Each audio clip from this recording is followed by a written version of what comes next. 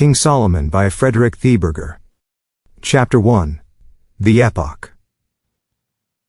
Our historical consciousness, which is a subtle texture of knowledge, fatalism, and responsibility, is capable of rhythmic configuration. It can weld into one event spread over long periods of time, demarcate them, and mold a number of such units into yet higher concepts. Thus it has come about that, in the succession of ages, we distinguish certain epochs to which the previous ones lead up like stages of preparation, and from which the later ones proceed and descend. In the history of mankind such zenith epochs are very rare indeed, and a people that can boast of two such within the space of a few centuries may justly be proud. For these are the epochs that make a late generation freer, purer, greater, because they give us elevation, support, and comfort in the tragedies of life. Through them we feel ourselves linked to something timeless.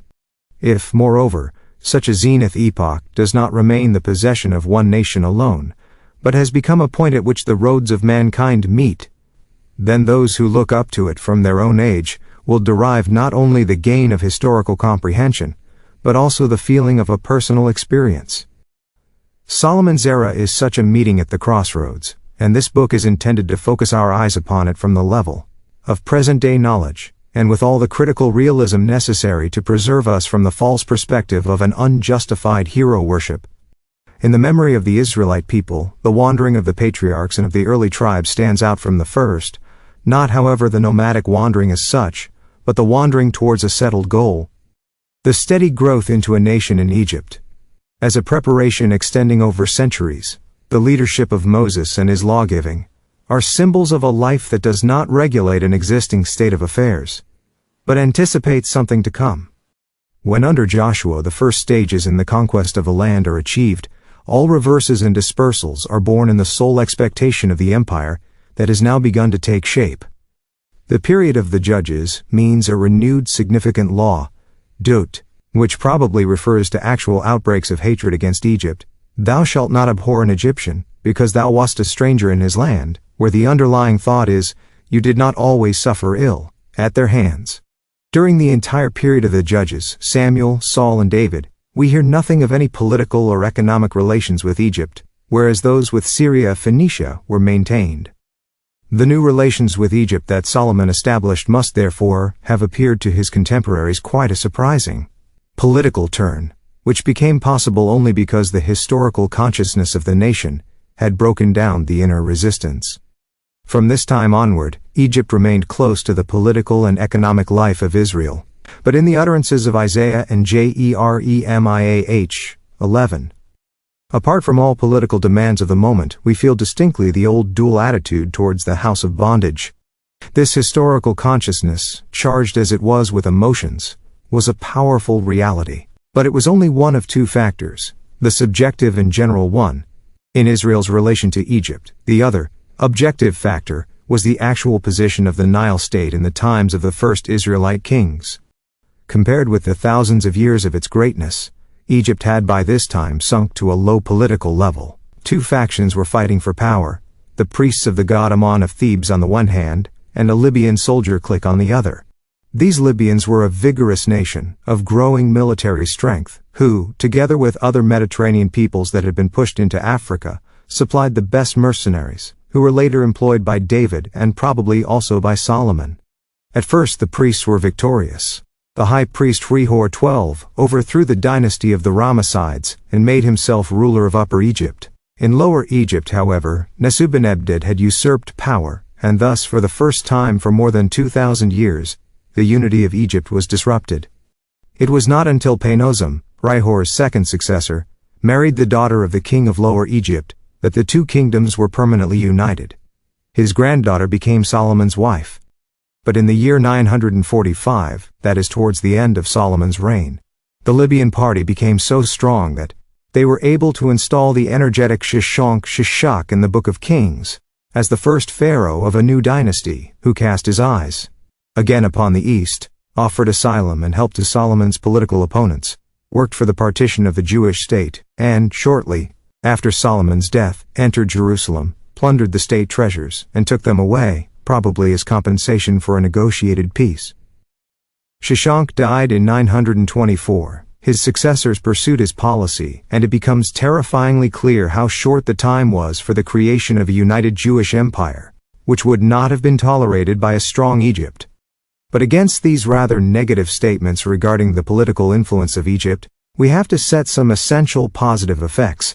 Egypt was the only compact state known to early antiquity. Thousands of years before Solomon, its two parts had achieved political unity.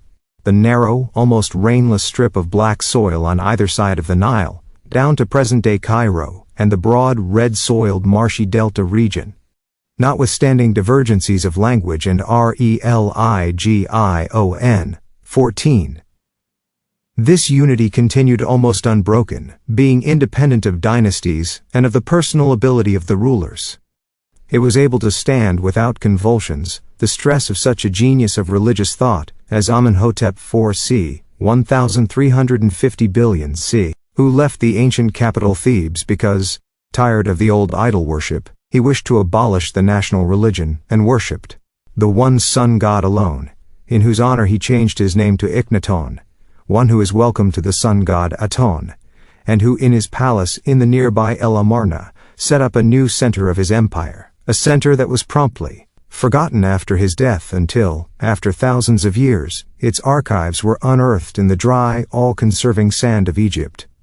Neither could weak kings, such as those of the long Ramses dynasty, do much to disturb the unity of Upper and Lower Egypt, and although later on, with the development of the Mediterranean countries, the royal residence was moved from Upper Egypt to the Delta, that unity has in a way been preserved up to the present day, but the original twofold structure of the country has left a trace in the dual form of the Hebrew name for Egypt, Mizraim. 15. It has been justly pointed out that it was only due to the ingenious system of canalization of the Nile waters that the country, with its relatively small area of about 9,650 square miles, less than the area of Ireland, was able to nourish a population of 9 millions, large even according to present-day standards and gigantic according to the standards of the ancient world, and even to provide in rich measure food for other countries from the abundance of its field produce, which in some districts is being harvested 3 times a year. 16. The river, which appeared to have its source in secret regions, necessitated organization along its whole course of more than 500 miles. On its left and right, where its waters were not able to infiltrate, the land remained barren. The various towns on the Nile, however, were not dependent on each other, and developed autonomously.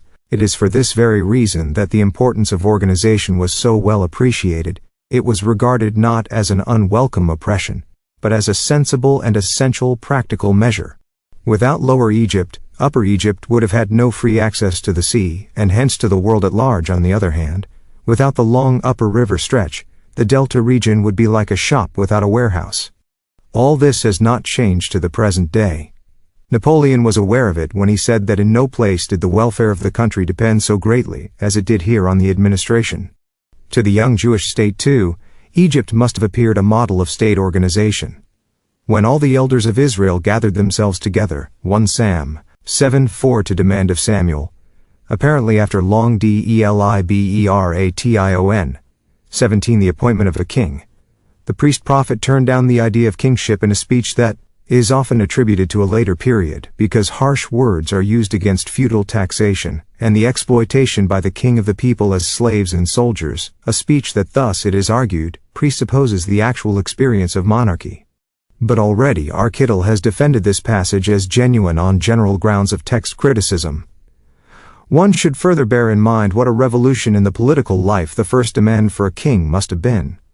This was not merely a demand for a tribal prince, such as the judges had been, nor one for the institution of a city king, such as we find throughout Canaan and Syria at that time, but it was a demand of all the elders, probably of most of the tribes, to be politically ruled and militarily organized by one king.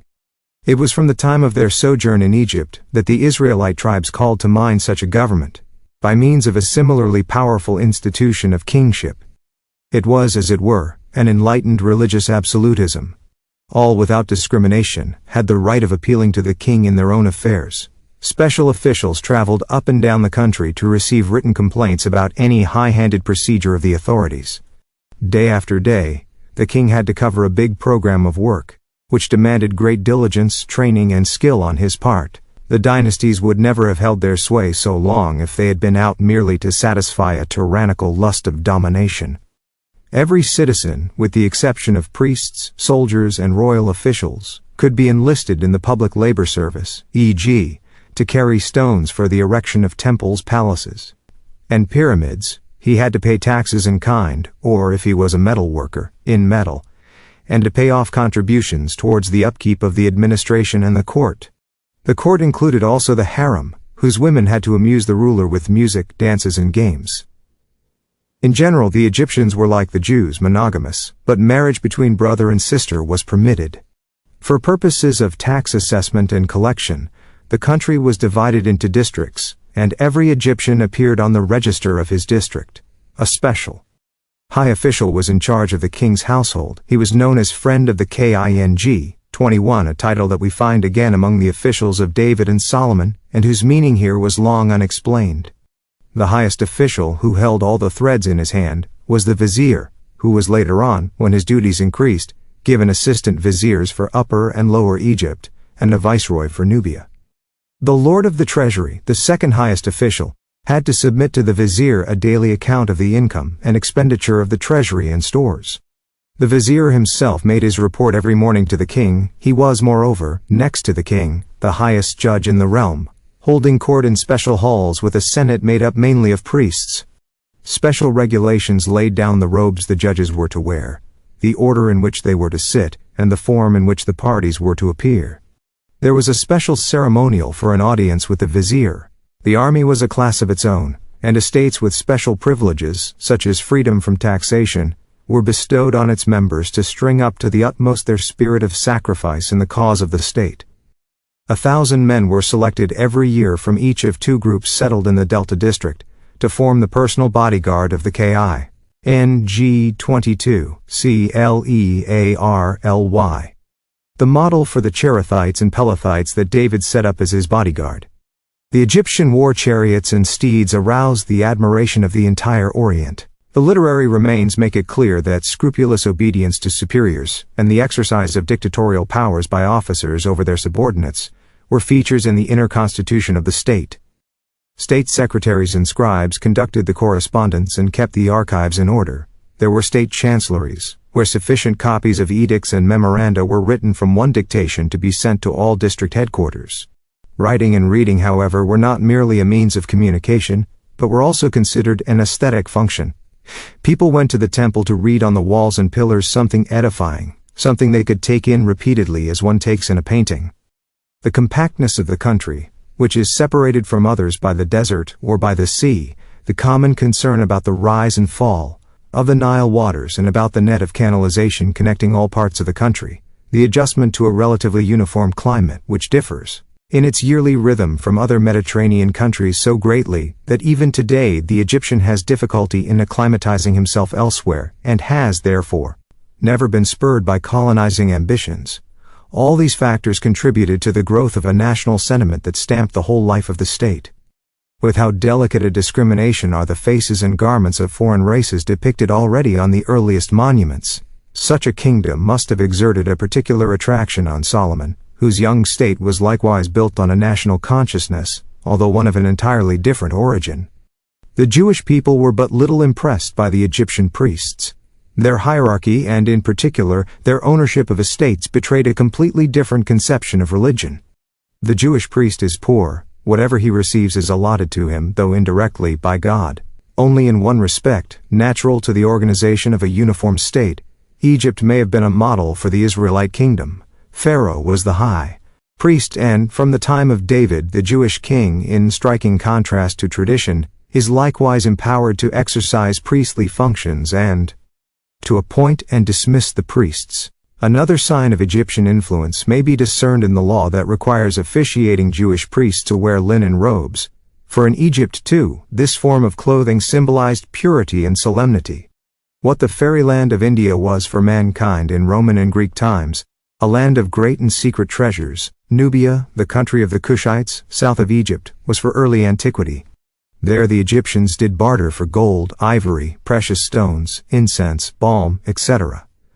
They also sent out merchant ships to the African countries on the Red Sea, such as Somaliland, thought to be the site of the magic punt, whence an Egyptian sailor is said to have brought wonderful stones and animals 1,000 years before Solomon.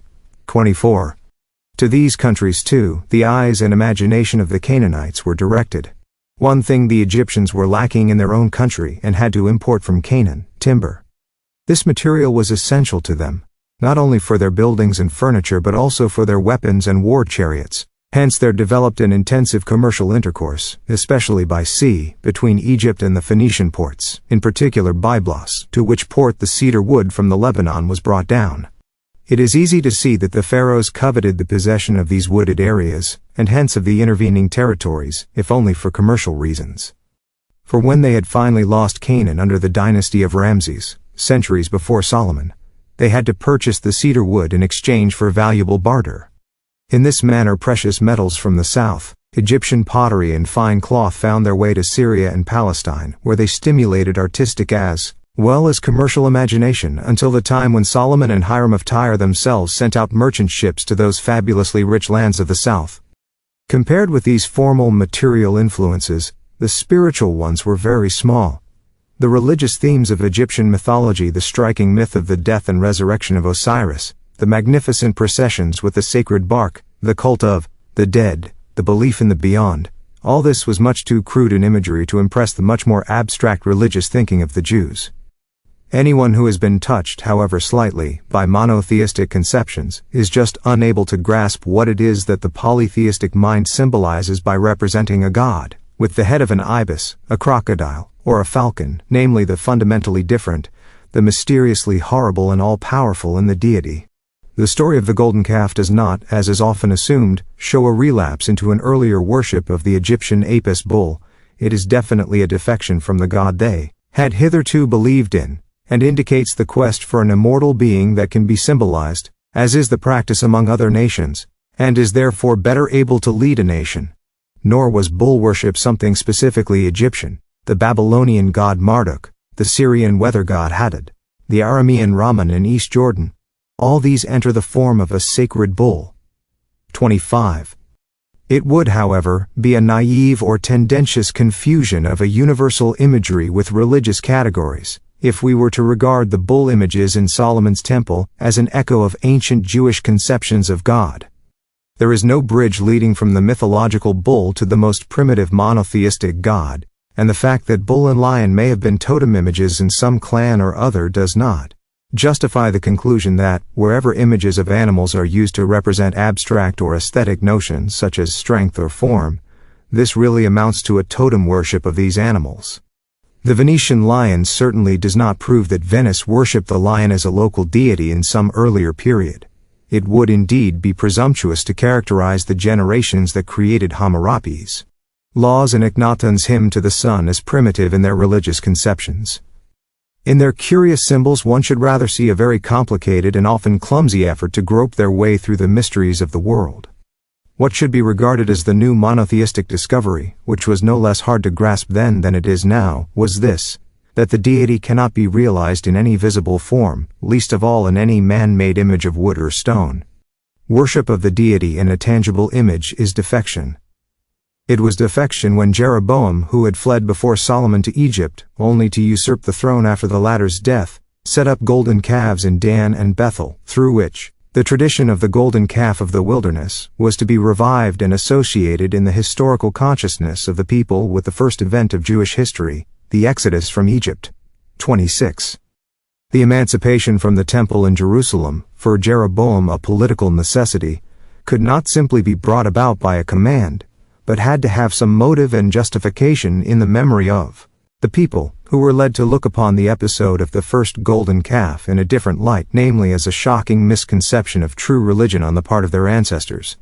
From this it follows that in the temple in Jerusalem bulls were never worshipped as symbols of God, nor as beings endowed with magic powers. Further, that no official recognition was then given to Egyptian gods whose worship might have survived secretly among the people. On the contrary, the people continued in matters of religion to be opposed to Egypt, whence they had been brought up by the true God. It was not till Solomon's time that Egypt, as we shall see later, exerted also a spiritual influence on the Jewish people. In the polytheistic North Canaan of the Phoenicians, conditions were somewhat different. Here trade with Egypt had for centuries been much more intensive. In Byblos temple, presents of alabaster were found that the Egyptian king had sent to the city god, and we can notice clearly the influence of Egyptian temple architecture, which by this roundabout route and after contact with Babylonian and possibly Hittite influences, came to be used for Solomon's temple. 247. For many centuries, Egyptian science was considered exceptionally profound and advanced. A better knowledge of its achievements has not justified this reputation. This might indeed have been deduced long ago from the slight influence exerted by Egypt on Jewish civilization, which shows no traces either of Egyptian astronomy calendar, or of their mathematics numbers and measures. The Egyptians knew nothing of historiography. They merely kept annals of the victories of their kings. Their medicine, the field where they seem to have been most advanced, was vitiated by sorcery and exorcisms, which were regarded by the Jews as an abomination. 29. Even Wellhausen is forced to admit this despite his efforts to discover a wholly pagan Judaism. To sum up, we find that Egypt's essential contribution was only the formal ideal of political and military organization. Chapter 2. The Horizon.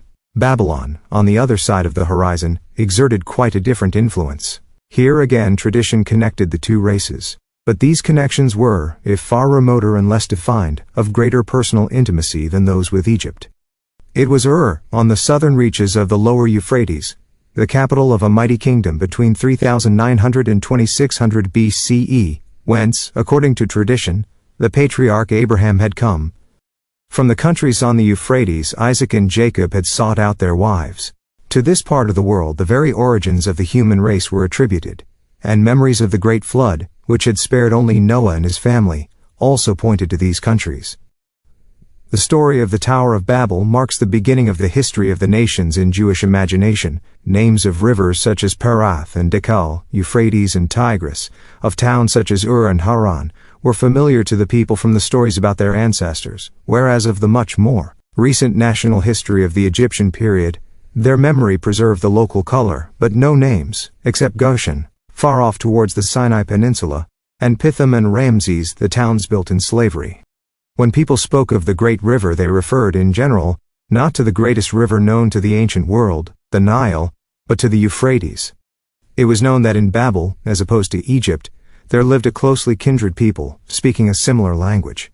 The caravans traveling from there to Egypt made their way through Palestine, and hence one had contact with Babylonian merchants, and the Babylonians were excellent merchants. But just at the time when the Israelites came to Canaan c. 1250 billion CE, Babylon was beaten by the Assyrians. It rose again, but shortly afterwards became once more subject to Assyria, whose monarch, Tiglath-Pileser I c. 1100 billions CE, a lover of trees and passionate hunter of lions, pushed right through the Lebanon forest to the Mediterranean and founded a mighty kingdom between the two rivers Euphrates and Tigris. This was the first flash of lightning over the northern firmament warning the Israelite tribes. However, it passed quickly enough, a decline setting in under the succeeding monarchs, and it was not till 3 generations after Solomon that the Assyrian storm broke that finally destroyed the Jewish Empire. In the time of the judges and the early kings, there was no threat to Palestine from that quarter. Moreover, the great Syrian and Arabian desert lay between, and a Babylonian army about to invade Palestine through northern Syria would have first encountered other small states. True, there was also a narrow strip of desert between Egypt and Palestine, but here the routes of communication were shorter, and, in the time of the kings, quite direct. The slighter the political danger, the more open were the people to cultural influences from Babylon. The ancient monuments of Mesopotamia are not nearly as well preserved, nor have they been as fully investigated as those of Egypt. Soil and climate have not the same power of conservation here as in Upper Egypt in particular. The ravages of war have done incomparably more harm to the country. Nevertheless, the burnt earthenware tablets and cylinders, in which the cuneiform symbols were first engraved, have managed to survive the centuries. The country is not so self-contained, nor so well divided up, nor so cut off from neighboring countries as Egypt. Without its rivers, Babylon, in the widest sense of the word, would also be a desert. Here too the inhabitants wait year after year for the blessing of the rising waters, and like the Egyptians, the Babylonians were spurred on by the forces of nature to the same technical achievements, such as skillful canalization, land survey, etc. They were even forced to draw up the water, which was generally far below the level of the soil, by special contrivances. This applies particularly to northern Assyria, which was mountainous, whereas Babylon in the south was actually the paradise of black soil, which is characterized by the date palm. The Babylonians learned to preserve these dates and, above all, to prepare from them a honey that was famous. It is to this product that allusion is made when Palestine also is called a land overflowing with milk and honey. 1.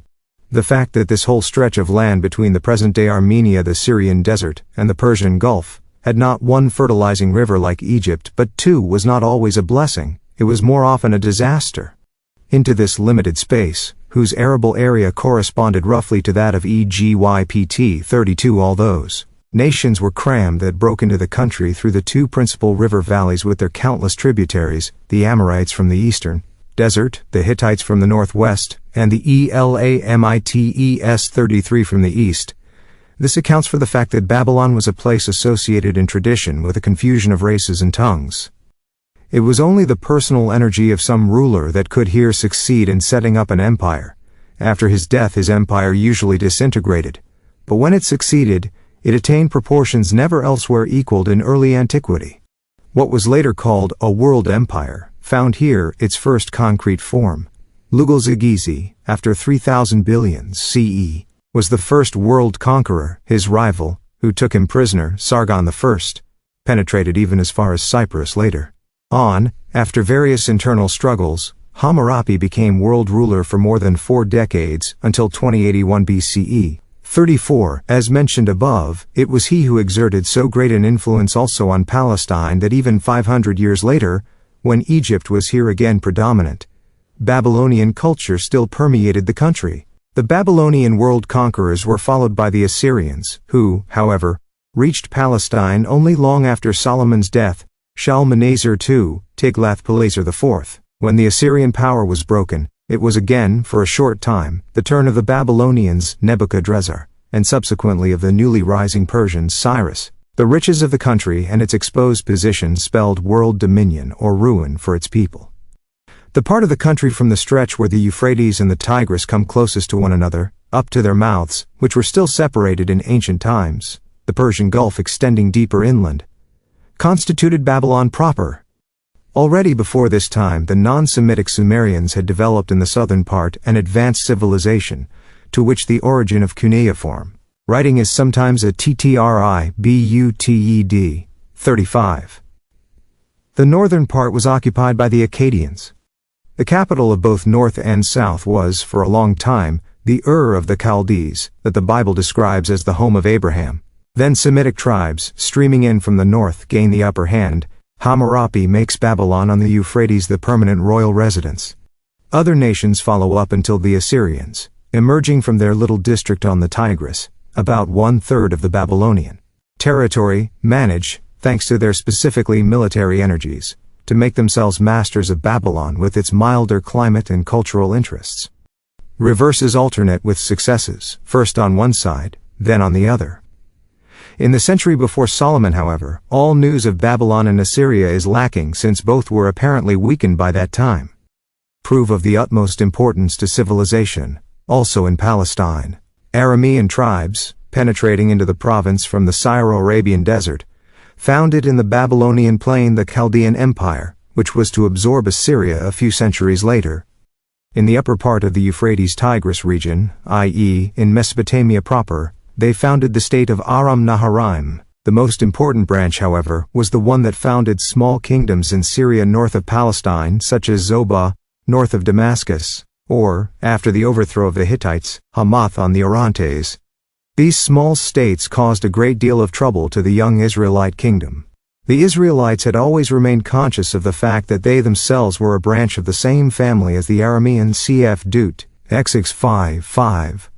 The Hebrew language is more akin to the Aramaic than to the Phoenician, let alone to the East Semitic languages, Babylonian and Assyrian. At an earlier time there may have been Hebrew tribes that were completely assimilated by the Arameans, for the existence of other Hebrew tribes beside the Israelites is suggested by passages such as Isam.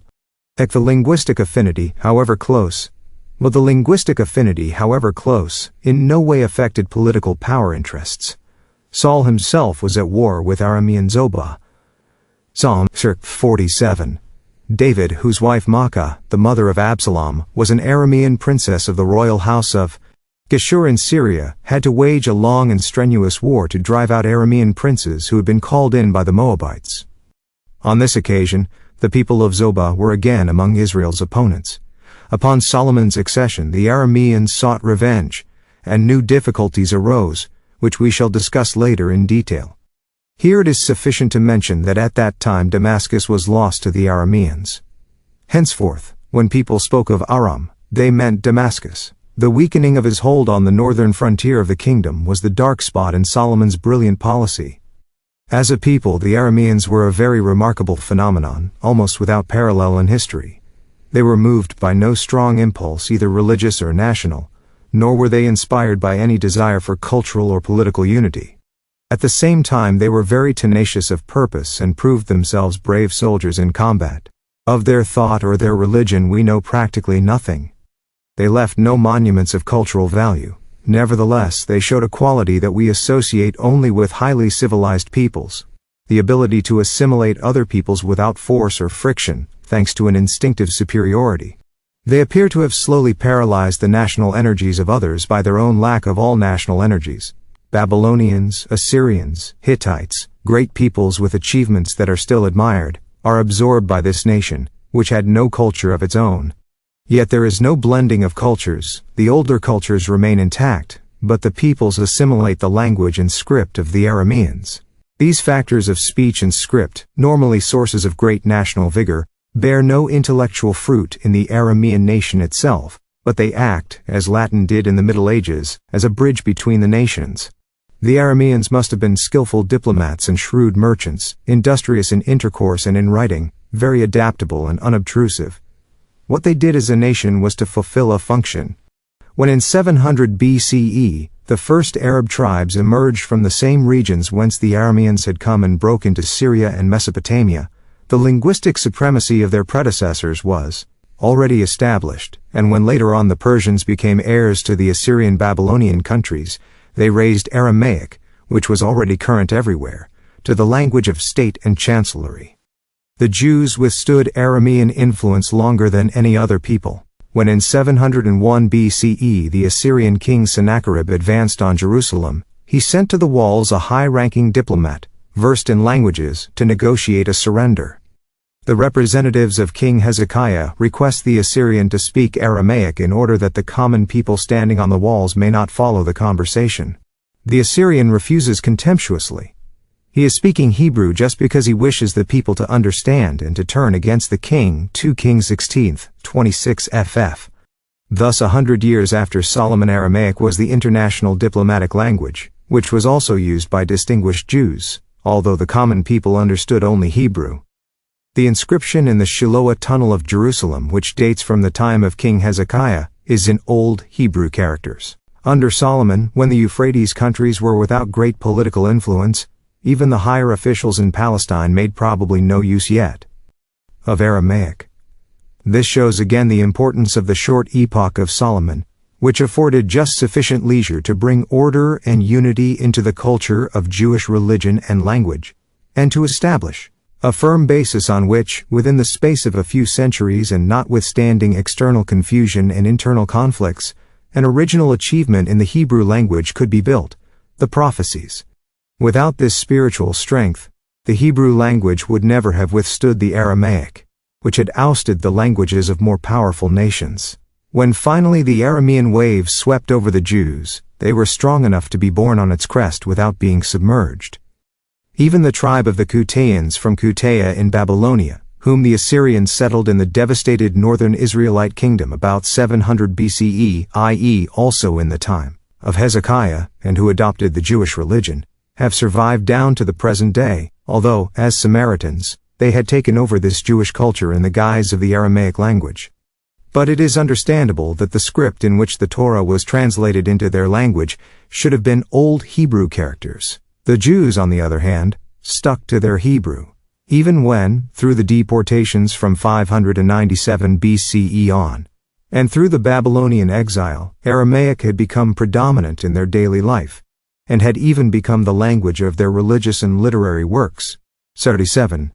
Their script alone became entirely Aramaic from 500 BCE onwards, and from it originated in the 2nd century BCE, the square characters used up to our own time. Thus the Jews, through an inner urge as it were, i.e. by virtue of their religious faith in a timeless Judaism, converted the adopted Aramaic form into a national Jewish possession, and thereby kept Aramaic alive through the centuries. But now back to Babylon. The timber reserves of northern Canaan were no less important for Babylon than for Egypt, a waterway down the Euphrates facilitating transport no less than the sea passage from Phoenicia to Egypt, and trade routes have always been the natural roads for the interchange of cultures. Viewed from a certain distance, such as that of Palestine, Babylon, and Assyria, despite their fundamental difference of character, which was pointed out above, appear as a unity, usually known as Akkadic, after the first great empire of Sargon I of Akkad in North Babylon. It is interesting to note that it was by two abstract systems, to which the Babylonians, being more gifted for science, contributed the larger share, that Akkadian civilization influenced the nations of the Near East most strongly. These were the code of law and the calendar system. This is not to say that the political organization of Akkad was not on as high a level as that of Egypt. Here too the king had unlimited power to make and enforce laws. Here too he was the warlord with his army behind him, and the highest judge, to whom every citizen could appeal even against the authorities. As in Egypt he was enthroned by a sacramental ceremony, when he was anointed with oil, and one of the high priests placed a golden diadem upon his head. Here likewise great attention was paid to the splendor of the state robes and to court ceremonial. A severe administration, also with a vizier at the head, supervised the taxation, which was here perhaps even more comprehensive than in Egypt, for the receipts that have been preserved show that even the soldiers of the standing army had to pay taxes. 8. Already in Hammurapi's time there were official records of births, marriages, and deaths, so that an accurate register of the whole population could be kept. 9. Here perhaps an even deeper gulf divided the social classes. The priests, who here too owned property, the patricians, who were the real lords of the manor, the proletarians, who hired themselves out as craftsmen or laborers, but kept the right over their own bodies, and were thus half free, and finally the slaves. The number of male slaves was not very high. They were reckoned as members of the family and were well treated. The female slaves were, mainly, the concubines of the master, and had certain rights vis-à-vis the first wife. Here, too, every citizen was liable to military service and to national service on public works, primarily canalization. Taken all in all, Babylonian organization was very similar to that of Egypt. But as a model for the new Palestinian state, Babylon had the external disadvantage of distance, while it suffered internally from a political weakness extending over centuries, from disruption, and from confusion both national and dynastic. Not in its entirety, but in various details, the Babylonian state served in a way to confirm the suitability of parallel institutions in the Egyptian system. This explains why, from the time of Solomon onwards, the Jewish state was looking to Egypt. But what Babylon lacked as a formal model for the organization of the Jewish state it gained through the peculiar values inherent in its culture. When the Israelites came to Canaan, Babylonian law was still enforced there, as indeed it was down to the Egyptian border. The fact that Mosaic law agrees with Hammurapi's decrees, and even takes over some of them, merely proves the high level of the Babylonian law concerned, which, however, never attains to the humanism of biblical law. For what determines the standard of a legal system is not its formalistic accuracy, but its moral justification. A polytheistic mentality cannot rise to a fully mature ethical system of justice, lacking as it does the motivating belief in the sanctity of human life and the equality of all men. The famous law in XE, life for life, eye for eye, tooth for tooth, hand for hand, etc., is considered by Immanuel Kant the triumph of ethical justice, because such a law implies that the life, eye, etc. of one man is being respected by the legislator just as much as that of another, i.e. that all men are of equal value. In fact, Kant's view seemed to find a striking confirmation when Hammurabi's code was later discovered, which contains passages like these. Supposing someone has destroyed the eye of a man of high rank, then his eye shall be destroyed, SS 196. And supposing someone has knocked out the teeth of another of equal standing, then his teeth shall be knocked out, SS 200. 1. However, in the case of a half-free person or of a slave, a fine will do. The Babylonian king receives the substance of his laws from the highest God, who instructs him, and then sees to it that he follows the instructions faithfully. This is, as it were, a general confirmation of the law on the part of the deity, which does not interfere in the detailed decrees. In EGYPT 42, the king is a son incarnate of the deity. He has to dispense justice, but himself stands above it. That is perhaps why it was just in Babylon that jurisprudence was detached from religious life. Here the various laws were free from particular religious assumptions and could be adopted by peoples of another faith and adjusted to their requirements. No fact illustrates better the legal system of Babylon than this, that no contract was valid unless it was laid down in writing and duly witnessed. 4. What a widespread knowledge of reading and writing does this presuppose? Surviving school books do in fact show that reading and writing were the principal subjects of instruction. The delight that the peoples of the ancient Orient took in writing, especially after 1200 BCE, when letter script was introduced, cannot be overestimated.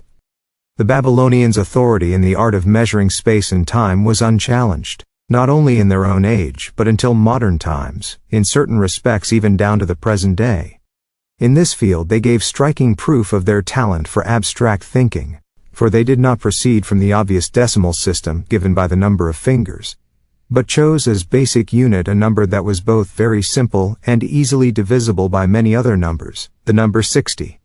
Starting from this number, and not inversely, as is usually made out, they proceeded to the observation of the celestial bodies whose revolutions determine the division of time. In the Euphrates countries, the moon with its frequent changes was more convenient for the calculation of time than in Egypt. For in rainless Upper Egypt, the sun's course with its bigger cycles invites observation more naturally than in regions where the alternation of clearly defined seasons makes a more accurate subdivision of the year necessary for the farmer, and where therefore the moon's course becomes the natural center of observation. That is why Egypt evolved the solar year and Babylon the lunar year. The latter came to prevail throughout the Near East, where the hours of the day were counted from the point of time most easily observed in the heavens, that is, from sunset. 45. The Jewish calendar has preserved this method of starting the day to the present time. There was a very old primitive custom of dividing the night into 3 watches, star-rise, middle watch, dawn, for purposes of public safety and of camp life. This first division, which was, for instance, taken over in the service in Solomon's temple, was later enlarged by the addition of 3 corresponding sections for the daytime, thus resulting in a 6-fold division of the full day. In order to give each of these sections an equal length, the division was then transferred to the apparent circuit of the sun from sunset to sunset. This was done by assuming 6 divisions of 60 parts each, making 360 parts or degrees for the whole circle. Hence a watch, or section, was the time it takes the sun to cover 60 degrees.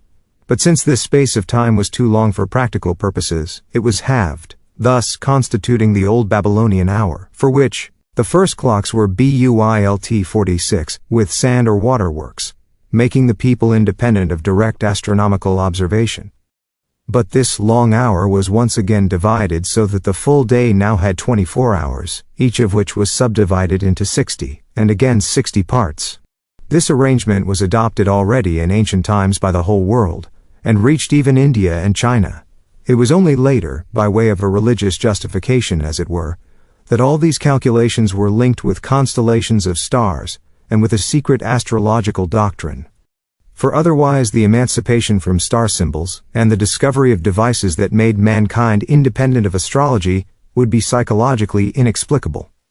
This is also the only explanation why the Israelites were able to adopt the Babylonian measures, that no suspicion of star worship attached to them. An old Babylonian heptagram has been preserved that associates each of the 7 days with one of the 7 planets.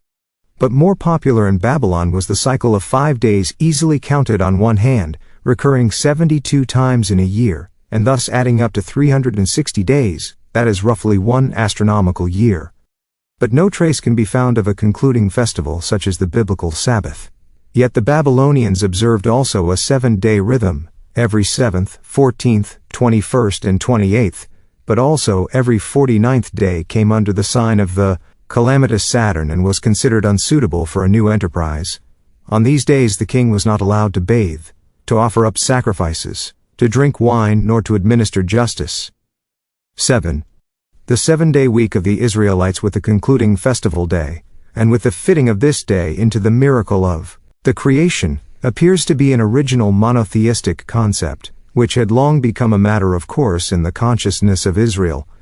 Hence the generally current Babylonian calendar could be adopted without compromise, adjustment or reinterpretation, the 7-day cycle running right through the months and years without being affected by them. This would have been impossible if the Babylonian calendar had possessed a similar system of weeks with a festival day used in Canaan, for, apart from a later gold unit, they are likewise based on the number 60. The original basic currency in Palestine was silver, hence the same word means money and silver. The unit was the silver shekel, whose smallest part, the gerah, mentioned in Ezekiel, was 3/60ths. The largest measure of capacity mentioned in Solomon's time is the kor, about 80 gallons. The smallest is the log, which is the 720th, that is the 12 times 60th part, or little less than 1 pint. All these are terms known from Babylon. That innovations were common is shown by the cubit measure, which was the basic unit used in the Bible for measurements of Solomon's temple, for the chronicler, when he repeats these measurements, refers to cubits of the old style 2 kron, 2-3, distinguishing, it seems, between the royal Babylonian cubit, which he considers the old one, and the common Babylonian cubit. A stone measure preserved on an old Babylonian statue of King Gudea shows that this old cubit of Solomon's temple measured 21 inches. 48. While these legal concepts and calendrical and metrical achievements exerted a direct influence, Babylonian Assyrian art affected Palestine only indirectly through Phoenicia, and even then only mixed with Egyptian currents. But Babylonian doctrines of idols and demons infiltrated into the country continually in all the various guises and modifications they had assumed in the course of their migrations. The excavations in Canaan reveal almost equally strong Babylonian and Egyptian influences on sacral architecture, but literary memorials testify to a definite preponderance of Babylonian mythology. This may be due to the fact that the Egyptian idols were not readily adaptable in other countries. As symbols of gods and as strangely terrifying companions of deities, animals were, of course, known everywhere in pagan antiquity, but deities, with heads of animals who sometimes dwell among men and reveal themselves in this guise, are a concept almost unknown outside Egyptian religious thought. Notwithstanding Israel's sojourn in Egypt for many generations, none of the characteristic deities of the Nile country gained a hold on the imagination of the Israelites. 49, on the other hand.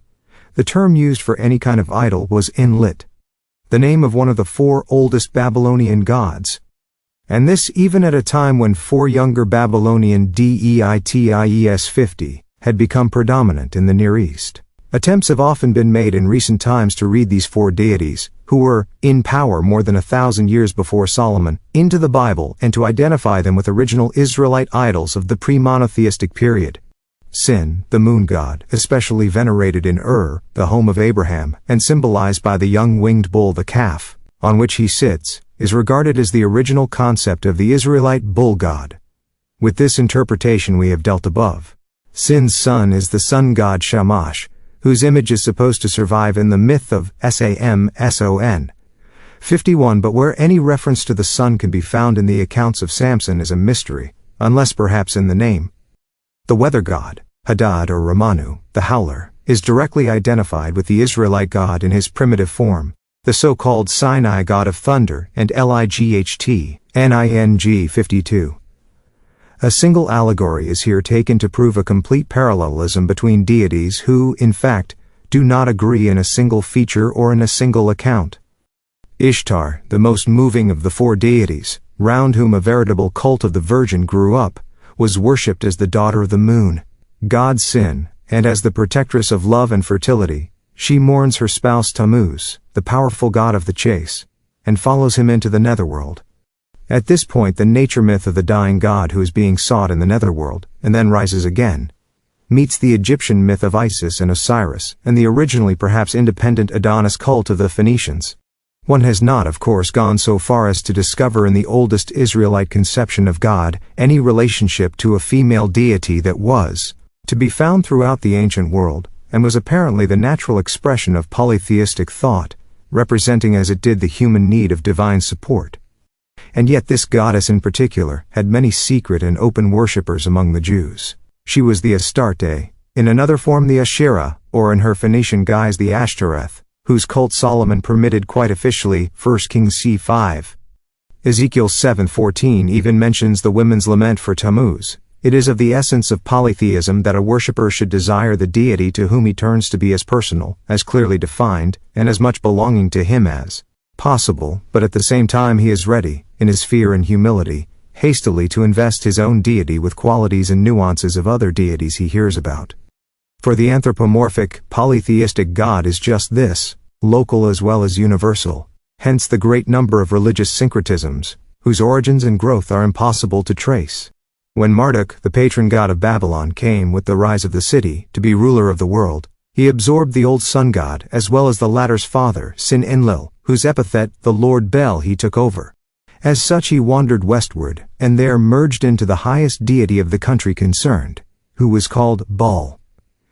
Whether he was later known as Adon-Adonis, i.e. Lord, or as Melech, in the Septuagint Moloch, i.e. King, behind all these general designations, there lurks the idol personified or personifiable in some form or other, which even as the highest deity is utterly incompatible with the most primitive conception of monotheism, which considers every corporeal being a creation of the deity.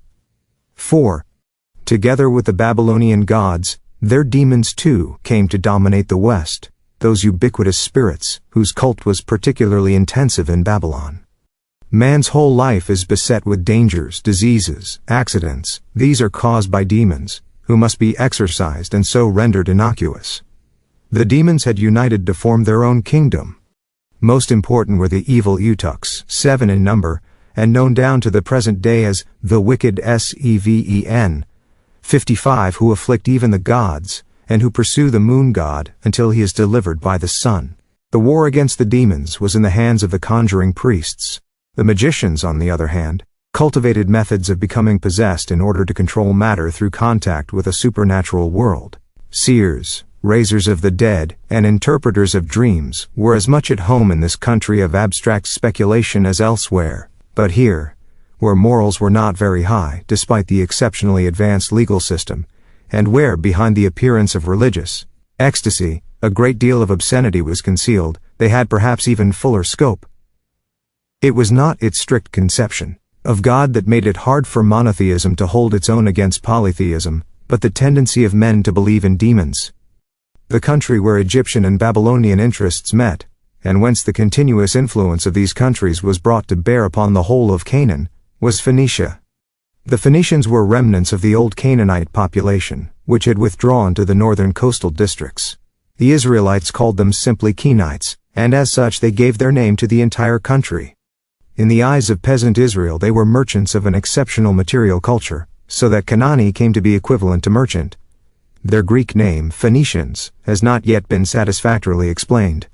Already in their original home of Arabia, whence they, like the other Semitic tribes, had migrated, and memories of which, according to Herodotus, VIII, they had preserved for thousands of years, they seem to have lived as fishermen by the sea. 7. Along the strip of coast, only 125 miles long, and at most 37 miles wide, between the Lebanon and the sea, they had built excellent ports, of which Tyre Zor, the city on the rock, was both the most important and the youngest. Sidon, the fisherman's city, and above all Gubla, north of Beirut, known to the Greeks as Byblos, were famous seats of culture even before the Israelites had come to Canaan. Most of the reports that were sent to Pharaoh in Tel El Amarna about 1360 BCE, and, as mentioned before, gave us an insight into the oriental world of that time, came from Phoenicia. The goodwill of this little country was wooed by the pharaohs, especially after the Egyptian power had begun to wane. An account has been preserved. dating about 150 years before Solomon 58, wherein a high Egyptian official Wenamun describes the journey he made to Tyre to purchase cedar wood, and thence to the king Zakar Baal in Byblos. On the way he was robbed of his money, and the Phoenician king refused with proud words to have Lebanon trees felled for Pharaoh on credit. Finally he permitted the transport of 7 cedars, and only when payment had been received for these would he send the balance. Such treatment had to be put up with by the descendant of kings who had ruled all territory as far as the Euphrates, and it would seem that he did not deserve greater confidence. For the Phoenicians were distinguished and liberal merchants. They built the biggest and best ships of their time and had trading settlements and colonies in Cyprus, Sardinia, Africa, one of which Carthage founded much later, in 814 to 813 BCE, nearly conquered the whole world, and in Spain. Here, as well as in Sardinia, they set up mining refineries, whose products were carried across the sea in the famous refinery ships Tarshish ships. 58. Their own country appears to have been a Tarshish, where all materials obtained from the countries of the Near East were fashioned into whatever was useful and important for the other nations. It is not at all easy to distinguish exactly where the Phoenicians were mere intermediaries, and where they produced or added new things. In any case, it was this little nation, in the area between the Jordan and the Mediterranean, that, like its near relatives, the neighboring Israelites, came to be instructor of the ancient world. The alphabet, which has originated on Palestinian soil, was carried eastward and westward by the Phoenicians. Byblos was the world market for paper and writing materials, so that later on the Greek term for book Biblos coincided with the name of its cradle. Byblos has yielded the oldest memorial yet unearthed of an alphabetical script, dating from before 1000 BCE 60, and by about 900 BCE. The Greeks were already learning the alphabet from the Phoenicians. That ancient Phoenician inscription was found on the limestone sarcophagus of King Ahiram, and warns everybody against opening the coffin. This shows that the knowledge of alphabetical script must have already been widespread at the time. Egyptian hieroglyphics did not lend themselves to writing down a text in a West Semitic language, but as Auerbach has pointed out by referring to the marginal notes of the Tel El Amarna letters, even East Semitic cuneiform characters were inadequate to meet more pretentious requirements, such as those of the Ten Commandments generally ascribed to Moses. Now the oldest known words written in Hebrew were found on ostraka fragments from Samaria, receipts for wine and oil deliveries, dating half a century after Solomon, about 870 BC. They resemble closely the characters on the Ahiram sarcophagus, and are based on a simplified form of the hieroglyphic symbols. Thus it was either the Phoenicians or the Israelites to whom we owe that tremendous contribution to civilization, the alphabetical script, for both had direct living connections with the Egyptian world. The theory of a Jewish origin of the alphabet is supported by the large juridical and historical literature that must have been in existence ever since the time of Moses, whereas, except for a few short inscriptions, no literary monuments of the Phoenicians have been preserved. It should also be borne in mind that only in Israel we find poems that are alphabetically composed, i.e., where the first letters of each line follow the order of the alphabet. Some of the Psalms, the last of the Proverbs of Solomon, the Lamentations of Jeremiah. We do not know on what principle the order of the alphabet was based. 6.1. But the alphabetical acrostic cannot have been intended merely as a help to memory, but must have had an aesthetic purpose, as is seen in Psalm 6, where every 8 consecutive lines begin with the same letter. However late one dates the origin of such poems, it must be admitted that here the alphabet was felt to be an old inherited national possession, which meant at that time a religious possession. It is also much more likely that the Canaanites, who inhabited the country when the Israelites came in, should have learnt from the Israelites the new art, which was suited to the West Semitic language, than that, and this is the only alternative. The Israelites should have adopted it, before their immigration, from the Phoenicians, with whom they had then scarcely any contact. The advanced craftsmanship of the Phoenicians and their much-admired manufacture of wood, from the Lebanon and anti-Lebanon, of metals from their mines, of glass from the white sands of the river, Belus near Akko of purple dye, and of papyrus, owed their origin not to commercial interest alone, but also to their aesthetic gifts, their imagination, and their delight in seeing and learning. It was no doubt this last quality that also drove this genial people to adventurous voyages across the seas, and earned them the respect of contemporary nations. This respect is shown no less by the valuable presents the pharaoh sent to the city kings of Phoenicia than by the adoption in Egypt of the Balat Gebal, the goddess of Byblos, to whom Pharaoh sacrificed and after whom Egyptian girls were called. The Phoenicians were daring colonizers, but neither warriors nor conquerors. Yet once attacked, they proved brave and enduring. They seem also to have been successful in clearing the eastern Mediterranean of pirates, which, Wenneman tells us in his above-mentioned report, the Egyptians failed to achieve. It was only after a siege of 13 years that Nebuchadrezzar, the world conqueror, took Tyre, which was built on a rocky island, and Alexander the Great only managed to take the city after it had been betrayed. The bravery of the Carthaginians commanded the admiration of one European generation after another, as a high example of patriotic valor, and under Caesar and Augustus Carthage rose once more to become soon a flourishing city. Is it not very characteristic of the difficult approach to the apparently simple and reasonable Jewish monotheism, that these Phoenicians, open as they were to all manifestations and advances of life, and with all their zeal for learning, should not have adopted or passed on any of the religious values of the nearly related Israelites? However, it was just these uncompromised values that made the Israelites, alone of the ancient peoples, survive even their political decline. From the time of the Judges, relations between the Phoenicians and Israel had been friendly. That's 3. The tribe of Asher, who dwelt in their Midst 64, and the men of Zebulun, were perhaps the first to take part in the Phoenicians' trade voyages across the seas. 6:5.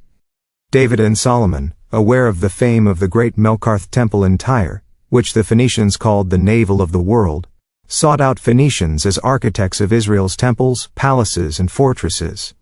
After the division of the kingdom, the two peoples continued to maintain good relations. Jezebel, daughter of the king of Tyre, became the wife of King Ahab of Israel, exerting no small influence on the politics of the country. At that time the Assyrians had set out on their westward march, and the common danger further strengthened the bonds between Phoenicia and Israel. But even centuries before, they had had to ward off a very dangerous common enemy. About the time of the Exodus from Egypt, probably not long before 1200 BCE, the hordes of southern Europe began to move, pushed other hordes in front of them, and laying everything waste, advanced across the islands as far as the African and Asiatic mainlands. These disorders reacted even on the Egyptian Empire, where some nations, such as the Libyans, hoped to satisfy their thirst for conquest with the help of the new immigrants, while others, such as the nations of Palestine, hoped to shake off the Egyptian yoke. Merneptah III, probably the pharaoh of the Exodus, had to fight on two fronts, in the east and in the west, and when he finally managed to establish some sort of peace, he had a hymn of victory engraved on a stone, which was discovered by Sir Flinders Petrie near Thebes in 1896, and is now in Cairo. The inscription quotes the towns and states he had overthrown in Canaan, and one line reads, "Israel, its people are few, its seed is no more." This is the oldest monument on which the name of Israel is mentioned. But the vague boast, mentioning only in this particular instance, not a country but a people without any geographical details, suggests sheer vainglory, eager to wipe out an old discomfiture. For according to this passage, as has justly been pointed out, 67, the Israelites cannot yet have been settled, but would Pharaoh have launched a campaign against Canaan in order to fight, in addition to the peoples of that country, one single nation not yet settled, and would he have reported so falsely and in such a vague manner that this nation had been utterly destroyed, unless he was trying, as I believe, to blot out a disgraceful memory, namely that of the Exodus and of the disastrous pursuit? Besides, the other recorded successes of this pharaoh do not seem to have been very great either. His second successor, Ramses III, had to march through Palestine again as far as Syria to check one of the sea nations, which was laying waste Phoenicia, threatening to overrun the whole of Canaan and invade Egypt herself. This nation was the Philistines. 8. Beaten back, they crowded into the fertile coastal plain, the Shephelah, between Jaffa and Gaza. That is why the Greeks called not only this strip of land nearest to them but the entire territory beyond it, the country of the Pelishtim, Palestine. When the Philistines pushed forward into the hills, they clashed with the Israelites, and in this war, which spread over most of the time of the Judges and the early kings, the Israelite tribes were forced into a union. For the Philistines were a warlike people. in Silas rowing boats, which are depicted on the Victory Monument of Ramses III, they had crossed over to Asia Minor, probably from Crete, as is mentioned by Amos X7, and Jeremiah, Exilvia 4, and confirmed by pottery unearthed at Beth Shemesh and Ascalon. At Beth, with their iron-bound carts and oxen-drawn chariots they forced their way in all directions, for in those early times of iron they were excellent blacksmiths. Many believe that it was the Philistines who taught the Israelites the art of forging iron, demanding a high price for the disclosure of their long-preserved secret, which was no less important for the peasant than for the soldier. In any case, we are told in 1 Sam that the Israelites acquired arms and plowing implements from the Philistines, as there was no smith found throughout all the land of Israel. The new mailed chariots and protective armor gave the Philistines an advantage over all other nations of the Near East. It was only the Egyptians, with their faster steeds, their smaller and more mobile chariots, and above all, their greater numbers, who were able to keep them in check. The early Bible accounts of the Philistine battles betray clearly the desperate impression the new implements of war must have made on the Israelites. The stories of heroic deeds, extolling the older methods of warfare, represent an attempt to keep up at least the morale. The judge Shamgar slew 600 Philistines with a single ox goad, Judges 2:31. Samson slew even 1,000 with the jawbone of an ass. Indeed, the whole story of Samson is a triumph of skillfully employed physical strength over the baseness of men who are bold only when they can rely on superior weapons. Even blinded, he drags down more enemies to the grave in his voluntary death than he has slain in the course of his life. David, who faces the gigantic Goliath with a shepherd's sling, has become the prototype of the triumph of spirit over brute force. The armor of the Philistine with his mailed breastplate, his shin greaves, his helmet, his shield and his spear, is described here so vividly that we seem to see before us one of the Homeric heroes, who belong to the same Aegean sphere. But what the Bible wants to emphasize are the terrifying wonders of that new material, iron. The struggle lasted for 2 generations. In the south, the Philistines penetrated deep into the mountains. In the north, possibly without opposition, into the plain of Jezreel. The Israelites, once surrounded, were in danger of being crushed. The Ark of Moses with the stone tablets was brought to the camp in order that this most sacred of their national possessions might inspire the soldiers with desperate courage. But the Ark was captured, the Israelite army defeated, the people laid under tribute. That certain Jewish circles seemed prepared to accept Philistine rule and to go over to them is suggested by the report in 1 Sam 21 of how these Israelites found their way back to their own people when the turn came. For the turn did come. Men arose whose call for a union of the tribes was understood. Indeed, the whole of Israel was threatened with death or slavery. The prophet Joel 4:6 still speaks of a Philistine slave trade with Greece. The most impressive personality among these spiritual leaders towards unity was Samuel. But it was only the warlike Saul who was able, through his victory at Michmas 6 miles north of Jerusalem, to ward off the immediate danger, and to drive the Philistines back into the plain. About 10 years later they gathered their forces once more, and this time they break through, in the north, into the plain of Jezreel. Saul is beaten, 3 of his sons are slain, and he kills himself. The Philistines hang the body of the first Israelite king on the walls of Beth Shan, midway between the battlefield in the Gilboa Mountains and the Jordan. Saul's armor is deposited in the temple of Ashtaroth as a votive offering. But the Philistine menace was too great to allow Saul's death to stifle the striving of the tribes for a union. David, having had to flee before Saul with his small following, had even gone over to the Philistines and become their vassal. He had probably made all preparations to come to an understanding with them, and thus to save the state. But most of the Philistines mistrusted him. 1 Sam, Saul's defeat at Gilboa, and above all the death of Jonathan, who knew of his schemes, made him realize the situation clearly. Using his forces wisely, he secured first the south and the country east of Jordan without the Philistines daring to attack him. Only after he had, in Hebron, been elected king of all the tribes did he strike a decisive blow. He captured the fortress of Jerusalem, which was regarded as impregnable, and had remained in the hands of the original Jebusite settlers, and then waited until the Philistines, who meant to forestall him, approached the city. In the plain of Rephaim between Jerusalem and the road to Bethlehem, the Philistines were finally defeated. One by one their cities now became tributary to Israel. David, well aware of their military skill and reliability, may have recruited his bodyguard from their ranks. This is suggested by the name Cherethites and Pelethites, which is easy to recognize as Cretans and Philistines, although the two names cannot be synonyms. The name Cherethites may refer to other, possibly older related Cretan tribes, or else to another people such as the Cherethites around Gaza, who are mentioned on the Ras Shamra tablets. 1:1. By the time of Solomon, the Philistines had lost all political significance. They are mentioned once more in an old chapter included in the writings of Zechariah, 6, which reflects the spirit of the 8th century with its struggle against Assyria. Then they disappear completely from the historical horizon. 2. During the critical years, however, they continue to inhabit the coastal stretch, hindering the growth of Israel into a nation that would take in the sea into its economic sphere.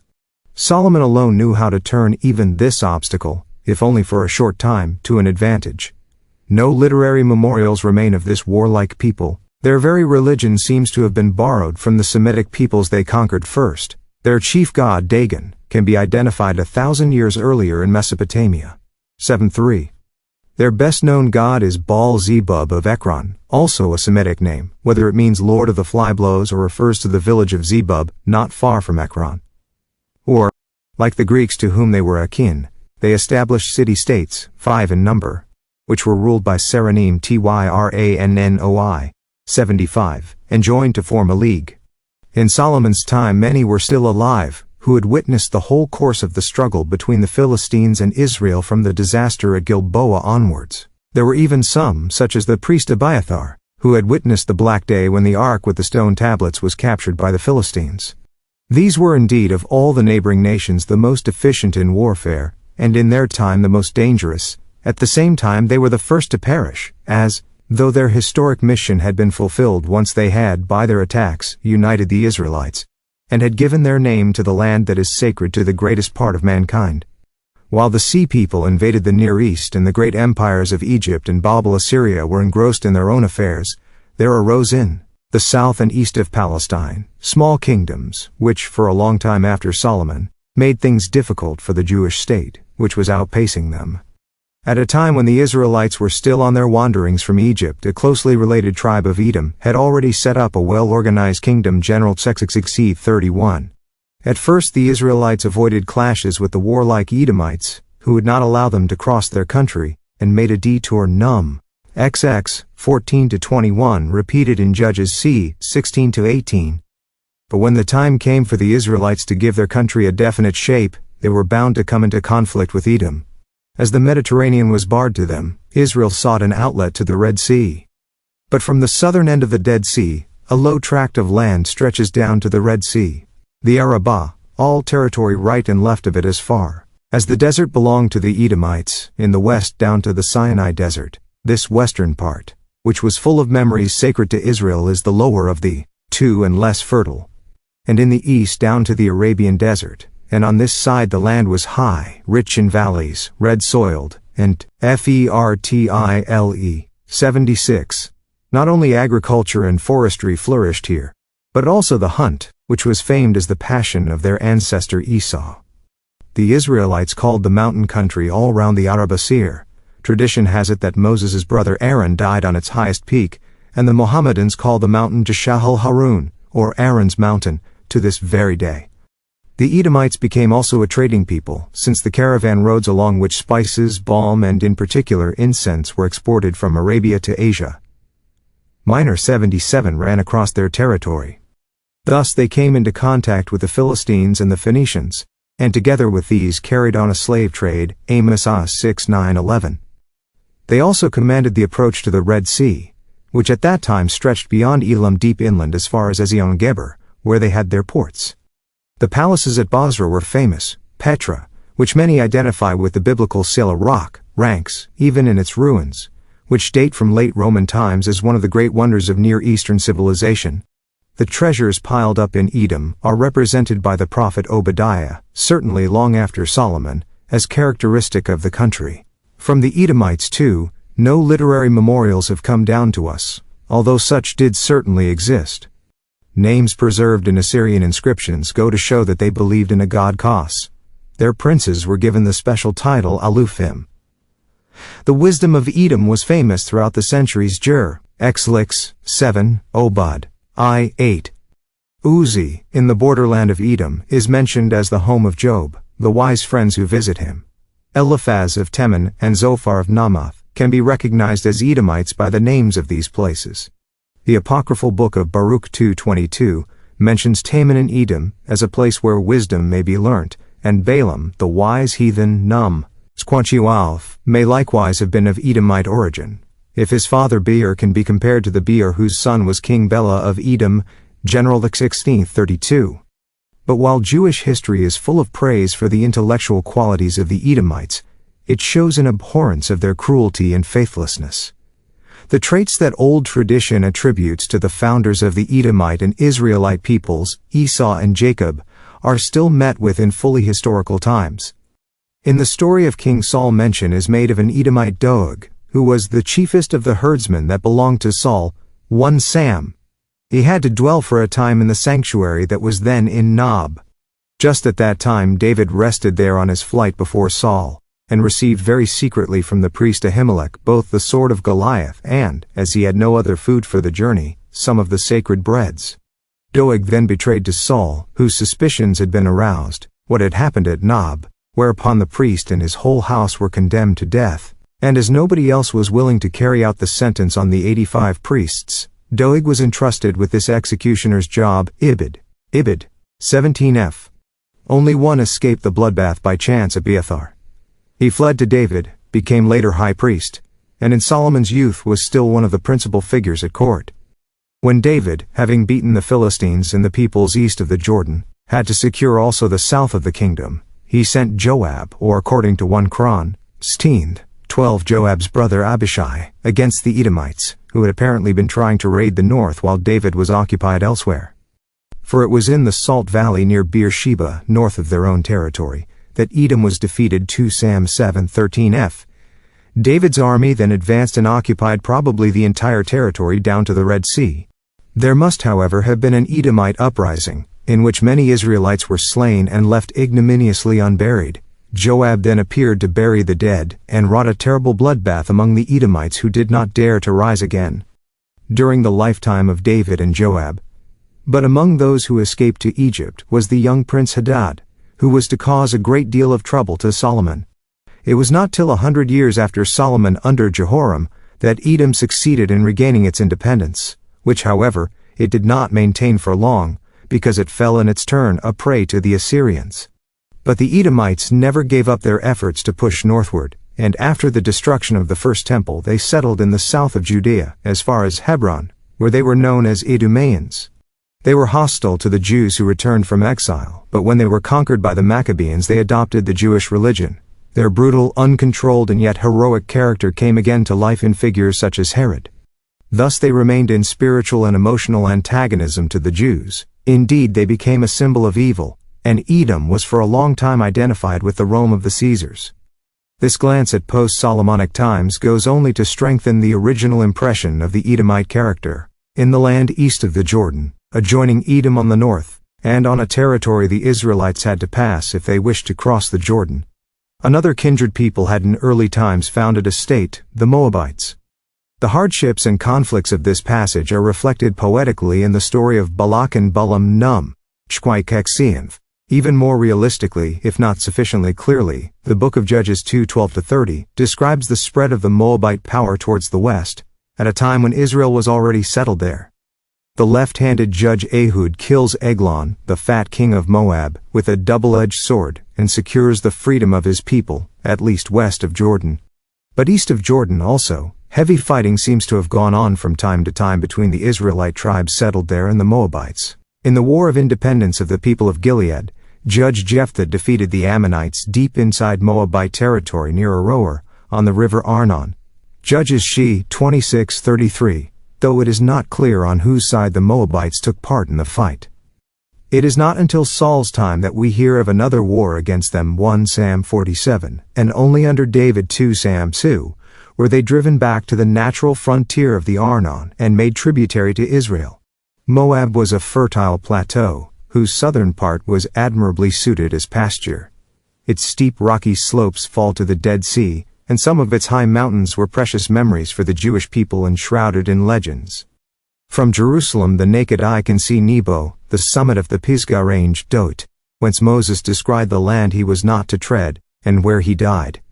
In the times before David, the territory of Moab stretching north far beyond the Arnon into the rich cornland of the Ammonites, used to supply the west with grain in times of drought. This is the external background of the story of Ruth. Because of famine in the land, Elimelech journeys with wife and child from Bethlehem to Moab, where his sons marry Moabite women. One of these is Ruth. After the death of Elimelech and his sons, Ruth returns with her mother-in-law to the latter's own country, and later on marries the landowner Boaz. Their child was Obed, whose son was Jesse, the father of King David. Thus Moabite blood ran in the veins of the conqueror of Moab. Of the foreign concubines of Solomon, the Moabite women seem to have been specially privileged, for they are named first 1 Kings c. 1f, and the sanctuary that Solomon erected for their God on an open high place near Jerusalem is likewise the first to be mentioned. This highest Moabite god, Chemosh, is mentioned on the black basalt rock unearthed in 1868 at Dibon, a place referred to in Numbers 6:30 as an important Moabite city.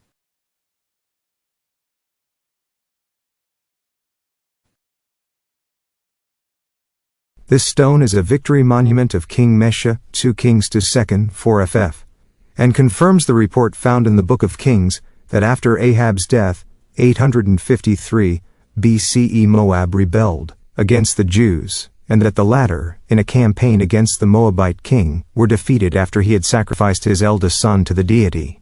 In the inscription, King Mesha boasts of having sacrificed on a high place 7,000 Jewish men and women from Nebo to the deity Ishtar Chemosh. The inscription is in Old Hebrew letters, which were perhaps introduced into Moab at the time when it was part of the Israelite kingdom under David and Solomon. It is the sole remnant of the Moabite language, which was related to Hebrew. 100 years after Solomon, the horrible custom of human sacrifice here reared its head again and was boasted of on monuments. But language and script as such bear witness to an unusually high level of civilization. About the same seems to be true of the nation that bordered on the Moabites to the north, thus closing the ring of nations round the Israelite territory in the east, the Ammonites. The memory, preserved in the Bible with evident horror, of Moab and Ammon being the sons of Lot, whom he begot with his own daughters, reflects well both the very close relationship between those two and their more distant relationship with Israel. The earliest mention of the Ammonites as a people is in connection with the aforementioned King Eglon of Moab, in whose train they fought against Israel. This seems a rather late reference when we remember that it was through the northern part of Moab, which adjoins Ammon, that the Israelites passed into the country west of Jordan. It suggests that the Ammonites settled somewhat later than the Israelites, or at the earliest at the same time. This tallies with the fact that the border regions of the East Jordan tribes, Reuben, Gad, and Manasseh, were strongly interspersed with Ammonites, while there is no mention of any political boundaries between these and the Israelites. If the Ammonites had established a state of their own before, frontier skirmishes with the Israelites, of which there is no lack later on, would have taken place much earlier. This is clearly shown by the story of the judge Jephthah, the only judge East Jordan has produced, who decided the fates of the tribes from his own territory. For whether the events described in the book of Judges x12 refer to the Moabites, who as we have seen were more powerful, and with whom Jephthah had certainly to contend, or to the Ammonites, who were at the time of David and Solomon certainly stronger than the Moabites, who had been pushed back to the Arnon. One thing is clear, that the hard-pressed Israelites of Gilead, which meant not only the town of that name but the entire Israelite territory east of Jordan, recalled Jephthah, whom they had previously expelled, on account of his unbridled warlike nature, from the wooded mountains, where he had gone on making mischief proudly and indignantly, and that he defended them victoriously against both Ammon and Moab. The vintner's town of Abel, where he smote them, Judges 12:33, was still in existence in 200 BCE, not far from the capital Rabbath Ammon on the upper reaches of the Jabbok. After this victory, the East Jordan tribes seem to have lived in comparative peace for 100 years. But when, far after the conquest of the west on the Canaanite coast, the Philistines were successful against Israel, King Nahash of Ammon thought the moment favorable to invade the adjoining Israelite territory. We are told, 1 Samshi, that he laid siege to Jabesh Gilead and consented to stop hostilities only on condition that all men should have their right eye put out. The people of Gilead summoned the western tribes to their aid. Saul, the new man, who had just been designated king, hears of the ignominious danger. He slays a few oxen and sends the bleeding pieces to the tribes. Whoever fails to join the fight for his brethren will have his cattle rent to pieces like this. A great army is soon gathered. The city of Jabesh is freed, and Ammon is beaten. In the Ammonite peril, the kingdom had stood its first test. The feeling for the unity of the tribes had triumphed. A great army had been raised. And Saul was now crowned king. The people of Jabesh Gilead remained faithful to their Savior beyond his death, when, after the disastrous battle of Gilboa, the bodies of Saul and his sons were exposed by the Philistines in Beth Shan. They hurried by night across the Jordan and fetched the bodies from the city walls to bury them in their own town. Later they kept faith with Saul's only son, Ishbaal, who had taken refuge in their territory. Thanks to their support, he remained, down to the time of his violent death, the recognized heir of his father's throne, and David's rival in the country east of Jordan, and in the western part of the northern kingdom. When David became king, diplomatic relations with Ammon seemed to have improved. The overthrow of Moab by David may have put the Ammonite king Nahash on his guard. Perhaps he had previously assisted David on his flight, for David himself says 2 Sam x2 that Nahash had shown himself friendly to him. Upon Nahash's death, David sent a delegation to his son and successor Hanun to express his condolence, 2 Sam x. But the Ammonite war party suggested to Hanun that this delegation was sent only to spy on him, that now was the time to attack David, who had beaten the Philistines, and that one would find allies in the Arameans. An unheard of insult. They shaved off half of the beards of David's emissaries and tore off half their upper garments. David had no alternative but to march against the Ammonites, and the small Aramean states allied to them. After initial difficulties, the Arameans were defeated, and a second army under Joab's command laid at the same time siege to Rabbath-Ammon. David himself entered the conquered city and brought to Jerusalem the precious royal crown and rich booty. For David, the siege of this city had a very personal significance. While the Hittite Uriah, one of the heroes in David's army, takes part in the siege with Joab, David, who had remained in Jerusalem, is struck with love for Uriah's wife, Bathsheba. A tragic situation arises between the two men, borne by both, as if by silent agreement, under a guise of calm, which would betray nothing. David, wishing to hide the consequences of the love that had overpowered him, orders Uriah home on leave to Jerusalem, in order to bring him back to his wife. Uriah, pleading anxiety for the endangered state, refuses to leave the royal barracks for the comfort and quiet of his home. In order that the desire for his wife, whom he had renounced, should not get the better of him, he drinks wine in the evenings. David realizes that Uriah, for whom there is no halfway between his wife's love and a shattered marriage, is sacrificing himself. He himself, who wanted to give up Bathsheba, could do nothing, even at the price of his own life, to bring the two together again. But he also realizes that Bathsheba, in the condition she finds herself in, needs a husband. So it comes about that, with apparent calm, he sends Uriah back to the front with a letter to Joab, bidding the latter prepare the heroic Hittite's death in combat. David never got over this sense of guilt towards Uriah and Bathsheba, who mourned her husband sincerely, neither at the death of his first child by Bathsheba, nor in his relation to the later child of this union, Solomon. All David had to do, after the overthrow of Ammon, to secure his kingdom completely, was to defeat Edom. But stern revenge was taken on the Ammonites. Throughout the whole period of the kings they never dared to attack Israel unaided. Although in alliance with Moab or Edom they caused great trouble to King Jehoshaphat and King Jehoiakim, one of the unhappy last kings of Judah. Their influence on the course of Jewish history, however, was once more to be decisive, for it was the Ammonite king Baalis who planned the murder of the Jewish governor Gedaliah in 586 BCE, when the Emperor Trajan created the province of Arabia in 106 CE. The Ammonites were finally absorbed by other peoples, principally by the Arabs. Nothing has remained of them but the name of the town Amman, the modern capital of Transjordan. In Solomon's commercial policy, this place was important as a station dominating the trade route from Jerusalem to Damascus and onward to Palmyra and Thapsacus.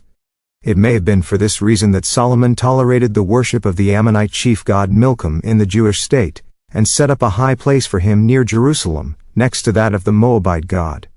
Of greater importance is the fact that Solomon's son from his marriage with the Ammonite Naamah succeeded him on the throne. These then were the states and peoples on the horizon of the country, where the Jewish fate was taking shape, and where was completed the intellectual form of a civilization that was destined to outlast all other powers and to carry through later centuries whatever of their spiritual achievements was connected in any way with Israel and its history. This small country and this small people were not different, in their nature and way of life, from the other countries and peoples, but in the peculiar bond that bound country and people together, there lay a strange power, a kind of task, which gave to both infinitely more than either had received from nature. Chapter 3. The Land as Heritage and Task. If one had set out to find a country where such a small people as the Israelites at the time of the first kings, a people not even united in its structure, could grow to be a distinctive nation and develop a culture of peculiar significance, one could scarcely have chosen a country less suited than Palestine. It would seem, however, as if it had been these very difficulties that were needed to bring out the exceptional element that characterizes Jewish history. Palestine is a country combining many different types of soil, and sharply contrasting climates, irrigations and cultivations border one on the other. Such obstacles would, however, be easier to overcome if there were a natural and uniform traffic route connecting the various districts, but the Jordan, though it cuts through the whole length of the country from north to south, runs in a deep trough and is not navigable like the Nile or the Euphrates, but rushes, regardless of the countryside around, down to the uncanny Dead Sea, the lowest spot on the surface of the earth where any river empties its waters. This river is like a being absorbed in itself and its own secrets. Its banks are flat only along the very short stretch from its source in the Hermon to the first little lake it forms, the Hul Muram Lake, which is however reduced and turned into marshes by Jordan zone deposits. From here onward it bores its way through the basalt rock in cataracts and windings down to the serene clear lake of Tiberias, Sea of Gennesareth, abounding in fish, in whose neighborhood there are hot springs, living witnesses of prehistoric volcanic earthquakes. Hence, for the major part of its course, the river cuts its steep banks into the limestone, the geological characteristic of nearly the whole of Palestine. It races over rapids, forms little marshy islands, and is in its swift course often accompanied by protective jungles, until it finally pours its troubled waters into the Dead Sea at the rate of 130 cubic meters per second. Its source lying more than 1,000 feet above the level of the Mediterranean, it descends more than 2,300 feet before it reaches the Dead Sea. In a crow line of barely 100 miles, broken by many a bend, where could it pause for a calm stretch? Most of the little tributaries left and right are wadis, which fill up only in the short rainy season. Only from the east there are two permanent tributaries of any size, the Yarmouk, which has more water than the Jordan itself and joins it just below Lake Tiberias, and the Jabbok, at one of whose fords, as mysterious tradition has it, Jacob wrestled with the angel and the name of Israel was pronounced for the first time. On the same side the Dead Sea receives the ample waters of another river, which forces its way deep through the mountains, the Arnon. But all the water that this most desolate of all lakes receives evaporates in the tropical heat prevailing for the greater part of the year in the depression, which is enclosed by high mountains. A white salt crust with mighty cone-like crystals extends along the shores of the lake, which are, like its waters, barren of plant and animal life. To the south, high salt mountains rise. The lake turns into a proper salt marsh, and from the bottom of the waters there issue hot sulphurous springs. The imagination of the Jewish people regarded these primeval forces of nature as bearers of a moral warning. They are the ever-vigilant forces that destroyed the corruption that was Sodom and Gomorrah. We are inspired by the desolation of the lake is perhaps heightened by the fact that its waters are clear and translucent. The high percentage of magnesium chloride 11% precipitates all impurities, and many lovers of nature therefore consider the Dead Sea the most beautiful of all lakes. The principal rivers of the country flow into the Dead Sea. In comparison with them, the amount of water flowing into the Mediterranean is negligible. The only river worth mentioning is the Kishon, which comes from the plain of Jezreel and flows out where Haifa now stands. The valleys of Palestine have a dividing rather than a connecting function. They divide up and do not unite the various districts. Is it not significant that none of the bigger cities is situated on a river? From time immemorial, the deep Jordan Trough, notwithstanding the number of its fords, has been a wall of separation between the eastern part, which is rich in water and arable land, and extends down to the Syro-Arabian desert, and the western part, which is smaller by a third, extending over 9,600 square miles from the Sinai Desert to the Lebanon, and which, being nearer the great Mediterranean Sea, became the scene of the decisive political and cultural history of the country. In this western section the mountain ranges are much more regular, if lower, than those of the plateau east of the Jordan. The western shore of the Dead Sea is accompanied by the steeply rising desert mountains of Judah, which farther westward turn into a highland plateau, and become quite fertile as soon as they face the Mediterranean and have sufficient rainwater. This part formed Judea proper. It was here that Beer-sheba was situated, the southernmost civilized town of Palestine, Hebron with its fairy-like vineyards, whence the messengers brought the famous giant grapes to the people, a town fraught with memories of the sepulchre of the patriarchs in the cave of Machpelah, and above all, David's first capital, where he was crowned king over Judah and resided for 7 years, Bethlehem, the home of David, and Jerusalem conquered later, which David was to make the royal residence of the entire kingdom, and Solomon the center of Jewish history. Journeying northwards into the mountains, one reached Bethel, where Abraham set up his first altar to the one God, and where his grandson Jacob saw in a vision the ladder to heaven. It was on this sacred spot that the judges, also Samuel, held the assemblies of the people, and when the kingdom fell apart, after the death of Solomon, Jeroboam set up here the substitute altar of the south, which was to take the place of Jerusalem. For the place was on the border between the Judean mountains and the adjoining mountains of Ephraim, nowadays Samaria, which make up central Palestine and are lower than the Judean mountains, but, having more water, are very fertile. Only one mountain in this range attains to the height of the highest mountains of Judea, the Baal Hazor, which belonged to Absalom, and on which he may have set particular dynastic hopes since it was situated in mighty Ephraim. 3. Judah and Ephraim were in fact the two tribes every power among the Jewish people had to rely on, and even in Saul's time Ephraim was still the more important of the two. It was in Ephraim's territory that one of the most ancient shrines was situated, to which pilgrims came from distant parts, Shiloh, only a few miles north of Baal Hazor. The ark with the stone tables of Moses had been set up in Shiloh. It was here that Eli the priest had brought up the young Samuel. It was from here that the ark had been borne into the battle against the Philistines who captured it. And only when it appeared to bring down misfortune upon them did they take it to the small Kiriath Jearim. From here David brought it ceremoniously to the new religious center in Jerusalem. Traveling northward from Shiloh along the mountain road, one reached the two closely approaching mountain ranges of Ebal and Gerizim, where Joshua, according to tradition, had pronounced his blessings and curses when he imposed the Mosaic law in dramatic fashion upon the people, who were divided into two camps upon these heights. Just behind the mountains lay the ancient capital of the country, Shechem. The Ephraimites boasted of having brought to this place the bones of their ancestor Joseph, and of having buried them in the midst of their country.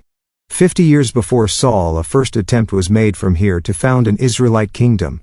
Gideon's son Abimelech, whose mother was a Canaanite woman from Shechem, here made himself ruler of the northern tribes for a few years.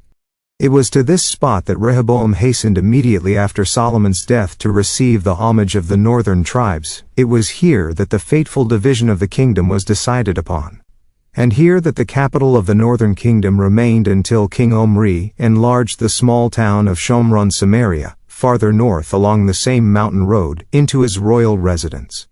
Beyond Shomron, the mountains of Ephraim keep on sloping downwards until they pass into a plain, which seeks to join up with the other wide plain, which stretches along the whole length of the coast from the south, but spurs of the Ephraim hills still divide the two plains like a bar, extending even as far as the Mediterranean, where they form the Carmel Range, the most magnificent mountain formation of Palestine.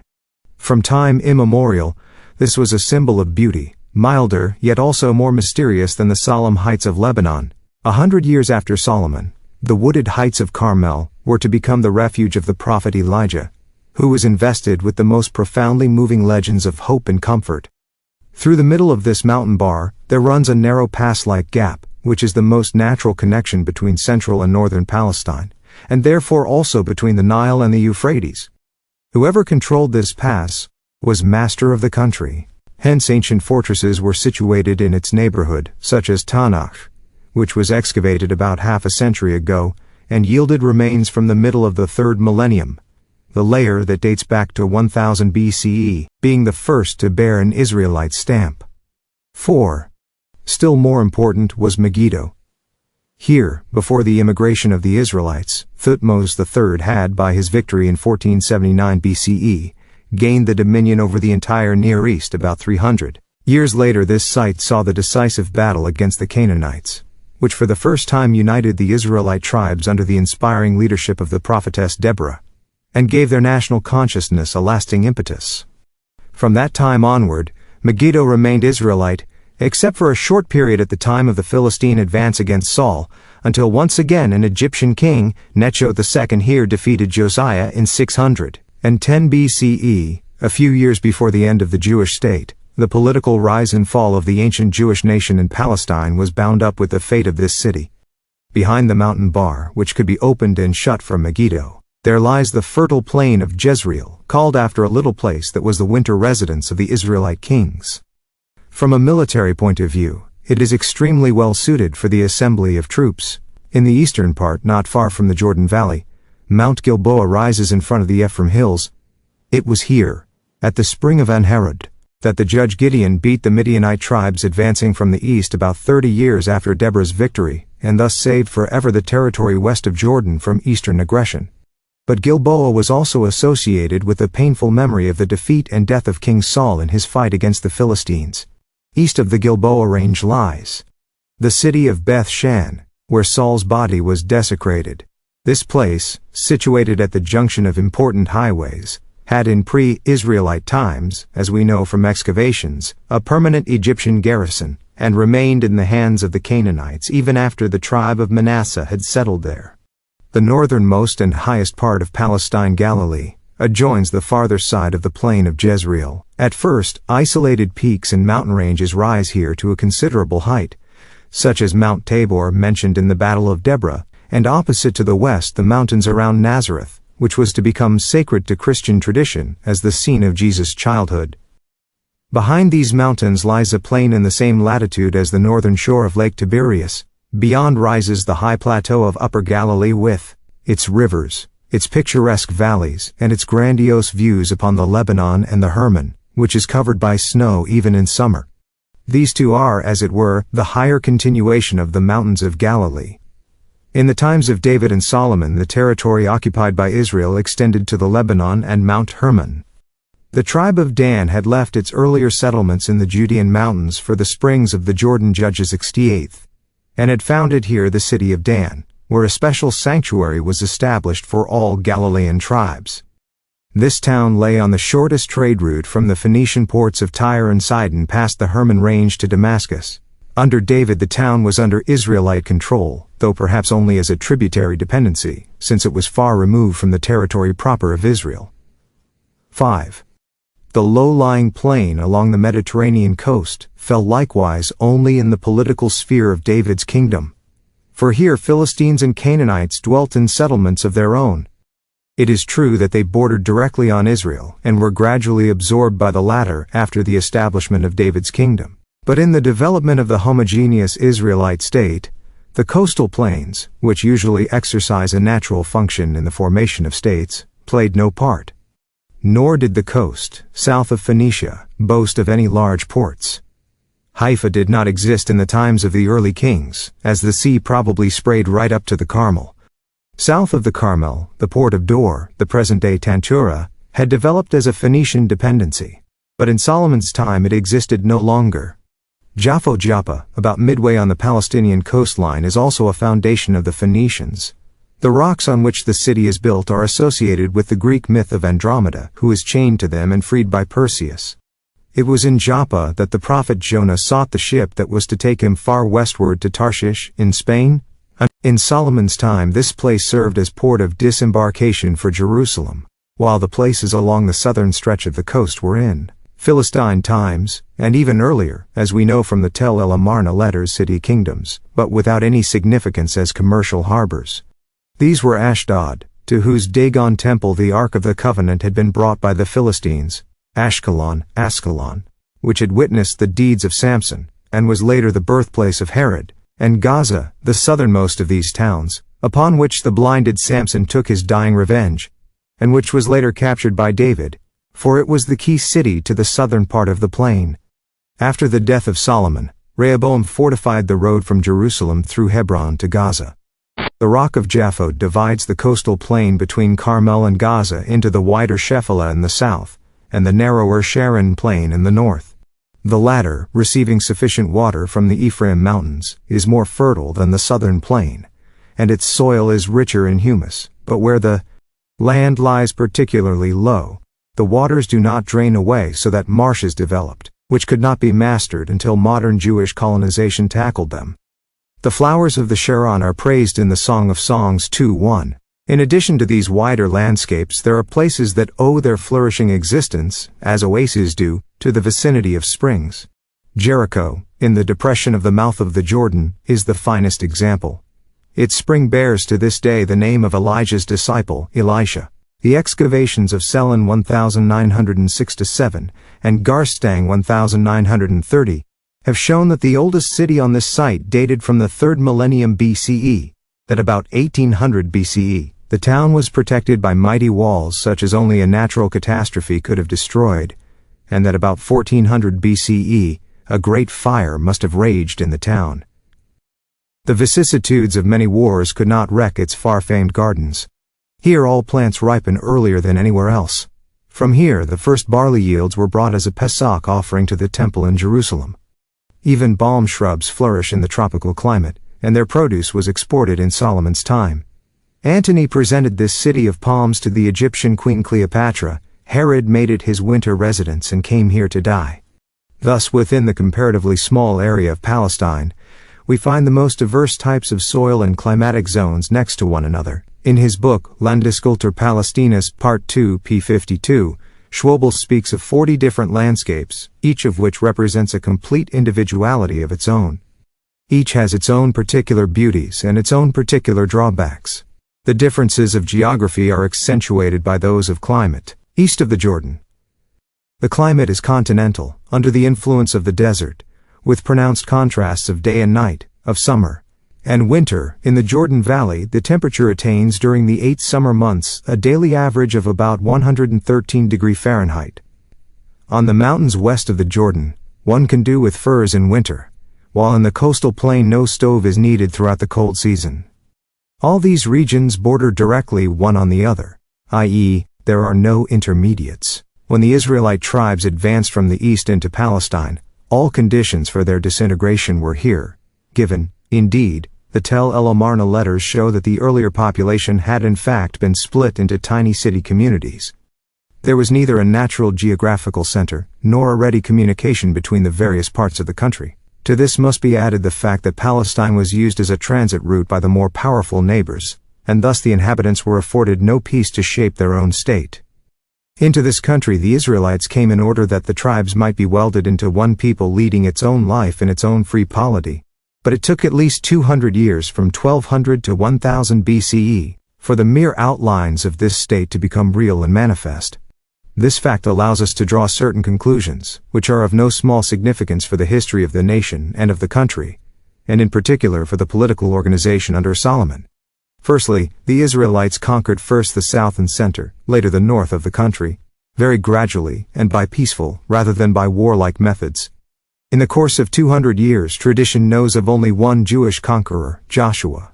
All the other leading fighters waged defensive wars, each on some particular occasion. Having fulfilled their mission, they retire. Even in the case of Joshua, it is emphasized that the peoples he fought were not annihilated by him, but continued to live in the country side by side with the tribes Judges I. That the accounts in the books of Joshua and Judges of the many martial, and, in part, cruel deeds occupy more space than the description of peaceful conquest, is due to the way in which they are presented, but not to their actual duration.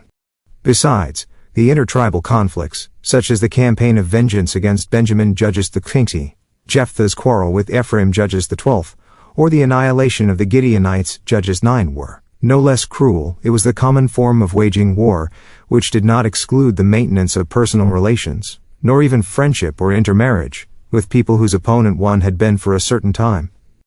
We have only to call to mind Samson's marriage with a Philistine woman, and David's stay among the Philistines. As the Israelite tribes were behind in the technique of warfare, possessing neither iron chariots nor machines with which to storm walls, they could not advance into the fertile plains, which were their real goal, but had to remain in the mountains, and even here it was long before they were able to reduce the last strongholds. Jebusite Jerusalem remained unconquered until David discovered a canal that led into the city, and afterwards the old inhabitants remained in peaceful residence. A swift and united fight for the country would probably have ended in complete defeat.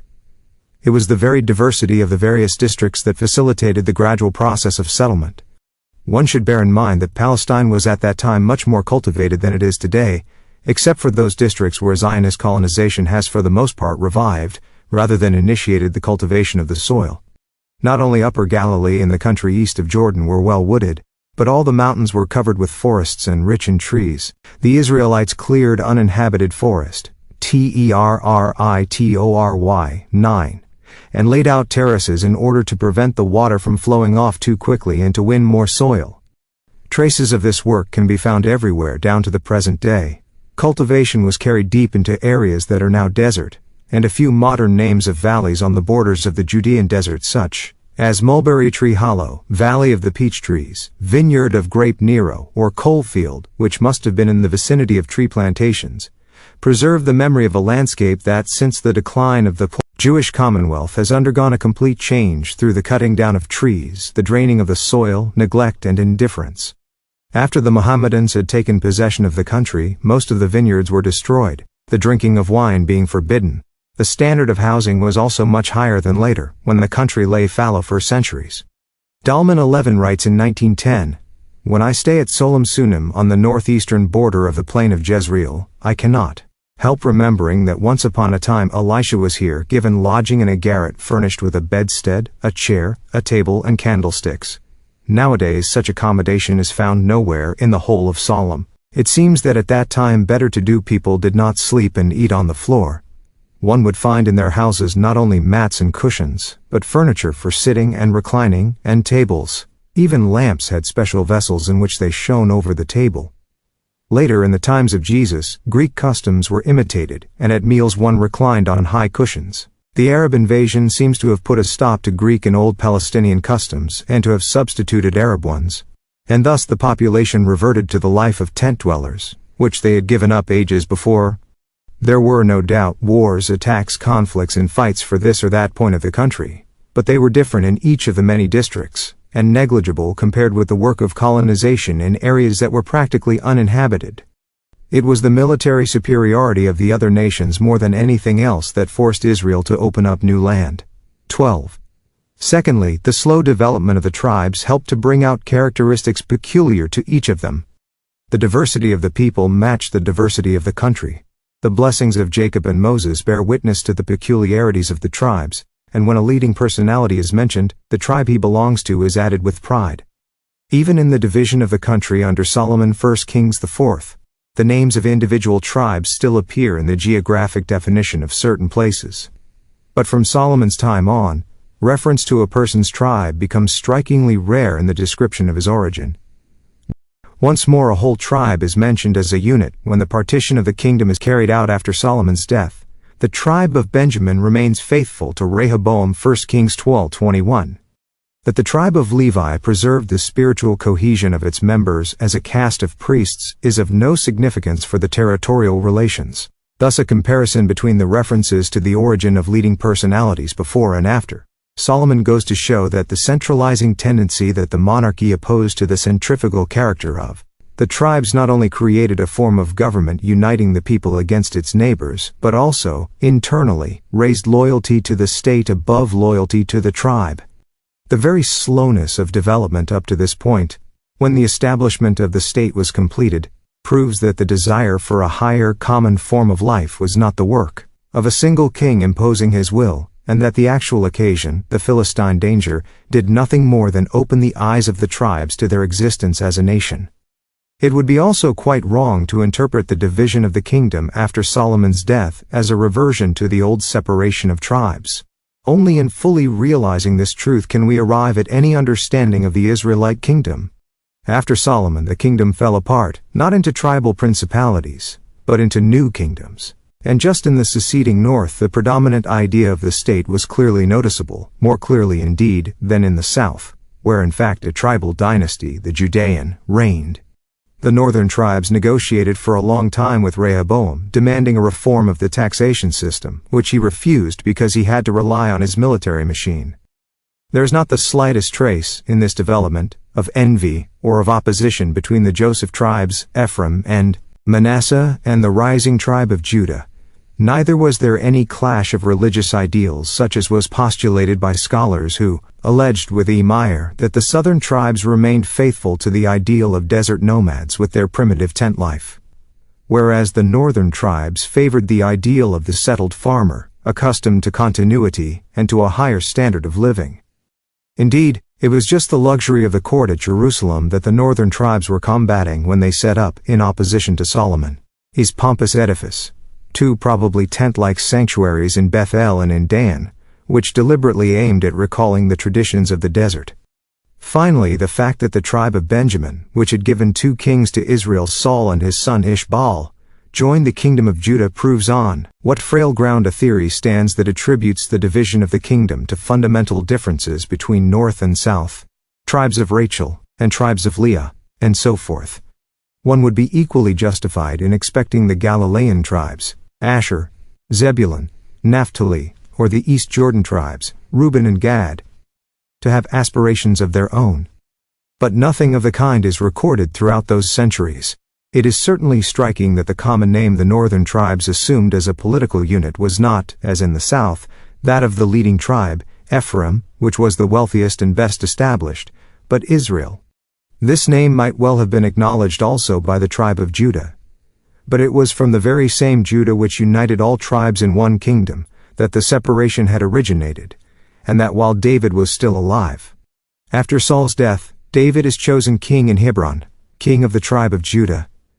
This is the first mention ever made of a king in Judah. The northern tribes, however, elect Saul's youngest son to be successor to his father, to be king of Israel. When 7.5 years later, after Ishbaal's violent death, David is offered the crown by the emissaries of the remaining tribes. The distinction between the 2 kingdoms still lingers on in the consciousness of the people, not in the sense of any superiority of Judah but still in the sense of a kind of twin monarchy. This emerges clearly from 2 Sam v. 5, a passage whose age was well defended by a Alt Staatenbildung der Israeliten p. 49, against the doubts of others. David reigned in Hebron over Judah 7 years and 6 months, and in Jerusalem he reigned 33 years over all Israel and Judah. Thus a subordination that for centuries had been too little developed, even the Song of Deborah still grieves about it, that of tribal loyalty to the loyalty to a common state, has now become almost overmuch for this small country. David, who had unintentionally laid the foundations of these twin loyalties, tried strenuously to preserve a balance between them. Solomon sought new ways of harmonizing the two into one whole. It is the tragedy of his life that political power and religious aspiration were never again united so strongly in one man. His successors were too weak to be his political heirs. The prophets, who believed spiritually in his unified kingdom, found no support in the realities of their time. The distinction made in David's time between the kingdoms of Judah and Israel indicates still deeper ideological contrasts, which throw light on some significant events in the early period of the kings.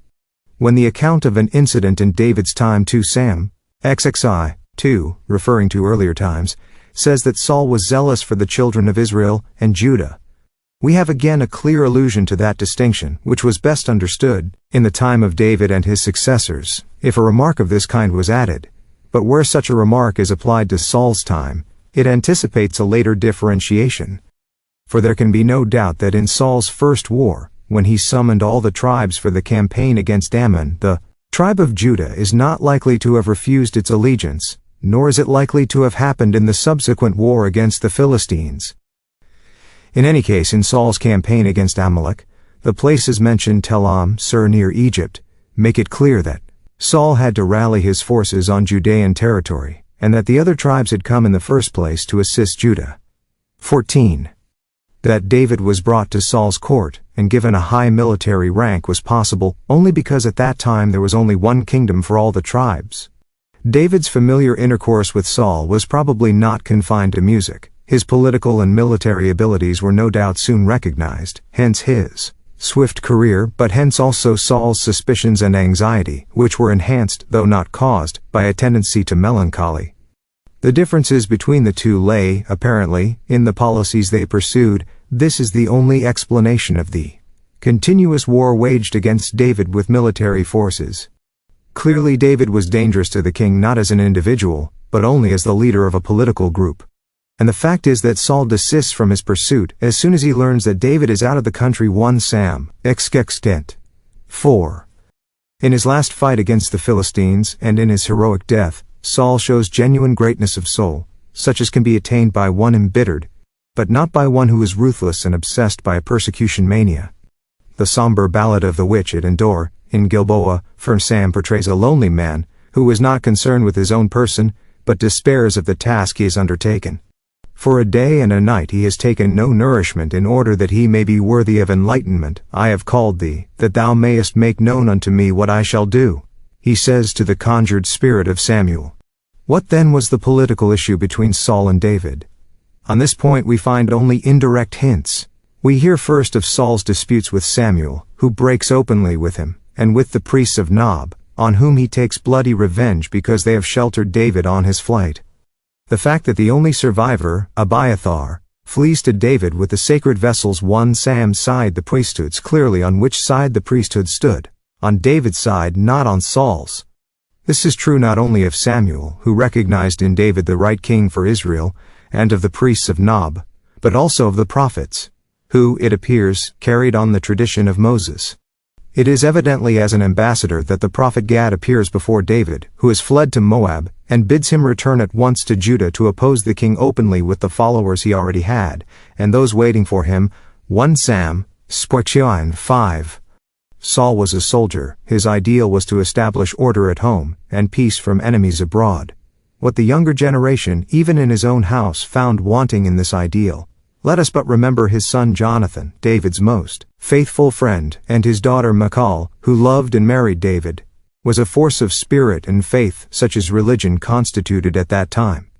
In the account of Saul's first war against the Philistines, two very striking passages are preserved that clearly contain pre-Davidic conceptions of the monarchy. Saul does not wait for the expected arrival of the prophet Samuel, but himself offers a sacrifice before the battle, because the army of volunteers, which would otherwise have dispersed, demanded this consecration of arms. 1 Sam. 8-11. Saul thus subordinates the law of the priests, that is the religious law, to the law of the state. Therefore he is rejected as king by Samuel when he appears. After the victorious battle, Saul erects an altar. 1 Sam 35, upon which the captured animals are sacrificed by the people. The same, we are told, was the first altar that he built unto the Lord, which obviously means that this was his first attempt to do something also for the religion. That Saul did not concern himself about the ark with the tablets of Moses, which had previously been taken from Shiloh, we have mentioned before. The war against Amalek, from which he brought back King Agag and rich booty and flocks, instead of slaying them according to Samuel's injunction, ended in his final rejection by Samuel, whom, it is emphasized, he never saw again. Saul's harsh measures against soothsayers. 1 Sam. 9 were, if he believed fully in the witch of Endor, due solely to his intention of meeting any dangers to public life from the powers of the netherworld. He himself seems to have lent a willing ear to mystics' sayings and oracles. The fact that he threw himself on his own sword in order not to fall alive into the hands of the enemy shows him, even in his death, as a fighter and not a man of faith. From the opposition of priests and prophets to Saul we can gauge the new spirit that David represented for them, and probably for most of the young generation, the spirit that made him find favor in their eyes. He gave a religious impetus to the people's loyalty to the state. His musical gifts, his happy optimism, his rare combination of severity and tenderness, the passionate yet deliberate manner in which he felt his way through the situations of life. All these endowed his personality with a warmth that Saul envied him. They explained the magic influence he exerted on men and women alike. But his principal concern must have been the religious distinction of the Jewish state. Nothing he suffered abroad, he informed Saul, was so hard to bear as this, that they tried to make him turn to strange gods. It was David who ceremoniously brought back the ark with the tablets of Moses, created a center of religious life, and reorganized the priesthood. All this would have sufficed for a spiritual movement, but not for a political one. His idea of the state must have contained a further component, which we can likewise gather from indirect indications. After his flight from Saul's court, he had gone to southern Judea, and gathered round him a host of faithful supporters, obviously supporters of a cause, namely, all his father's house and everyone that was in distress and everyone that was in debt, and everyone that was discontented. 1 Sam, 1-2. Then he went to Moab, opened negotiations with the Moabite king, came back to Judea, and decided to go to the Philistine king, Achish of Gath, who later invested him with the city of Ziklag. But Israel had fought, under Saul, against Moab, and above all against the Philistines. And though the enemies had been repulsed, the fight could flare up anew at any moment. Thus David and his host had gone over to the enemy. More than this, he had even agreed to follow the Philistines, and when the latter were about to strike the great blow against Saul, David had to march with Achish against Israel. The other Philistine kings, however, did not quite trust him and demanded that he be sent back to Ziklag. That this did in fact happen, and that the disaster of fraternal strife was thus averted, does not lessen David's guilt. Neither can his conduct be justified by the plea that desertion to the Philistines was his only way of escape from Saul. 1 Sam 1.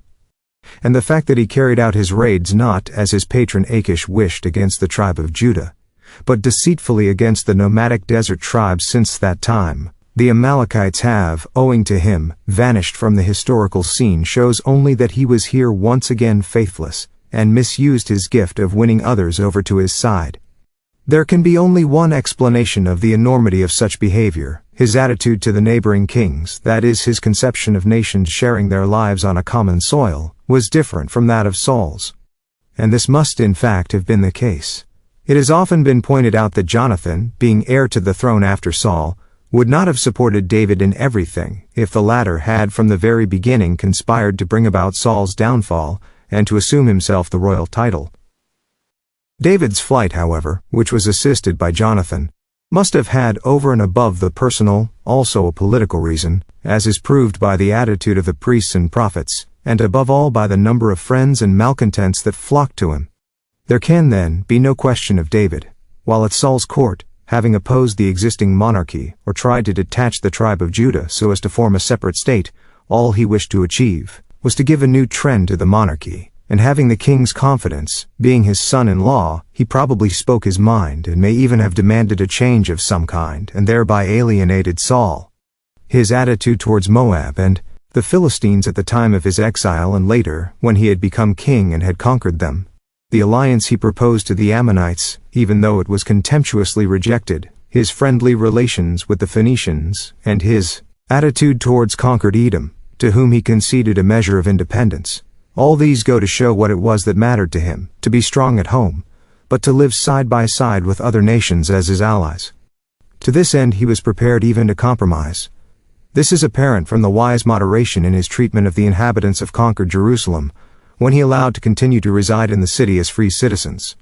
Similar tactics of patience and moderation stood him in good stead for more than 7 years towards the northern tribes, who at first remained loyal to Saul's son and successor, although David could easily have achieved military successes if he had joined with the Philistines against them. It is not likely that David stood by calmly while the Philistines fought the northern tribes, for he would either have come into conflict with the defeated Philistines, whom he had failed to support, or else the northern tribes, had they been defeated, would never have forgiven him his indifference to their fate. Here again it was rather a case of winning the north over slowly to his own conception of the state. This conception alone gave a strong impetus to the common loyalty, and afforded the prospect, as David had proved, of living at peace with the neighboring nations, particularly the Philistines.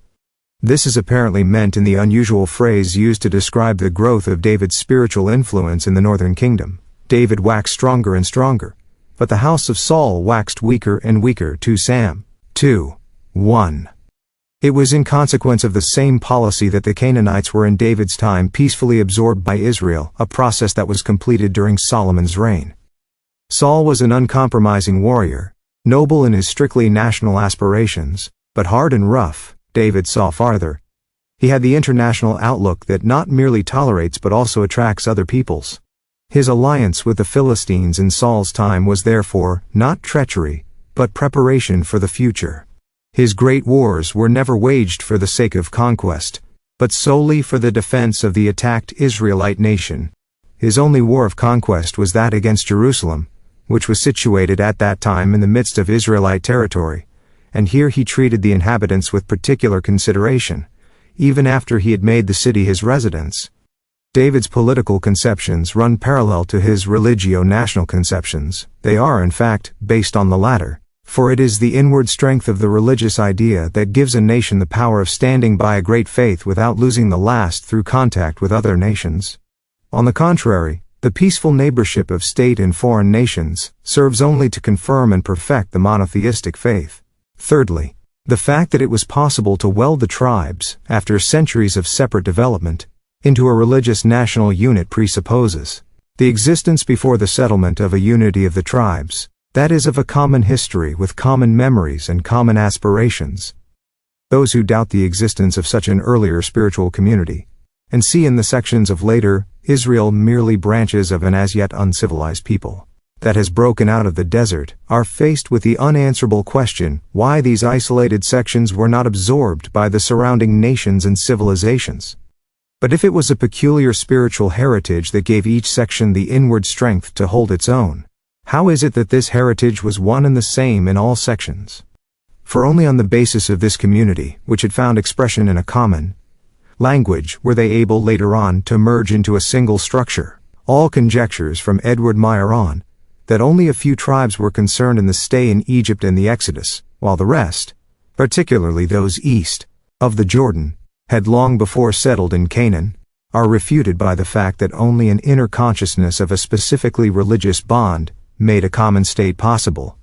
Martin Noth, System der Zwölf Stämme Israels 1930, modifies Meyer's theory, and holds that the 12 tribes formed a sacral league in Canaan, centered round the cult of the one God as propagated principally by the racial tribes Ephraim, Manasseh, and Benjamin, who were later joined by the other tribes.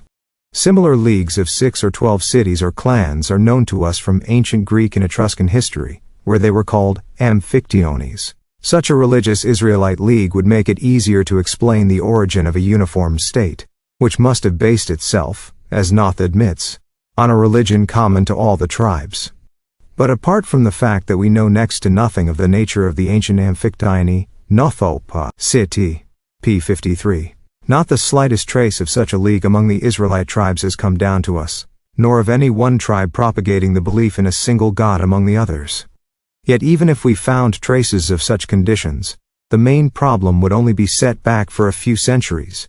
For how could a religious confederation come about without a strong consciousness of a historical bond?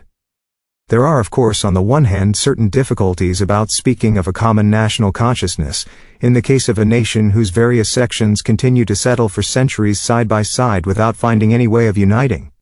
On the other hand, the individual sections that later united to form a nation must long have been aware of an inner unity sustained by such strong forces that it held its own against the civilization of the Canaanite peoples, which was certainly not on a low level. The exceptional factor in the existence of the Jewish nation is thus already contained in these beginnings of their state, but the riddle is solved as soon as we have examined the origin and development of nations in general. If a group of persons is to become and to remain a nation, two conditions must be fulfilled. One may be called the distinguishing factor. This term covers all objective realities that separate one group of people from another, above all, a geographically distinct area, a language, and their pertaining to the same political sphere. The second condition may be regarded as the formative factor. It evolves from common memories and aspirations. That is, from conscious historical experience, from ideas and conceptions that influence and shape the imagination and the will of the group in question. The first factor, the distinguishing one, is constant. It secures continuity and creates a firm foundation for the interrelation in time and space between the members of the group. and does so in a natural way, an intangible reality. The other factor, the formative one, creates the actual culture of the group. It varies according to the task imposed by situations, and by the teaching of thinkers, artists, and prophets. The distinguishing factor splits mankind into groups, because finite man has to rely on limitation and restriction for support in the midst of the infinite, and because our love and intimacy embrace only such earthly things as we ourselves select. The formative factor opens up afresh the way to reconciliation with the universal in mankind, but does not disregard the particular and individual factors of the group that gives it its permanent driving force. History itself teaches that what we term a nation is not a natural growth obeying purely physical or physiological laws, for it was in the bright light of history that nations such as the English, the French, or the Italians have formed themselves from various older groups and fragments. In our own times we see the American nation assuming a more and more definite shape. A nation is absorbed in another when one of the two factors disappears, and the other is not strong enough to take over the function of the first for a certain time. The Goths perished because one distinguishing factor, the country, was lacking, and the other distinguishing factors and the formative factor could not compensate for this lack. The Romans declined because the formative factor, continuity of historical purpose, had disappeared with the loss of the distinguishing factor, their dominion. From these brief reflections it follows that a unity of blood in a nation may result from the distinguishing conditions, but cannot itself constitute the foundation of a nation. As in the case of a main river and its tributaries, all that matters is the direction in which the accumulated masses of water are borne by the current. Nation and nationhood, in the original sense of the terms, are spiritual values under conditions the individual is bound by, and cannot change arbitrarily, but also of conditions the individual contributes to with his decisions and his inward rhythm, so that in the end he shares in determining them and is in part responsible for them. But it follows also from such reflections that no nation has an exclusive privilege of particular phenomena and attainments in the realms of thought, feeling, or will. Every nation can enter into a phase where its distinguishing and its formative factors produce the same result that may be produced by another nation, even with a different distribution of these separate factors. Finally, no nation is finished and complete. Each is and grows at the same time. It is a peculiar feature of Jewish history, noticeable at the time of the formation of the state as well as after its fall, that here the distinguishing and formative factors coincide. Whereas in other cases the distinguishing elements, that is the preliminaries and foundations of political growth, must be existent before the national will and spirit can take shape. In the case of the Jewish nation, the formative principle, the monotheistic religion, preceded the most important distinguishing factor, the land. Attention has rightly been drawn to the fact that there were also Hebrew tribes outside the Israelite nation, and that hence language itself was not, at that time, the decisive distinguishing element. It was the religion that distinguished, and then led to the other distinguishing factors, and so we see that it remained the ever-formative principle for history, memory, and future aspirations. The force and peculiarity of the monotheistic religion in that early period of Jewish state formation must therefore have been so strong that they were able to protect a people that had not yet taken on a definite shape from being absorbed by solid, well-established nationalities. The historical unity of which the tribes were conscious was of a religious character. Tribes could not be won over to this historical unity by being taught a faith so strange to others that even the highly developed Greeks and Romans could not understand it centuries later. It can have been only memories of their own history that brought this about, and these were of religious nature and of strongest intensity. From this point of view the historical position of Saul and David, as outlined above, again stands out clearly. Saul appears at a moment when the religious unity required the distinguishing factor as a guarantee of security, such as it had proved in the case of all other nations, in other words, at a time when the land itself had made the tribes mature enough to give to it the shape of a state. For this task Saul, with his military prowess and authority, was the right man. Through his agency, land and city began to outweigh the original religious factor, which was confined to the formative function. David restored the balance. The situation of the country led him to build a state where there would be room also for other nations. In this way, however, the religious factor had to resume its distinguishing function, supported, as it were, but also relieved, by land and dominion. The center of David's movement was Jerusalem. It is generally assumed that he selected this city as his residence because it belonged neither to Judah nor to Israel, being situated on the border of both. And therefore, it is said, unfettered by any political tradition within the Israelite nation, a proud symbol of the power of the new king. But Jerusalem lay within the province of Benjamin, 17, which regarded itself at that time as part of the northern kingdom. Moreover, it is precisely a place with strong traditional associations that is generally selected as the capital of a state. And this must be added another consideration. One of David's first actions after he had settled in Jerusalem was to bring up the Ark of the Covenant, thus raising the capital to the foremost religious center of the country. Religious centers, even more than political ones, require a tradition, particularly if they are to predominate over already established ones. This predominance was immediately acknowledged, and when Absalom managed to make himself master of Jerusalem in the fight against his father, the entire country west of the Jordan was lost to David. Such unquestioned importance can have been due only to two reasons. One was geographic strategic. Jerusalem, bounded on three sides by valleys, was practically impregnable. In the Tel El Amarna letters, a certain Abdi Kiba is mentioned as Prince of Urus-Salim, who thanks Pharaoh for his appointment as successor to his father. There is therefore no need to bring in the city of Salem general, Spheve 18, whose priest-king is brought into relation to Abraham, in order to show that this fortress with its mysterious name had been an ancient residence, for which, indeed, it was well suited owing to the nature of the ground. That Jerusalem was later on able to hold out for months against the superior forces of Nebuchadrezzar or the Romans, was due to its position rather than to the strength of its walls. David was received with mockery by the Jebusites. The lame and the blind were capable of defending the city and it would not be captured. But many centuries before the time of the Israelites, a subterranean passage had been dug, as excavations have shown, to convey water from the only nearby spring, which flows from a rock near the Kidron Valley, to the center of the city, and into its citadel, the castle of Zion. This passage one was stormed by Joab, the son of David's sister, who surprised the defenders and seized the city. Even at that time Jerusalem was already an excellent junction of the principal highways of the country. The road from the Mediterranean to the districts east of Jordan crossed here. The only direct mountain road from Phoenicia to Egypt. As a center of administration, and for strategic reasons, no other town was as well suited to be the royal residence as Jerusalem. Rivalry between North and South is unlikely to have played any part in David's considerations. The new conception of the Jewish state led to the recognition of this city by all the tribes. It is due to its religious character that it remained for all time the center, also from the sentimental viewpoint. Had there been any rivalry between North and South in this respect, it would at once have broken forth violently. Political discontent can be suppressed, but not religious discontent. And all this proves clearly that David's policy must not have been a movement that not only renewed what had been an old possession, but also sought, and found, its own ways and means of expression. Only an interpretation on these lines throws light upon the two internal convulsions David had to subdue from Jerusalem, the uprisings of Absalom and Sheba.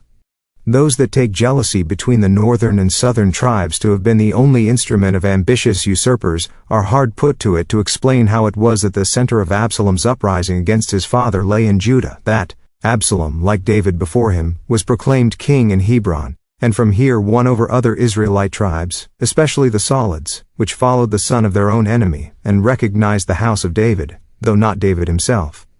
Even Jonathan's son, the lame boy Mephibosheth, to whom David, out of love for the father, had shown naught but kindness, sided with Absalom. When David, after the victory Joab won for him, and after the death of Absalom, approaches Jerusalem, it is not the men of Judah that are the first to welcome him, but the people of Israel. David takes this hardly, significantly enough. He informs the elders of Judah through the priests, 2 Sam 6:12, who were faithful to him, but whom he had purposely left behind in Jerusalem with the ark, that he is ready to negotiate and even willing to appoint Absalom's general Amasa in the place of Joab, if only they, his close tribe brethren, will not lag behind the others. The men of Judah agree and have the privilege of being the first to meet the king on the Jordan, at the point where Joshua, according to tradition, had started out to conquer the land, and of accompanying him back to Jerusalem. This, however, grieved the men of Israel, who had supported the king with greater loyalty. There follows, shortly after, the revolt of a Benjamite from the mountains of Ephraim named Sheba, who is a relative of Saul's and soon finds a large following in the north. The attitude of the tribes towards David is now reversed, but it would be oversimplifying the motives of history were we to attribute Sheba's success with the northern tribes solely to the slight they had received before. Sheba's call to arms, which has come down to us, reads, "We have no portion in David, neither have we inheritance in the son of Jesse, every man to his tents, O Israel." 2 Sam, XX1. Israel is here opposed not to Judah, but to David. Sheba certainly wanted to win over the tribe of Judah, and nearly succeeded. For as soon as David noticed the menacing increase in Sheba's following, he sent against the rebels an army of Judeans with Amasa at their head. But Amasa, whose orders were to launch a surprise attack within 3 days, tarries longer than the set time, and leaves Sheba time to entrench himself in a fortress high up in the north. David has now to turn again for help to Joab and his brother Abishai. These two assemble David's bodyguard, foreign levies and reserve troops, and pursue Sheba. Amasa joins them at Gibeon, a few miles from Jerusalem. Joab knows well what had happened. Amasa had purposely done nothing against Sheba, but has probably entered into negotiations with him. Indignantly Joab slays the traitor, whose troops go over to David. Sheba is besieged in the fortress of Abel, and the fight is broken off on the forfeit of his head. Absalom's revolt was a rising of the tribe of Judah against David, which was joined by the other tribes of Israel. In the case of Sheba, the revolt starts among the northern tribes, and Judah wants to join them. In both cases it was only his personal friends and troops that saved David. Taking into account all the tribal pride that, no doubt, made itself felt, it cannot have been merely a case of rivalry between north and south. The comparison brings this out quite clearly. Even if we admit Absalom's ambition to have been one of the driving forces of the earlier revolt, as Sheba's was of the later, both men must have appealed to the tribes with some sort of program that proved attractive. David's political ideal aimed at the religious unity of the Israelite tribes, and required the recognition of other nations within the state, while Absalom and Sheba were the exponents of that party, whose political ideal was apparently based on a purely military nationalism. David recognized that the maintenance of his ideal depended on the strength of his internal organization. Immediately after the suppression of the Sheba revolt, he began therefore to centralize the power of the state in Jerusalem. He created a supreme commander of the army, a head of finances, who had probably to supervise also the work of the public services, and a secretary of state. Besides, he reorganized the priesthood. A special military mission under Joab traversed the country for 9 months and 20 days, as is recorded in the report made to the king 2 Sam VIII. Compared to the accurate details regarding the duration of the census, the accounts of the result itself are incomplete and contradictory, particularly if we compare the data given in the book of Samuel with the corresponding passage in the book of Chronicles 1 Chron. XXI 5FF. These data would constitute the only records of the actual population during the entire period of the kings. But ever since the Mosaic epoch, tradition had it that such a census was always followed by plagues and punishments, and in this case too, the result of the census, to which the king had been misled by an evil spirit, even by the Satan according to Chronicles, was obliterated by a severe epidemic that broke out shortly afterwards. The fear of a census, prevalent among many ancient peoples, has probably left its traces in the text of the tradition. On certain points, the account in the book of Samuel is more precise, as, for example, with regard to the time taken by the commission to complete the census, and in specifying the places where, or in whose VICINITY 19. The commission carried out their work. In other details the chronicles are more exact, particularly in specifying the tribes excluded from the census. In both accounts the military object of the census is unmistakable, and so are the objections raised at first by Joab and his officers to carrying it out until David has to repeat his command emphatically, and finally the distinction in the census between Israel and Judah. The express statement that the tribes of Levi and Benjamin were not included in the count, a precise legislative comment such as cannot have been added later, makes it clear that, at that time anyway, the state was still administered by tribes. The fact that the book of Chronicles, notwithstanding the distinction made between Judah and Israel, states, All they of Israel were 1,000 and 100,000 suggests that this was the original total of the population in spite of the qualification that drew sword, which recurs with the impossible figure of 470,000 given for Judah alone. As the next text in the connection with the typical account of an ensuing epidemic go to show, the census was intended to cover the entire population, no doubt in order to establish above all, the number of those liable to military service. It was for this reason that the supreme commander of the army was given the task of carrying out the census. But in the traditional text, the number of those fit for military service has got mixed up with the total number of the population. In any case, we are more justified in relying on the figures quoted in the Book of Chronicles, and should consider the round figures in the Book of Samuel, which mentions 800,000 as the number of those fit for service in Israel, and 500,000 in Judah as detail figures. A population of 1,100,000 fits in best, also with general considerations. 20. The extraordinarily high figure of almost 500,000 men fit for military service is explained by the fact that for military purposes the census extended expressly to Sam, also to non-Israelite peoples. The fact that the priestly tribe of Levi was not included shows again that apart from the general census, particularly for purposes of taxation, there was also a special one for military purposes. But why was the tribe of Benjamin not included? Chronicles explain that the king's word was abominable to Joab. Was he perhaps against the census as such, which after all he carried out himself, and of which he rendered an account to the king? 22.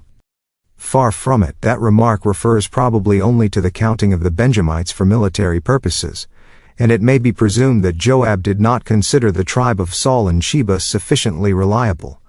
Thus, however, we gain an insight into the conflict that existed between David and his officers in the matter of the census. After the uprisings of Absalom and Sheba, the officers, it seems, wanted to include in the army only soldiers of whose loyalty they were fully convinced, and it is not unlikely that Joab protested therefore also against the wholesale recruiting of non-Israelite peoples. The Cherethites and Pelethites, the bodyguard of the king, were, as levied troops, significantly under a special command and not under his. But the king demanded a political unity of all peoples living in Palestine and their participation, for this reason, in military service. The land, which had at first broken up the nation into tribes, reunited these into a broader unit on a territory that afforded space also for other peoples. For the distinguishing and formative force, the monotheistic religion, enabled the tribes to maintain themselves even as fragments, and to create now in their political union a form that fitted the merely national interest into a broader human context. Neither these conditions of the land nor this task of the nation, which not long after was so imperiously proclaimed by the prophets, were as yet recognized. David visualized their first outlines and created all the spiritual, political, and military conditions his heir had but to build upon in order to fulfill his mission.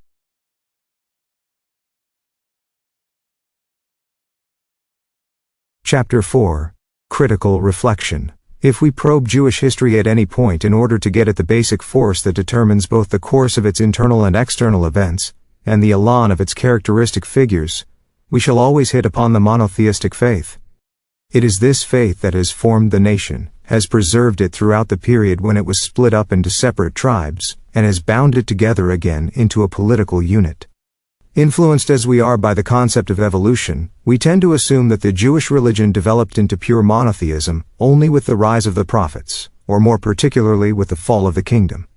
All that preceded this is regarded by many as nothing more than a preparatory stage of a pagan character. But what is here assumed to be a development from paganism to Judaism is, it would seem, confused with another development proceeding within monotheism itself. For one cannot, as we have shown before, explain in any other way the fact that the Israelite tribes not only failed to be absorbed in the Canaanite civilization, but even assimilated the latter to themselves, forming a homogeneous kingdom based upon a national consciousness with a characteristic religion. And nothing else explains why the Moabites, for example, as Wellhausen is forced to admit, did not develop into a monotheistic people while Israel did. Having surveyed the external and internal conditions prevailing up to the time of Solomon's reign, we shall do well to pause and to reflect here upon the character of monotheism, without which Jewish history remains a complete mystery, and from which it derives its unique distinction.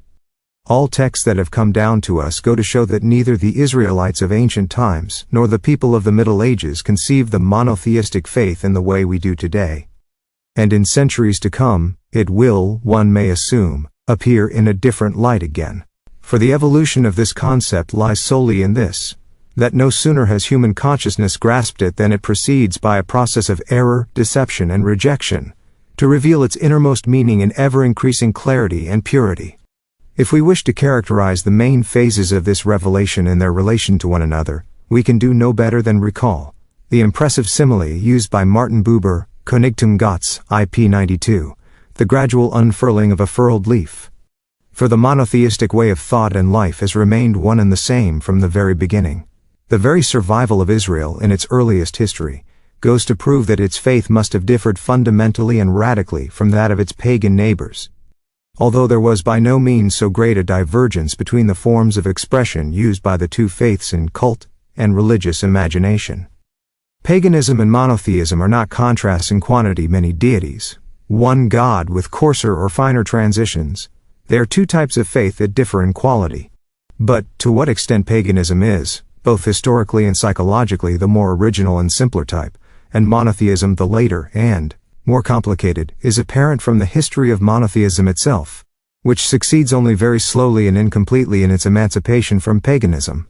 That David and Solomon felt an innermost urge to establish a monotheistic center, while they tolerated and favored sanctuaries of pagan deities, we can understand only in realizing the unbridgeable gulf between the fundamentals of both types of faith, as well as the frequent proximity and contact of their ornamental embellishments and tangible representations. Many observers in our own time, no less than the men denounced by the prophets, are easily deceived by the surface of language and the ritual forms into confusing monotheism and paganism also in the depths of their essence. In order to avoid this error, which obscures not only recognition of the true character of both phenomena, but also a true appreciation of the historical events of biblical times, we have to go back yet farther. Above all, we have to realize that our seeing, our feeling, and our judging of objects is done by layers, i.e., that our senses hit upon one or other of the layers or spheres that lie around the objects like husks. What kind of layers are these, and how does our conscious mind react to them? 1. Whatever we receive of the outside world appears to us first as a surface. We see colors, we hear sounds, we touch lengths and distances. These sensations are accompanied by pleasant, neutral, or unpleasant feelings, by attachment or aversion, approval or rejection. We may proceed to dissect or break up the objects. At first, we come up invariably again at a surface. When people speak to us and, as we sometimes put it, reveal to us their inmost thoughts, what first strikes our ears and eyes is a surface of sounds and sights. But already here we notice that we are not content unless we can penetrate deeper behind the surface.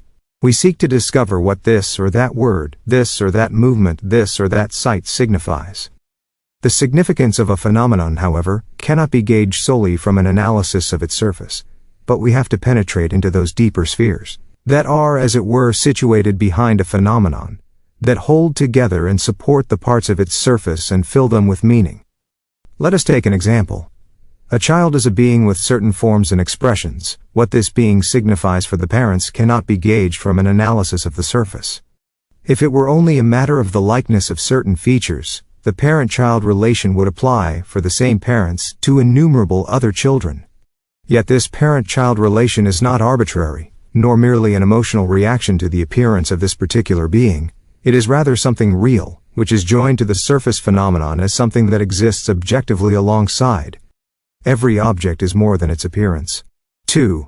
Every object that we perceive is something individual, or more accurately, a whole composed of minute individual particles. This table, this room together with the table, are something unique. But with this specific surface which they present to me, my consciousness is, as we said before, not satisfied. As soon as these phenomena break in upon me, they are seized upon by my desire to master them, i.e., to understand their meaning and significance, and thus restore order to my mind. This I achieve by encasing them in a notion, i.e., by fixing their meaning and significance, or in other words, by finding a fix in relation to them. That notion, however, is something general. I understand the individual phenomenon from a general significance. I call a surface table a room and have no name for it, and how desperate when we converse with someone and neither understands the words of the other. The history of philosophy is the history of reflections mankind has made to clarify the relation between the specific surface and the layer of general significance. All mental creation starts from the general and aims at the specific. Out of an indefinite musical emotion, the composer creates his specific opus. First there is the poetic mood and the sense of style, and afterwards they crystallize in a poem. The carpenter that made this table started from a general conception before he constrained the material into a specific form.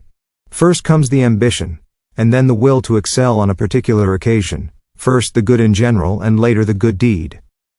In such a way do we store all our experiences, and particularly our systematic concepts in our conscious mind, that the latter brings us ever more easily and more efficiently into relation with the layer of the general, the layer that encases the significance of all phenomena behind their surface. 3. But our consciousness does not rest content with this layer of significance of the general, for we exist not only in space, but also in time, in the phenomena of the surface. The factor of time, i.e., the earlier or later of an object, is not visible. Within us there is a memory and an imagination, but the phenomena of the surface are themselves of the hour and exist in a continuous present. Yet we feel a need of fitting all things into time, into that stream from the past to the future. Again, the factor of development, the fact that objects are changing, coming from somewhere and going somewhere, that they have an origin and a goal, is not merely a result of our memory and imagination, but attaches to the objects themselves. Who would assert that this fruit, into which the blossom of an earlier day has matured, was created in my mind as the result of an earlier stage that no longer exists, and that here cause and effect are not inherent in the objects themselves, but dependent on my observations?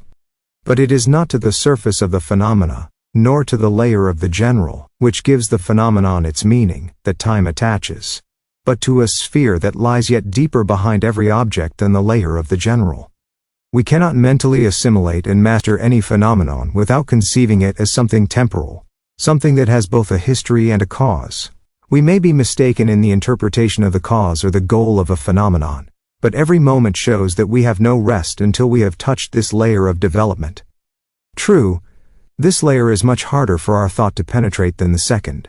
Only where we survey but a small section out of the sequence of things, say, in the case of instruments that we ourselves use for a specific purpose, or of objects that we create as means of aesthetic pleasure or physical enjoyment, or of phenomena that follow in rapid succession, can we predicate up to a point about their origin and their goal. But where we fit a single object into a wider context and proceed, as it were, from the narrow phenology and accidents of specific phenomena to the wide syntax of the world, where our own origin and goal or those of our close or distant fellow men are concerned, we find that we are in the lower depths of this layer, much more dependent on intuitions and feelings than on mere intellect. We may regret this if we are anxious for clarity of cognition. We may turn away from the lower depths of this layer and feast on the bright phenomena of the surface, or on the delight at probing the layer of the general. But we shall notice again and again how strongly the layer of becoming oscillates on the horizon of our mind, and that, wherever we come into contact with actual life, it is this layer that sets up the standards by which we value both phenomena and human impulses.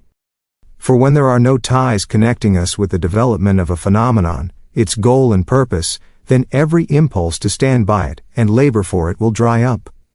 Our relation to the layer of development is the test of the intensity of our observation and striving. 4. But the more we are concerned about the development of a phenomenon or of a being, and the more we are moved by it, the more disturbed do we become in realizing the infinite in which they exist. Out of unknown and infinite ranks all is being driven towards infinite and unknown goals. In this awe of change, we can hold our ground only because it is just in a shock like this that we mature sufficiently to grasp something of the last layer behind all things, the layer that supports and sustains also this development, the layer of essence. Each object and each phenomenon not merely signifies something, not merely moves on its way and in its change from somewhere to somewhere else, but it rests on something that is itself no longer a movement in space and time, but is eternal and existent. From this layer of essence, there breaks forth a light through the layer of development and that of significance up to the surface. He who perceives in the things not of this light does not see the entire object. True, just this layer of essence, like the lower strata of the layer of development, is not directly accessible to the probing, differentiating and measuring instruments of our intellect. Here the danger of imagination is therefore particularly great. Knowledge derived from the controlling instruments of intellect extends only to the surface of things, and to the layer of their significance, of quite a different nature, much more intensive, more indispensable, and more fateful for us, is the knowledge that binds us to the lower layers, the great religio that uses the sharp instruments of the intellect only indirectly in order to preserve and to convey its intuitions and shocks in words and concepts.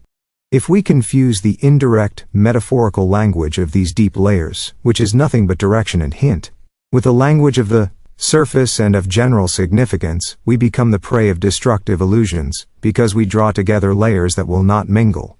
But we fare no better if we approach, as it were, from the other direction, thinking that we can penetrate directly with the instruments of the intellect into the darker and lower layers, as into a yet undiscovered province. These layers of development in essence do not yield hypotheses complementary to the data cognition has derived from the upper layers of consciousness. They reveal themselves to us rather as the infinite complements to surface and significance. This way of looking for layers behind the objects in the world reveals particularly clearly the opposite tendencies paganism and monotheism pursue in their ideas. Paganism proceeds from the abundance of perceptions, from the surface of objects. It leaves development and essence in the hands of deities, who mirror, on a higher plane, the variety as well as the destinies of the world. Even where the mind has risen to the conception of a single God, as in the henotheism of the pharaoh Akhenaten, even there a natural object, in that case the sun, always remains the visible image, the proof, the concrete manifestation of the deity, which is a part of all development and essence. Monotheism has a different conception. Here all objects of the world, including development and essence, are creations of one quite different, who does not enter into any object of the world but supports and determines them all. Monotheism looks upon the finite from the infinite, upon the corporeal from the incorporeal, upon the temporal from the eternal, upon the visible from the invisible, upon man from God. It is just the converse of paganism, the converse of what is really natural and most obvious to man with his instruments of perception and intellect. Monotheism requires tremendously much of us. It requires of us not to allow the scenery of the visible to cover up the infinite from our view. It requires of us to live from the eternal into time, and not to break through to God from ourselves, but to find the way from God to ourselves. It took therefore a long time before monotheism could establish itself in the conscious mind, which is tied to the last layers of the world. The complete reversal of the ethical system, which is not founded here, as in Plato, on man's striving towards a higher development, but proceeds from God, through whom every human being becomes equal to every other, is but one of the consequences of monotheism. It is natural, in the literal sense of the word, that monotheism should always be dogged by the danger of paganism. This danger is not that monotheism might be invested with a polytheistic interpretation. Its direction from the infinite to the manifoldness of the finite is a sufficient safeguard against that. The danger lies rather in the symbolism that we transfer from the surface and significance of objects to the layers of development and essence, so that, on this path towards the divine, pagan concepts are attached to the deity itself. Of all discoveries of monotheism, the most tremendous and most difficult to grasp is that of the imagelessness of God. Images of animals, by which God was represented in the language of the ancients, are more pagan only by degrees than the medieval conception of God as a king with a sword and a record of sins, sitting in judgment over the world. To catch the shocks and emotions of the deep layers by means of words, since these are indispensable for our language of conceptions and ideas, and yet to remain conscious of the symbolism of our expression, shedding these images more and more, this is the method of monotheism. From these general reflections, we can draw certain conclusions with regard to the text handed down to us in the fundamental record of monotheism and its history, in the Bible. These conclusions are of importance also for a criticism of historical accounts, which is the main purpose of this work. In speaking of the layers of development and of essence, and particularly of the divine, the language of monotheism generally makes use of the same words and metaphors as are current in the language of paganism. The word El is used also for pagan gods. Likewise Elohim, Judges 16, 2004, the latter as a pluralis majestatis of the singular Eloha. The plural form is also used to denote a single idol, just as Adonai is a plural form with the meaning of a singular my Lord. If already here the linguistic form and its adoption in the monotheistic mode of expression does not show any development from polytheism to monotheism, this is still truer of the tetragrammaton Jehovah, which we are accustomed to pronounce as Yahweh, in imitation of medieval Christian authors. According to Jewish tradition, the true ancient pronunciation, which was revealed only to the priests, has been lost. But in this designation there lurks another danger. By taking Yahweh to be a personal name, exactly like Chemosh, Osiris, or Jupiter, one easily lapses into paganism and can now speak of the development of a supreme God Yahweh, who gradually becomes the one God, and is divested of national attributes only by the prophets. In the times of David and Solomon, according to this interpretation, paganism proper was still prevailing, though modified by the slowly growing tendency that culminated in the later prophets. How the settlement in Palestine, the survival of the tribes, the political union, and above all the rise of the prophets, both then and later, can be reconciled with such blatant paganism remains a puzzle. It would be more honest to assume with WELLHAUSEN 24 that Yahweh is a proper name, selecting an individual from the genus. Therefore Wellhausen adds immediately, monotheism was unknown to ancient Israel. The monotheistic faith is supposed to have appeared almost suddenly after the Babylonian exile. But this brings us back to the aforementioned problems of the early times, to the problem of the sudden turn of paganism into monotheism without the slightest break, and further to the problem that, which even Wellhausen cannot deny, Amos, Isaiah, and Jeremiah called on the whole nation to accept their ethical monotheism. Such are the consequences of confusing word and substance. It seemed tempting next to proceed and try to gather from the name what this idol Yahweh may originally have been. A fire god because he appeared in the burning bush, a volcanic god because he thundered on Mount Sinai, a god of pastures because he was formerly called Shaddai, which is being connected with Sod of field, and so on. The difficulty of monotheism demanding imagelessness was soon dealt with. Worship without images dates from a later age, up to the time of the Babylonian exile. Yahweh was, it is said, represented as a young bull. As proof one points to the golden calf, to the bull figures that carried the gigantic basin in Solomon's temple, to Jeroboam's divine bulls, and to some metaphorical phrases. 2:5. Nor is there anything very unusual about the bull worshippers in the Temple of Jerusalem, mentioned by Isaiah and Jeremiah once. We make monotheism suffer, with a complete disregard for the psychology of language, for the symbolism inherent in our speech. The word Yahweh has actually become the criterion for the division between the older and the younger sections in the pre-prophetic books of the Bible. Scholars have identified themselves in the course of time so closely with the authors of the original texts, from which some editor has, it is said, selected and arranged the subject matter, that they visualize the Yahwist and the Elohist, the authors of those originals, of whom one favors Yahweh and the other Elohim as the name of God with their homes, characters, and tendencies as clearly as one visualizes any artist of classical antiquity. This theory is based on the doublets that occur in the Mosaic books, and often offer striking contradictions, and on the preference for certain turns of phrase in certain chapters. A more careful analysis was not satisfied with this, and the additions and emendations of still more authors were discovered. Which of the two is now older, the Yahwist or the Elohist? Earlier scholars were convinced that the suspicious plural Elohim had a deeper root in paganism than the idol Yahweh, who had come to be supreme ruler. But difficulties arose when it was found that the Elohist was much more abstract in his way of thinking, and closer to the universal God, than the strictly national Yahwist. Thus the Yahwist was assigned to the allegedly more national southern state of Judah, and the later Elohist to the larger north, which was also broader in its intellectual outlook. And certain political tendencies were now traced in both. One glorified David's power with a central sanctuary, the other Joseph and freedom of the places of sacrifice.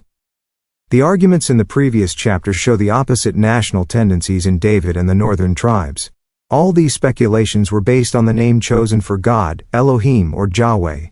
Where both occur side by side, some editor or other has had a hand in the matter. But by an irony peculiar to learned theories, it so happens that the Elohist, according to this division of the text, is most abstract, where he deals with the revelation and introduction of the name Jehovah. Moses, it is told, asks God's name in front of the burning bush. The people, he says, will demand a clear answer. This fits entirely to the pagan urge, shared by the Israelites of that time, for expression through speech. Notwithstanding their monotheistic attitude, they seek the path of language to lead them from the surface of finite bodies to the deepest layers of the infinite. The powerful deity must be embraced in a name. The terror of the incomprehensible must be fenced in behind something familiar. 26. The answer given to Moses is looked upon by many, understandably enough, as an inrush of something quite new into human thought. It is not a proper name that he is given, but a verb. And in order that there may be no misunderstanding whatever, it is repeated 3 times in succession. I am that I am hath sent me unto you. This first person ag, I shall be, developed, as was conjectured already by Ibn Ezra, into a third person name for God. He will be.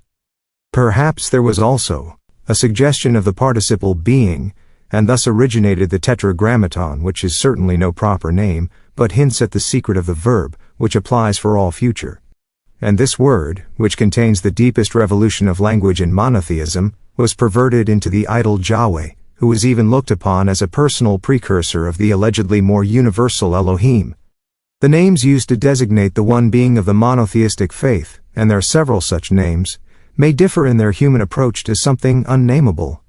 The name Elohim had a significance also in the mouth of a non-monotheist, while the tetragrammaton designated the divine being of the monotheist, and thus stressed more consciously and definitely the opposition to paganism.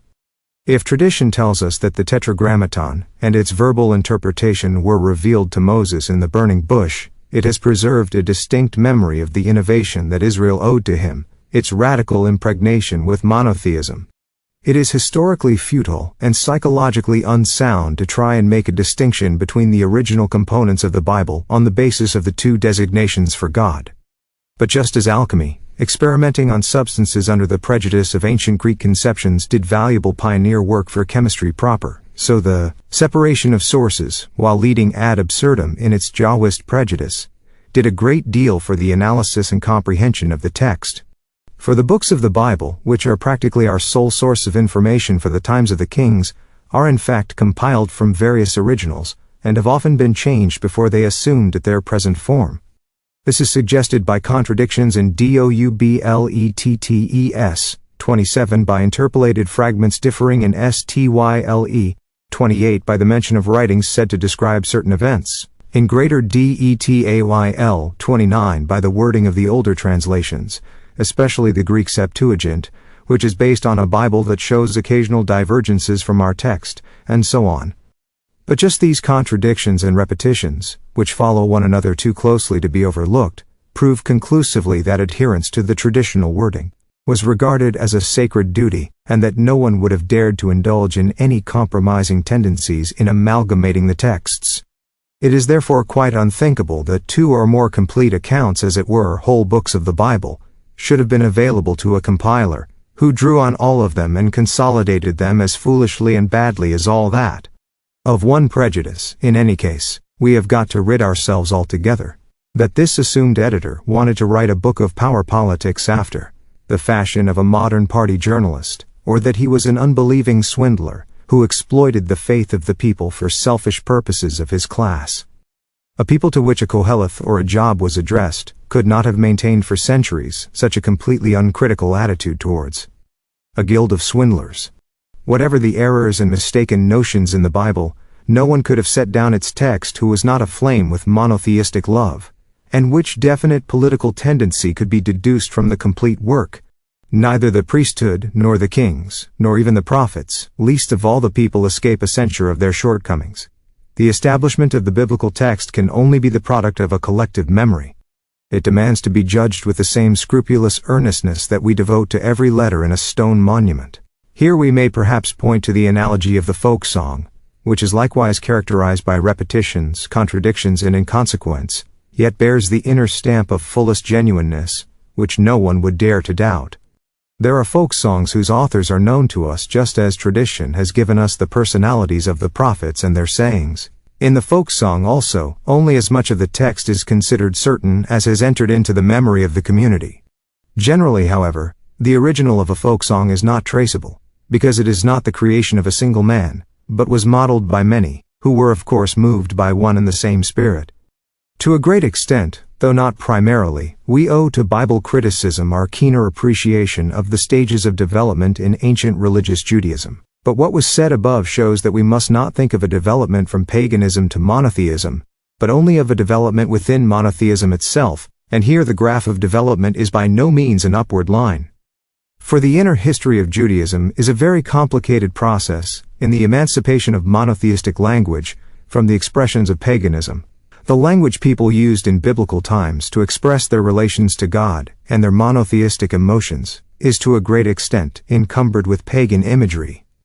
In many a phrase using a pagan image, such as the typically Davidic "better to fall into the hand of God than into the hand of man," the metaphorical sense, which alone can be applied to an inconceivable incorporeal God, is quite clear, but when mention is made of God's throne in heaven or God's habitation in the Temple of Solomon, the equivocation between monotheistic and pagan forms of expression is much more dangerous, since it is much better adapted to the physical conceptions of the ancients, and would not therefore strike them as an equivocation at all.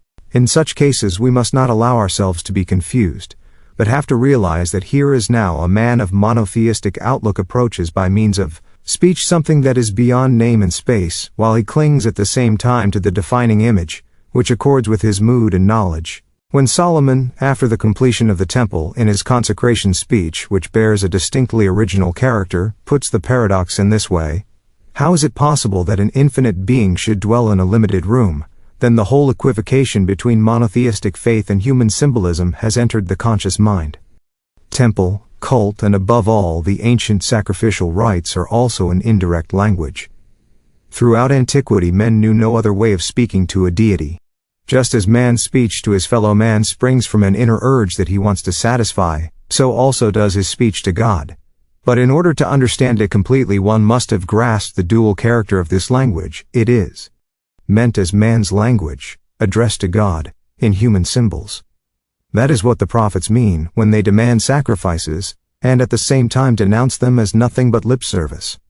On the measure in which these two dimensions are stressed depends the predominance of pagan or monotheistic trends in any particular expression, direct or indirect. This process is swayed by an inner dialectic. The language of monotheistic rites makes use of the pagan vocabulary, particularly of sacrifices, as an expiation of guilt and a defense against evil, for the desire for religious expression has the same psychological root in the monotheist and the pagan. But, in as far as the monotheistic religious person is aware of the pagan answer that runs through the undercurrent of that vocabulary, he fights his way through to a purer language.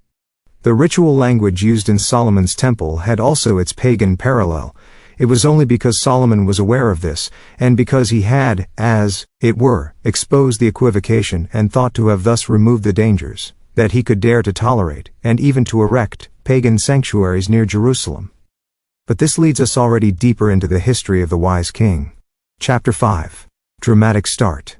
When Solomon, then little more than 20 years old, was proclaimed king, the political conditions of the nation were in such an upheaval that the reports, which are generally rather scanty for historical events in Solomon's time, enlarge on the dramatic beginning of his reign and give us full, though often confused, details. King David was over 70 years of age when his health began to fail. So great, however, were his authority and his military power in the relatively large and heterogeneous kingdom, that from his very sick bed he was able to take decisions that not even the most influential persons at court dared to oppose.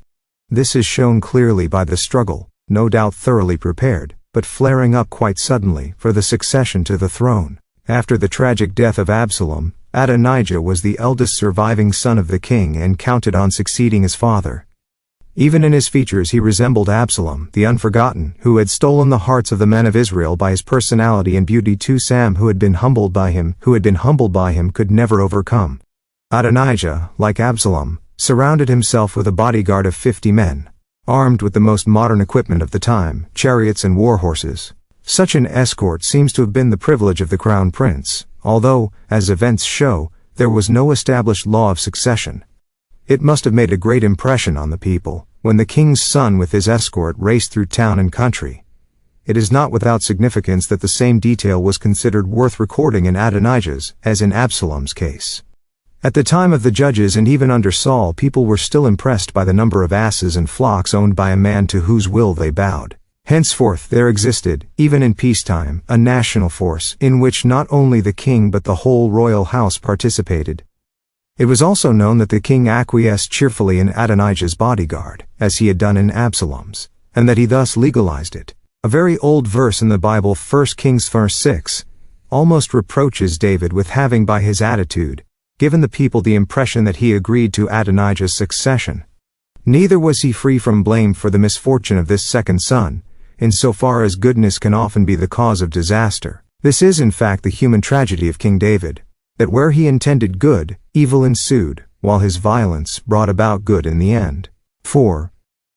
Nor does Adonijah appear to have displayed such initiative and perseverance as Absalom, who would pursue a plan for years, and after reverses soon recovered his confidence.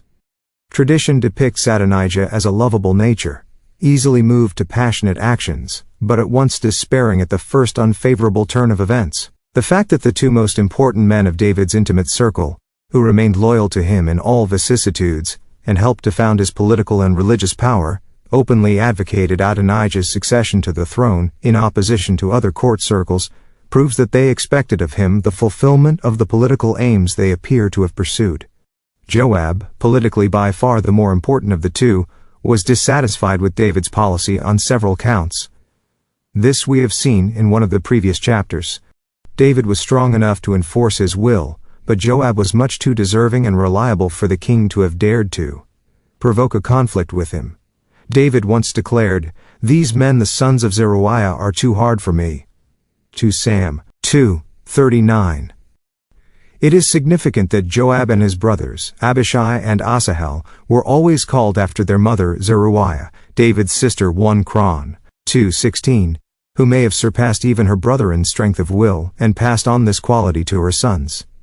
The three had joined their uncle during his flight before Saul. They are always the first to be mentioned where war-like activities and military organization are concerned. When, after Saul's death, David's troops were at war with those of the northern and East Jordan tribes, the three brothers inflicted the first defeat on Saul's cousin, Abner, the recognized commander of the opposing army. He was forced to retreat, and Asahel, as light of foot as one of the roes that are in the field, 2 Sam 2:18, pursued him, challenged him to a duel despite all Abner's entreaties, and paid for his youthful daring with his life. The elder brothers arrived too late with their troops. Abner had meanwhile collected his forces and proposed a truce, which Joab accepted. In that same night the latter turned back and brought the brothers' body to their father's tomb in Bethlehem. Already at that time Abner seems to have had the intention of bringing over to David the northern tribes, which had remained loyal to Saul's family. This is suggested by the wording of the truce negotiations, for Abner motivates his offer with a hidden reference to the death of Asahel. It was senseless, he said, for brother tribes to seek to exterminate each other. But it was a personal motive that was to win him over completely to David's side. Abner had carried on with one of David's concubines, the ill-fated Rizpah, whose sons David handed over later to the Gibeonites for an ignominious execution, and over whose bodies the desperate mother sat as guard until David allowed them to be buried. It was then customary that the harem wives of a ruler passed into the possession of his successor, and to win one of the king's concubines could be interpreted as a design upon the crown. When, for example, Absalom occupied Jerusalem, he entered solemnly into his father's harem. Hence King Ishbaal believed that his general Abner, having won Rizpah, would come forward with claims to the throne. It came to a rupture between Ishbaal and Abner, and the latter began to negotiate openly with David and was received in Hebron with great festivities. This was too much for Joab. He could not trust this arch-enemy, who had for selfish reasons only, it seemed, behaved so faithlessly. If such a traitor was to play a leading role, David's state was in danger. Joab chid David violently for his naivety, and found a pretext for recalling Abner, who had already departed with his delegation of 20 men. He went to meet him at the gates of Hebron, and there killed him. That his act was more than a personal revenge for the death of Asahel is clear from the whole purport of the context. The argument with David and the complicated recall of Abner show that Joab was convinced that, in the interest of the state, prompt and decisive action was necessary. The king was too lenient, therefore Joab undertook the deed himself, into which the memory of his slain brother entered as nothing more, it may be assumed, than an additional sentimental motive. To an even smaller extent was Joab actuated, and this is significant for his character, by the desire of removing a rival in the leadership of military affairs. This occurrence at the end of the Hebron period was followed by a similar incident at the end of the Jerusalem period of David's reign, shortly after Absalom's revolt. At that time King David placed, as already mentioned in another connection, Amasa, another nephew of his and commander of Absalom's party, at the head of the army in order to win back the tribe of Judah. Joab had to retire, but recognizing the political justification of this move, he took no personal offense. And later, when Amasa, as we have already heard, failed, under most suspicious circumstances, to carry out David's orders against the rebellious Sheba, the king, in great straits, had to turn to Joab and his brother, who were immediately prepared to come to his assistance with troops they had quickly gathered. Here again Joab played the judge. He slew Amasa because he considered him a traitor. David was no less shocked by this deed than by Abner's murder, but in the earlier case, suspicion had no doubt fallen on the king also. At the state funeral, which he decreed for the murdered man, he recited, quite publicly, a dirge, wherein we can still discern, after thousands of years, the echo of the outraged curse that a helpless soul laid upon the murderers.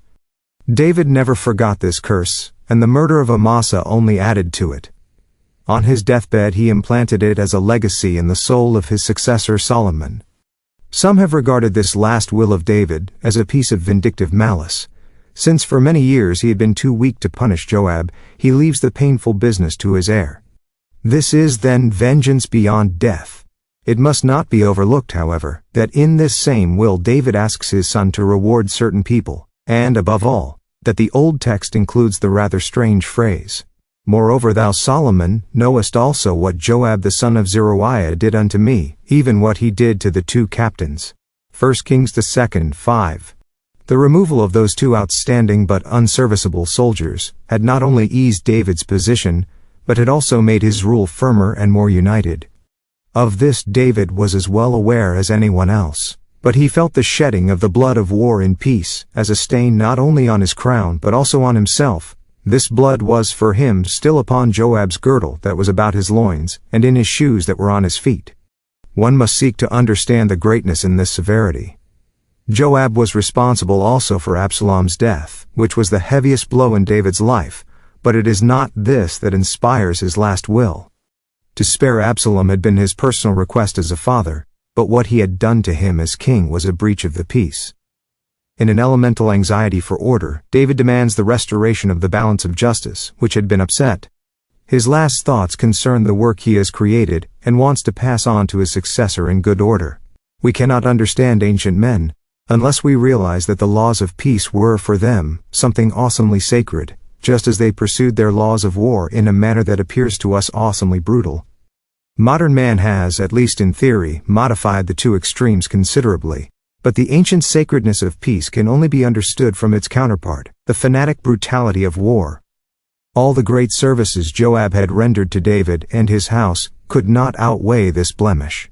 Joab had waged successful wars on all frontiers of the kingdom, directing the later wars quite alone, whilst David remained in Jerusalem. The war against the Ammonites and Arameans he carried on together with his brother Abishai. Joab had also suppressed the internal uprisings of Absalom and Sheba, and he displayed his diplomatic skill when Absalom begged him, many years before his revolt, to undertake the difficult task of reconciling him with his father. At that time Joab got a woman from Tekoa to tell David a story intended to open his eyes to his position as father.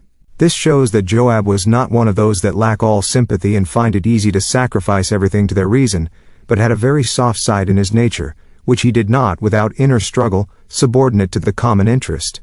Absalom, for whom he did and felt so much, was to die by his hand. David, whom he loved, was almost threatened with public accusation if he did not cease his loud laments for Absalom and turn his thoughts, even in the hour of grief, to his duties as king.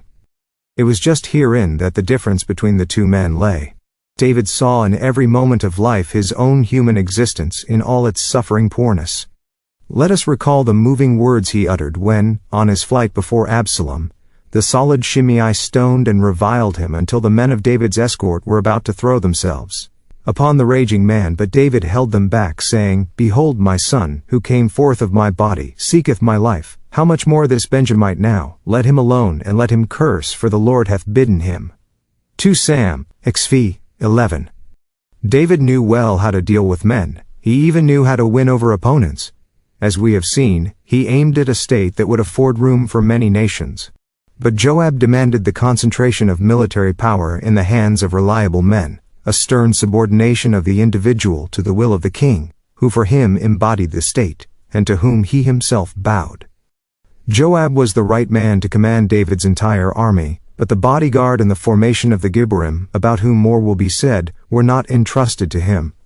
It was this that Joab, still in David's lifetime, seems to have expected of Adonijah, once the latter should become king, a firm military organization throughout the country, and the abolition of the Cherethites and Pelethites, who were mostly of foreign extraction, as well as of the Gibberim, who would probably have been embodied in the regular army. It was just these two groups that did not go over to Adonijah.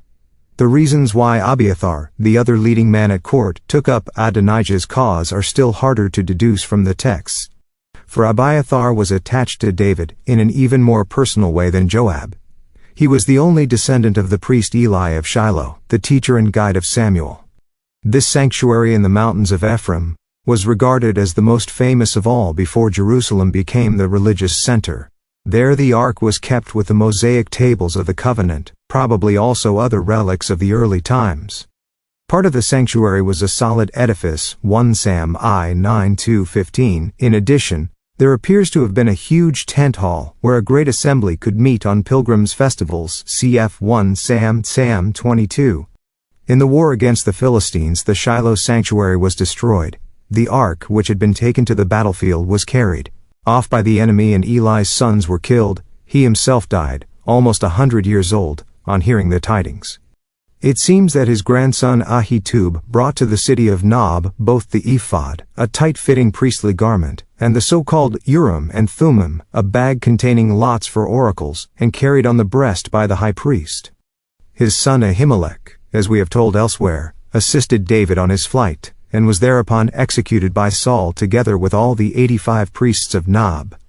Only one of them, Ahimelech's son Abiathar, managed to escape, and fled to David with the sacred garments and sacred vessels. He remained David's religious advisor, fetched back the ark together with him, and became the first high priest in Jerusalem. What a close bond must such a past have created between him and David. Just as Abiathar's father revealed God's will to David 1 Sam, so the son encouraged David's followers in times of affliction by consulting the oracle Ib. 9-12. Abiathar may have been the last of those that knew how to consult the Urim and Thummim. After him, i.e. from the time of Solomon, we hear no more of such oracles.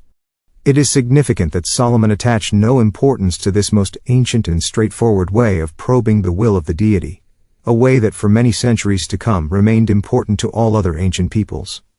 Abiathar provided David with another incomparably great spiritual power.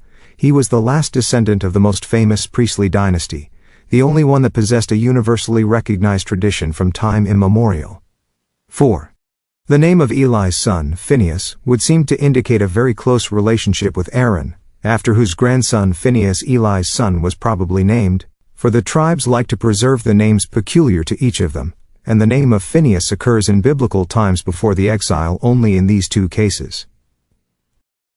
What David on his part gave to the priest was also something personal, the chance of restoring, after so many misfortunes, the house of Eli and its tradition. When Jerusalem became the political center of the kingdom, and the ark with the tables of the covenant had, for the first time since the days of Eli, found a central home, Abiathar may well have hoped to have achieved his goal.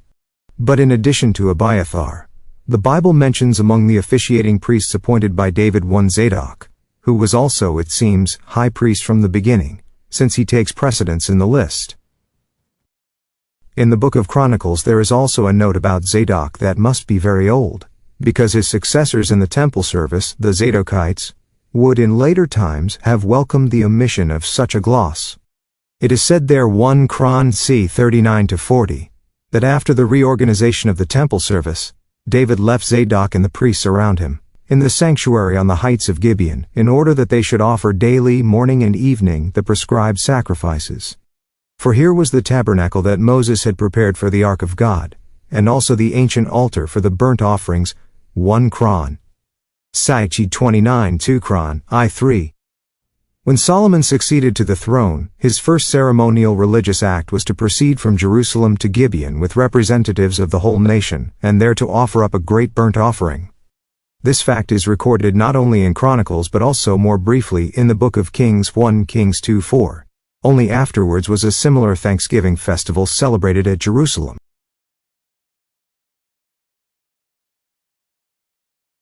Zadok's appointment as high priest beside Abiathar must have been a concession to the priests outside Jerusalem, and thus a recognition of the sanctuaries outside the capital.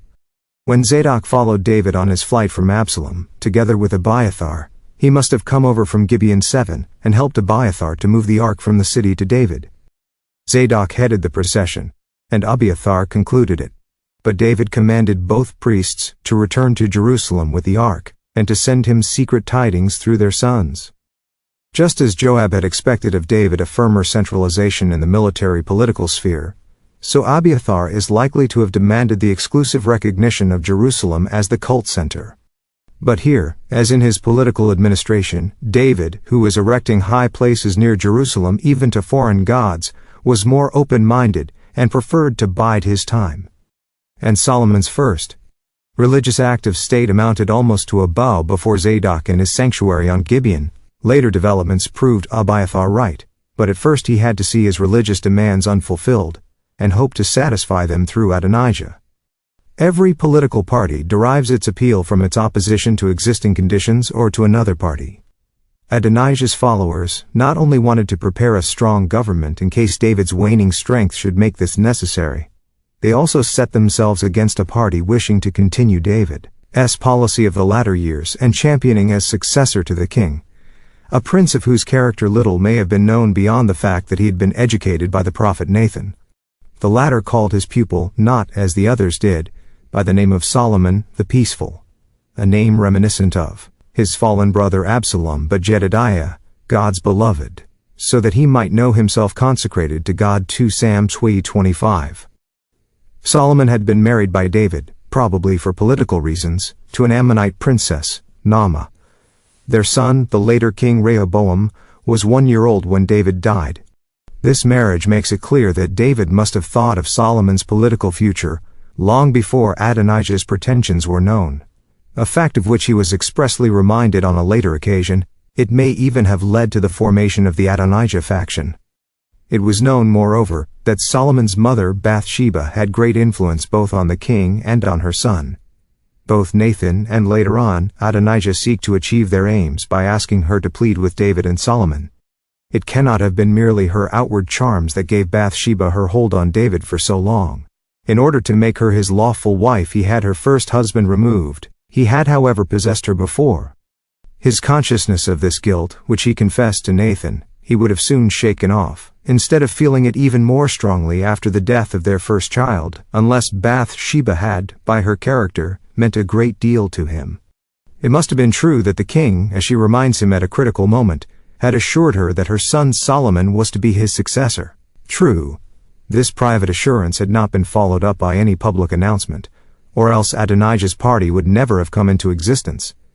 Here again David showed his cautious attitude. He thought that things would perhaps develop in such a way that he would not himself have to act openly. His policy was to intervene only when it became necessary, but once he did intervene, he did so decisively and resolutely. One man only, the prophet Nathan, knew of the promise to Bathsheba. In his pupil Solomon he had probably found one whom he could mold according to his own ideas, and had persuaded Bathsheba to obtain from David the assurance of Solomon's right of succession. For otherwise he could not have known about that promise, which he wanted to be kept secret in order that no one else should usurp his influence over Solomon. There is little we know about Nathan, apart from his activities on Solomon's behalf. From the reference in 1 Chron, parts of which are 29, we can deduce the existence of a Book of Nathan, a kind of autobiography, parts of which are preserved in the second book of Samuel. 2 Sam 7:1 and chap, where Nathan is appointed Solomon's tutor, probably in connection with David's plans for the temple and with the Bathsheba story. From these fragments we can deduce two historical facts. First, we have to bear in mind that Nathan prevented David from building a central sanctuary in Jerusalem. This has led many to believe that Nathan stood for the desert ideal, to which a movable tabernacle but not a solid edifice was suited as divine abode. For this reason, it is asserted, he justified his opposition to the building of a temple by pointing out that never, since the exodus from Egypt, had the Ark of the Covenant been housed in a solid edifice, the sanctuary at Shiloh, where, as mentioned above, a small edifice adjoined the tabernacle, is not taken into account here. But in his speech to David, Nathan immediately adds the assurance that the king's dynasty would nevertheless continue to reign, an assurance for which David gives thanks in a special prayer. David then wanted to build the temple because he hoped that this, and the dominating position of Jerusalem, would establish his dynasty more firmly. These are the only sentiments that move him. That is why, in one of the last verses of Nathan's speech to the king, there is quite a sudden remark that David's son would build the house. The late chronicler therefore added here an ethically very noble though historically irrelevant motif, that David had spilt too much blood in his wars and was therefore unworthy to build the temple. Only his son Solomon, the man of peace, would accomplish this project. Nathan was therefore against the preeminence of the Jerusalem sanctuary, i.e., he stood for the recognition of the sanctuaries already existing in the country. He had not held this view right from the beginning, and this also makes it unlikely that he cherished the desert ideal of the desert years. It must not be overlooked, and this cannot possibly be a later addition, that Nathan originally approved of David's plan to build a temple, and was only moved by later considera. Tions 10 inspirations to hold the other opinion, which he then upheld so passionately. Apparently he feared that a premature domination of the priesthood of Jerusalem would spread confusion among the tribes and lead to a religious catastrophe, namely, to a strengthening of the idol sanctuaries in their neighborhood. In this respect he agrees with the priest Zadok of Gibeon. The other important trait of Nathan's character that emerges from the texts is his courage. Whichever was the course of the conversation after Uriah's death, when Nathan appeared before the king and cried out that he had committed an offense deserving of death, there is no doubt that this exclamation is the pivot of the whole account, and must have been at least historically possible. It fits in, moreover, with what we know of the prophets, that they were independent of every political power, listening solely to the voice that told them what was right, which they obeyed implicitly. We find the same already in this early prophet. The king bows to his power. When David obeys Joab unwillingly, he is compelled to do so. When he listens to Nathan's accusation, he is humble and contrite. It is only in a monotheistic state that such a prophetic institution was possible. The king appoints priests and generals, but he is neither the Son of God nor God's vicegerent. He is no more before God than any other man, and bows to the words of one in whom the divine spirit is seen to gush forth. If Nathan addresses his demand to the king as to any private citizen, and struggles for a purer attitude of the people, it becomes clear that the appearance of the prophets was due not to an inward tension between the social strata of the people, but to the passion with which the realities of daily life were measured against the monotheistic faith. This required both knowledge and tradition, and we may assume that the circles round a prophet master would discuss and faithfully preserve the spiritual heritage of the nation in the same way as the rationalistic academies did in a later age. Rhetoric, music, and recitation form appear to have played here an important part, stirring the disciples at times to a religious ecstasy akin to that of the artist. The first book of Samuel x5 tells of such a company of prophets who came down a mountain slope, singing, playing, and reciting, and who were joined by Saul. It was to a prophetic tutor of this kind that Solomon's education was entrusted. Here the pupil found also an opportunity of developing the artistic talent inherited from his father. Solomon must have come into close contact with the whole house of Nathan.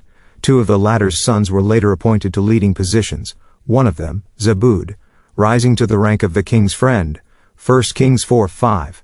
Among those who could not be won over by any party, because they obeyed only the king's own orders with absolute loyalty, were the Cherethites and Pelethites, David's bodyguard, with the much-feared Benaiah at their head, and the Gibberim, from whose ranks Benaiah had come. Benaiah's home was at Kabzeel in the border districts of the southern desert.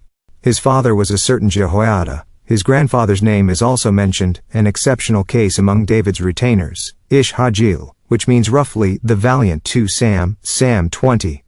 Benaiah was then descended from a family of soldiers. A book on the famous deeds of David's warriors Gibberim, about 30 in number, told also of his heroic exploits. In the Moabite War, how he slew 2 Moabite princes, how he killed a lion in a well, where it had taken refuge from the snow, how, on another occasion, probably in the war against the Philistines, he overpowered a distinguished Egyptian who was armed with an iron pike, whereas Benaiah carried only a wooden spear, how he tore the pike from the enemy and killed him with it. Such were the tales of heroism current about him. He rose to be commander of the Gibberim, and then took command of the 600 men that formed David's bodyguard. He was the man with the iron fist, carrying out unmoved all executions ordered by Solomon, and was rewarded with the supreme command of the entire army. When the time seemed ripe, Adonijah's party decided to come out into the open. The plan was to call a great public assembly, to pass, as we shall see later, a resolution in favor of Adonijah's succession, and then to proceed to the royal palace to obtain David's consent. The place of assembly had to be outside of Jerusalem, not only because the streets of the city were too narrow. Even David had been forced, apparently for lack of space, to acquire for the tabernacle, and as place of sacrifice, a new site near the threshing floor of Araunah, the Jebusite, but also because they had to guard against any disturbance by their opponents. Where the valley of Hinnom south of Jerusalem meets the Kidron Valley, which borders the city in the east, there is a fairly large square enclosed by rocks. In its center, there had stood from ancient times a well, whose water overflowed in the rainy season in some strength, so that it could fairly be called a spring. This is the Rogel Well, or Fuller's Spring as it was called. In the times of the Second Temple, probably identical with what is known today as Job's Well, from which Job, according to the Quran 38:41, is said to have drunk the healing waters. It was at this place, on the border between Judah and Benjamin, that the feast of Adonijah was celebrated. Sheep and fatted oxen, this is mentioned 3 times in the first chapter of the first Book of Kings, were sacrificed on the reptile snake stone, in order that part of the roasted flesh might be eaten by the guests as meal of the covenant. Among these were many men of the tribe of Judah, officials of the king, princes of the royal house, and in particular Joab and Abiathar. The fact that Solomon, Nathan, Zadok, Benaiah, and the Gibberim were not invited can be explained only by the assumption that nothing was allowed to endanger the ultimate object of the feast. But it must not be forgotten that neither Joab nor Abiathar, David's most loyal companions, would, during the king's lifetime, have recognized anyone as king without his approval. But they had, in fact, organized the feast, with the intention, apparently, of sending a delegation to the king, to voice the wish of the people assembled at Rogel, that Adonijah should be his successor. If they had wanted to act independently, i.e., without David's consent, a soldier like Joab, backed as he was by at least a considerable part of the army, would not have shrunk from a bloody fight with the opposition, and would certainly have prepared in advance a plan of campaign. It is understandable that when the proposal was put before the guests at the feast, they raised the cry, "Long live King Adonijah," 1 Kings 25:12. This cry does not, however, mean that the assembly was setting up a rival king, which he would have been in David's lifetime, but merely anticipated a situation they hoped would come to pass. But events were to take quite a different course. Nathan, who must have been previously acquainted with the general preparations for the feast of Adonijah, since the names of those invited were known, was informed by his observers of the object of the meeting. A counter blow had to be struck at once, and the procession of Adonijah's party to the royal palace had to be forestalled. Nathan realized also that if Adonijah should become king, whether by force or with David's consent, Solomon and all those who had upheld his claims would have forfeited their lives. 1 Kings 1:12. In point of fact, Adonijah's own behavior after his failure shows how he would himself have dealt with Solomon. Now the events follow each other in rapid succession. Nathan persuades Bathsheba, by stressing the mortal danger that threatens her son and herself, to go at once to the king, to inform him of the feast at the Rogel Well, and to get him to announce publicly what he had already promised her in secret, that Solomon was to succeed him. Nathan was going to wait in the anteroom, to enter before the king had made his answer, to confirm Bathsheba's account, and if David hesitated, to make it clear that his promise was no longer the secret of 2 people. And that is what happens. No one is present with the king but his nurse, the youngest of his concubines, Abishag the Shunammite, from Solim in the plain of Jezreel, whose beauty was vainly expected to warm the blood of the shivering king. With a fine psychological touch, the account describes Bathsheba's entry into the king's apartment. No trace of personal jealousy of the younger rival confuses Bathsheba for a single instant. She looks at the once all-powerful king, in whose life she had played so decisive a part, and finds but an old broken man. Now the king was very old. She bows low and waits until she is spoken to. Then with the utmost calm she recites what Nathan had suggested to her in great detail. But she alters it a little, showing a shrewdness dictated by the moment, instead of the excited rhetorical questions that she was to address to the king. Didst thou not swear this and that? Why then doth Adonijah reign? The situation suggests to her to make the quieter yet more certain statements that Solomon's succession had been promised to her, and that, without the king's knowledge, Adonijah had now been appointed his successor. As, however, everything depends on that promise and on the king's reaffirming it, she adds to the words that Nathan had placed in her mouth, My lord, thou didst swear by the Lord thy God unto thine handmaid, saying, Assuredly Solomon thy son shall reign after me. Completely of her own accord she makes one request. The eyes of all Israel are upon thee, that thou shouldest tell them who shall sit on the throne of my lord the king after him. This request she reinforces with the argument Nathan has used first, but only towards her personally, that she as well as her son who aspires to the throne only on the ground of the assurances made to his mother, would appear as evildoers unless the king made known his will. Now Nathan has himself announced. He is admitted and does obeisance, indicating that he has come not as the bearer of a prophetic message, but as a servant obedient to the will of his master. Now something happens that might have endangered the whole situation. The account suggests that David leaves Bathsheba at first without an answer, and commands her, probably by a sign, to leave the room. She is called in again, only after Nathan's speech. Nathan, therefore, has to alter his speech to the king. He dare not make any reference to the promise to Bathsheba, but simply asks whether Adonijah's succession, which has just been decided upon at the feast, has David's approval. He confirms the proceedings at the royal well, repeating the names of those not invited. Then suddenly David's energies revive. This is a matter of doing what the future demands of him, and what would not come to pass if he lets things take their course and does not intervene.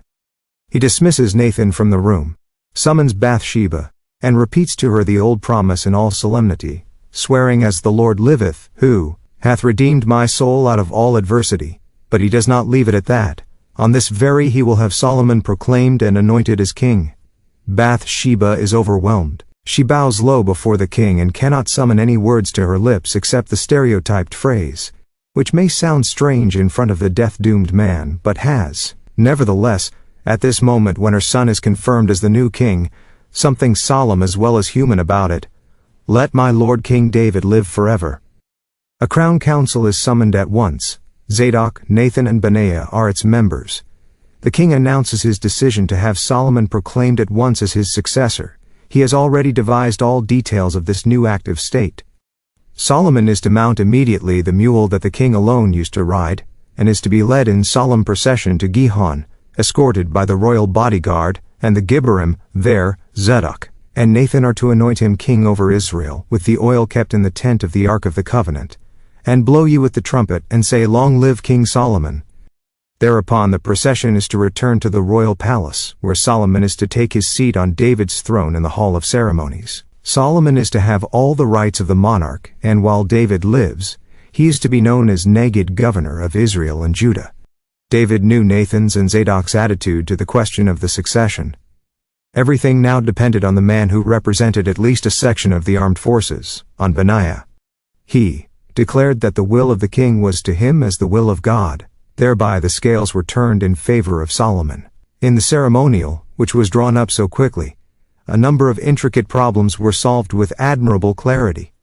Some of these could only be solved by David himself, and this, if nothing else, shows that the first chapter of the first book of Kings is based on a contemporary document. The first question is the right of succession. Both Saul and David had been elected by the elders. This patriarchal body, which represented the tribes, existed officially also during Solomon's reign, cf. 1 Kings 7:1, when it may have had some say in communal administration, in tax assessment, in military levies, and in religious celebrations. But the administration proper was in the hands of officials appointed by the king, and to them the elders were probably subordinate. It seems, therefore, that David himself decided which of his sons was to succeed him. Further, if Solomon could be anointed and proclaimed as king, and was allowed to exercise all royal prerogatives, though regarded only as his vicegerent while David lived, all this required a sanction that nobody else could give but David himself. The ride on the royal mule to the Gihon spring through the north gate of the City 12, the procession of the heroes, the unction by the priest which was probably preceded by a sacrifice, the blowing of the trumpets, the return of the procession to the palace, Solomon's enthronement. All this shows David's gift of impressing the people just as he had done when he brought back the Ark of the Covenant. This time, the moreover, he set himself to take the wind out of the sails of the opposition, for though all was legally in order, there trembled at the back of his mind the doubt how Adonijah and his party would react to the new situation. The Gihon Spring, without whose artificial rock passage Joab had penetrated into Jerusalem about 30 years previously, lies outside the walls of Jerusalem proper, on the rocky slope of a hill that makes the impression of a gigantic tumble bank, although scattered groups of houses as well as patches of soil, primitively cultivated with vegetables, stand out here and there. If you scrape up the loose ground with a stick at any point, pieces of glass, sherds of pottery, and bits of wooden implements will appear, which the expert often recognizes as relics of hundreds, or even thousands of years ago. For this dilapidated hill is the site of the Jebusite city of Jerusalem. It was here that the original Zion stood, the name probably given by the Jebusites to their fortress, and that David built the city of David, which included his palace, constructed by Tyrian masters of stone and cedar wood, the house of the Gibberim, and above all the tent, woven like carpets of goat's hair, with the movable Ark of the Covenant. If we look today from this hill, which is 215 feet high, down into the valley of the Kidron Brook, on whose far bank other mountains rise, the highest of them is the Mount of Olives. We have on the left hand and level with us, the walls of Jerusalem, which here form a corner, behind which lies the temple square with the Mosque of Omar and nearer the corner, the smaller Mosque of Aqsa. If we scan the course of the Kidron towards the right, we see far away in the valley bed a park-like plantation, with very old mulberry trees. In the summer months, when the waters of the Kidron dry up, this spot is watered by the Gihon Spring, which has for thousands of years been diverted into the little pool of Hezekiah, thus benefiting the neighboring garden area. It was here that the ancient royal gardens were situated, whither the king descended on days of hot east wind, if he did not prefer to seek the freshness of the evening on the palace roof. The park lay outside the walls, as we can see from the position of the remnants of the excavated walls, which seem to date from the time of the Jebusites. The houses themselves, built of white limestone from the surrounding mountains and of clay bricks, were probably erected in David's time 14 when timber was an article of great luxury and had to be brought from far away. The site at the Gihon Spring, which was protected by rocks on the other side, was no less suited for a national celebration such as David envisaged, than that at the Rogel well about 1,100 yards farther down the valley round a bend of the Kidron. David's plan was carried out in every detail. The report, 1 Kings 1, 38-40, describes the unction at the Gihon as the most solemn act of all. Zadok the priest took the horn of oil out of the tent and anointed Solomon. Thus the procession must have carried down the tent with the Ark of the Covenant. That this was done on extraordinary occasions is shown by passages such as 2 Sam. 11. The sacramental act of unction was thus carried out in the presence of the holiest of Israel's religious possessions, which was bound up with the ancient history of the whole people. It is also probable that, in accordance with ancient divine service, an altar was improvised at the Gihon, on which the priest offered a sacrifice before the unction. The tent and the ark were probably taken back, but the altar remained at the Gihon. Solomon was then proclaimed king amid the blowing of trumpets and with music and rejoicing, so that the earth rent with the sound of them. The procession returned to the palace, probably through the south gate near the royal gardens. It was only then that the state act took place and Solomon mounted the throne in the palace. When those assembled at the Rogel well heard music and noise from afar, they were greatly alarmed. By then the head of the procession with Solomon, Zadok, Nathan, the Gibberim, and the bodyguard commanded by Benaiah, was already in the city, with the rest of the people streaming through the gate amid much noise and rejoicing. Joab was the first to remark upon the sounds that came from the city. He was sitting in a tent with Adonijah and Abiathar. Then Abiathar's son Jonathan appeared and told them of the events at the Gihon, of Solomon's enthronement, and of the oath of allegiance sworn by Benaiah and his troops. A special council had been prepared for David in the throne room, and the king had given loud thanks that he should have lived to see on his throne the successor he desired. Now, when David's unmistakable will was known, all was lost for Adonijah. Joab and Abiathar would have acted only with David, never against him. The guests at Rogil dispersed in confusion, each concerned about his own fate. The Bible reports very simply and impressively, and all the guests of Adonijah were afraid and rose up and went every man his way. 1 Kings 49. For in the eyes of the young monarch, all those that joined in the feast would be marked out as his opponents. No one felt this instinctive fear more keenly than the host, Adonijah, who had already been acclaimed as king. Now all his followers had vanished. Seeing himself deserted and delivered up to the mercy or the wrath of his brother Solomon, the thought came to him of making the last attempt open to one pursued, of seeking refuge at an altar. He would scarcely have had the courage to mingle with the crowd in front of the sanctuary on the castle of Zion, so he hurried to the altar at the Gihon 16 where Levites and guards were still busy, grasped one of the protruding corners of the altar, and remained in this position. Only one accused of murder might be torn away by force from such a place of refuge. Adonijah declared he would not leave the place unless Solomon assured him of his life. This was an open confession of guilt. His plea was laid before Solomon, who thus, for the first time in his new station as king, had to make a decision of far-reaching political importance. If he showed himself undecided or weak, all opposing forces would rally and undermine his position. But if he proceeded with all severity against his stepbrother, he would open his reign with a fear-inspiring measure, which, although it might guarantee peace for some time, would characterize him in the eyes of the people for the rest of his reign. Tradition has preserved the wording of King Solomon's first pronouncement, whose original rhythm with its inimitable linguistic form must have lingered long in the ears of those present. If he shall shew himself a worthy man, there shall not a hair of him fall to the earth, but if wickedness be found in him, he shall die. 1 Kings 52. The first half of the sentence wipes out the past. Now everything depends on the future. Note the intentional phrasing shew himself, which corresponds precisely to an unusual particle in the Hebrew text. The second half, too, refers only to the future. What Adonijah had done hitherto had been immediately against Solomon, but Adonijah had been free to do it. It was nothing wicked. If, however, he were to direct any action against the king in future, he would pay the extreme penalty without fail. Solomon's tone leaves no doubt about this. This then was the young king's solution. He would not hold anyone responsible for a political action undertaken before his accession, knowing, as he did, that Adonijah was only a tool in the hands of more important men. From the sentence that he passed, Joab and Abiathar too were to understand his attitude towards them, and to realize that the way to him was still open to them. More than this, he not only dispatched his message to Adonijah, who was waiting at the altar, but also bade him appear before him without fear. Once the brothers stood face to face, they would, he hoped, gain confidence in one another, and have no need of words.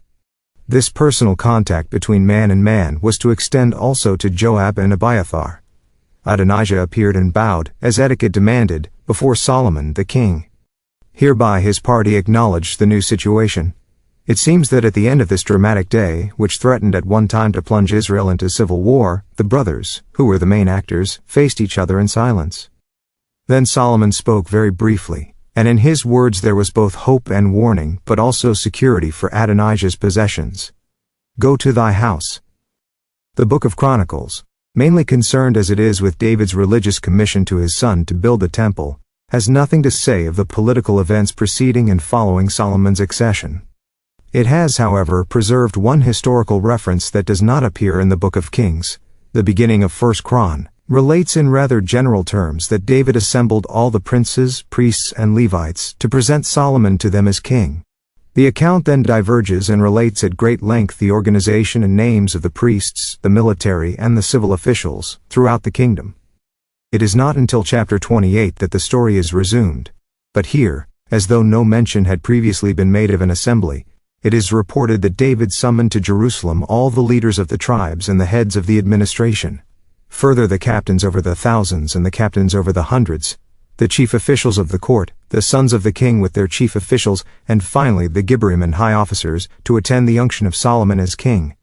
On the next day, a great popular festival was celebrated, at which hecatombs were sacrificed.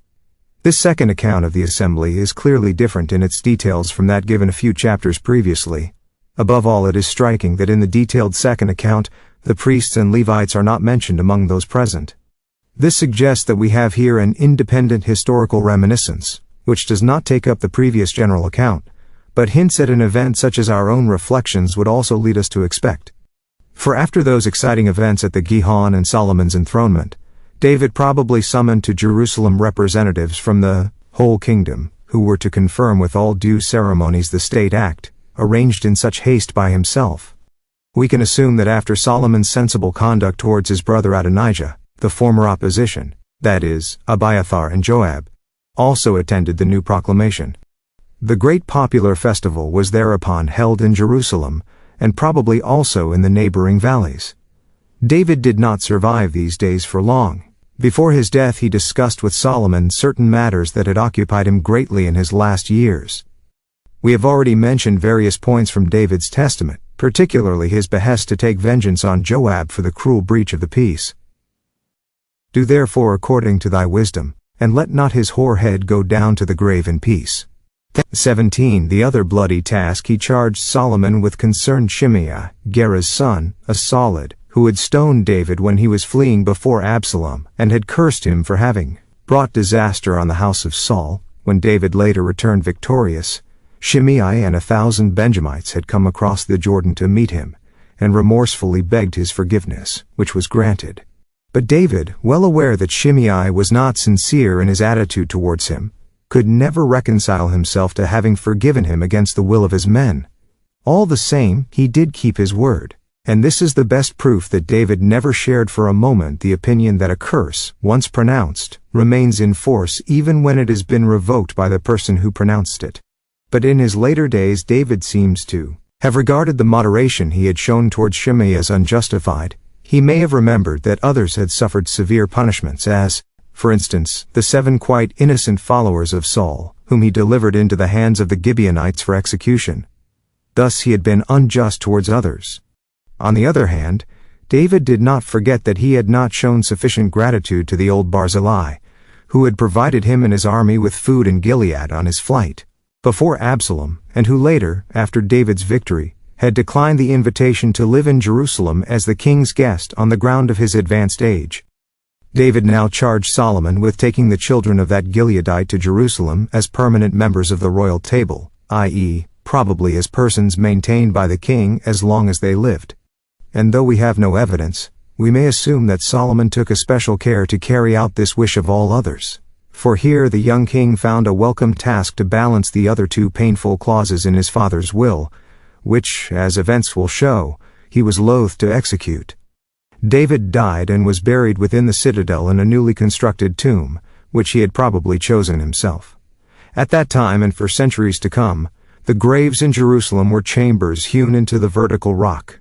Some years ago Raymond Weil 20 discovered such rock graves at the southern end of the old city of David, and since these are constructed as single graves in the Phoenician style, he was probably quite justified in taking them for the royal tombs used down to the time of Hezekiah, about 700 BCE. Up to that time only the cistern-like or subterranean catacombs were used. The other general places of burial were probably outside the city. Solomon was now sole king. It was not vouched to him to secure the foundations of his rule without bloody orders. That he sought to avoid such measures may be inferred both from his original conduct towards Adonijah, and from a reign of nearly 40 years free from any major conflicts abroad as well as from uprisings at home that might have had to be quelled by force of arms, or by executions. Looking closer into the matter we find that he was not at all pleased with the charges to kill Joab and Shimei. When he carried them out eventually, he was guided by quite different motives.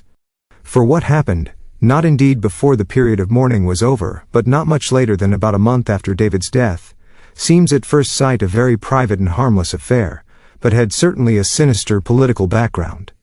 Adonijah asks Solomon to give him for his wife David's beautiful concubine Abishag. It all has the appearance of a love affair intended to compensate Adonijah for his disappointment in the political sphere. To dispel any suspicion that there is anything else behind that personal passion for the Shunammite, whom he had often seen in his father's palace, he asks Bathsheba to lay his plea before Solomon. We have a vivid and very detailed account, 1 Kings 2:19 ff, of how Bathsheba appears before the king, who goes to meet her, bows down before her, and leads her to a special seat on his right hand. Then the queen mother says she has a small petition of him, which he must not refuse. Solomon echoes almost tenderly the rhythm of her words, "Ask on, my mother, for I will not deny thee." But as soon as he hears why she has come, his tone changes completely. He is infuriated even against his mother herself. Why does she ask only Abishag for Adonijah? She might just as well demand the throne itself for him, since Adonijah is the elder. And Solomon pronounces the death sentence on his brother, which is carried out by Benaiah. This behavior on Solomon's part can be understood only if we realize that Adonijah's request for Abishag was the sign of a new move on the part of the opposition, which had rallied its forces after David's death. Solomon at once interprets it as such, and expresses this quite clearly. The concubines of a king passed into the possession of his successor, hence Solomon's absolute right over Abishag. But we also know from the story of Absalom, and from the conflict between Abner and Ishbaal, that the possession of a concubine amounted to a claim to the harem and thus to the throne. Bathsheba, of course, would also have been aware of this, and if Adonijah wooed Abishag in such a roundabout way, this was not in itself sufficient and clear proof of his aspirations to the throne. When he approached Bathsheba with his request, the latter was herself at first suspicious.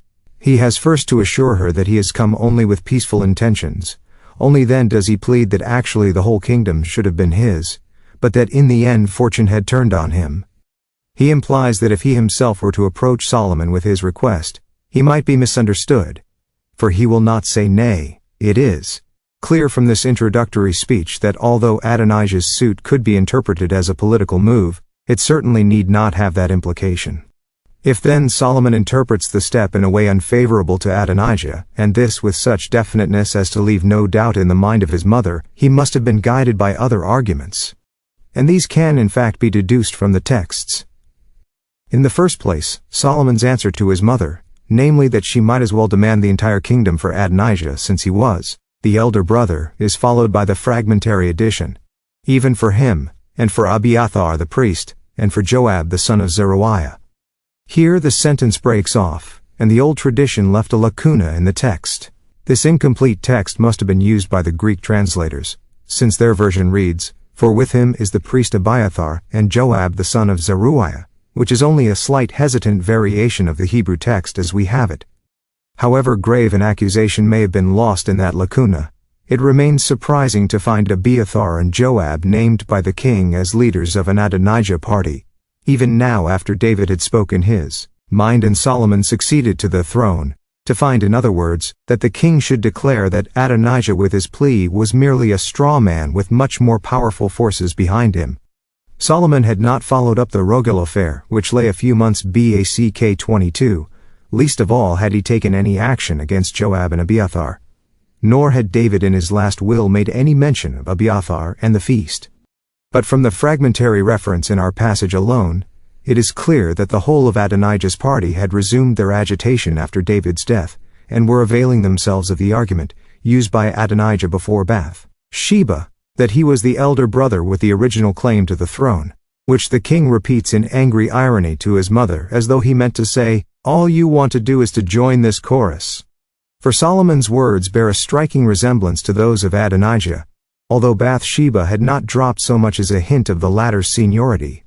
This is moreover the only explanation of the fact that Solomon, in this connection, orders the arrest of Abiathar and Joab and condemns them.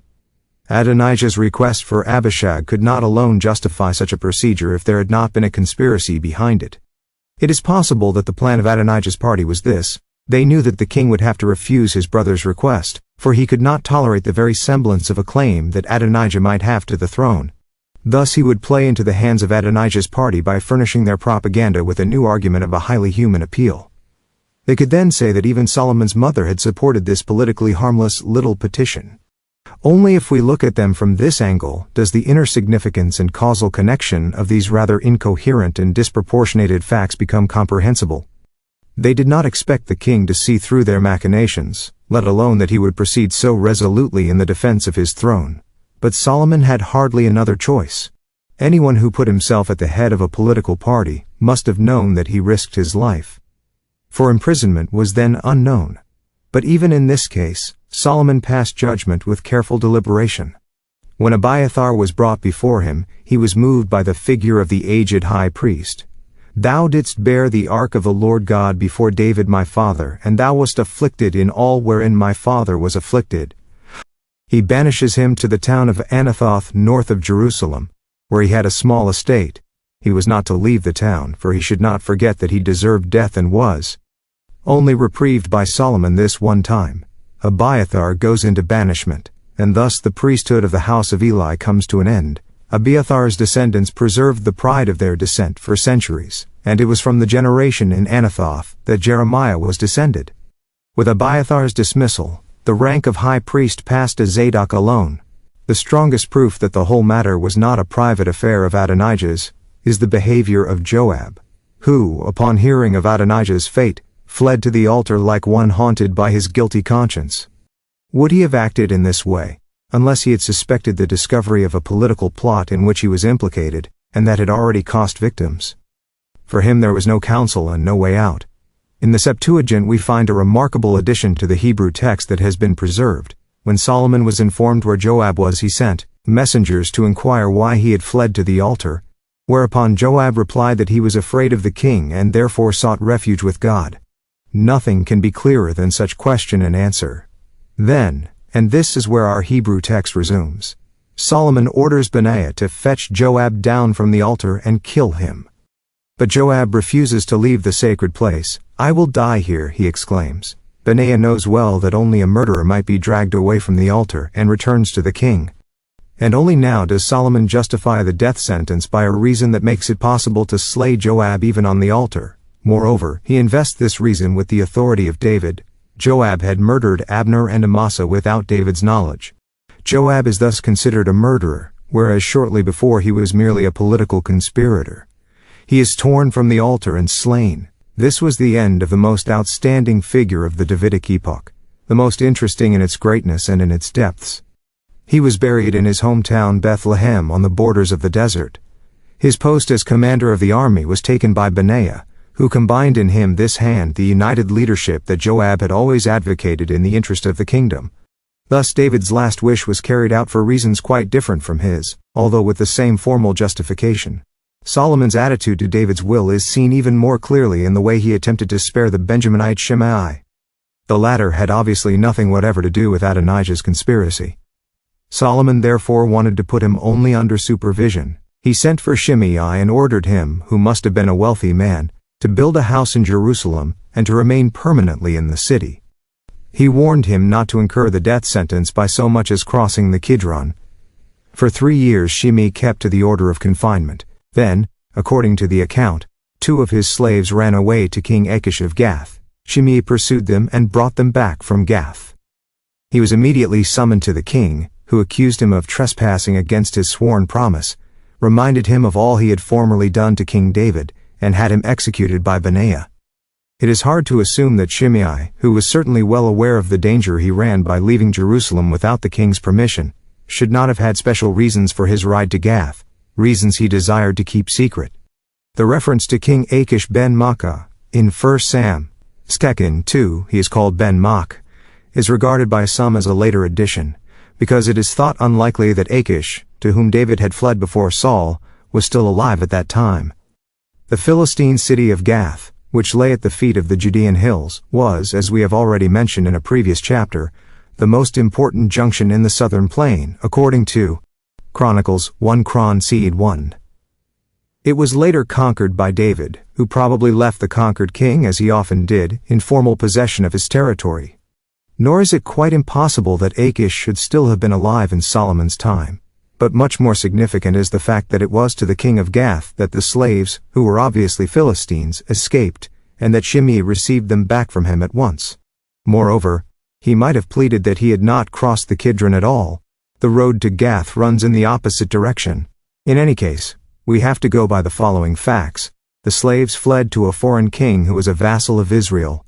Such an unusual and detailed information regarding the escape of slaves cannot possibly be a later invention. And Shimei, aware of the danger he ran in leaving Jerusalem, hurries after them to the king of Gath and brings them back. Now, if it was really only a matter of retrieving escaped slaves, he cannot have set out without an escort of at least 2 men, for otherwise he would have been at the mercy of his 2 slaves. But he certainly did not take any witnesses along, but proceeded alone and in the utmost secrecy. It follows that this must have been a prearranged affair between him and the slaves, as well as a plot against Solomon's rule, between Shimei, who, as we know, had a great following, and the king of Gath, who represented the opposition abroad. David and Joab were dead. It would be surprising if no attempt had been made to exploit this situation internally in the same way as was done abroad. Indeed, all these forces of opposition may have been connected by a secret understanding. Solomon must have known about this, but he passed judgment on Shimei only on the grounds of an actual offense, which was of quite a different order. Perhaps he wanted to avoid a conflict with the king of Gath, and expected that after the execution of the traitor in the capital, no further attempts would be made by this group. And there was in fact no open conflict within the country for several decades. The short dramatic period of Solomon's reign was over. The next task was the protection of the frontiers against attacks from abroad. The account of this beginning 1 Kings it portrays the agitated historical events simply and movingly with masterly skill.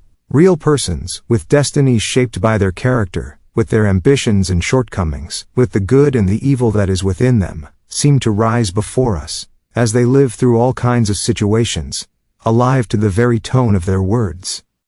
At the same time, the great uniform background of the picture is preserved, one event following another as effect follows cause. This section differs distinctly from the subsequent reports by its art of presentation, and by the intimate knowledge of the people at court. In particular, we cannot fail to notice how the description of political events is here preferred to priestly reflections. The whole passage is comparable only to the Nathan stories in the preceding book of Samuel, and we may assume that here too.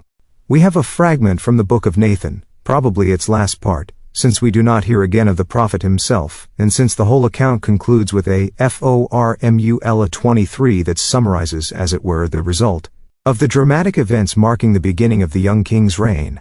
The kingdom was established in the hand of Solomon.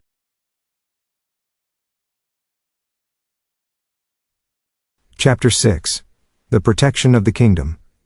It has always been thought surprising that the reports of political events during Solomon's reign are so scanty compared to the copious tradition about the reigns of the 2 first kings, and most of the important later kings. On the other hand, the form, execution, material and measurements of the temple and the royal palaces are described with a wealth of detail, unique in the historical books of the Bible, except for the description of the tabernacle, while the other buildings are accorded only a cursory mention. This distribution of the subject matter in the synopsis of a later observer is of the greatest historical value, for all that happened during Solomon's reign was carried out in accordance with a plan not dictated by necessity or by the needs of external conditions, but evolved from within, out of the untrammeled urge of a central will.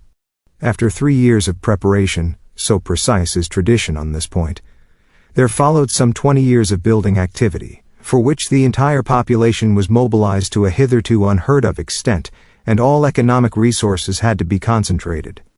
All the evidence from texts and excavations, additions and allusions, goes to show that at the same time, and perhaps beyond it, various sections of this great plan were carried on, and that our tradition has preserved only a fraction of what was achieved or planned in the way of internal creation in Solomon's kingdom. In his latter years David had himself begun to enlarge his city. For this purpose he had summoned Phoenician masters to Jerusalem, but the opposition of leading personalities forced him to give up his plan of building a temple. With Solomon, all his will and energy were concentrated from the very beginning on program and method. But there is no systematic plan covering several decades that does not spring from an idea. What then was Solomon's political idea? The idea that must have guided him already at a time when he began to contemplate the possibility of succeeding his father. Our first conclusion is a negative one. Solomon, who had at his disposal a much more powerful war machine than his father, planned no extension of the Israelite empire. Not that it would have been difficult for him to achieve successes in this direction at a time when his power surpassed that of the neighboring states. A mere fraction of his armed strength would have sufficed to deal with the only one of his neighbors who was a serious menace, Rezin of Damascus. But such a conflict, compared to what he considered his chief task, seemed to him, perhaps wrongly, scarcely worth the time and energy it would have required. There was nothing about him of the Oriental ruler who aims at setting up a world empire. In view of the abundance of material and military forces at his disposal, this amounts to a significant self-restraint. For a man who is able to suppress every political opposition, who provides his army with the most up-to-date equipment, and who pulls down old fortresses in order to erect better ones in their place, cannot be said to lack the sense of military enterprises or the ability to carry them through. Solomon was no timorous epigon, nor yet an obstinate fantast. He was a ruler with a pronounced realistic vision, but, at the same time, with an idealistic urge, which launched him into the world of realities. This then is the other, the positive, fact suggested by the texts. The building of the temple, his first enterprise, was for him the most important part of his political program. Without the specific attachment of a nation, or the members of a state to something that is above man, there is no common strength capable of welding them into one, connecting past and future, arousing the spirit of responsibility and sacrifice, and thus creating law and cohesion. We can here trace the influence of his tutor Nathan, and also the motive of the latter's fight for Solomon's succession. The force that moved Solomon more than any other was neither personal ambition, nor lust of power, nor a blind desire whose objects are dictated by the moment. It was a plan aiming inwards, the spiritual conception of a free order round a holy center. He was, of course, convinced that such an ideal could be guarded and ensured only by a strong and ready force. His armaments and fortifications were devoted to this task of strong preparedness. He needed peace at the borders of the kingdom to carry out his plan. This idea does not strike us today as something overwhelmingly new, but in an age when everywhere else the kings of large empires were regarded as the representatives of the deity or even as godlike beings, and when public law was a mere instrument of personal power in the hands of the ruler, it was something new, even compared to the reigns of a Saul or a David, that the character of a king should be determined not by his abilities as a general, but by the subordination of his person and of the nation to a plan that aimed at peace and contemplation. By its monotheistic religious basis, this political plan differs also from the theory of classical philosophers, Greek and late Roman, who saw, in the establishment of law and order, not an object in itself, but a method of relieving the sufferings of the individual. It is obvious that the first object of the young ruler was to protect the borders before he set about his plan in the interior. Although the account in the Book of Kings relegates all the military events of Solomon's reign in a rather fragmentary fashion to the end of the epoch, one part of it points to the time immediately following the death of David. It was customary in the East to inform the neighboring states of a change of reign, whereupon the friendly kings would send a special message to the new ruler. We have already heard of the unfortunate result of one such embassy of David's to the Ammonite king. This time Solomon risked a step that amounted to an entirely new departure in Jewish foreign policy. He sought an alliance with Egypt. Notwithstanding its relative decline, the country of the Nile was still a model of order, building enthusiasm and military equipment. It cannot have been easy for Solomon to overcome the dread of Egypt in his courtiers, and in the whole Jewish nation, but an even greater diplomatic ability was needed to persuade the Egyptian king to this alliance. Tradition 1 Kings 2:1 describes this as Solomon's first act of foreign policy, since he did certainly not go abroad in these first years of his reign, which, as we have seen, were not quite free from dangers at home. Egypt could be won for the alliance, and for Solomon himself, only by the diplomacy of ambassadors. But these must have been given quite definite instructions. Above all, they must have offered to make economic concessions in the transit of goods from Phoenicia to Egypt, and probably also to purchase Egyptian steeds and military equipment. To the pharaoh, these offers on the part of a newly rising neighbor country, the foremost country as far as Mesopotamia, were not unwelcome. He could no longer afford to be too proud to seize the hand of such an ally. For within the Egyptian kingdom the Libyans were trying to usurp the power, and any support or hope from abroad strengthened Pharaoh's position. The confidence in the alliance was finally crowned by Solomon's marriage to a daughter of Pharaoh. She became his principal wife. This amounted not only to such a departure from Jewish tradition as could have been risked only by a strong and original personality, but also to an innovation in Egyptian custom, for we know that Egyptian women were not given in marriage to foreigners.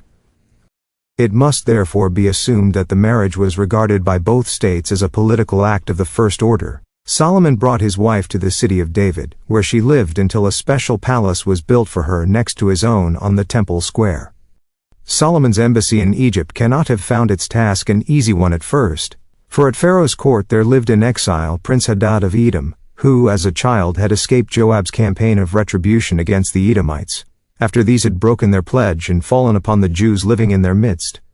Hadad was brought first to the Midianites, neighbors of the Edomites, by some of his father's faithful followers.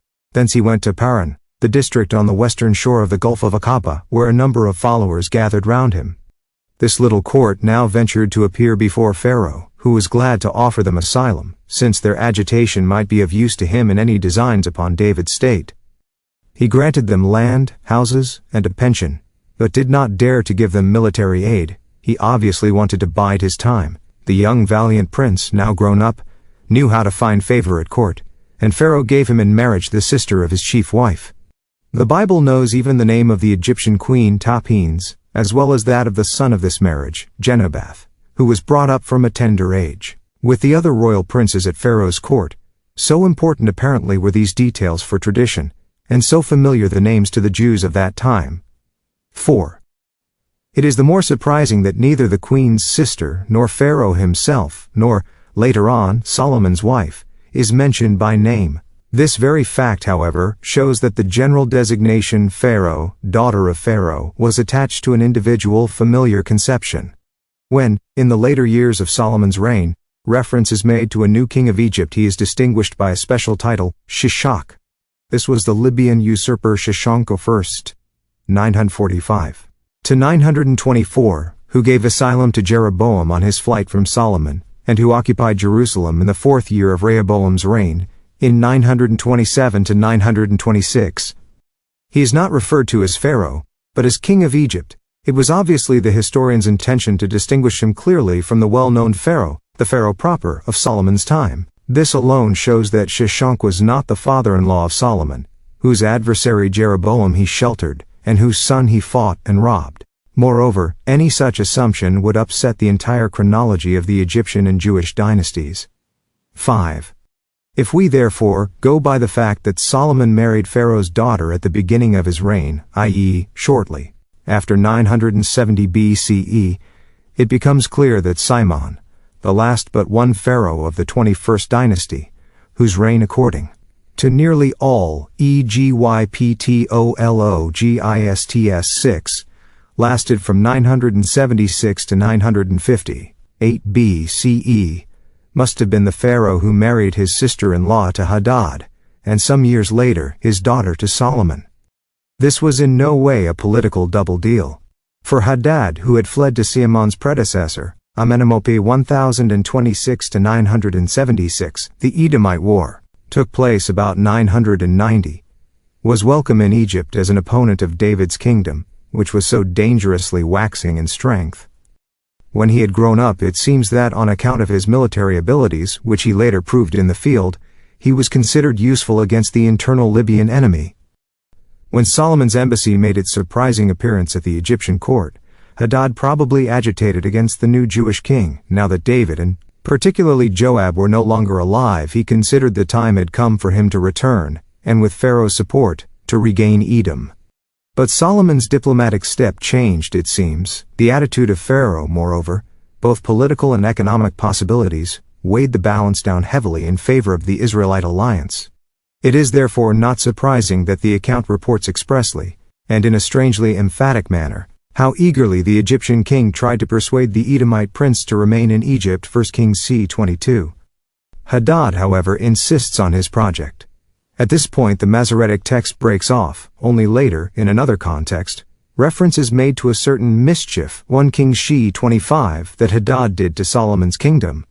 But the Greek Septuagint seems to be based on a text that included an additional verse. Hadad had returned to his country, and abhorred Israel, and reigned over Edom. He may have lived as leader of a gang in a part of Edom's territory, and ventured, as David had done in the land of the Philistines, to make plundering raids in the surrounding districts. But hemmed in as he was between two strong and friendly kingdoms, he cannot have been a serious danger to Solomon. The trade route from the Dead Sea through the Arabah southwards to the Gulf of Elath, whence Solomon's ships set out, remained secure in Solomon's hands. This was one of the political successes that accrued to Solomon from his alliance with Egypt. Without the south secure in his hands, all trade projects and consequently the relations to Phoenicia, as well as the whole reconstruction of the country, would have been endangered indeed if Solomon had not forestalled the Edomite prince in good time, and if Hadad had succeeded in obtaining proper assistance from Pharaoh. Complications of incalculable consequences might have ensued for the Jewish state. But Solomon gained yet another political advantage through the alliance. The two strongest fortresses of the country, Megiddo and the plain of Jezreel, the gateway between north and central Palestine, and Gezer, situated north-east of Jerusalem, at the foot of the mountains of Ephraim, and dominating the entrance to the port of Jaffa, both had a Canaanite population. After David's victory over the Philistines, Megiddo had probably become part of the Israelite state without offering opposition. 5. But Gezer had remained, to a certain extent, independent, and the last Canaanite stronghold. Excavations have shown how powerful its fortifications must have been. For although David is reported to have attacked this city 2 Sam v. 25:1 Chron, it was only now and through special circumstances that it came into Israel's possession. The first book of Kings, 16, relates that Pharaoh king of Egypt had gone up, and taken Gezer, and burnt it with fire, and slain the Canaanites that dwelt in the city, and given it for a portion unto his daughter, Solomon's wife. Following immediately an enumeration of the cities that Solomon fortified, of which Gezer is named last, this verse explains how Solomon was in fact able to fortify this city. This alone would prove that Megiddo, which is also mentioned, had already been incorporated for some time in the Israelite state, whereas it was felt necessary to explain why Gezer could be described as a part of Solomon's empire. Now Gezer was situated in the very midst of Israelite territory, above the latitude of Jerusalem. Did Pharaoh advance so far with his army, and does not this suggest that Solomon was a kind of vassal forced to permit a foreign army, even though a friendly one, to march across his country? It is besides most unusual for a city situated in the midst of the son-in-law's territory to be conquered, and handed over to him as part of the dowry. Moreover, the Egyptian campaign is a sign of military aggressiveness, such as one would not attribute to the predecessors of Shishak. In any attempt to solve one of these three problems, passage through a foreign state, a conquered and completely destroyed city given as dowry, whether it was Shishak or one of his predecessors, we are bound to come into conflict historically or logically with the other two. If the conquest of Gezer took place before Solomon's marriage, then the advance of Pharaoh into the interior of Palestine would have been an attack on the independence of a neighboring state which Solomon, considering the whole character of his organized military activity, is not likely to have tolerated, nor would Pharaoh afterwards have given his daughter in marriage to such a powerless king, nor again would Pharaoh have confined his conquests to Gezer. He would at least have made himself master of the whole coastal road up to Gezer. It is besides much more likely that the Canaanites in Gezer would have joined with the Egyptians in a campaign against the Israelite kingdom, which they had hitherto successfully defended, and that the Egyptians would not have completely destroyed this historic mound in the midst of Palestine. But if the action took place after Solomon had married Pharaoh's daughter, we cannot account for Egyptian aggression against Palestinian territory, let alone for the belated wedding gift of a destroyed and depopulated city. A weak king would not venture on such a raiding campaign, while an ambitious ruler would not give away the fruit of his conquest. But if military considerations lead us to identify the conqueror of Gezer, and hence Solomon's father-in-law, with Shishak, we have not only to date the marriage with Pharaoh's daughter in the latter period of Solomon's reign, an assumption in hopeless contradiction to the entire chronology and biblical text, but also to explain why the imperialistic Shishak should make a present of a key city to a state that he permits to build military fortresses, whose enemies he harbors, and that he later attacks.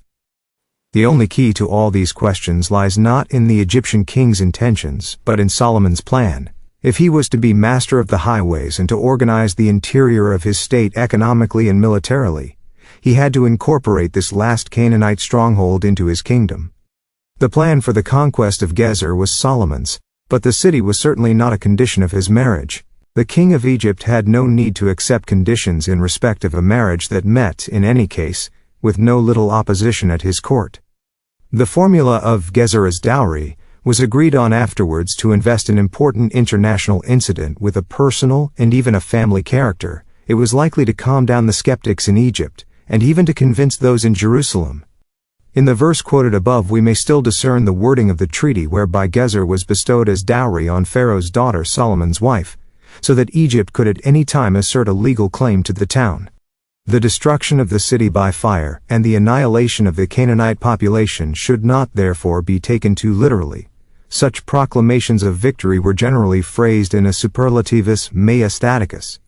Excavations have, however, proved VIII that, in order to seize the city the walls had to be breached, by no means an easy operation, and a certain amount of destruction to be wrought.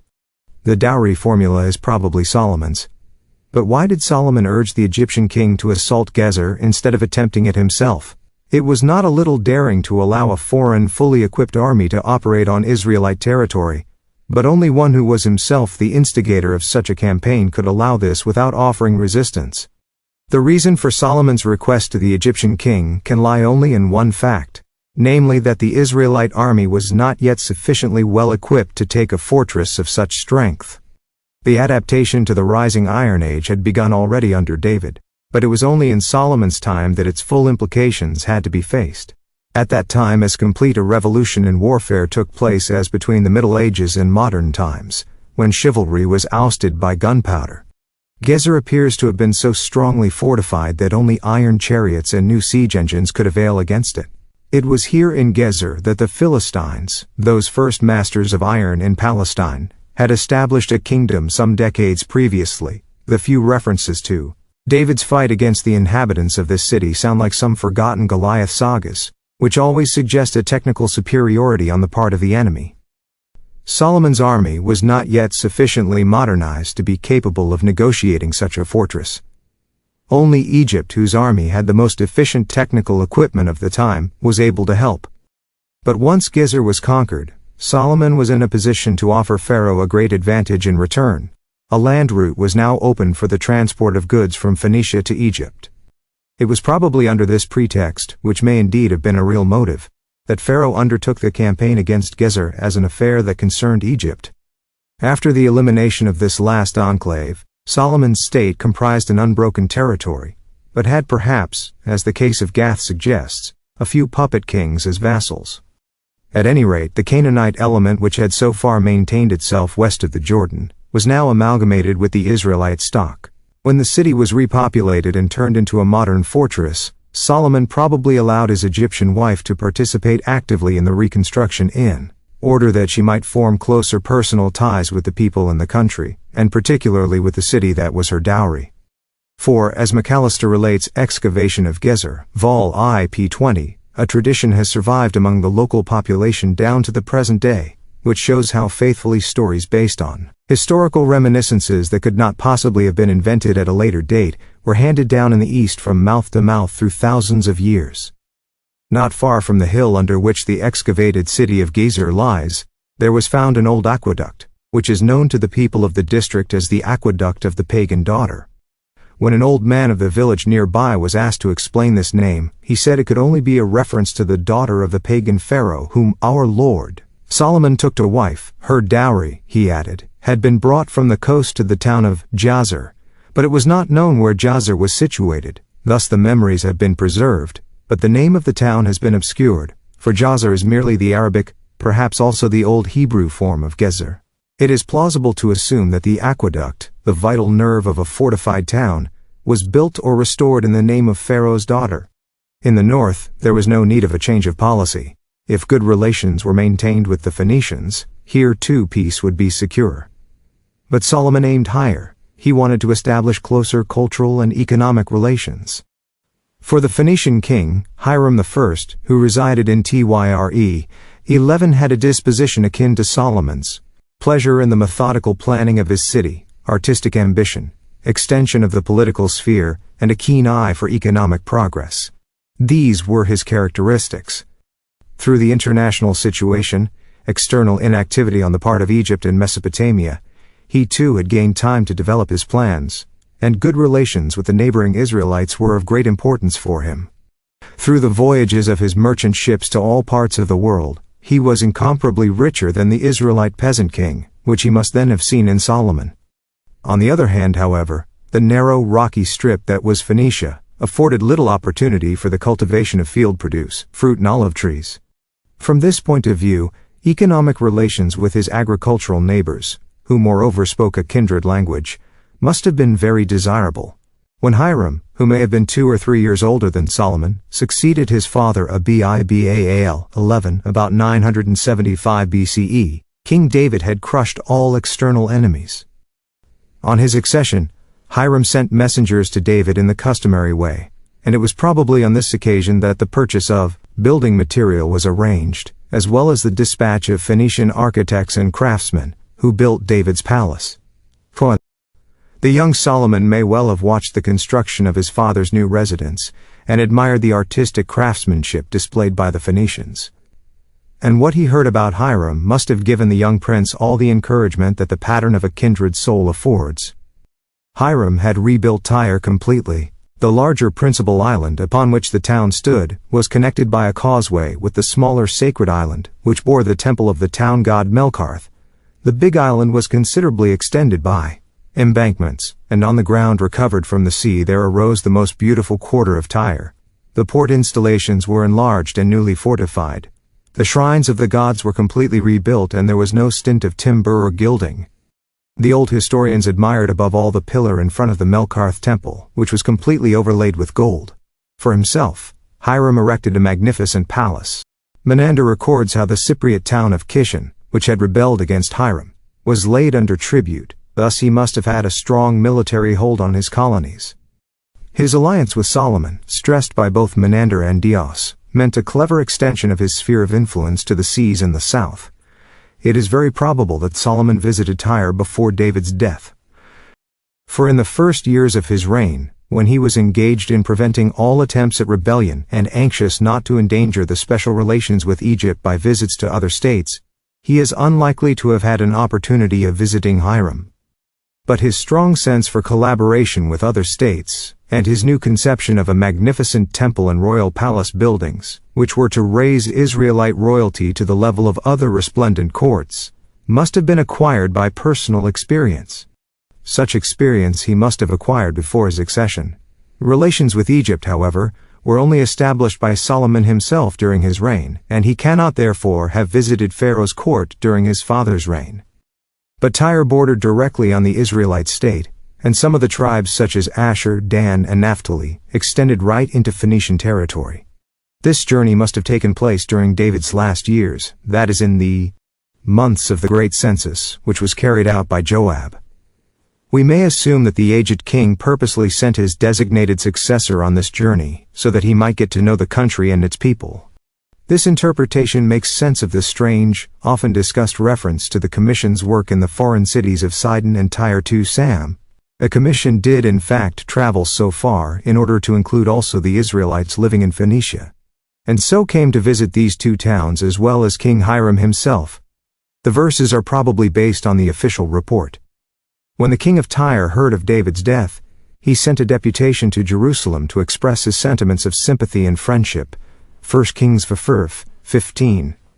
Solomon grasped the outstretched hand, and a correspondence ensued between the two kings, to which Josephus makes special reference, saying that it was still possible, that is 1,000 years later, to see copies of the letters in the state archives of Tyre. He quotes from the letters according to Greek authorities. Compared with the brief summaries given in the Book of Kings, his version shows a slight touching up, the ideas being joined to one another not without a certain Greek elegance of style, but no thought is added, and none omitted. As against these versions, the text given in the Book of Chronicles 2 Chron 2 is disproportionately amplified. The reasons for Solomon's plans are here rhetorically paraphrased so as to impress religious minds, and thoughts are expressed that did not come to the fore until later, and are quite immaterial for the substance of the letter or for Hiram. 15. It is therefore in the Book of Kings that we have the oldest tradition, which is to the effect that Solomon began by ordering incomparably more building material than David, mainly for the construction of the temple, that he also asked for master builders and craftsmen, and that he finally inquired what Hiram demanded in return. The latter fell in gladly with Solomon's request, and proposed himself to expedite the building materials by sea to any port Solomon might suggest. From there, the port agreed upon was probably Jaffa. The goods were to be brought up to Jerusalem at Solomon's expense. Solomon was also to be responsible for the maintenance of the workmen sent along with the material. In addition, he was to pay to Hiram 20,000 kor of wheat, and 20 kor of fine beaten oil, 16 every year, the equivalent of 73,000 hectoliters of wheat, and more than 15 gallons of oil. The alliance with Solomon was to be also of a material advantage to Hiram.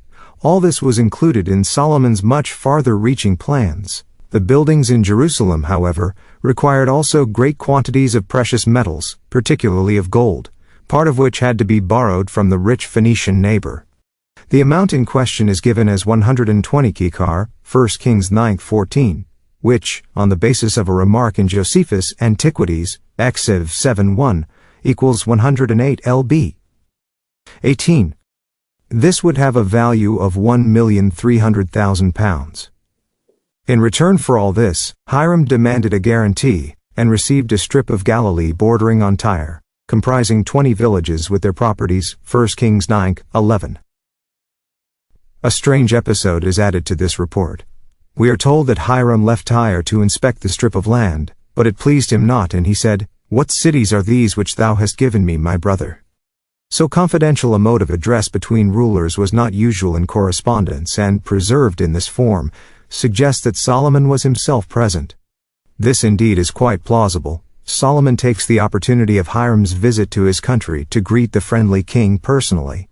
It may have been on this occasion that the two kings discussed plans for joint shipbuilding on the Red Sea and for trading expeditions to Ophir, for these are mentioned in the same chapter. But when Hiram saw those villages, he called them, it is said, the land of Kabul, a derogatory name that survived unto this day. What did Hiram mean by this ironic word?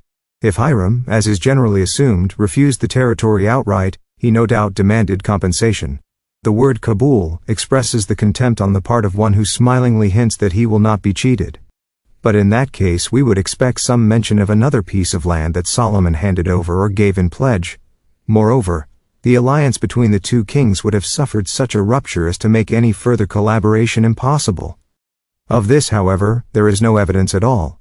In 2 Chron 7:2, however, a piece of information is preserved that, in view of its detailed form, cannot have been invented at a later time. The cities which Huram, the form used throughout the Book of Chronicles, had given to Solomon, Solomon built them, and caused the children of Israel to dwell there. This refers apparently to those same 20 villages on the borders of Phoenicia, but it would be rash to conclude that Hiram had returned the towns to Solomon immediately, for what could then the settlement of Israelites mean? Hiram, however, did not have to cede any Phoenician towns, for the debt was Solomon's, not his. The whole transaction must have been regarded from the outset as a mortgage, in which Solomon reserved the right of redeeming the pledge. Hiram could be sure of the money, and therefore had no objection to the arrangement. As for Solomon, he may have tried later to redeem the mortgage, and if this effort did not succeed, it was natural that the Israelites should, in course of time, forget the legal nature of the transaction, and that tradition should record only the unfriendly reception that Hiram gave to Solomon's present. Problem is solved as soon as we realize that the verse refers to the return of the cities to Solomon after the gold had been repaid. At that time Solomon had to rebuild the places and populate them again with Israelites because they had probably been inhabited meanwhile by Phoenicians, who now returned to their homes. This confirms that the strip of land handed over was not to be Hiram's permanently, but was intended as a gauge, further, that during this period the area was looked upon as Phoenician land, and that Phoenicians cultivated it agriculturally for some years, as was their custom. The produce of the land was, as it were, part of the interest the Phoenicians received. Hiram's mocking remark should therefore be regarded not as a refusal of the offered pledge, but as a pun playing on the name of one of those villages, probably that of the biggest, which was called Kabul, and is mentioned already in Joshua 6:27. Josephus also knows the place, Autobiography, 43-45, Antiquities, 753 Eschabalon, whose name has been preserved down to the present day in the name of a village southeast of Acre. Hiram meant then that the whole strip of land was like Kabul. He may of course have exaggerated the neediness of the towns for the sake of the pun. What then is the derogatory meaning of the word Kabul? Josephus records that in Phoenician it is used for something that is not pleasing. Modern commentators are looking for other Semitic parallels. Thus Torktioner refers to a similar Arabic word, and in his Bible translation, uses the phrase, land of the bad payer. W. Hemming, The History of Tyre, 1915 p. 20-1, sees in the word the Hebrew kibal, which means roughly as good as nothing. Whatever the actual meaning of the word, it has pun value only if it refers to the actual name of one of the towns. Although one should therefore be wary of attributing to this episode serious political consequences for the relations between Solomon and Hiram, such as tributary dependence, indebtedness, or cession of territory, it casts a remarkable light on the cultural background of the period. It is not a coincidence that Hiram's words, half joke and half riddle, should have been handed down to the end of posterity. Solomon's relations to the Queen of Sheba, and the riddles she took in her visit to Jerusalem, are also connected by tradition with certain riddles, although here again economic considerations were undoubtedly the motive of her journey. But this period of general economic progress was a phase characterized by the delight in riddles. It became a kind of fashion to set and solve riddles, a kind of game, which owing to its abstraction does not, like dice or board games, require a partner and moreover, opens up wide horizons of knowledge and language. Riddles and riddle-like anecdotes appear to have wandered from one town to another, from one country to another. It is characteristic that also the Tyrian chroniclers tell of the passion for riddles at the courts of Hiram and Solomon, and that Josephus himself concludes his account of Hiram's journey to Kabul, and of Hiram's pun, with remarks on riddle games and on prize riddles exchanged between the kings, in whose solution Hiram's son distinguished himself. The delight in seeing the point where the generality of a riddle coincides with a specific allusion is akin to the delight in the proverb, which in turn raises an actual case in point into the sphere of generality. This is what was regarded at that time as wisdom, elucidation, chokshma, the solving of riddles and the formulating of generalizations. On this, the fame of Solomon's wisdom was originally founded, and when, in later times, wisdom acquired a deeper meaning, and was regarded as an insight into the riddle of life, and as an attitude of mind that rises above the passionate whirl of life towards the peace of the timeless, Solomon, known to his age as the great solver of riddles and friend of proverbs, remained the model of a man in whom all aspects of wisdom were united. The return of the land of Kabul to Solomon makes it clear that he had met all his obligations, and that the league with Hiram 1 Kings 26 remained in force unchanged beyond the 20 years it took to build the temple and palaces. Even today a league or covenant is much more binding in the East than a modern international treaty. Both indeed are based on relations of power, but whereas the treaty is generally effective only insofar as it is backed by physical force, the league or covenant is rooted in something sacred and has a religious force. Thus the league between Solomon and Hiram was something quite apart from their economic agreements. It was a seal of friendship affixed to these, and no doubt aimed principally at mutual military assistance in case of need. According to an ancient tradition, recorded also by the Tyrian chroniclers as a historical fact, 20 the bond of friendship was sealed by Solomon's marriage to a daughter of Hiram. The remark in the first book of Kings She 1, that Solomon married Sidonian women among his other foreign wives seems to allude to this marriage.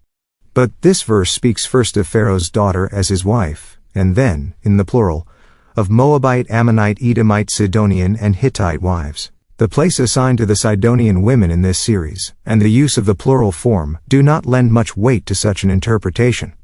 Much more definite evidence in this connection is afforded by Psalm XLV, which calls itself a nuptial song and celebrates the king's marriage to the daughter of Tyre, who is counseled to forget her people and her father's house, and whose sons will thereafter be princes and compensate her for the lost ancestors.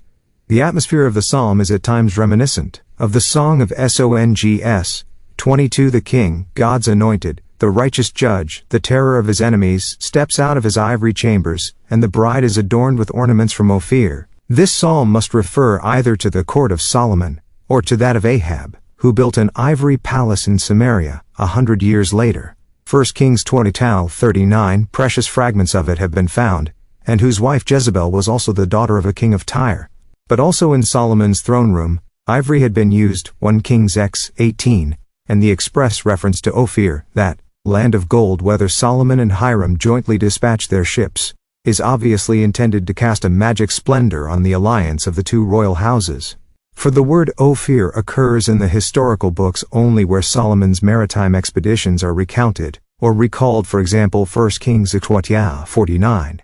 It occurs also once in Isaiah 1:12 and twice in Job XXL and 24 text 16 as a term, dating from Solomon's age, for the source of fabulously precious gold. But what is decisive in this matter is a chronological consideration, as E. Auerbach has convincingly proved in Wüste und Gelobtes Land 2:35. Ahab must have married the Tyrian princess Jezebel at least 10 years before his accession, that is in the lifetime of his father Omri, for the daughter of this marriage, Athaliah, was her son Ahaziah, then 22 years old, succeed to the throne of Judah in 842. Therefore Ahab cannot possibly be the king referred to in Psalm XLV, and the psalm must be regarded as a contemporary poem celebrating Solomon's marriage with a Tyrian princess. It is therefore likely that a daughter of Hiram is in fact meant here, as distinct from the other Sidonian women in Solomon's harem.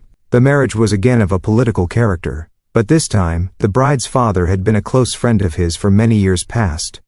Since the palaces were already completed, and the Ophir ships must have been built and made at least one round trip by the time the marriage took place.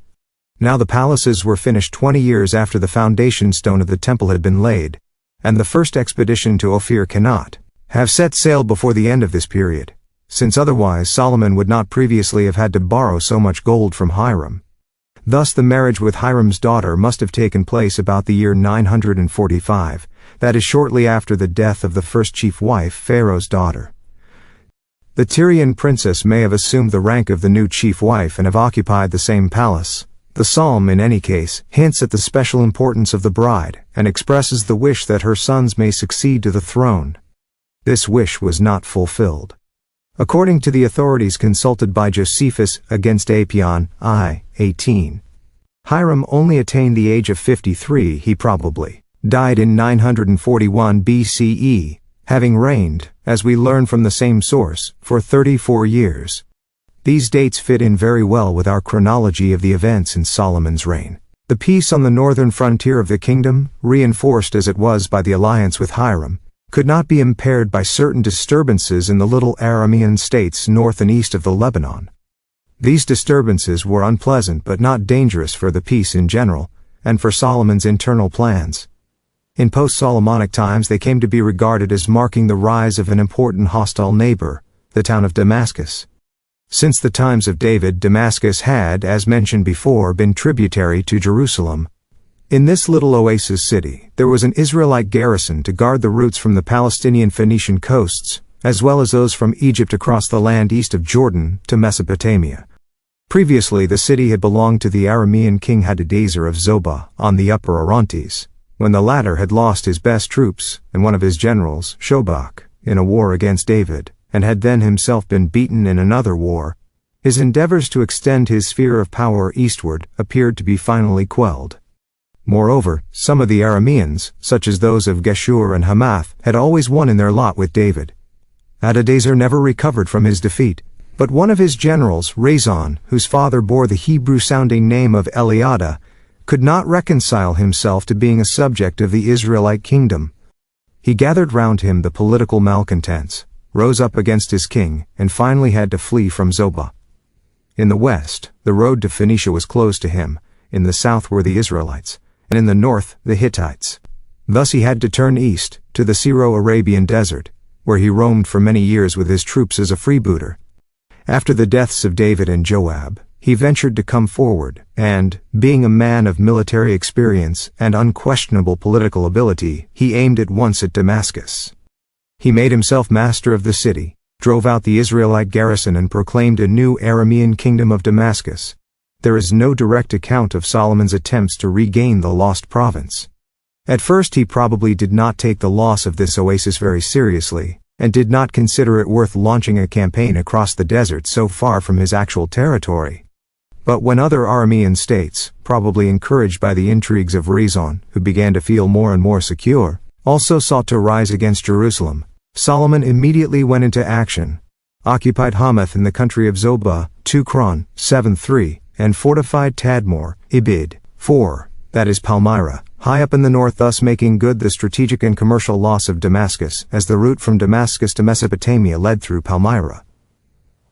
The establishment of military posts at important points such as Hamath and Palmyra was a strategic masterpiece. The accounts are but scanty, as all this seems to have happened quickly and without much opposition, at a time when Rezon was not yet strong enough to advance westward himself. Only in 1 Kings of 5, a chapter whose wealth of figures rather invites suspicion, do we learn that Solomon's kingdom extended as far as Tiphsah, Thapsacus on the Euphrates, 1 Kings 5, 1 and 4, and that he received tribute from the small kings of these northern provinces. As the historical background of this remark certainly agrees fully with all other accounts and considerations, Emil Kraling and more recently Albright 25 assume that Palmyra did in fact fall within Solomon's empire.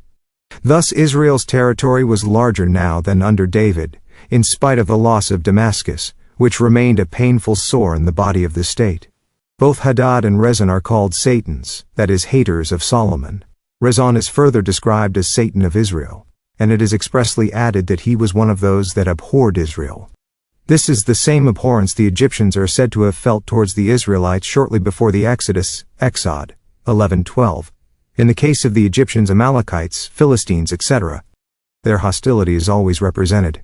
As due to some reason, Rezon is the first man described as a permanent Satan of a nation. Here we find already a hint of the later concept of a principle that in its essence is opposed to the principle of good.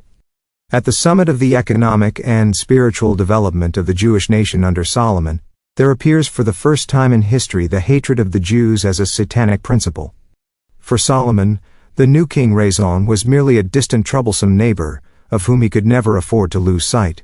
The Bible invests this Satan with a historic metaphysical significance. Solomon, having become too careless through his successes and the love of women, was to be continuously aroused and harassed by Rezon, so that once again evil was forced into the service of good. Thus peace had been established on all frontiers of Solomon's kingdom in the very first years of his rule. That this peace could be maintained as time went on was doubtless due to his military strength.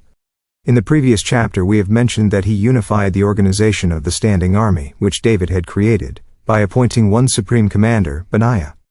About the strength of Solomon's army we have no direct information, and may assume that it remained about as strong as under David, at 30,000 infantry cf. 2 Sam, VIII, that is, as big as Solomon's labor force, about which more will be said later.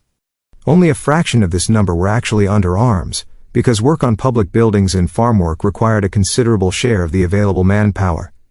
We may assume with Max Weber that the mainstay of the army was well-to-do landowners who volunteered for the standing army as Gibor Hale, probably paying for their own equipment, for one of his generals, Shobach, in a war against David, and had then himself been beaten in another war.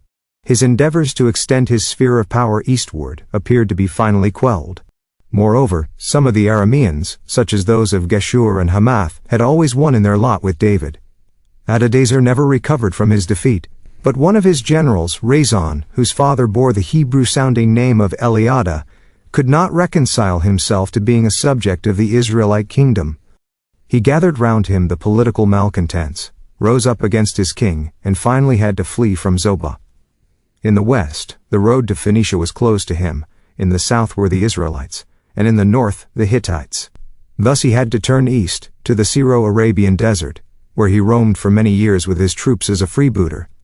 After the deaths of David and Joab, he ventured to come forward, and, being a man of military experience and unquestionable political ability, he aimed at once at Damascus. He made himself master of the city, drove out the Israelite garrison and proclaimed a new Aramean kingdom of Damascus. There is no direct account of Solomon's attempts to regain the lost province. At first he probably did not take the loss of this oasis very seriously, and did not consider it worth launching a campaign across the desert so far from his actual territory.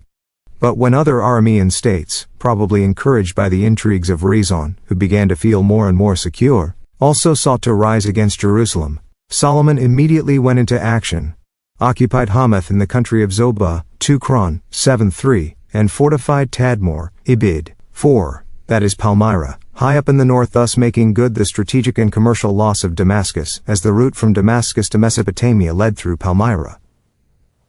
The establishment of military posts at important points such as Hamath and Palmyra was a strategic masterpiece. The accounts are but scanty, as all this seems to have happened quickly and without much opposition, at a time when Rezon was not yet strong enough to advance westward himself. Only in 1 Kings 5, a chapter whose wealth of figures rather invites suspicion, do we learn that Solomon's kingdom extended as far as Tiphsah-Thapsacus on the Euphrates, 1 Kings 5, 1 and 4, and that he received tribute from the small kings of these northern provinces. As the historical background of this remark certainly agrees fully with all other accounts and considerations, Emil Kraling and more recently Albright 25 assume that Palmyra did in fact fall within Solomon's empire. Thus Israel's territory was larger now than under David, in spite of the loss of Damascus, which remained a painful sore in the body of the state. Both Hadad and Rezon are called Satans, that is, haters of Solomon. Rezon is further described as Satan of Israel, and it is expressly added that he was one of those that abhorred Israel. This is the same abhorrence the Egyptians are said to have felt towards the Israelites shortly before the Exodus, Exod 1:12. In the case of the Egyptians, Amalekites, Philistines, etc., their hostility is always represented as, due to some reason, Rezon is the first man described as a permanent Satan of a nation. Here we find already a hint of the later concept of a principle that in its essence is opposed to the principle of good. At the summit of the economic and spiritual development of the Jewish nation under Solomon, there appears for the first time in history the hatred of the Jews as a satanic principle. For Solomon, the new king Rezon was merely a distant troublesome neighbor, of whom he could never afford to lose sight. The Bible invests this Satan with a historic metaphysical significance. Solomon, having become too careless through his successes and the love of women, was to be continuously aroused and harassed by Rezon, so that once again evil was forced into the service of good.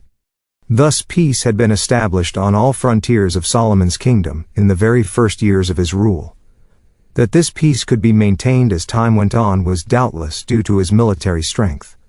In the previous chapter we have mentioned that he unified the organization of the standing army, which David had created, by appointing one supreme commander, Benaiah. About the strength of Solomon's army we have no direct information, and may assume that it remained about as strong as under David, at 30,000 infantry cf. 2 Sam, VIII, that is, as big as Solomon's labor force, about which more will be said later.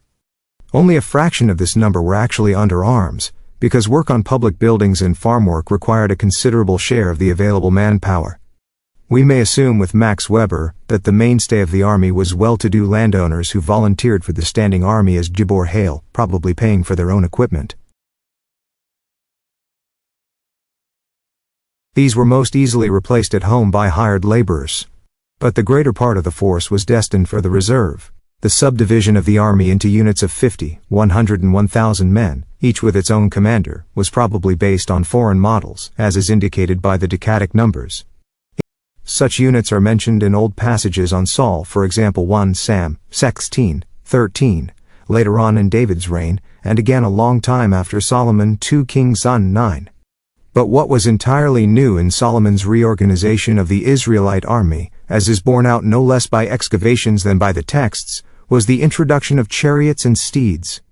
This means of warfare, which was then the latest weapon known, brought about a fundamental change in the tempo and striking power of military operations. It necessitated a readjustment of the army in attack and defense.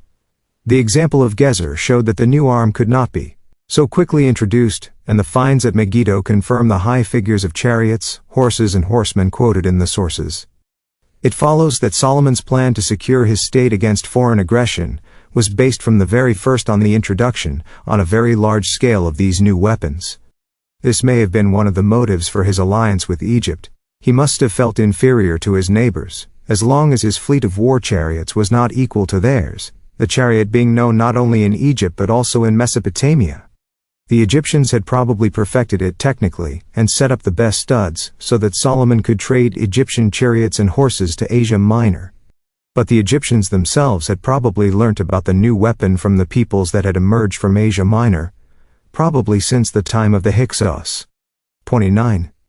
The decisive combination of the two-wheeled iron-nailed chariot, which being open at the back, readily allowed of mounting and dismounting, with the swift team of horses is attributed to the Hittites, who manned these chariots with a crew of 3, the charioteer, the actual fighter, and the shalish, that is the third man, an expression still used in Hebrew for adjutant, aide-de-camp, who was to cover the others with a shield. In Mesopotamia, however, only 2 charioteer and fighter were known until well into the 9th century, 31, which shows that, in Solomon's time, the Assyrian army had not yet taken the lead in technical matters. Solomon therefore followed the Egyptian example. Here it must be remembered that although the use of the horse as a mount can be traced back to the time of Nebuchadrezzar I of Babylon 32 c. 1130 BCE, it was only many centuries later that it was generally so used. 3. Isaiah, for instance, has no expressions for saddle and spurs. Hence all remarks about a horse trade under Solomon refer to war horses and chariots only. Wherever the latter were used in any numbers, the necessary horses had to be bred also. The breeding of horses alone would require a system of international commerce that was then non-existent. Only surplus goods were then exported, and there was no trade in articles for which there was not at least some demand in the producer country. When David captured some hundreds of chariots and steeds from the Aramean king Hadadezer, he destroyed all the chariots except for 100 that he brought back as booty, and cut the hamstrings of all the horses because he had no use for these valuable animals. But Solomon imported both chariots and steeds from Egypt, he asked, no doubt, also for instructors in the use and repair of chariots, and particularly for men skilled in the treatment of horses. Excavations prove that the erection of giant stables must have been highly developed. Even in these technical matters he was content only with the latest methods, which, by the way, have not been surpassed down to the present day. Unfortunately, the 2 sentences about the purchase of chariots and steeds, almost identical in 1 Kings X, 28-9 and 2 Chron, I, 16-17, are corrupt and so condensed that the events they describe remain obscure. 3 facts, however, emerge beyond doubt, all of them important for the history of civilization. Firstly, that Solomon's horses were imported from Egypt, which is what the historical situation would lead us to expect. Secondly, that the price of an Egyptian war chariot was 600 shekels of silver, 75 pounds according to Garstang, The Heritage of Solomon, p. 354, and that of a horse 150 shekels, 20 pounds. And thirdly, that chariots and horses were supplied also to the Hittite and Aramean kings by privileged merchants of the king. 1 sentence in this account deals with the activities of the royal merchants, and the first word of this sentence, umika, follows the words from Egypt, which refer to the origin of the horses. Hugo Winkler, Alttestamentliche Untersuchungen, p. 168, has conjectured that this word refers to a second country from which horses were imported, and that it should be read tu mi Q, that is, and from Qa. In Assyrian inscriptions, Ku means Cilicia, the country between the Taurus Mountains and the sea in Asia Minor, which according to Herodotus III 90 was famous among the Persians for horse breeding. Winkler consequently changed the word Mizraim, Egypt, into Musri, which denotes Cappadocia, north of Cilicia. According to this, Solomon's military innovations were in no way connected with Egypt. Horses and chariots were imported from Cappadocia and Cilicia. Some scholars, indeed, adopted Winkler's theory, for example P. Thompson, see note 28. But most did not allow themselves to be persuaded by philological combinations to turn the historical background upside down. It was, however, believed by many that Solomon's horses were imported from Cilicia as well as from Egypt.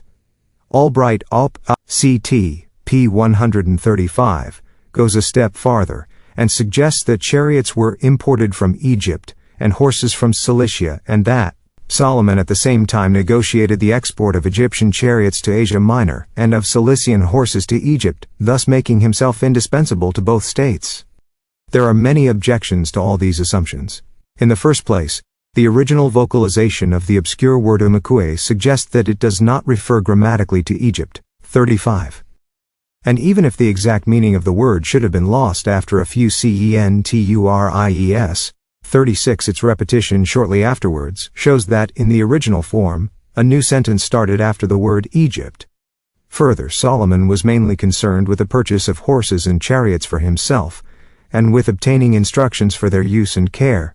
He must therefore have bought the horses, or at least most of them, from the country that had the best stables, namely from Egypt, for chariots were his principal object, the horses being needed merely to make them mobile. Later he may have imported more valuable horses from elsewhere. Finally, Solomon's alleged trade as middleman between Egypt and Asia Minor is very difficult to reconcile with the commercial geography of those times. Since the Egyptians imported the wood they needed for the construction of the chariots by the convenient sea route from Phoenicia, they could have imported also the horses much cheaper from Asia Minor by ship without exposing them to the fatigues of a long march. And if better horses were bred in Cilicia, why should the Hittite and Aramean kings have bought their animals from distant Egypt by way of Palestine, seeing that Cilicia was situated right on their borders? The chariots too could have been bought cheaper and more conveniently from the same country, the price of an Egyptian chariot being 3.5 times that of a horse owing to the high cost of production in a timberless country. Thus, whatever the obscure term umikue may mean, both verses presuppose the historical fact that Solomon obtained horses and chariots from Egypt, and that his merchants supplied the princes of Asia Minor with these two Egyptian articles. 37. As to the strength of the new arm, the 4 passages dealing with the Matter 38 agree on a figure of 12,000 horsemen. This term does not mean a man who actually sits on the back of a horse, but rather a trooper, so that this section of the army corresponded to artillery rather than to cavalry. The troops of this arm must have been for the most part on permanent service, because the horsemen were not allowed to lose contact with their mounts, and the technique of chariot fighting demanded, for many external reasons, more practice than that of infantry. Hence the number of infantrymen permanently under arms will not have been greater. What a change in the whole system of national defense! A change that was brought home to each Israelite and imparted a new emphasis to his relations with the state.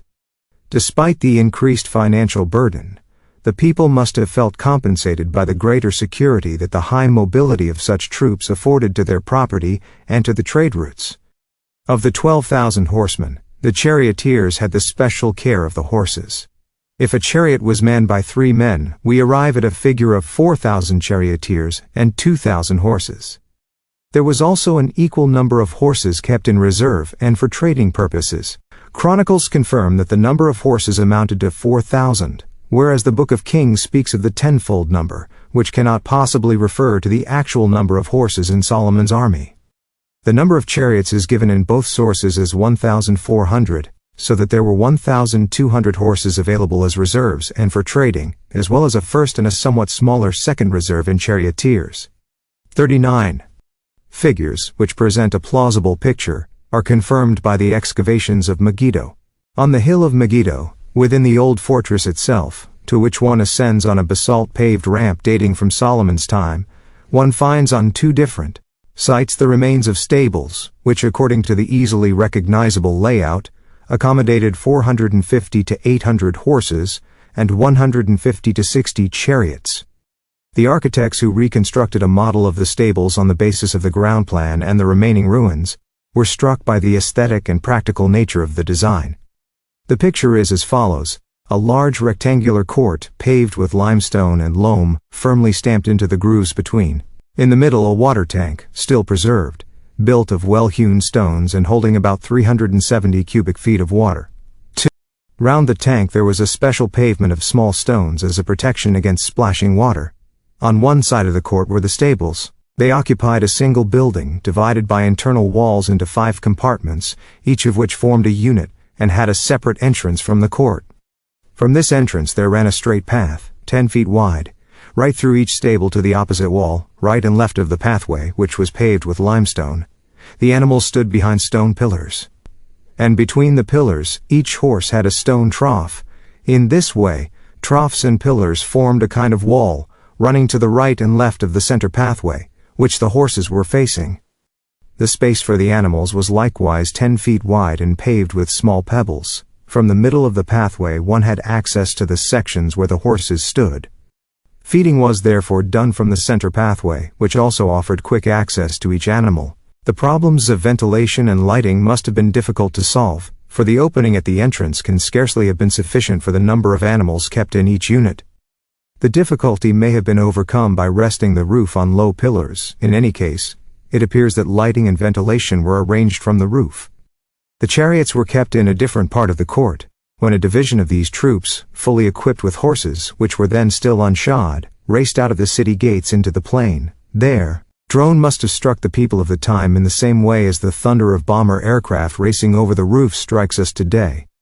Unfortunately, not a single part of a chariot or harness was found in Megiddo. 3. What are our clues to the date of this structure? First of all, the pots, handles, etc. are of a shape unknown before 1000 BCE. Further, the site has yielded a fragment of a hieroglyphic inscription, where the name of Shoshank I of Egypt is clearly decipherable, whose march into Palestine took place in the last years of his reign, about 925 BCE, although the fragment was found in a lower layer. There is no doubt that it belongs to the same layer as the stables. One noticed further in the ruins of the largest building in the vicinity of the stables, probably the headquarters of the fortress commandant, 3 rows of hewn stones, which formed the characteristic groundwork for the leveling of the surface, and wherever the top layer was well preserved there were signs of blackening such as would result from the burning of a superstructure. Moreover, a court of this building yielded a broad charred piece of wood, which chemical investigation proved to be cedar wood. Remains of loam bricks on the top part of the masonry, which was erected around the leveled surface, showed that here too wood, obviously of the same kind, had been used. Now it was characteristic of Solomon's temple in Jerusalem that the great court round about had 3 rows of hewn stone and a row of cedar beams, like as the inner court of the house of the Lord, and the court of the porch of the house. 1 Kings 7:12. Thus we find the same school of architects here and there. We may recall also that, independent of the discoveries at Megiddo, the shape of the stones found at Tel Tanakh, Gezer and elsewhere, likewise points to Solomon's time. Finally, the fact that these finds correspond to what the literary sources lead us to expect, converts what was already highly probable into a certainty. If the Megiddo finds reveal the century of their origin, the literary accounts, which trace the historical connection between the buildings and their purpose, point to the one builder to whom alone they can have owed their erection, to Solomon. At least 8 such compounds for horses and chariots were constructed in various towns. A list of these is given in 1 Kings 9:15-19 and 2 Chron. 7:4-6, probably after official sources, which the finds at Megiddo now show to be reliable. Of these localities, Hazor has also yielded archaeological remains of a stud. 5. If we assume these 8 fortresses alone to have had about the same capacity as Megiddo, we arrive in fact at a sum total of approximately 4,000 horses. But a thorough reform of the army was only one part of the work necessary for the protection of the state. In these early times of the Iron Age, extraordinary advances were made, and the discovery of new offensive weapons made it imperative to find also more effective methods of defense. The Canaanites of old could afford to construct their town walls of loam bricks resting on strong stone blocks. 6. It is clear that Solomon now had to take in hand the reconstruction of his fortresses so as to keep up with the new methods of warfare.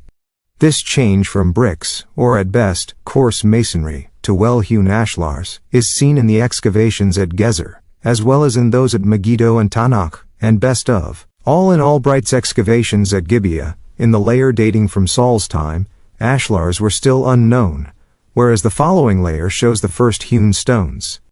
And since these were brought in part from the fortress of Ramah, which was built about 900 BCE, archaeological evidence also dates the ashlar technique from Solomon's century. It was probably to Phoenician builders that Solomon entrusted the first commissions. Later, the Israelites themselves seem to have learnt the new craft of masonry, for the number of ancient fortress towns that Solomon now provided with walls exceeds the number of all other constructions of this kind ever heard of in Palestine. 4.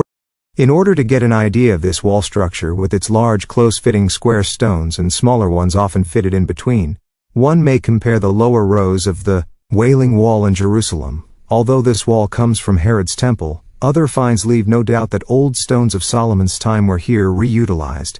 This type of ashlar structure was used also for other large buildings such as the above-mentioned palace of the commandant at Megiddo, which Solomon erected or restored for his son-in-law. 49. The gates also had to be adapted to the new technique.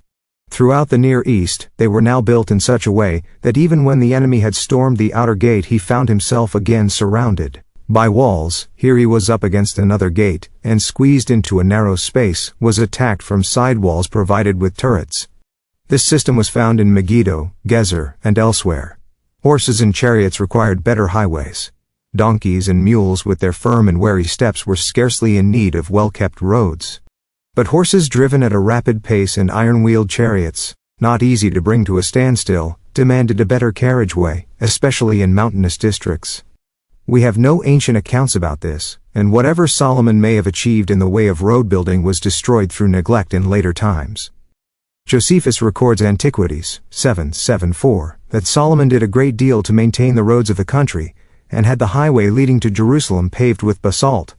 Since most of the great Roman roads, traces of which are still extant, were built only under Septimius Severus 50 in the 3rd century AD, Josephus may have followed some old tradition. A basalt pavement was, in fact, as mentioned above, found at the approaches to Megiddo. In the same way, the pavement at Jerusalem probably covered only the approaches immediately outside the gates. In the fortresses, which guarded the roads, there were, it may be assumed, special keepers who examined the roads at regular intervals and cleared away the worst obstructions. Particularly when distinguished guests were expected, the highways had to be in good condition. 1. The fortresses and new mobile troops were very useful for the defense of the country, but of even greater value for the trade, affording additional security for merchants' transports. There were doubtless also some smaller garrisons not mentioned by name in the reports on Solomon 52. But the main forces of national defense were concentrated in the above-mentioned chariot cities. There was first of all Tadmor Palmyra, an oasis town, which the caravans could not bypass, situated in the midst of tributary Aramean country and forming an outpost high up in the north. The next garrison on the way south was probably Baalath in the territory of Dan, the northernmost tribe. Baalath's task was to keep in check the nomads intruding from the east. The next strong point to the south was Hazor, which protected the upper course of the Jordan and the Lake Merom. Then came the key city of Megiddo between north and central Palestine. In a manner, farther along the main road from Haifa to Jerusalem, there stood upper, and barely an hour's distance beyond, lower Beth Horon. Both situated in the mountains, but guarding from their watch towers the entire road down to the sea. Gezer, rebuilt, lay somewhat to the south, already in the plain, and finally in the midst of the mountains, the capital of the country, Jerusalem. It is surprising that no fortress is mentioned for central Judea, and down to the important Gulf of Aqaba. But if we were for this reason to substitute Tamar in the south for Tadmor in the desert, more would be lost than won from a strategic point of view. For on the one hand the entire Aramean border would be left vulnerable, and on the other, there would be but a single fortress, in a district where Rehoboam built 15. That Solomon considered those parts of the country that faced Egypt to be less exposed, cannot be assumed for the period after Shashank's accession to the Egyptian throne in 945 BCE, as in the entire territory east of the Jordan. Likewise not a single chariot city is mentioned, and the peace of the realm remained nevertheless unbroken. And as the new district administrations, of which more will be said later, had to be backed by the authority of military power, we may assume that there were, in fact, a number of military posts in the south and east, which were supplied with troops and material by the larger chariot cities, especially by Jerusalem. For Jerusalem was not only the political and religious center of the country, but also one of its strongest fortresses. In his reconstruction of the city, David had made use of the old Jebusite wall, remains of which have survived down to the present day. The natural protection afforded by the slopes of the Kidron Valley and the Tyropoeon Valley, which was afterwards filled in, made only few additional fortifications necessary. Only one stretch to the north of the city, between Ophel and what was afterwards the Temple Square, that is the same stretch that is left, free by the present wall, required strong stonework, although even here, there was a moat-like depression, which may have been artificially deepened. But when Solomon rebuilt the higher part on the far side of the depression, a part acquired by his father, and erected here the temple and palace, he filled up this trench, thus creating an easy gradual ascent from the lower city to the new quarter. This filled-in trench was called the Millo. David is said to have built round about from Millo and inward, 2 Sam v. 9. This, notice we owe to someone who knew of Solomon's filling-in operation and tried to make out how far David's wall had extended. It is, however, distinctly stated when Solomon built the Millo, 1 Kings 9:24, when temple and palaces were finished, and the royal household moved from the city of David to the new residence, that is approximately in 946 BC, from another account, whose chronology agrees with that of the earlier one, and which makes the building of the Millo a significant background to the only internal insurrection ever attempted against Solomon. We learn that by building the Millo, Solomon repaired the breach, i.e. the gap of the city of David his father, 1 Kings 27. The verse has been interpreted in different ways 54, but the date given above clearly indicates that Solomon, having built the temple and palaces on the rock plateau outside the old city, and having erected a wall round this quarter, constructed the Millo after the completion of the palaces, and then united the walls of the old city with those of the new quarter. This explains also the term breach of David's city. Along the stretch of the artificial Millo, the fortifications were, no doubt, particularly strong and high, and probably comprise one of the towers generally found at different points along such walls. 5. It is not easy to calculate the size of Jerusalem in Solomon's time. Josephus assumes a population of 33,000 for the period of the early kings, basing his estimate probably on the incomparably higher figure of his own time. Mlurge Studien zur Geschichte der Wirtschaftlichen und sozialen Verhältnisse in Israel p. 38 arrives at a figure of about 25,000, which corresponds to the population of Corinth and Athens in their prime. But in view of the lack of excavations on the western hill opposite the Kidron Valley, we have to assume that the inhabited area did not cover much more than 25 acres, hence it appears very doubtful whether the population exceeded 6,000. By the standards of 3,000 years ago, Jerusalem would even so have been no small city, although not comparable to the gigantic cities on the Nile and the Euphrates. The poor water supply in mountainous Jerusalem, which, apart from cisterns and pool-like reservoirs, was dependent on the Gihon spring, likewise suggests but a modest number of inhabitants. Tradition, it is true, has associated with Solomon the embanking of the ponds situated about an hour beyond Bethlehem 57, and Josephus even relates that in Etam Ein Atan, whose spring feeds the ponds, a park and residence were set aside for the king, whither he repaired in the early morning from Jerusalem, in white garments and driving his own chariot. Antiquities 7:3.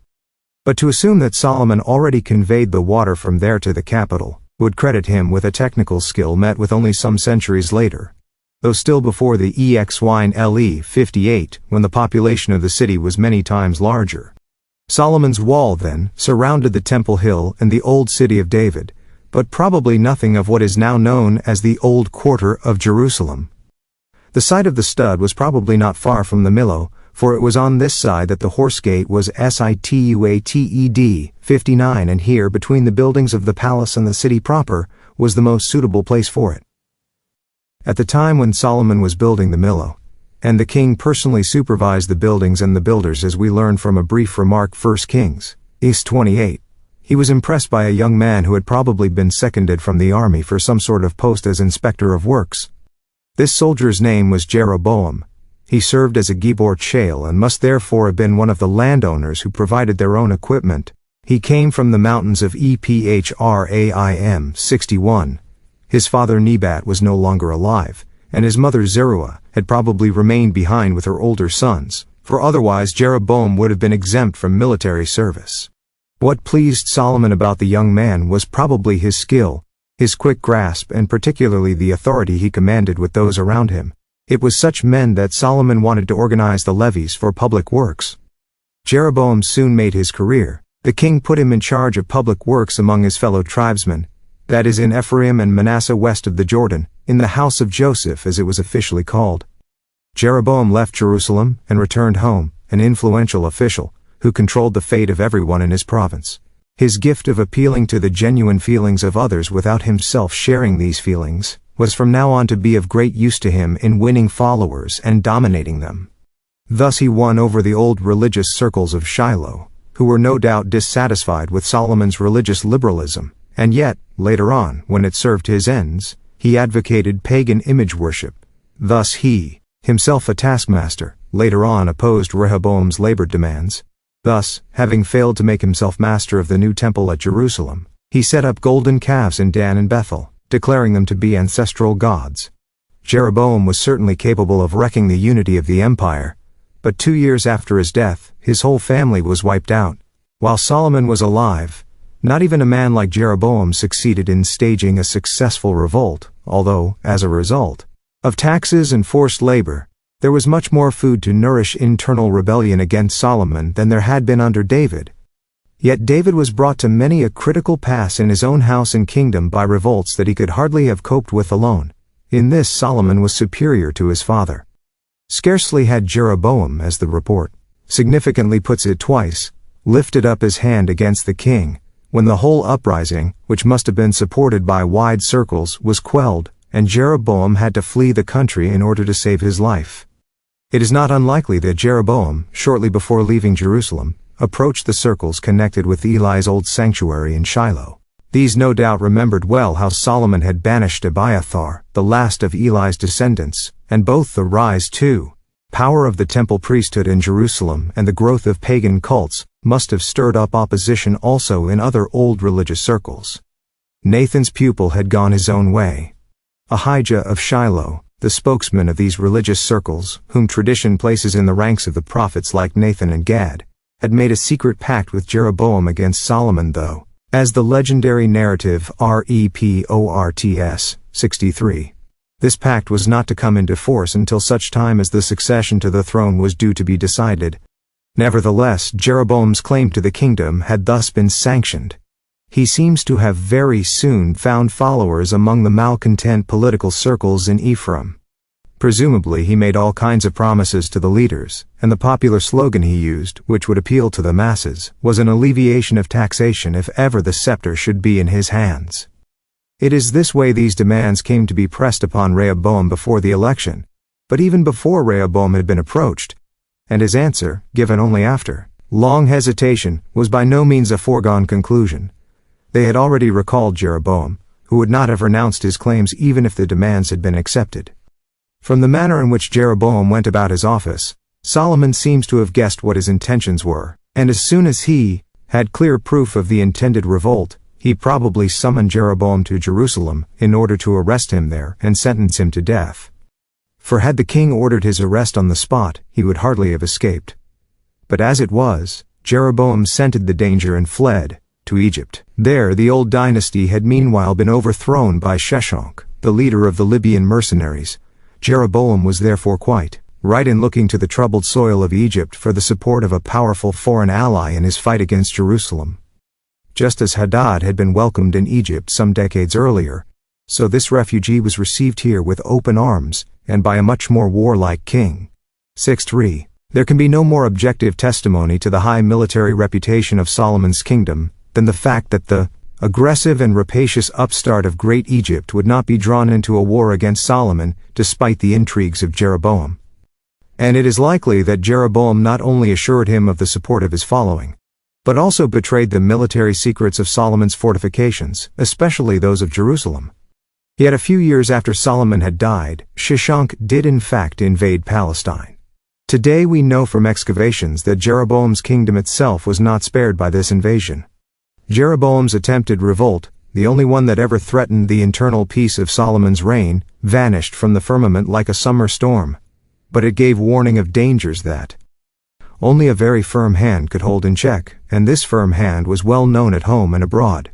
Yet in the plan that directed this hand, the protection of the kingdom and its internal security were only stepping stones towards another consolidation, which was brought about gradually and as it were below the surface, and continued to exert its influence long after the ramparts of the external structure had been broken down.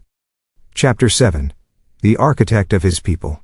Having secured his state against attacks from without, and thus accomplished the first part of his great plan, Solomon now had to protect it as far as possible against storms and shocks from within.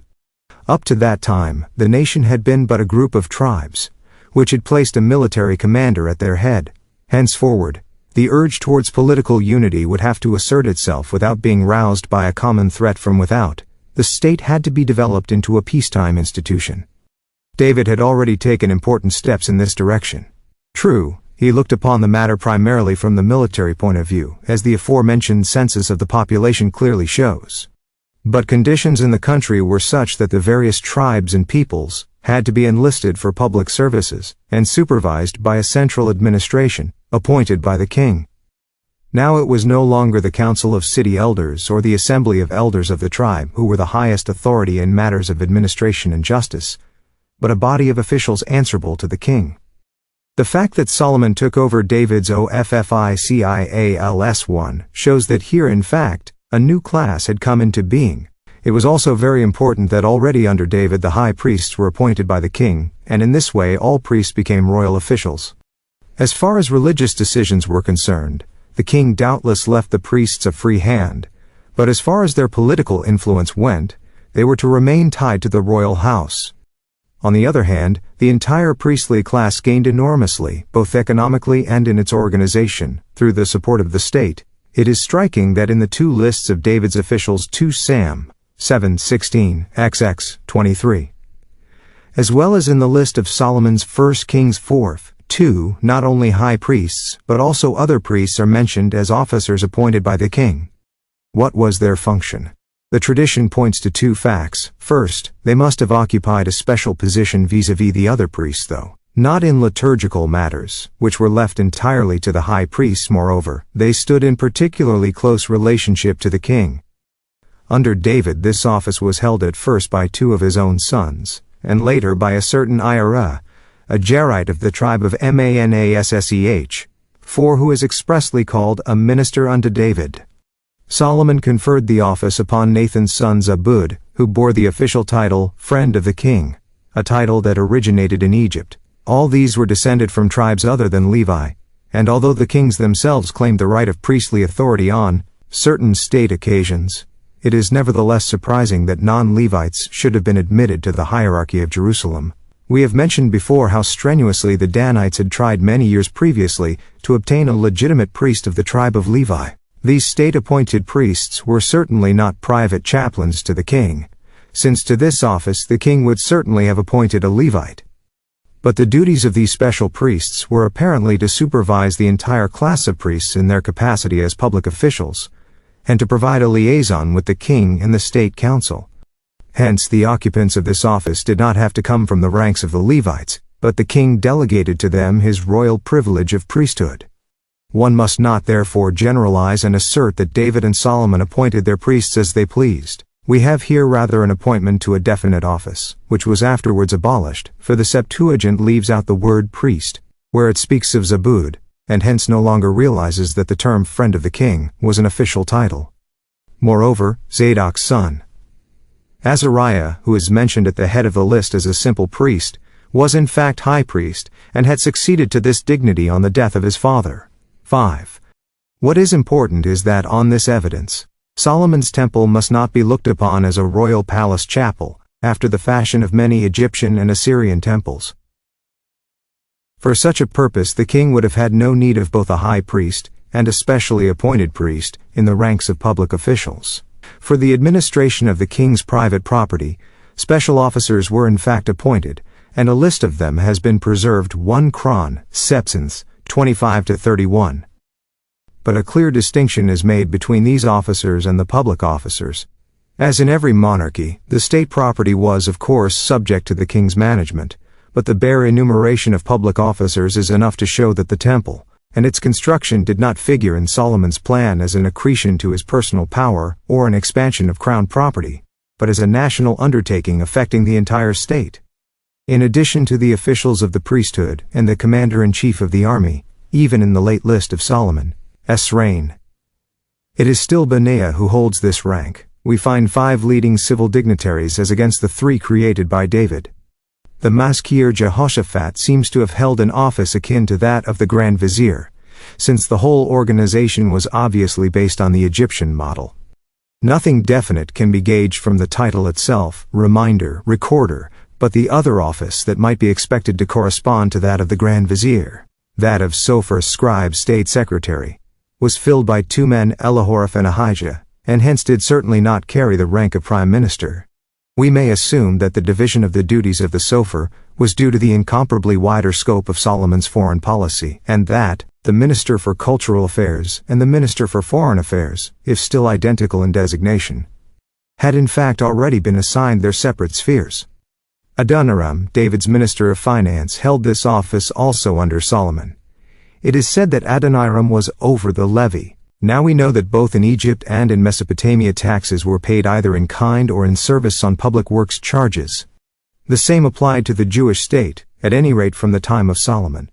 We have already noted that Jeroboam was entrusted by Solomon with the supervision of charges in the province of Ephraim, 1 Kings 28. Hence it follows that the levies were divided into payments in kind and public works, but the common administration was in the hands of the Minister of Finance. Here we gain already an insight into the complicated organization of the whole apparatus of public administration under Solomon. An entirely new feature is the introduction of a head over the household, Ahishar, that is over the royal palace, the crown properties and their officials. The above-quoted passage in Chronicles shows that there were already in David's time officials who supervised the royal properties, but the fact that the highest official of this staff is now included in the list of state counselors, and as such he continues to appear in the subsequent centuries, is, 2 King regarded the buildings built. A king regarded the buildings built and maintained by the people for the king's house as the property of the state.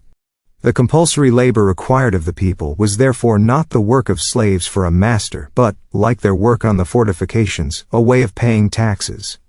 The reorganization of the state and of the administrative apparatus becomes yet clearer if we examine the position of the officer who was placed over the Nizibim commissaries, district commissioners, and thus held an office roughly corresponding to that of a minister for internal affairs. This post was filled under Solomon by another son of the prophet Nathan, Azariah. The division of the state into administrative districts was so successful that it was retained even after the secession of the northern kingdom. Part 4. And this fact alone proves that we have here not, as was long thought, a forcible tyrannic severance of the old natural ties between landscapes and tribes, but a division that, though it was new, was immediately recognized as efficient. It was not external conditions that led to this type of administration, but logical reasoning, which made it seem advisable to decentralize the internal administration of the country, and to control it centrally by means of a directing office. The list of Solomon's new administrative provinces, as preserved in 1 Kings 4:7-19, is unfortunately defective. The country was divided into 12 districts, each headed by a regional commissioner, whose duty it was to provide victuals for the king and his household for 1 month each year. But this was certainly not the only object of the new organization, for otherwise the division into provinces would not have been retained in post-Solomonic times. They were certainly in the first place taxation districts, for the public officers and all persons for whom the king provided 40 belonged to the royal household. The actual needs of the royal table alone could have been easily met by the income from the king's private estates, which already supplied his oil and wine. 41. But already in the next chapter of the Book of Kings, a chapter that, to judge by its laudatory flowery style, may be of a somewhat later date, we are told that the duties of the regional commissioners included also the provisioning of soldiers and horses in their province, 1 Kings X 8:42.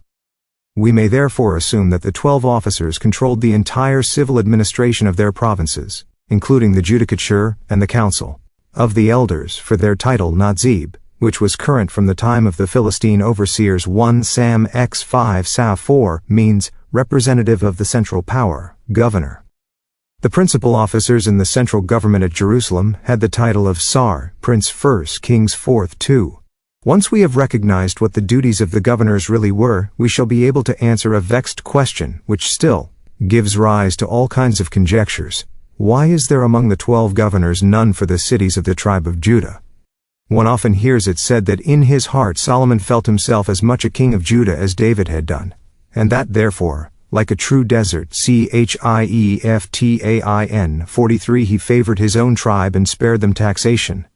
But for a king who tries to build up a unified state by safeguarding the roads, establishing worldwide trade, and centralizing the religious life at a place outside his former tribal area, it would be a strange policy to drive at the same time a despotic wedge right into the midst of his people. If this were so, is it conceivable that the province of Benjamin should at the division of the kingdom have declared for Judah? Albrecht Alt, who was the first to make a thorough study of Solomon's Provinces 44, assumes that Judah and Israel had to be administered differently because of their dualism, and that it is only the administrative scheme for Israel that has come down to us. The omission of Judah, he declares, proves this list to be the last document testifying to this dualism prior to the division of the kingdom. But the very first sentence of the list states expressly that it covers the whole of Israel, that is Judah and Israel, and after the enumeration of the Sarim we have, by way of introduction to the details on the provinces, 1 Kings 4:7, another emphatic mention of officers over all Israel. And at the end of the list, verse 20, the phrase Judah and Israel is repeated once more. What then was the position of Judah? Already the first masters of the Babylonian Talmud, Samuel and Rav, had a dispute on the question as to who provided the victuals for the royal house in the 13th month of a leap year. One is tempted to suggest here the tribe of Judah, and so the Septuagint has assumed a 13th district, by tacking on the first word of verse 20, Judah, to the abrupt ending of verse 19. And one officer that was in the land. Judah would thus be expressly included in the list, but a 13th district contradicts the repeated number of 12 officers. Graetz, the first scholar in modern times to accept the conjecture of the Septuagint, quotes also Josephus, Antiquities, 7th, 11:3, who omits the regional commissioner of Mahanaim in East Jordan, but includes Judah, and thus arrives again at a total of 12 districts. Albright, armed with the archaeological knowledge of our time, once more examined the names in the list 11, and also regards the inclusion of a place east of the Jordan as a mistake. For as the name of the commissioner or of his son, Geber, is twice connected with the province of Gilead verses 13 and 19, he considers the second mention a doublet, and, accepting the conjecture of the Septuagint, takes Judah to be the 12th district. But if this were the case, why are the names of the commissioners given for all provinces except for Judah, where none is mentioned? No, we have got to accept the fact that Judah was not governed by a commissioner at all. 12. It was the king himself who governed here, whereas for the other provinces he appointed his representatives. The taxes and tributes of the land of Judah apparently supplemented the amounts contributed by the other districts of varying wealth towards the state budget of Jerusalem. The public duties of the king himself were in no way diminished by this decentralization, as the administration of the country was to be not only simpler but, at the same time, more intensive. The examination of Solomon's Egyptian model should have put us already on our guard against conceiving the Oriental rulers of antiquity as tyrannical idlers after the fashion of the Arabian Nights. The monotheistic king in particular, superior to his subjects in personal power, but by no means in his human existence, stood in the clear light of his true bearing. How could we otherwise account for the severity of the prophets and for the critical historiography in the time of the Jewish kings? Which principle was it that guided Solomon in the division of his kingdom? This principle, if we could but find it, would give us complete insight into the logical framework of Solomon's plan. But the available material is too scanty. Moreover, it was not merely principles, but also historical factors, human considerations, and human influences that played a part in molding the organization of the state. Yet even to establish what influences were not at work is revealing. Alt has tried to get the underlying idea by examining the order in which the districts are enumerated in the list. In each case, the name of the Nazib is given first, followed by the most important towns or areas, or sometimes the tribe, in the respective district. Alt finds that the first 7 districts are those situated round the most important and richest area, which heads the list, the mountains of Ephraim. By identifying some of the places and interpreting certain passages from the book of Judges, he shows that already, in earlier centuries, the whole of this territory had been influenced by the tribe of Ephraim, which indeed had played a decisive part in its conquest. 10. Next we have the 3 districts to the north of the Ephraim group and finally the 2 to the south of it, but even if the interpretations of the passages in the book of Judges are accepted, It is possible that reminiscences going back 100 years should have been decisive for the new organization, especially in view of the fact that there is no mention of the tribe of Manasseh, to which those victories were really due, but only of the mountains of Ephraim. However, Alt's attempt at fixing more accurately the boundaries of each province has established one fact, that the new division of the realm did not disregard the tribal structure of the people of Teen. Solomon did not aim at an administration that would suppress any tribal consciousness as dangerous to the unified state. The fact that nevertheless only 4 tribes are named as such, Naphtali, Asher, Issachar, Benjamin 16, may have reasons that are significant for the historical picture of the time. In the first place, the districts round the mountains of Ephraim, that is those in central Palestine, to judge from their place names in history, were inhabited by a considerable number of Canaanites, and east of the Jordan, the Israelites had always been mere colonists in the midst of a non-Israelite population. Since the list does not concern any particular tribes with these regions, whereas it does name those inhabiting the northern districts as well as Benjamin and Judah, it may be assumed that by that time, half of the tribes had lost their tribal consciousness through intermarriage and absorption of foreign elements, and that, at any rate, an internal division according to tribal settlements had become impossible in central Palestine.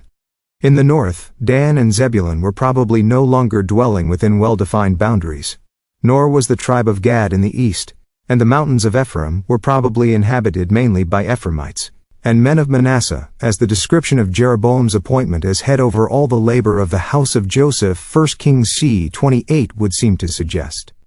The process of national unification, superseding the conscious tribal groups, was therefore already well advanced, and was greatly furthered by the new administration.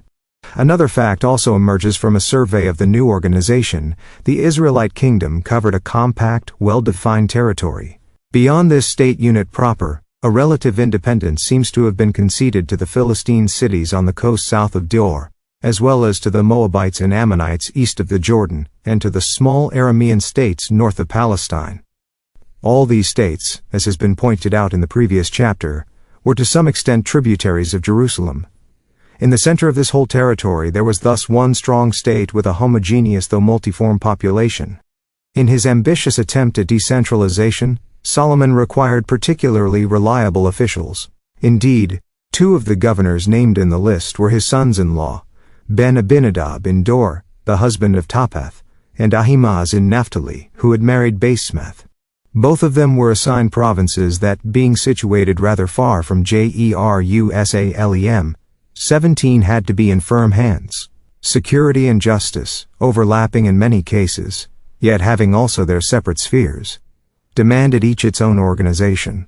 The reports about the judicial system under Solomon are scanty enough. They make it clear, however, that here too thorough reforms were introduced, which it appears ran parallel with the decentralization of the administration, and were uniformly directed by a supreme central court in Jerusalem. The first steps in this direction had been taken already before Solomon's time. We have mentioned before the hypothetical case the woman of Tekoa brought before King David on Joab's instigation, thus appealing to the king as the supreme authority against a sentence passed by her community, 2 Sam c. 4ff. The incident of Absalom, 2 Sam xv. 2ff.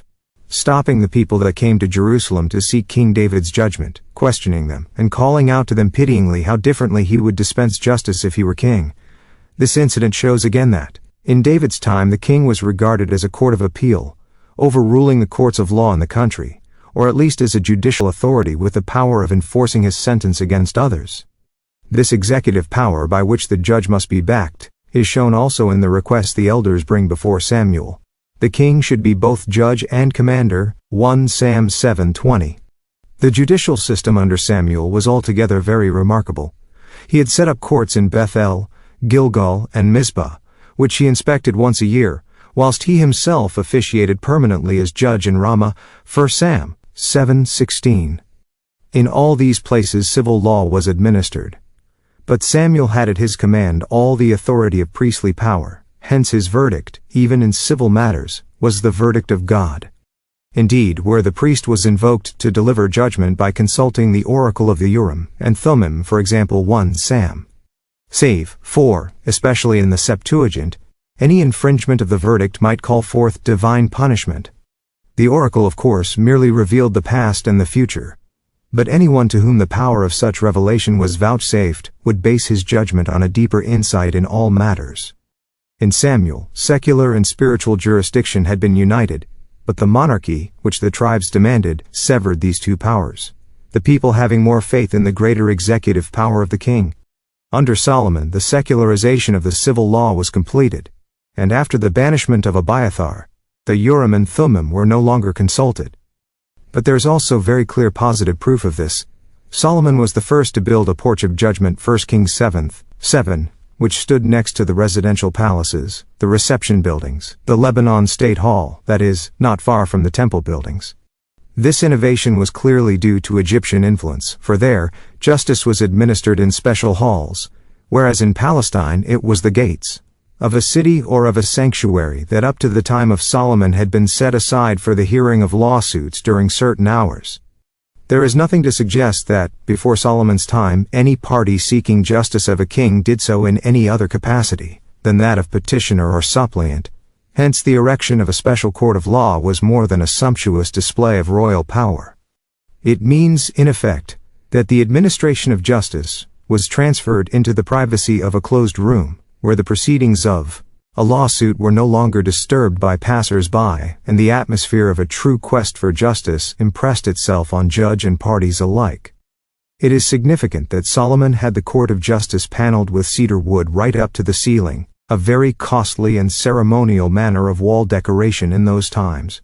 Thus their new court of law in the vicinity of the royal palaces and of the temple must have appeared to the Palestinians as the symbol of a strong desire for justice, which, in its turn, no doubt enhanced their feeling of legal security. It is likely that, once the organization of Egypt had been taken over, the written procedure in lawsuits was also adopted. No evidence of this has come down to us, but about 150 years after Solomon, Isaiah speaks of written decrees as of something long established. Acts 1. Hence the porch of judgment may have housed also an archive. Disputes in Jerusalem would be brought before the king himself, just as in Egypt and Babylon. Every citizen, down to the humblest, was at liberty to appeal to the king. The famous quarrel of the two women about the newborn child, and the psychologically well-founded idea of the king, that she is the true mother who would rather give up the child than allow it to be divided, 1 Kings 2:16-28, are historically quite possible, even if the two women were harlots. The fact that we find here for the first time the actual procedure of a lawsuit, comprising charge, countercharge, and examination of the evidence of both parties, is typical of an era where the king no longer lends his sympathetic assistance against what he feels to be an injustice, but ascertains the objective facts of the case. Investigations have shown that the same motif recurs in the annals of other ancient peoples, and no less than 22 examples have been collected, ranging as far afield as India, Tibet, and China, 19. But the conciseness and pure severity of the judgment of Solomon is superior to them all. It must have been widely known in this form in early antiquity, for even a wall in Pompeii shows a caricature of the biblical scene. The building of a special court of justice on the Temple Hill suggests further that secular and religious jurisdiction were quite distinct from one another, and that the former was regarded as the proper public jurisdiction. The religious court was probably held in the Temple 1 Tself 21, which, however, does not mean that priests Levites could not be appointed also judges in secular matters. A passage in Chronicles 1 Chron 4 records the appointment by David of 6,000 Levites as officers of justice, and although this number may be exaggerated, there is no doubt that many judges of secular affairs were in fact drawn from the ranks of the priesthood. For if anywhere in the ancient Orient the religious origin of all public and private laws was taken for granted, it was in the monotheistic state. No distinction could be drawn between religious and civil law. But there were, on the one hand, cases concerned with the property of sanctuaries and with departure from religious norms, and, on the other, cases concerned only with the material and spiritual possessions of human beings. Already in those times, Israel had grasped the essence of absolute justice, that is, the conception that the rule of law is neither merely a practical method of avoiding friction within the community nor the establishment between man and man of a contract safeguarded by sanctions. It was regarded rather as the fulfillment of what is ordained by a will from above.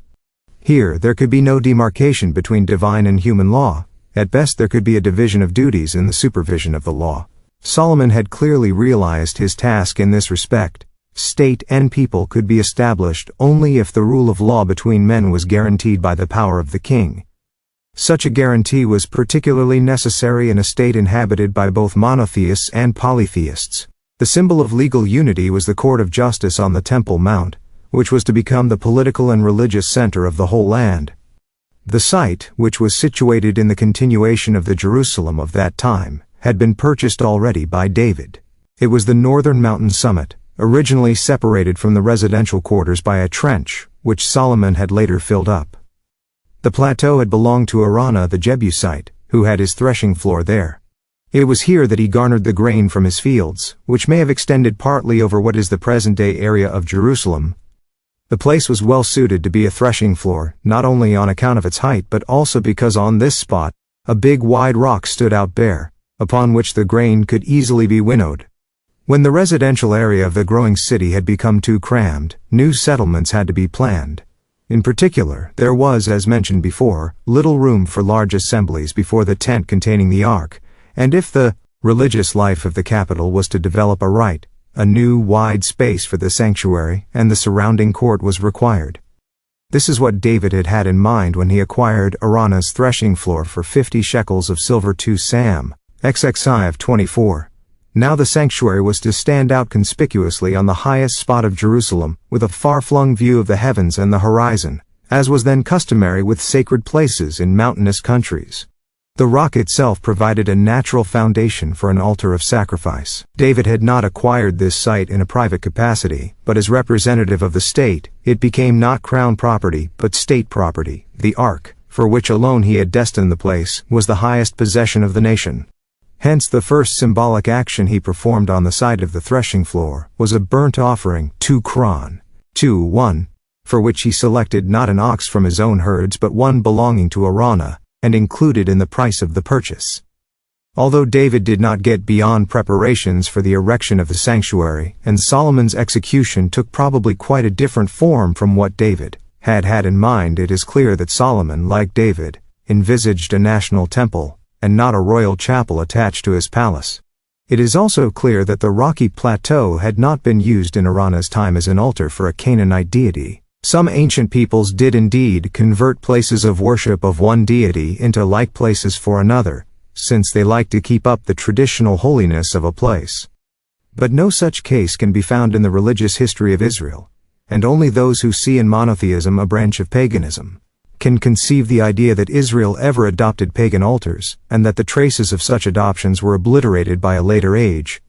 There is nothing that Israel insisted on more pugnaciously from the very beginning than the absolute rejection of everything savory of paganism. Even if Araunah should have occasionally offered up a harvest sacrifice to his god on the threshing floor, this did not make the site a permanent place of worship. Whether in early Canaanite times sacrifices were burnt under the rock were regarded as dwelling places of demons, and served at that time as caves for the reception of sacrificial blood, or were simply cistern-like storehouses for grain, it is certain that David did not associate the plateau with pagan altars. He offered up sacrifice on a threshing floor devoid of all tradition, and thus consecrated it as a place of worship of the one God. This is the only explanation of the fact that, while the construction of the temple and its vessels are recounted in great detail, almost nothing is said about the form and structure of the altar that Solomon raised on this spot. The altar was always second in importance to the ark, the true symbol of the monotheistic covenant with God. On a pagan high place, however, nothing was as important as the altar, and if one had here been supplanted, the accounts would have expatiated on a description of the new altar. But there is a further consideration to be taken into account. Not long after the purchase, a legend appears to have grown up round the whole event. The angel of death was said to have advanced as far as Araunah's threshing floor to punish David's people for the sin of the census. David, filled with despair by the suffering of the innocent for which he alone was responsible, purchased the threshing floor at the instigation of the prophet Gad, and offered up a sacrifice there, whereupon the plague was stayed. 2 Sam, Sam, 15-25. Even in the legend, there is not the slightest hint of the place having been used previously as a place of worship. The association of the prophet Gad with the purchase of the new temple site seems to be based on historical fact. We know that the prophet Nathan attempted to prevent the building of the temple, and have investigated his motives. Gad was one of those that had joined David in his bad times under Saul.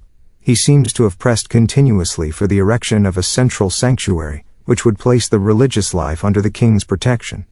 At first he had to give way to the stronger authority of Nathan and of Zadok's clerical party. But during a plague he appears to have prevailed upon the king to vow the erection of a temple. It may also have been Gad and his party, who in a moment of inspiration selected the rocky plateau as a suitable site. In later centuries, the ideals of three religions converged on this rock more than on any other spot in Jerusalem, and the growth of the legends associated with it can still be traced fairly accurately. At first the religious imagination concentrated on the site itself. The chronicler calls the height where the Jebusite III had his threshing floor Mount Moriah 2:1, like the land where Abraham was to have sacrificed his son General Sequetal 2. Apparently this ancient story, one of the main pillars of the later doctrine of the forgiveness of sin, had by the time of the chronicler been transferred to the site of the permanent offering. After the destruction of the temple, the yearning for the one and only relic, the rock, spurred religious minds to new flights. Here was the stone, still being shown on the northern slope of the rock, where Jacob slept when he saw the ladder that rose up to the heavens above Bethel. And was it not here that Adam's altar stood, where his sons offered their fateful sacrifices? And was it not here also that Noah came to sacrifice after the flood, when the dove had brought him the token of peace from the Mount of Olives on the other side? 27. Later on people knew also of a stone that lay in the Holy of Holies in front of the ark, where the high priest placed the censer when he held the service there once a year on the Day of Atonement.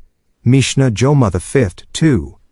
The name given to this stone in the Holy of Holies was Eben Shetia, or Stone of the Foundation, a name connected in some way with the channels known as Shittim, that run through the rock into deeps yet unexplored. Now cosmological speculations were brought in. It was from this stone that the world was founded. Tos, Jom 2:6. Hence the origin of the stone goes back to the first day of the creation. Suk 49a. Under the rock there springs forth a paradise stream, whose waters rise to the heavens, whence they descend and fecundate the earth in the form of rain. Here is the gate to the Tehom, the wide waters in the farthest deeps below the earth, and it was from a handful of earth torn beside the rock that man was created. For Islam the rock is the most precious memorial of the founder of the religion, after the stone of Mecca.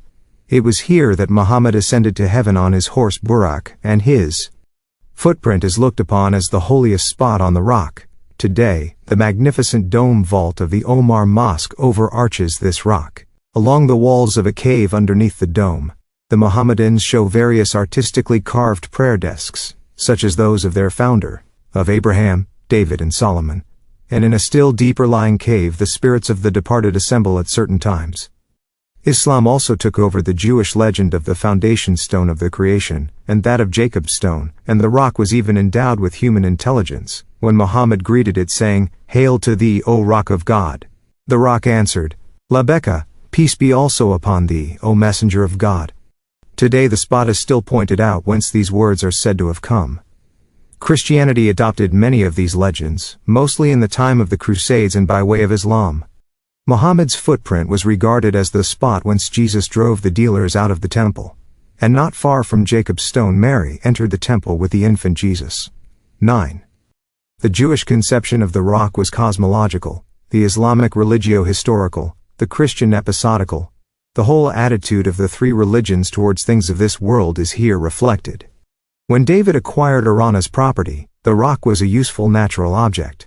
With the erection of Solomon's temple it became a piece of holy ground for the greater part of mankind. If we wish to visualize the position of Solomon's temple with any accuracy, the measurements of this rock are our only guide, as no relic of the building itself has survived. The rock, however, has not changed since the times of David, apart from a few steps, indentures and pan-shaped cavities. It lies right across the mountain summit adjacent to the city of David, slightly rising towards the west. At its highest point it stands 80 inches above the ground. Its greatest length from north to south is almost 57 feet, its greatest width from east to west over 42 feet. 28. After the destruction of the last temple, the generations that had never seen the Temple Mount conceived the rock as surrounded by the Holy of Holies and supporting the Ark of the Covenant. But the exact measurements of the Holy of Holies in Solomon's temple have come down to us and show that it was a cubic space with sides of 36 feet each, and therefore could not nearly have enclosed the rock. 29. Besides, not enough room would in this case have been left on the summit between the rock and the slope towards the Kidron Valley, either for the other parts of the temple or for the courts. Actually, the rock formed the natural support of the altar where sacrificial animals were burnt, which were probably slaughtered on a spot farther north. The altar for the burnt offerings is not likely to have occupied the whole of the rock, but there can be no doubt that here must have been the forecourt of the temple. If we imagine ourselves on this spot, we are in the midst of those precincts that make up the actual fame of Solomon's age that attracted the people's thoughts, their yearnings and their spirit of sacrifice, and marked for thousands of years a turn in the history of mankind. There is no need to dwell on the fact that the power of such an institution lies in its spiritual significance, but the detailed account of both the planning of the temple and its execution go to show that Solomon attached very great importance also to the visual impression made by the site, the architecture, and the decorations. Let us take our minds back to those times. We ascend the gentle slope from the old city of David, and pass through the gate of a wall that surrounds the whole of the temple precincts. It is about 191½ feet high, and consists of 3 rows of hewn stones with a layer of cedar beams on top. 1 Kings 7:12, a construction such as we have already met with at Megiddo.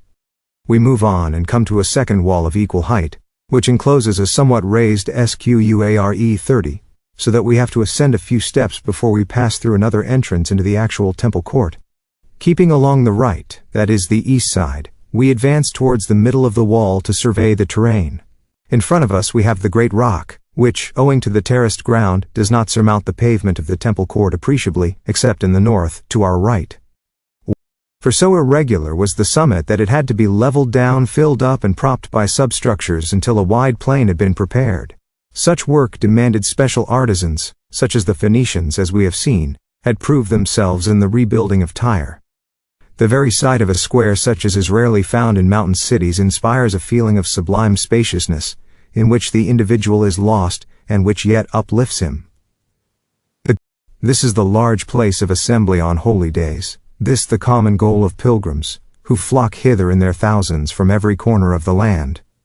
Above the rock rises the framework of the precious brass altar, through whose horizontal grating the ashes and remains of burnt animals fall to the rocky ground, which is easy to clean. From the center of the altar the smoke of perpetual flame rises to the skies. The upper surface of the altar lies 18 feet above the ground. The officiating priests ascend the altar from the eastern ramps. At the 4 corners of the altar are horn-like projections, on which the priest sprinkles the blood of sacrificial animals, a custom common to many religions of that time, and symbolizing in a horrible manner the connection between the vivifying element and death. To the left of the altar 35 there rises the mightiest brass casting of the whole temple area, the molten sea. 12 powerful oxen, 3 facing to each of the cardinal points of the compass, support on their backs a basin 9 feet deep and 18 feet wide, which thus has a capacity of more than 1,400 cubic feet. 36. The tank, whose walls are a handbreadth thick, must weigh almost 30 tons, but owing to its form and ornaments appears to rest lightly upon the strong backs of the animals. It is surrounded by 2 rows of bud-like knobs, which seem to protrude from the metal. They are about 2 inches apart, and above them the brim of the basin, not unlike the edge of a cup, is folding down in the fashion of lily or rose leaves. It is with water from this sea that the priests purify themselves before they perform their office, but there is nothing sacramental about it, nor must any magical or mythical significance be read into this. And any analogy with the large founts of Babylonian temples which represent the celestial ocean is pure speculation based on externals. If it were otherwise, the oxen too would have had a religious significance, and Ahab would not have removed them for their brass weight without replacing them by other bull images. If any particular sanctity or sacred symbolism had in fact been attached to the water of the font, Ezekiel would certainly not have passed over the molten sea in his detailed description of the temple, and with his particular emphasis on all objects sacred to the priests. Nor would the chronicler or Josephus have been so confident in mentioning its practical purpose, that is the ablutions of the priests, if this had disagreed with any deeper religious, or even with any legendary tradition, and Josephus, who was fond enough of symbolic and mysterious explanations, would not have attributed the term molten sea merely to the unusual size of the basin if it had hidden a mythological meaning. We must be quite clear on this point in order not to obscure the religious situation of Solomon's age nor to charge it, at least not in the wrong instances, with pagan conceptions taken from other religions or from later times. Not far from this masterpiece, there are 5 smaller lavers on trolleys, and as many again on the other side of the altar, all ready to be wheeled up or down, wherever water is wanted for the cleansing of sacrificial vessels, instruments, objects, etc. Each of these small basins, however, has a diameter of over 7 feet, and holds about 1,500 liters. If the molten sea is remarkable for its dimensions and the weight of the oxen, it is the delicacy of their carving that lends the smaller lavers their charm.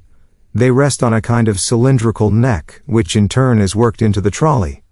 The latter is also over 7 feet long and equally wide, but only over 5 feet high. Yet on its 4 bronze wheels, which are 30 inches in diameter, the whole makes the impression of a slender car about 10 feet high, which appears to be cast of one piece. Here again one has an impression of lightness, because the sides of the car consist of brackets held together by horizontal and vertical bars. These are decorated with square panels showing cherubim, lions, bulls, and palms, motifs that recur on a horizontal band round the cylindrical neck. Can there be any doubt that these images are no mythological illusions, but serve purely aesthetic purposes, and at the same time fostered ideas appropriate to the occasion, ideas, say, of strength, of createdness, of pride in the service? 39. These high mobile lavers were probably filled from the large tank of the molten sea, for much water was needed on the temple mount, and the problem of filling and emptying was no doubt solved for the priests and Levites by an exact allocation of duties.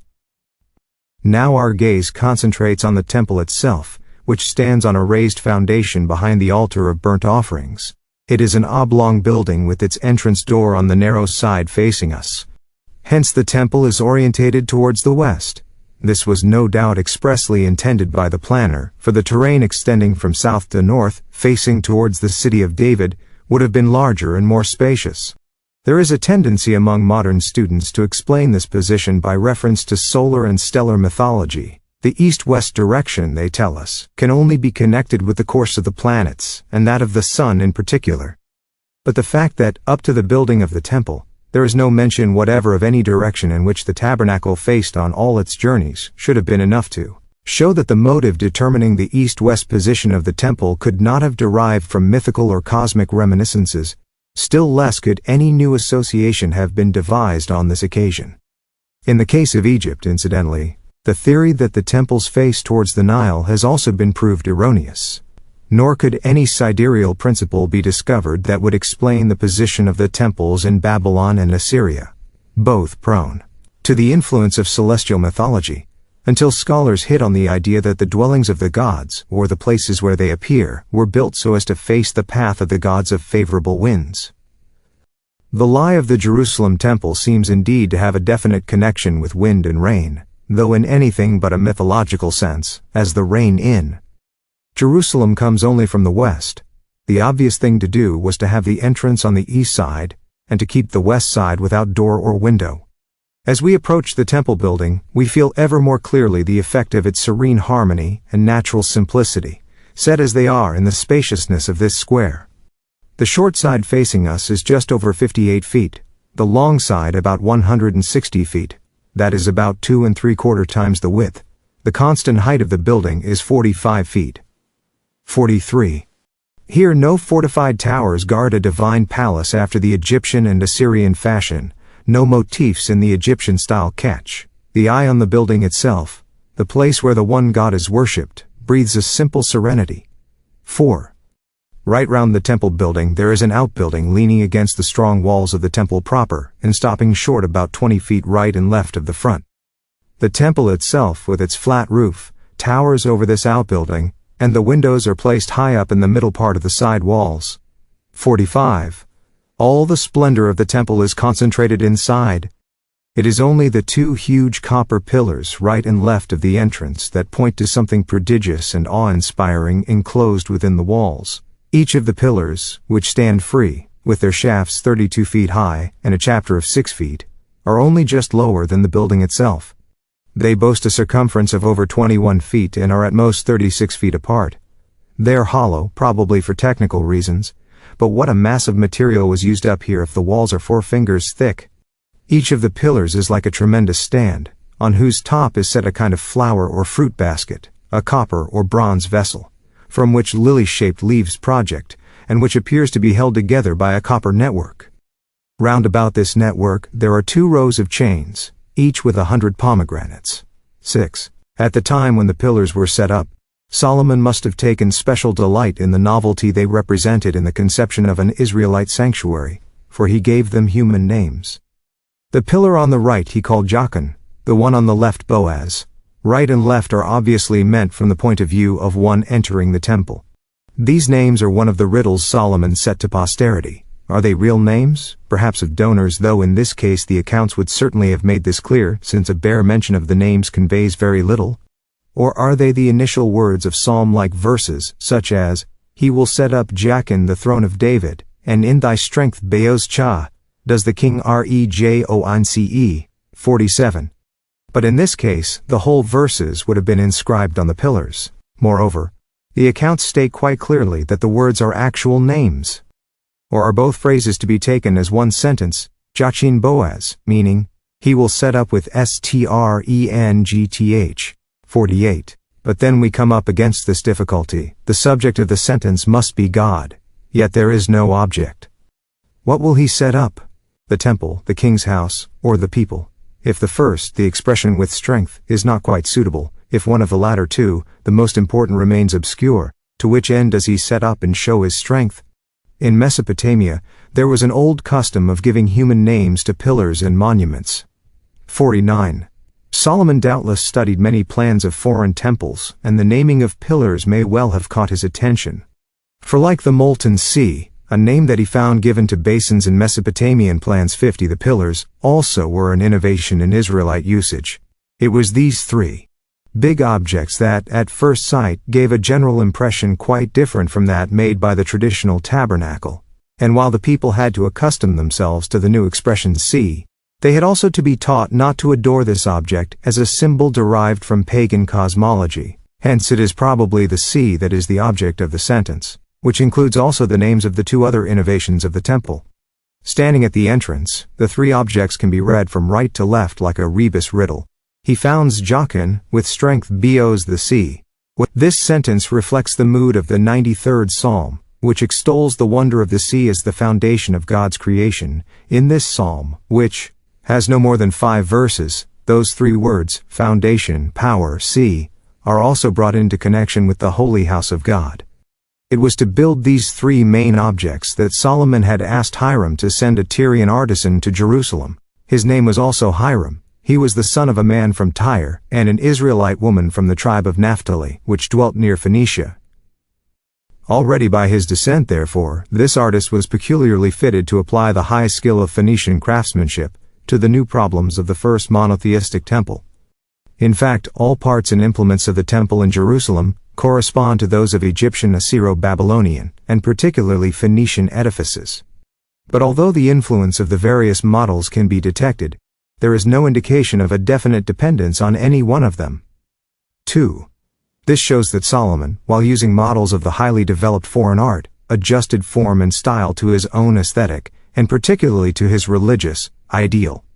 Solomon was at no loss to provide the great masses of bronze needed for the 3 magnificent objects in the forecourt.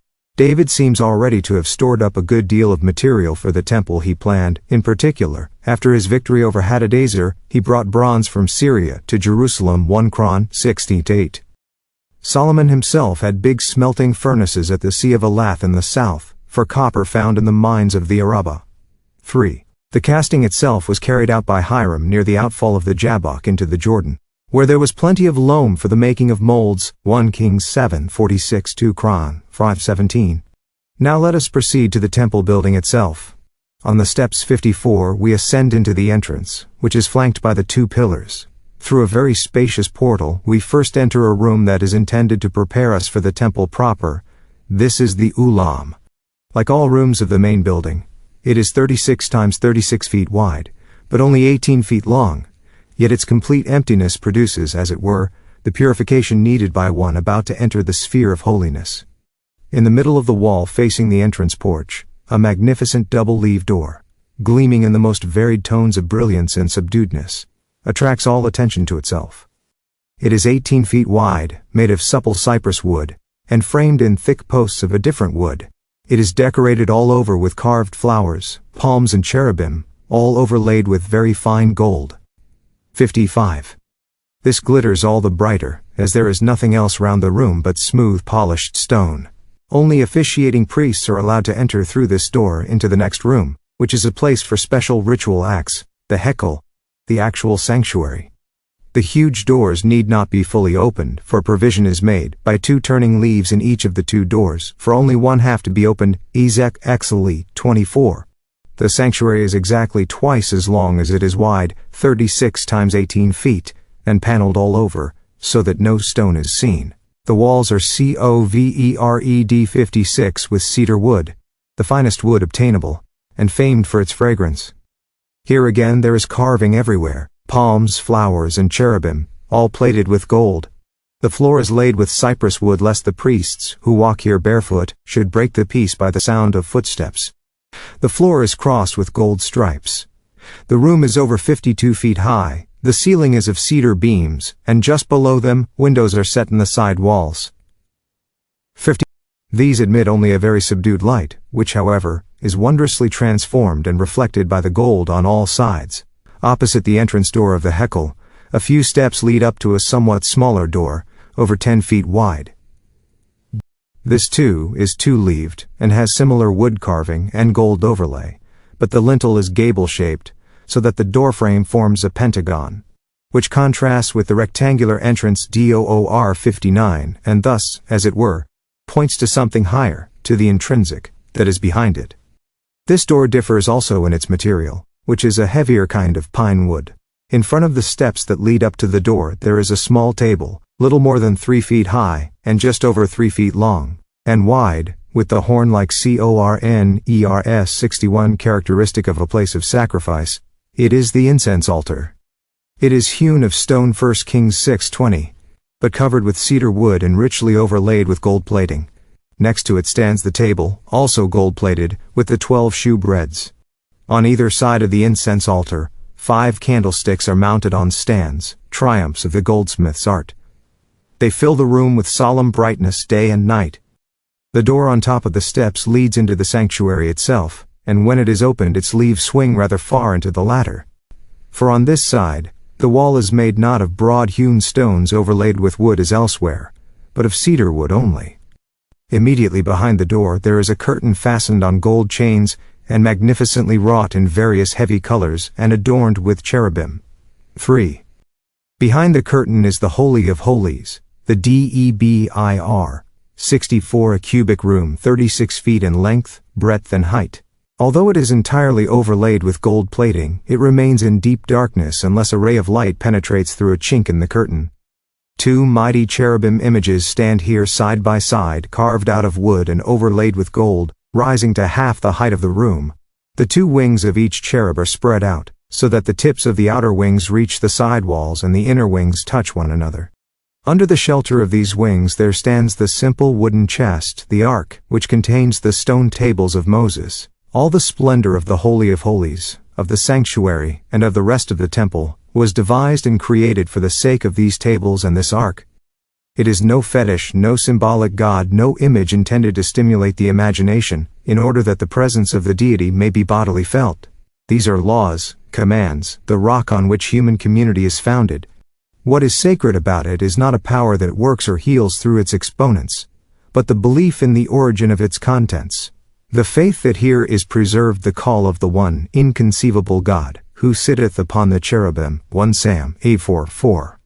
What do the cherubim represent? Throughout the Orient there was in ancient times a belief in the existence of beings that are above mankind and have the elementary strength of animals. The sphinxes of Egypt and the winged bulls of Mesopotamia are examples of this belief. Through them the supernatural takes on a natural form. In the old Israelite belief in God the King, these beings accompany him on his flight through the world, Ezek, X 20, PS, Extef, 11. But though of course, we stand here on the borderline of pagan imagery, God himself is never contained within the limitations of tangible form, and objective imagination does not venture beyond the sphere of God's servants. In Phoenician Syrian mythology, the cherub was represented with the body of a lion, with wings and a human head.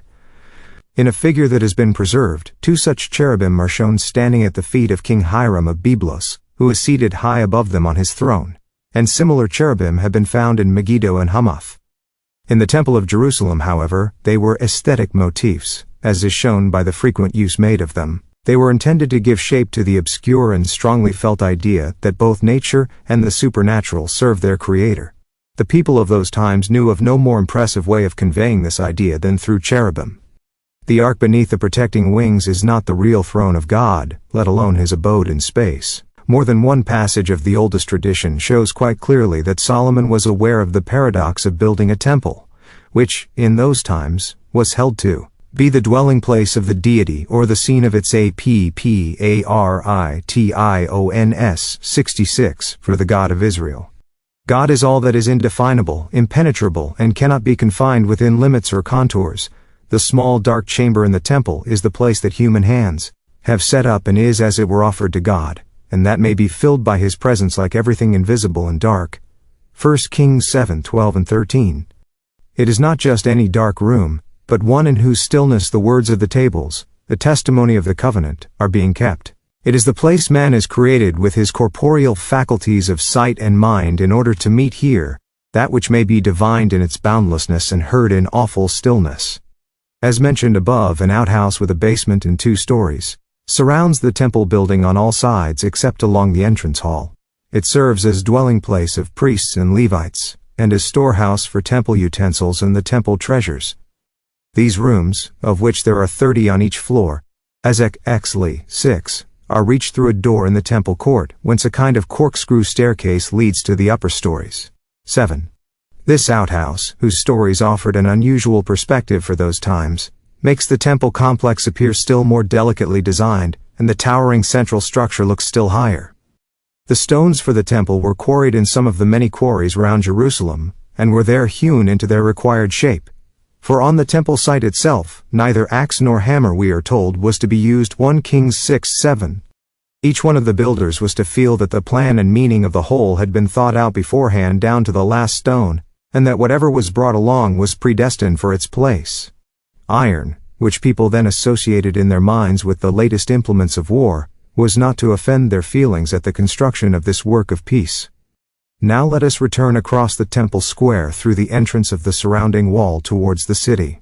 We first pass a group of buildings separated from the remainder of the Temple Mount by a special wall. This is the royal palace, which thus on one side adjoins the temple forecourt, so that the king probably had his own entrance to the inner temple court.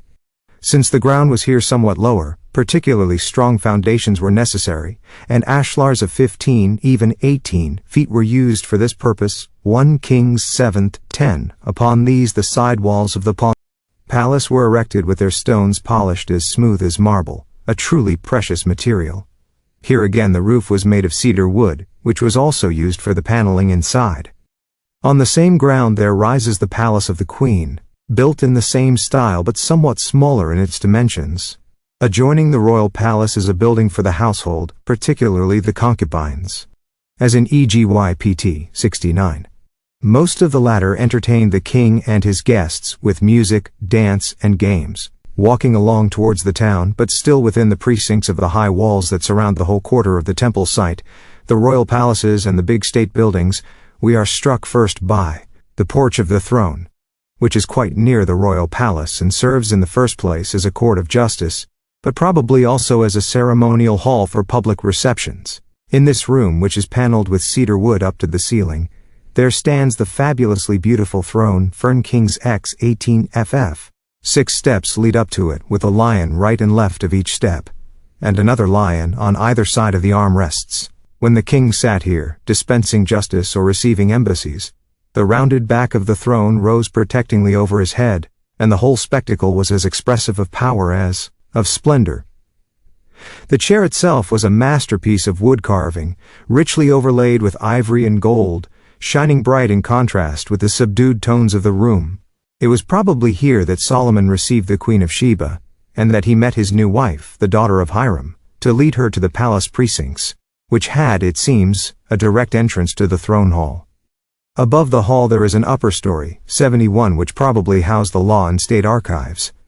At the front of the building Solomon built a large porch of pillars, over 88 feet long and 52 feet wide. Since the slope towards the city here gets gradually steeper, this porch is approached by wide steps.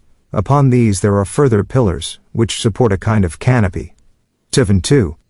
The large porch serves probably as waiting room for the guests of the king, but it is sufficiently spacious for lawsuits of a simpler kind to be heard in rooms on either side, which can be used also by royal officials. Still farther down along the road, and thus the first building reached on setting out from the city, is the biggest of these state buildings, the so-called Lebanon Forest. It is 180 feet long, 90 feet wide, and 54 feet high. 3. Entering the building on the narrow SIDE 74, we understand at once its name. We find ourselves in the midst of cedar trunks 26 to 29 feet high, which are about 9 feet apart and support the roof like pillars. There is enough space to pass comfortably between them and sufficient vista to be aware of the rows of trees on all sides. We count 4 such rows of cedar pillars, arranged lengthways, but the side walls of the building run along the extreme right and the extreme left rows, so that only the 2 middle rows stand clear, and the whole has the appearance of a 3-naved hall. Looking upwards into the branches of the forest we notice on top of each pillar a solid block of cedar wood like a foreshortened tree head. From either side of each pillar, ribs are protruding, each joining the rib of the opposite pillar in the next row. Every 2 of these ribs seem a pair that belongs together, and the whole looks like an artistic arrangement of intertwined branches. It is upon these and upon the blocks that the cedar roof rests. We count 15 such pairs of ribs in each of the 3 naves of the building 75, hence there are no less than 60 cedars to form the 4 rows of this wood.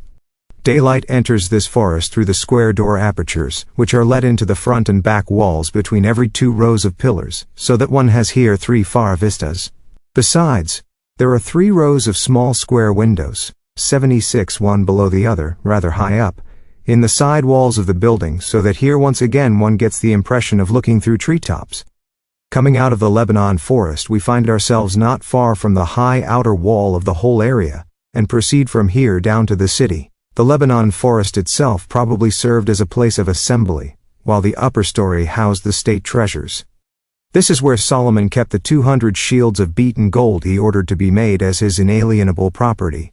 1 Kings X 16 ff, which Shishak of Egypt later carried off from Jerusalem. 1 Kings 14:26.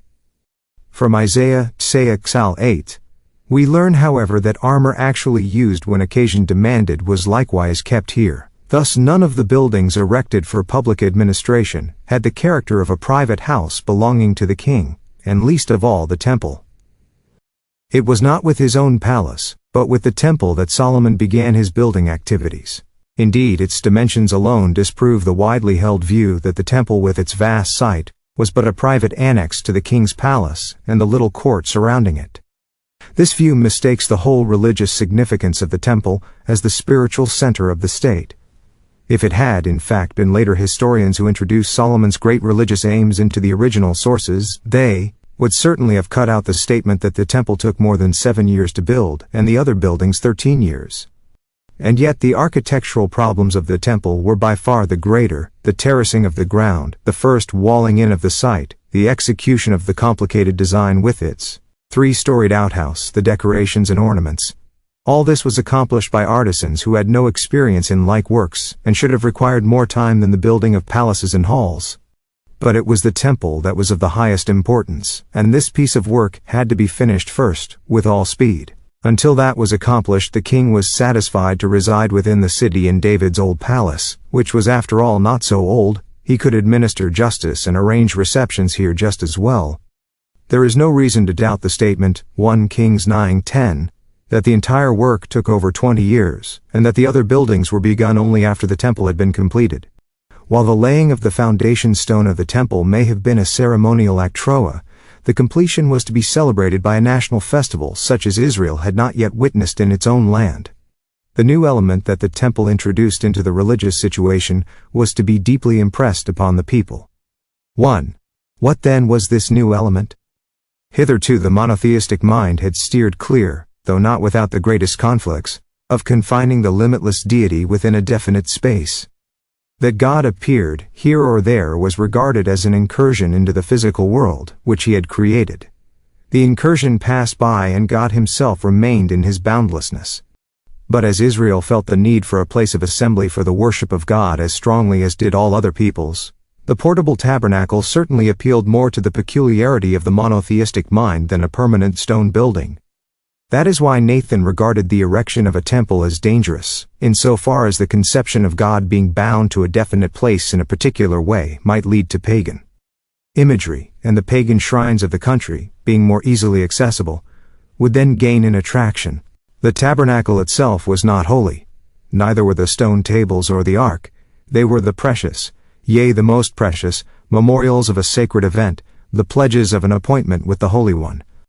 For many years the tabernacle had been separate from the ark and the tables, and yet the people had continued to live a monotheistic life without them as they did afterwards with them.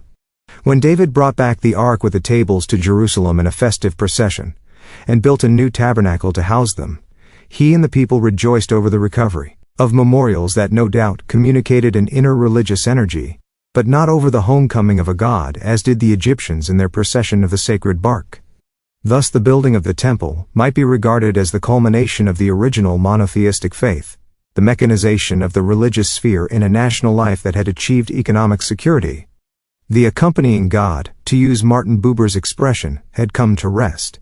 One might say that religious mobility had given place to ceremonial stability, that the simplicity of the Mosaic period, which concentrated on inwardness, had been superseded by the splendor of the monarchy, which is intent upon outward effect, and that the erection of a temple was in effect an assimilation to the kind of divine worship customary among the neighboring peoples, with which closer relations were then initiated, and which were not allowed to outshine the King of Israel. The erection of permanent temples in Canaan was, it is said, of quite recent date, nor were these, as excavations go to show, nearly as elaborate. As Solomon's building, the temple is thus alleged to be the result not of an urge for religious regeneration, but of a desire for external modernization. Such motives as love of pomp and emulation of foreign models had no doubt their effect on Solomon. But, as with every achievement, what matters most is the direction the personal urge takes in realizing its aim. This direction can be observed in the following facts. Solomon, the pupil of Nathan, offered up his first royal sacrifice not in Jerusalem but in Gibeon. The conception of a single central place of sacrifice, such as Gad had aimed at in David's time and such as Abiathar hoped for, was not adopted by Solomon until later on. His appreciation of religion and sacrifice as means of forging and controlling his kingdom underwent a change, and his fondness of splendor and of competition with neighboring cultures was made to serve his new ideal. What was this ideal? The people had reached a goal, they now had a state of their own. The place of worship of the one God had also to be established once for all. But as this God was not the God of a town or country, he could be worshipped anywhere, which means, in the language of those times, that sacrifices could be offered to him anywhere, since he is incorporeal and resides in neither image nor object.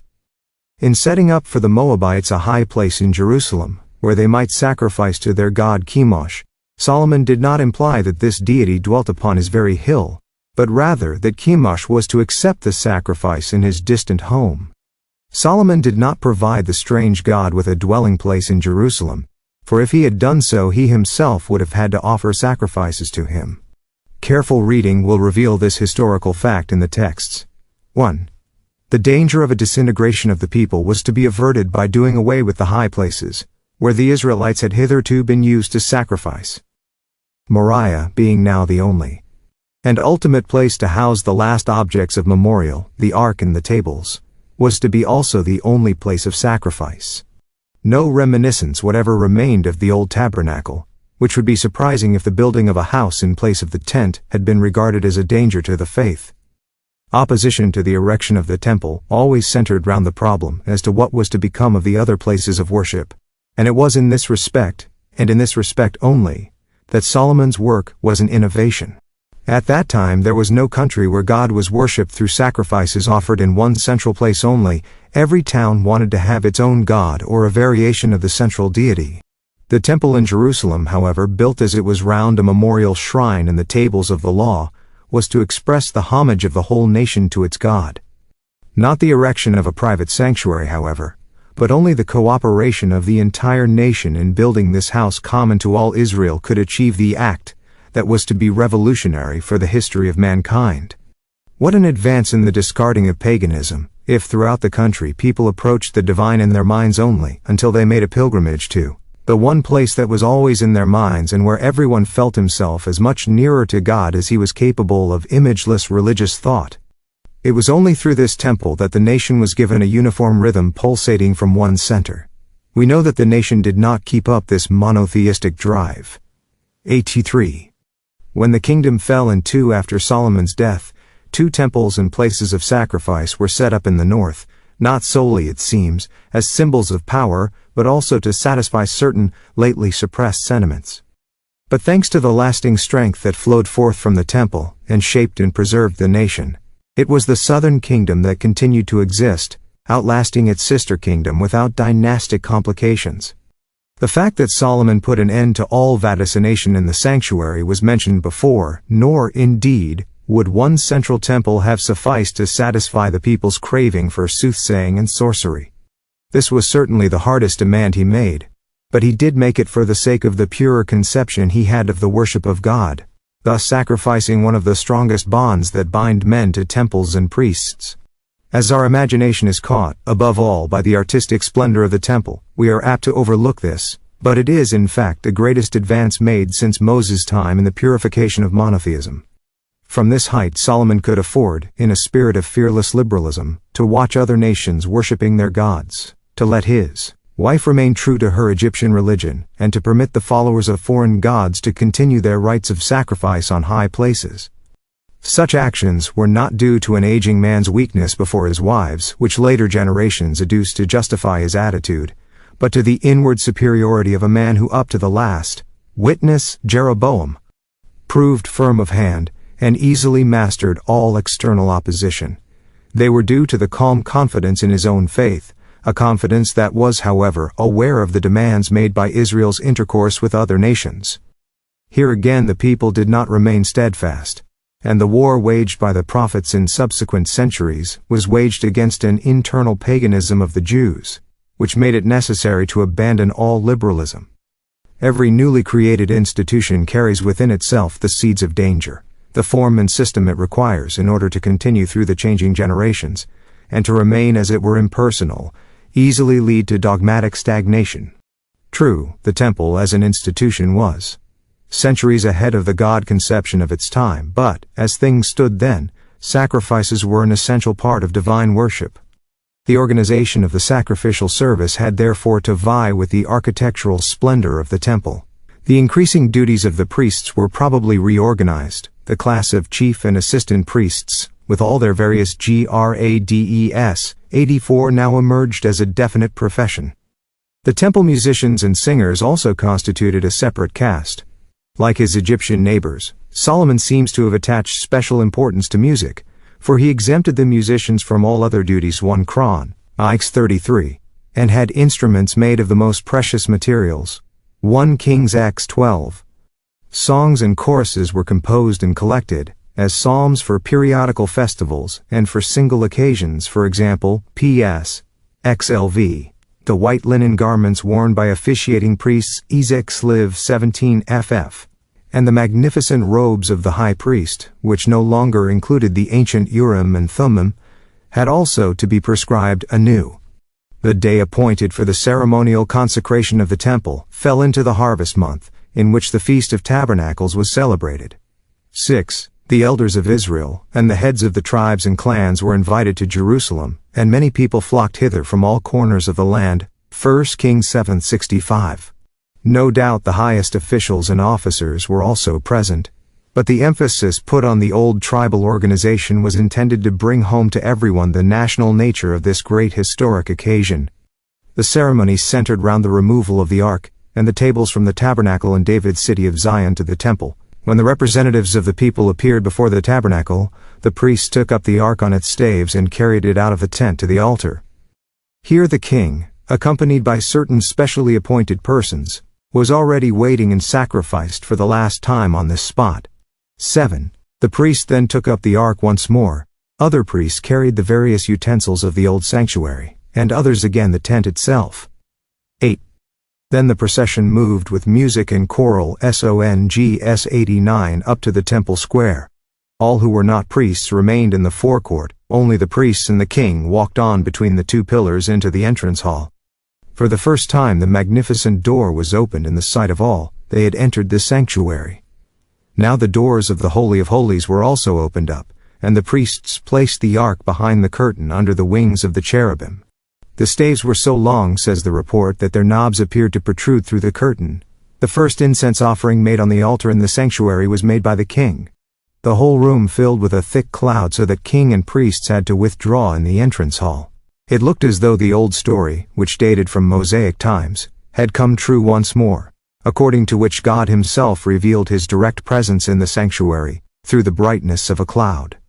Before the king stepped into the forecourt to offer up the first sacrifice there also, he handed over the new sanctuary in a solemn oration to the two partners of the covenant, God and the people, and between the words he addressed to God 1 Kings 7, 12-13, and those he addressed to the people Ibid.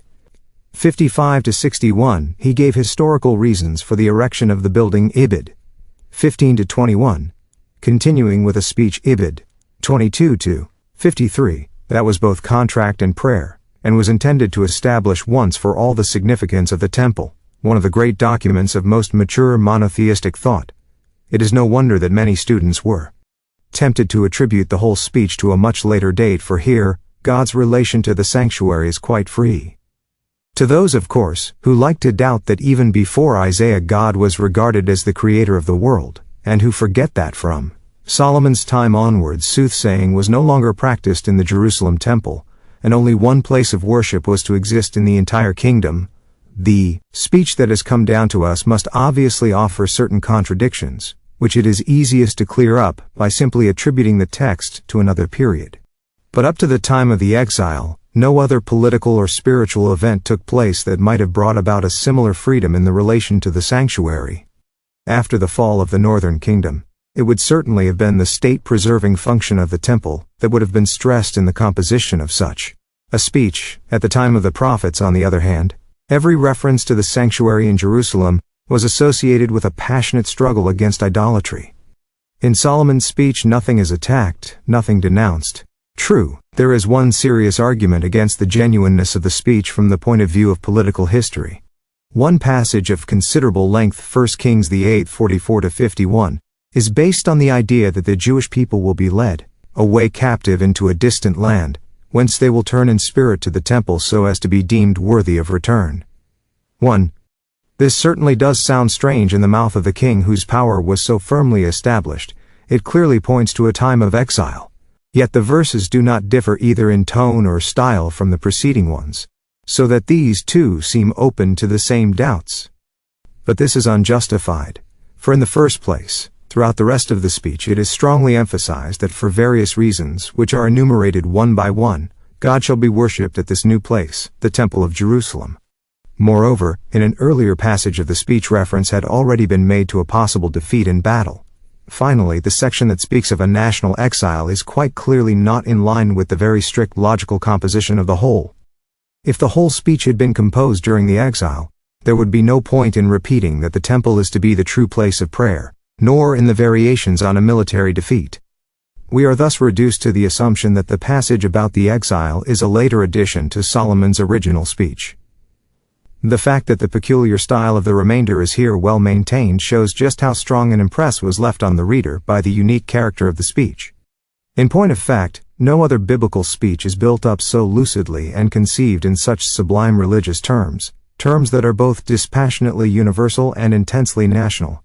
What a genius the unknown poet would have had to be who, many centuries later, could compose a speech so fully in harmony with Solomon's situation. The king had stepped into the doorway of the sanctuary, his face turned towards the Holy of Holies. 93. The priests stood behind him in the entrance hall and the mass of the people outside in the forecourt. Then all fell on their knees. 94. And the king spoke the first words that were addressed to God from this spot. The beginning of this prayer has been preserved in the Septuagint.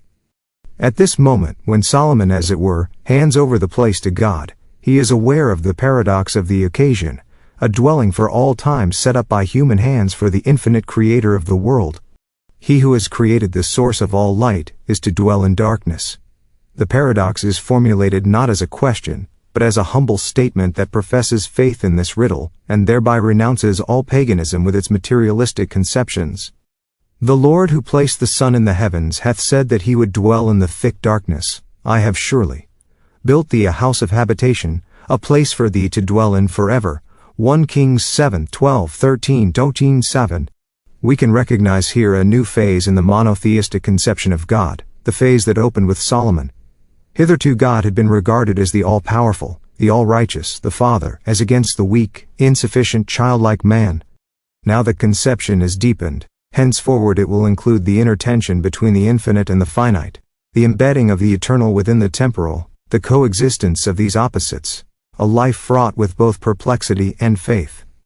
It was not in any physical struggles of the nation, nor from the hope of victories over an enemy, nor from the longing for a power ordering Israel's lives that this phase developed, but from a highly sublimated contemplation of the existence of God and man.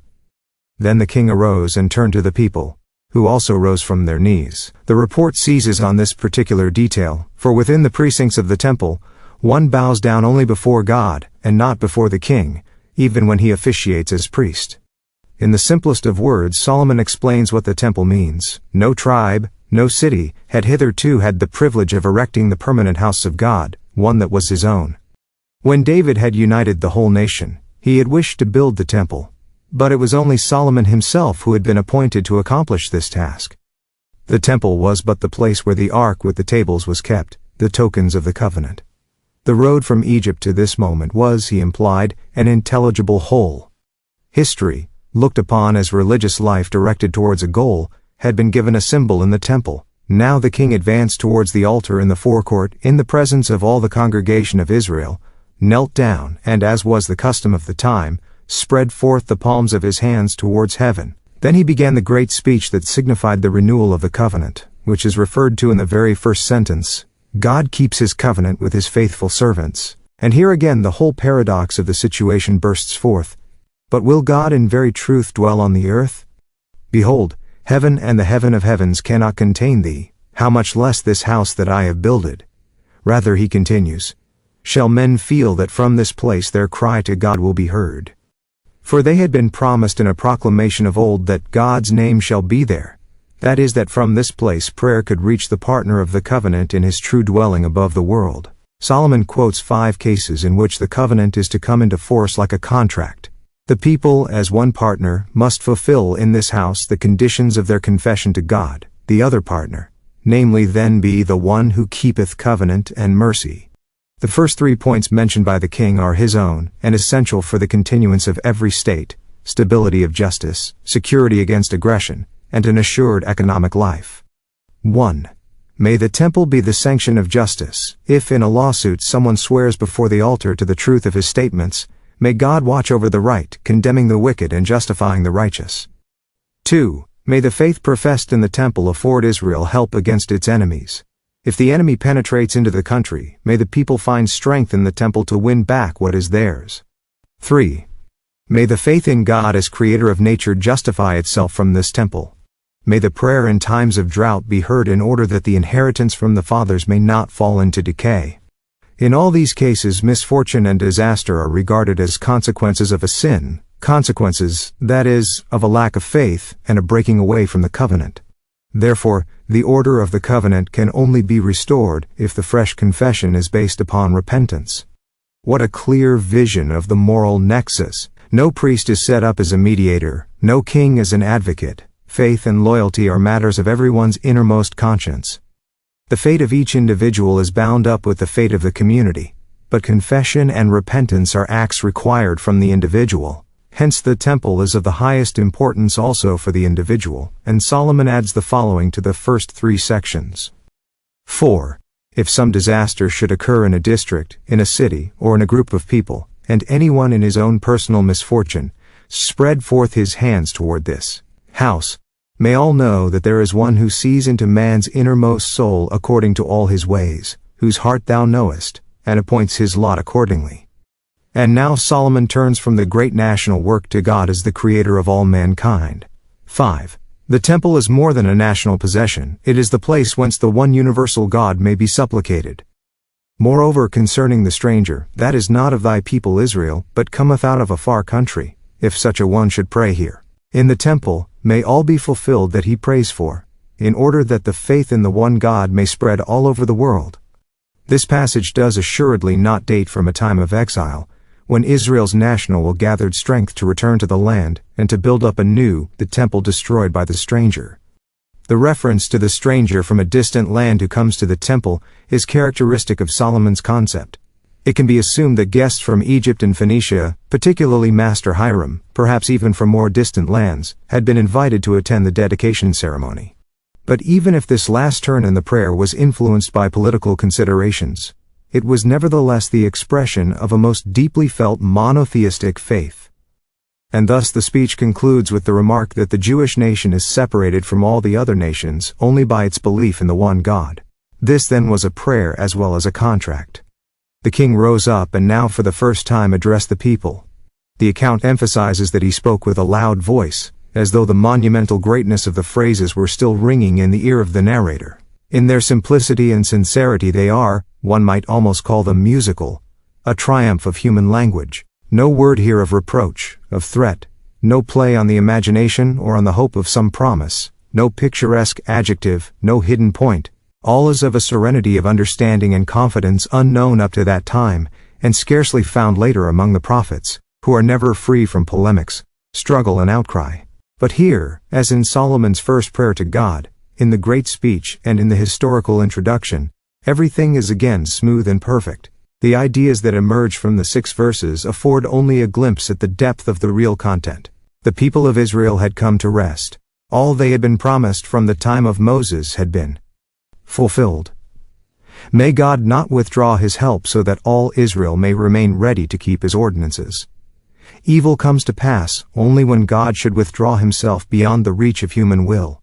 And let these my words, wherewith I have made supplication before the Lord, be nigh unto the Lord our God day and night, that he maintain the cause of his servant, and the cause of his people Israel, as every day shall require, that all the peoples of the earth may know that the Lord, he is God, there is none else. Let your heart therefore be whole with the Lord our God, to walk in his statutes and to keep his commandments, as at this day. It is very significant that the consecration speech contains no reference to the sacrifices. Now, however, the religious sentiments of the people were going to be satisfied, and the first burnt offering on the altar in the forecourt was sacrificed by Solomon himself. The account speaks of 22,000 oxen and 120,000 sheep. The later editors of this passage probably did not realize that there was not enough room for so many animals on the Temple Mount. But even so, the number of sacrifices must have been extraordinarily great, as according to the report, the altar was not large enough, and the king allowed the center of the court to be used as temple altar. The national feast following the dedication was celebrated not only in Jerusalem but also by those that had remained at home throughout the country. 2 Chron. 7-8. What a strong feeling of common history and common religion was here aroused. A permanent center had been created. Not only had the temple now been finally completed, but the nation had been established as a really united body. Chapter 8. The Vision Beyond. A king who meant to import by peaceful means the materials needed for a temple, such as precious metals, wood and iron, had but one course open to him, to purchase these goods by trading.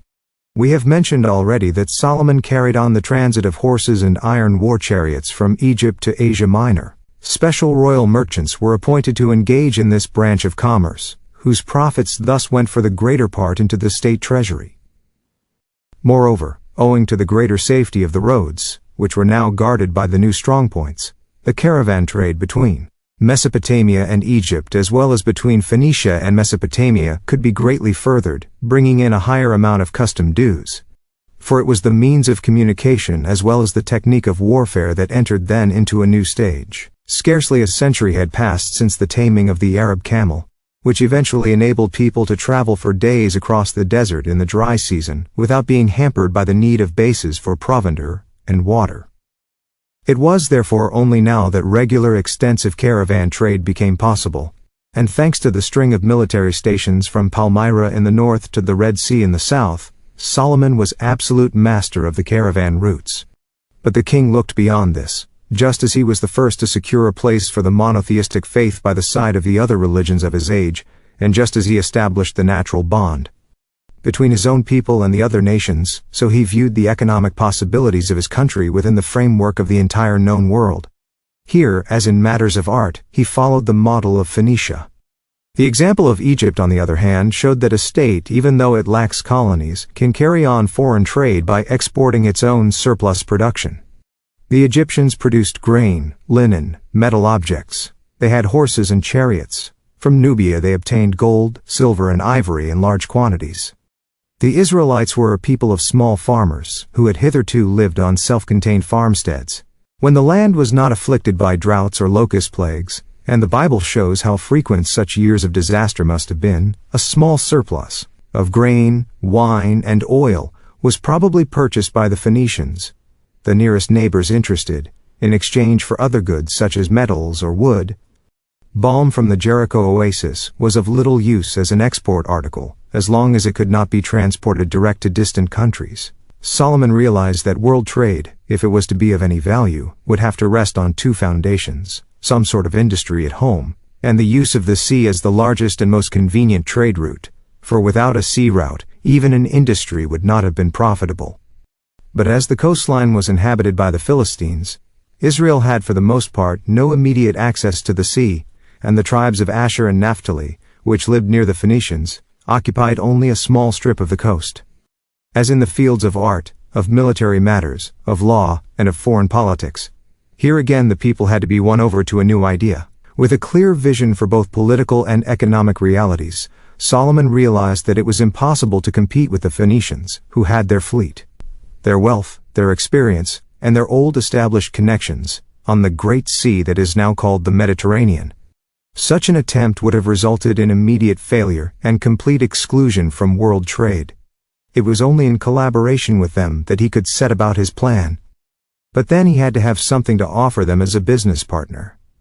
In the south, Solomon's territory extended as far as the Red Sea, described in the Bible as Sea of Rushes.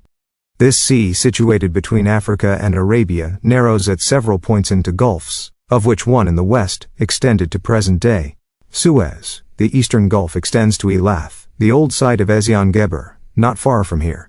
Aqaba was founded later on. 3. These two gulfs surround the grape-shaped Sinai Peninsula, which was always very thinly populated, and had no supply bases for ships.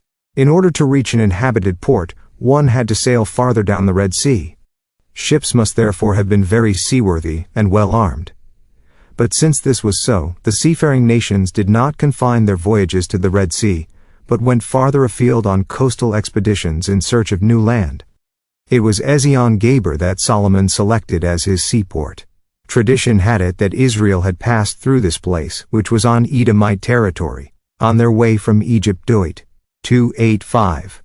Excavations of the place prove a well-planned scheme, such as is indeed characteristic of all Solomon's enterprises. The city, laid out as one large whole, was built up not gradually but very quickly, uniformly and purposefully. Nelson Glueck, to whom we owe the excavation of the town, speaks with admiration of the tremendous achievement that this construction represents and that points, quite apart from any archaeological proof, to the one man who possessed the vision, the strength, the authority, the organizing ability, and the means for such a work: Solomon. Outstanding expert knowledge, experienced technicians, and thousands of workers were needed here. Caravans journeyed to and fro all the time, and if the provision of food and drinking water was in itself no easy task, the hardest problem was the transport of the necessary fuel. In accordance with their agreement, Hiram sent his shipbuilders and sailors to Ezion-Geber. It was probably Solomon's reliability in business matters, as well as the opportunity of opening up new trading markets, that induced the Phoenician king to participate in such an unusual enterprise. But Hiram sent also workmen of quite a different profession to Ezion-Geber, for Solomon was going to make the town not only his port, but also his chief industrial city. The excavations have brought to light large metal refineries, and since the Sinai Peninsula and the Arabah, between the Dead Sea and the Red Sea have yielded huge smelting furnaces for copper, it is clear that the metal works at Ezion-Geber were set up to refine the copper for the export trade. There were copper mines in the Arabah and east of Jordan. As we have seen, the great bronze ornaments of the temple were cast by Master Hiram in the region of the Jabbok Delta. Even the Romans set great store by these districts on account of their copper mines. 6. We can now imagine what it meant not only to bring along from Phoenicia or the Lebanon the wood required for the shipyards, but also to maintain a constant supply of fuel for the furnaces and refineries. Glueck assumes that the brushwood found in the province of Edom was converted into lignite, which was then carried down to the furnaces by hundreds of mules. Where the human labor was found for work in that climate, and under those difficult supply conditions, is not known, in any case. An undertaking of such dimensions could not have been carried out in ancient times without an army of slaves and forced labor. 7. The industrial and commercial town of Ezion-Geber, with an area of about 2.7 square miles, was not built up on the sunken stratum of an older city, but was, as the excavations show, a new foundation by Solomon. A wall about 20 feet HIGH 8 and in places 13 feet wide surrounded the town, which had now acquired both strategic and commercial importance. The main gate facing towards the sea was constructed in much the same way as we have described before. An enemy, having taken one gate, had to take, under still more difficult conditions, a second gate, situated in a walled-in court behind the first, and even a third, which protected the second in like manner. Only then was the way into the town open to him. It is the same system as that found in the excavations of Megiddo in the stratum dating from Solomon's century, as well as in the fortress of Lachish in southern Palestine, where it points to the same period. The Phoenicians were widely experienced in the art of setting up copper furnaces and refineries. In Sardinia and Spain there were Phoenician smelting mines known as Tarshish, after which the ships specially equipped for such ore and metal cargoes were called Tarshish ships. 10. Thus it was the Phoenicians who set up Solomon's copper furnaces and refineries, and at the same time built his fleet, which included one Tarshish ship, 1 Kings X 22. Whither did the king send his ships from Ezion-Geber? Right down to the fabulous Ophir, 1 Kings 9 28 X 11. And where was this? In Africa, Arabia, or India? There are reasons in favor of each of these hypotheses. All attempts at locating this region are based on the notice that the journey took 3 years, which may, however, mean that the ships returned in the third year, in which case Ophir would have been 1 year's journey distant from Palestine. In this connection, it should be remembered that the monsoon winds blow for months in the same direction, not only in the Indian Ocean, but also in the Red Sea, and that even today sailing boats often have to wait a very long time before they can set out on the return journey. Within 1 year, the Red Sea could thus be used only once for a journey there and back. 11. Nevertheless, it was possible to sail to the southern tip of Africa, or even to India, and back in the time given. But although the name Ophir is phonetically reminiscent of Africa, where Transvaal has always been the rich gold land, and although the exotic animals such as monkeys and parrots that were brought back from Ophir had Indian-sounding names, which have survived in Hebrew down to the present DOI, 12, all speculations show that Ophir was situated in the south-western corner of Arabia, a conclusion that agrees with an ancient reminiscence preserved in the list of peoples in general, X 29, where Ophir is mentioned between Sheba and Havilah, and in the same book, 2:11, this Havilah is called the land where the gold is. And if Ophir was in fact in that neighborhood, Solomon's commercial relations with the land of Sheba and its queen are much easier to explain. The excavation of Ezion-Geber has added a new argument for locating Ophir in the vicinity of Sheba. Solomon's fleet was not sent out on a mission of loot and plunder, and the comparison frequently made to the conquest of Mexico overlooks that it was Solomon's way no more than that of the Phoenicians to send out warlike expeditions to foreign shores. This is indeed inconceivable in the light of all we now know about the copper mines and refineries. But his was in fact a genuine merchant fleet, though it was doubtless accompanied by warships as protection against attack. The mass of material carried and bartered shows that the principal aim of the voyage was to secure a firm market. We know that Solomon never embarked on any of his enterprises aimlessly, and as it were from mere love of adventure, hence he would not have risked, as he did in this case, extremely valuable cargoes, unless he had had a very clear conception of their place of destination. Now the establishment of a trade with the greater markets south of Egypt would no doubt have led to competition with the pharaoh, and there was nothing Solomon desired less than political complications. On the other hand, cooperation with the Egyptians who provided him already with his trade in horses and chariots would have been a much simpler proposition than the partnership with Hiram. For this reason alone, we ought not to identify Ophir with Africa.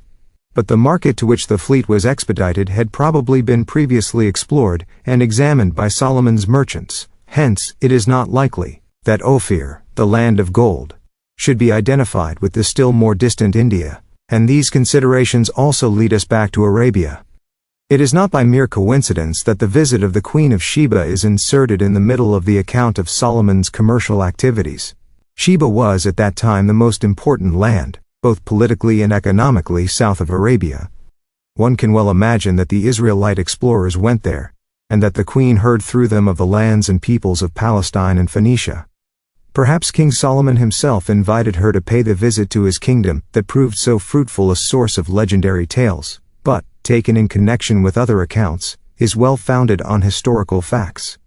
Merchants from neighboring Africa, and perhaps even from distant India, would bring their goods to Sheba. The merchants who had sailed from Ezion-Geber may have visited first the markets of the Sabaean kingdom, and then the markets of neighboring countries. The account mentions Ophir only as a country whence the merchants brought back gold. Fine woods, silver, ivory and the exotic animals may have been bought here in southern Arabia, whose importance for commerce will be discussed below, by barter from the merchants of other lands. Almost all the silver changing hands in Arabia came from India.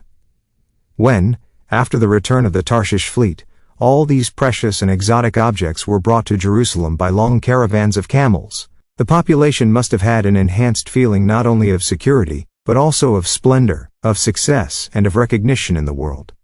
Did not the kings of rich and distant lands send to their king the most marvelous gifts in homage to his power and wisdom? 1 Kings X, 24f, 2 Chron, Ix 23f. It is well conceivable that something of the king's far-sightedness was imparted to his people, and that the knowledge of new things and new countries, the opening up of new horizons and perspectives, did much to raise the cultural level of Israel. The gold acquired on these expeditions is said to have amounted to 420 talents, in 2 Chron, that is 420 talents, that is 28,060 lb, or in Chronicles, 30,065 lb. If we add those other parts of the state revenue that were paid in gold, and then deduct the payments made to Hiram as well as the gold used for the temple utensils, there still remained enough, even if we regard the sum of 666 talents as far too high an estimate of the annual income 1 Kings X 14, to justify the phrase "the king made silver to be in Jerusalem as stones" 1 Kings X 27, as a popular description of the economic situation. The moral and economic dangers of flooding an agricultural country such as Palestine with gold, silver, and precious stones inspired Solomon with a remarkable idea of financial policy.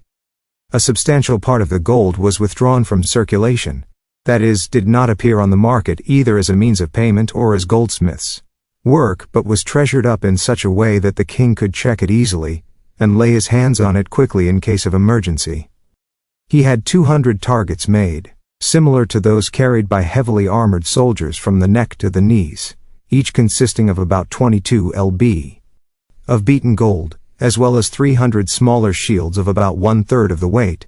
Altogether they amounted to 6,600 lb of gold, and were kept in the upper story of the Lebanon forest, which was the state treasury. 15.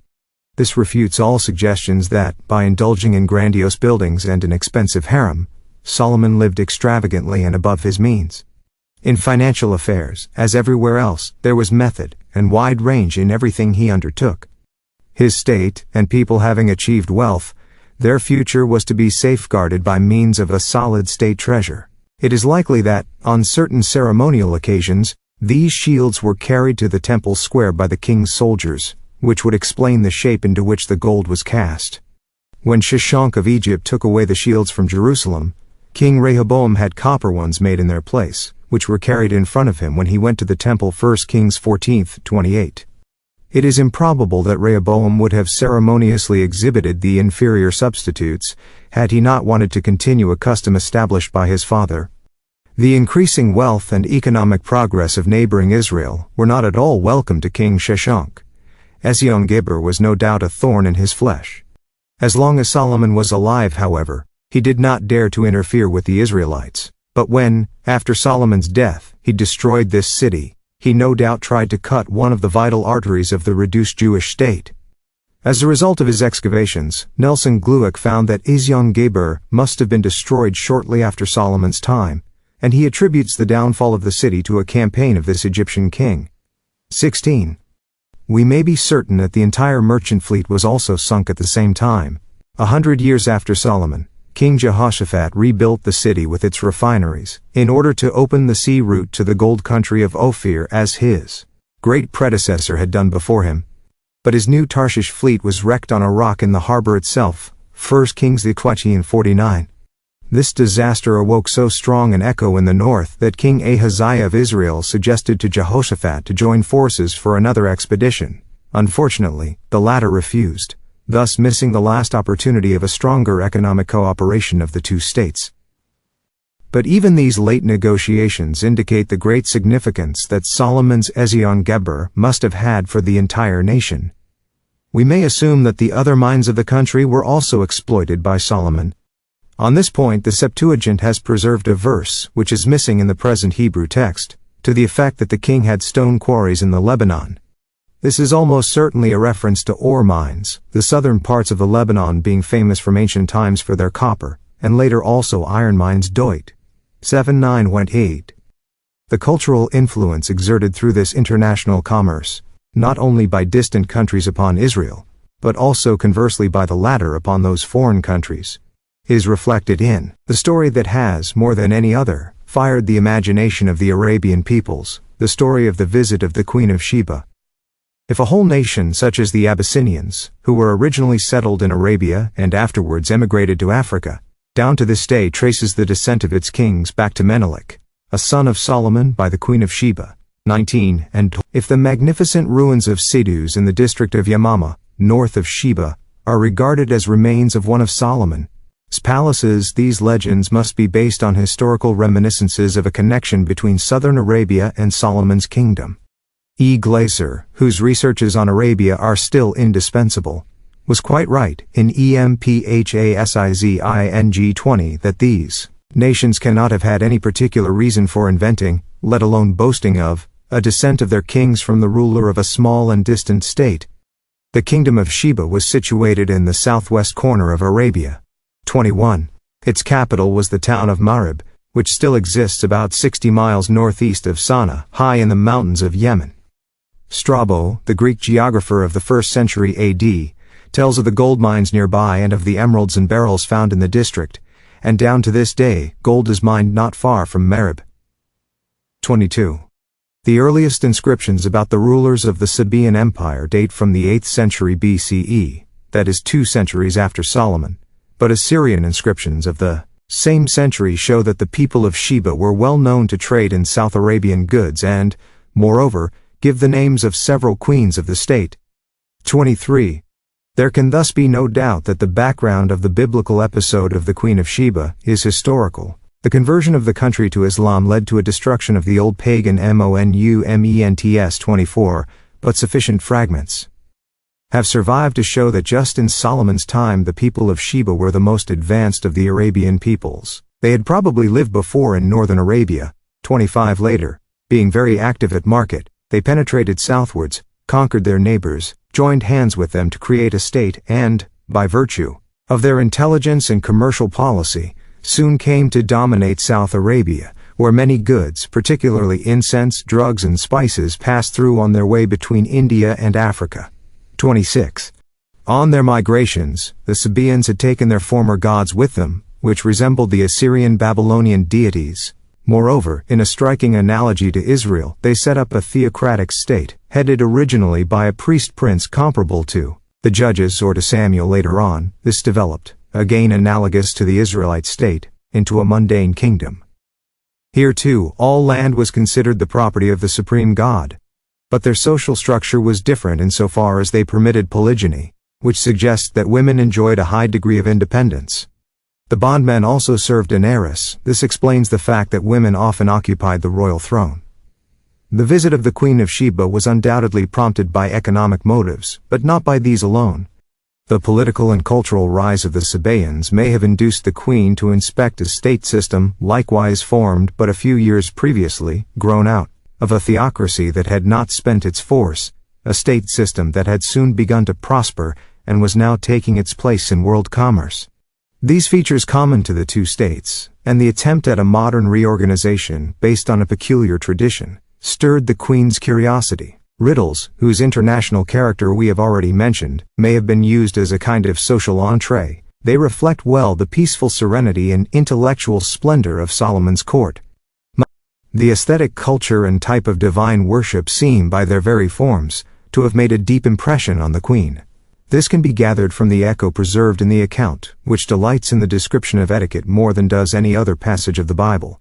And the food of his table, and the sitting of his servants, and the attendance of his ministers and their apparel, and his cupbearers, and his burnt offering which he offered in the house of the Lord, there was no more spirit in her. 1 Kings X5.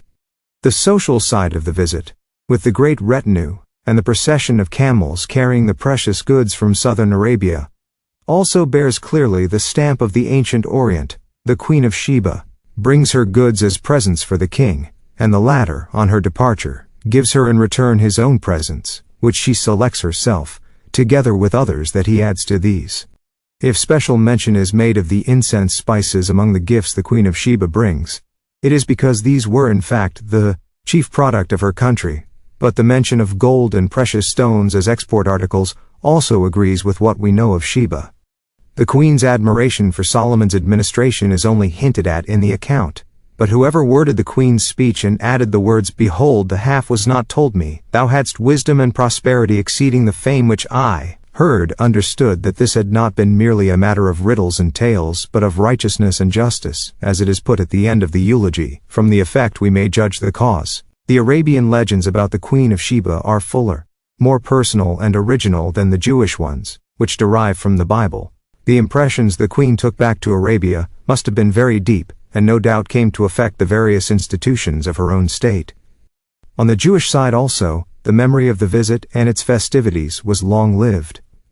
Psalm LX1, which is a song of praise for King Solomon, traces in broad musical outlines the popular elation occasioned by such a court ceremony, and where, as a climax of political recognition, mention is made of the visit of the rulers of Tarshish, of Saba and Sheba, who tendered their presents to the king, we can feel clearly which great event in Israel's history the poet has in mind when he glorifies the king as the just one who could point the way of salvation to the whole world.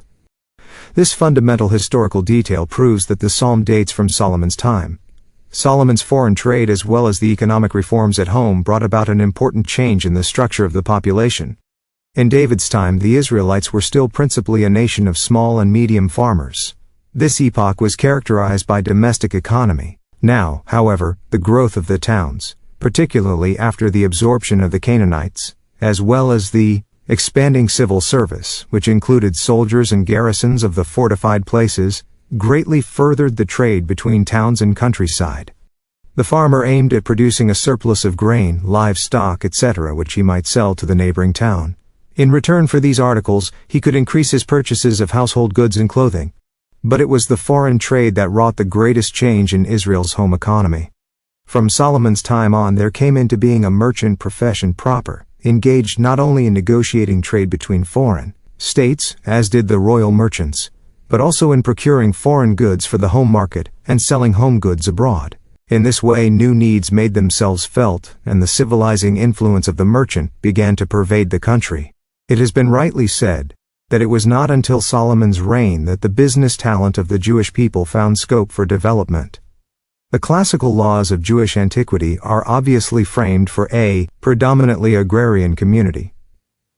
The centuries of the later monarchy do not, however, show any such economic conflicts as would have been certain to occur had the agrarian branch been threatened by a merchant profession. The art of the craftsman, particularly of the metal craftsman, was also given a powerful impetus in Solomon's time, both by foreign models and by the unusually large commissions. High officials, as well as townspeople who had attained to wealth, no doubt followed the example set by the king. This did not, however, lead to the development of a specifically Jewish art. All the Israelite goldsmiths' work, ivory plating, seals with pictures, etc., discovered so far are of much more recent date and point to foreign models rather than to a native tradition.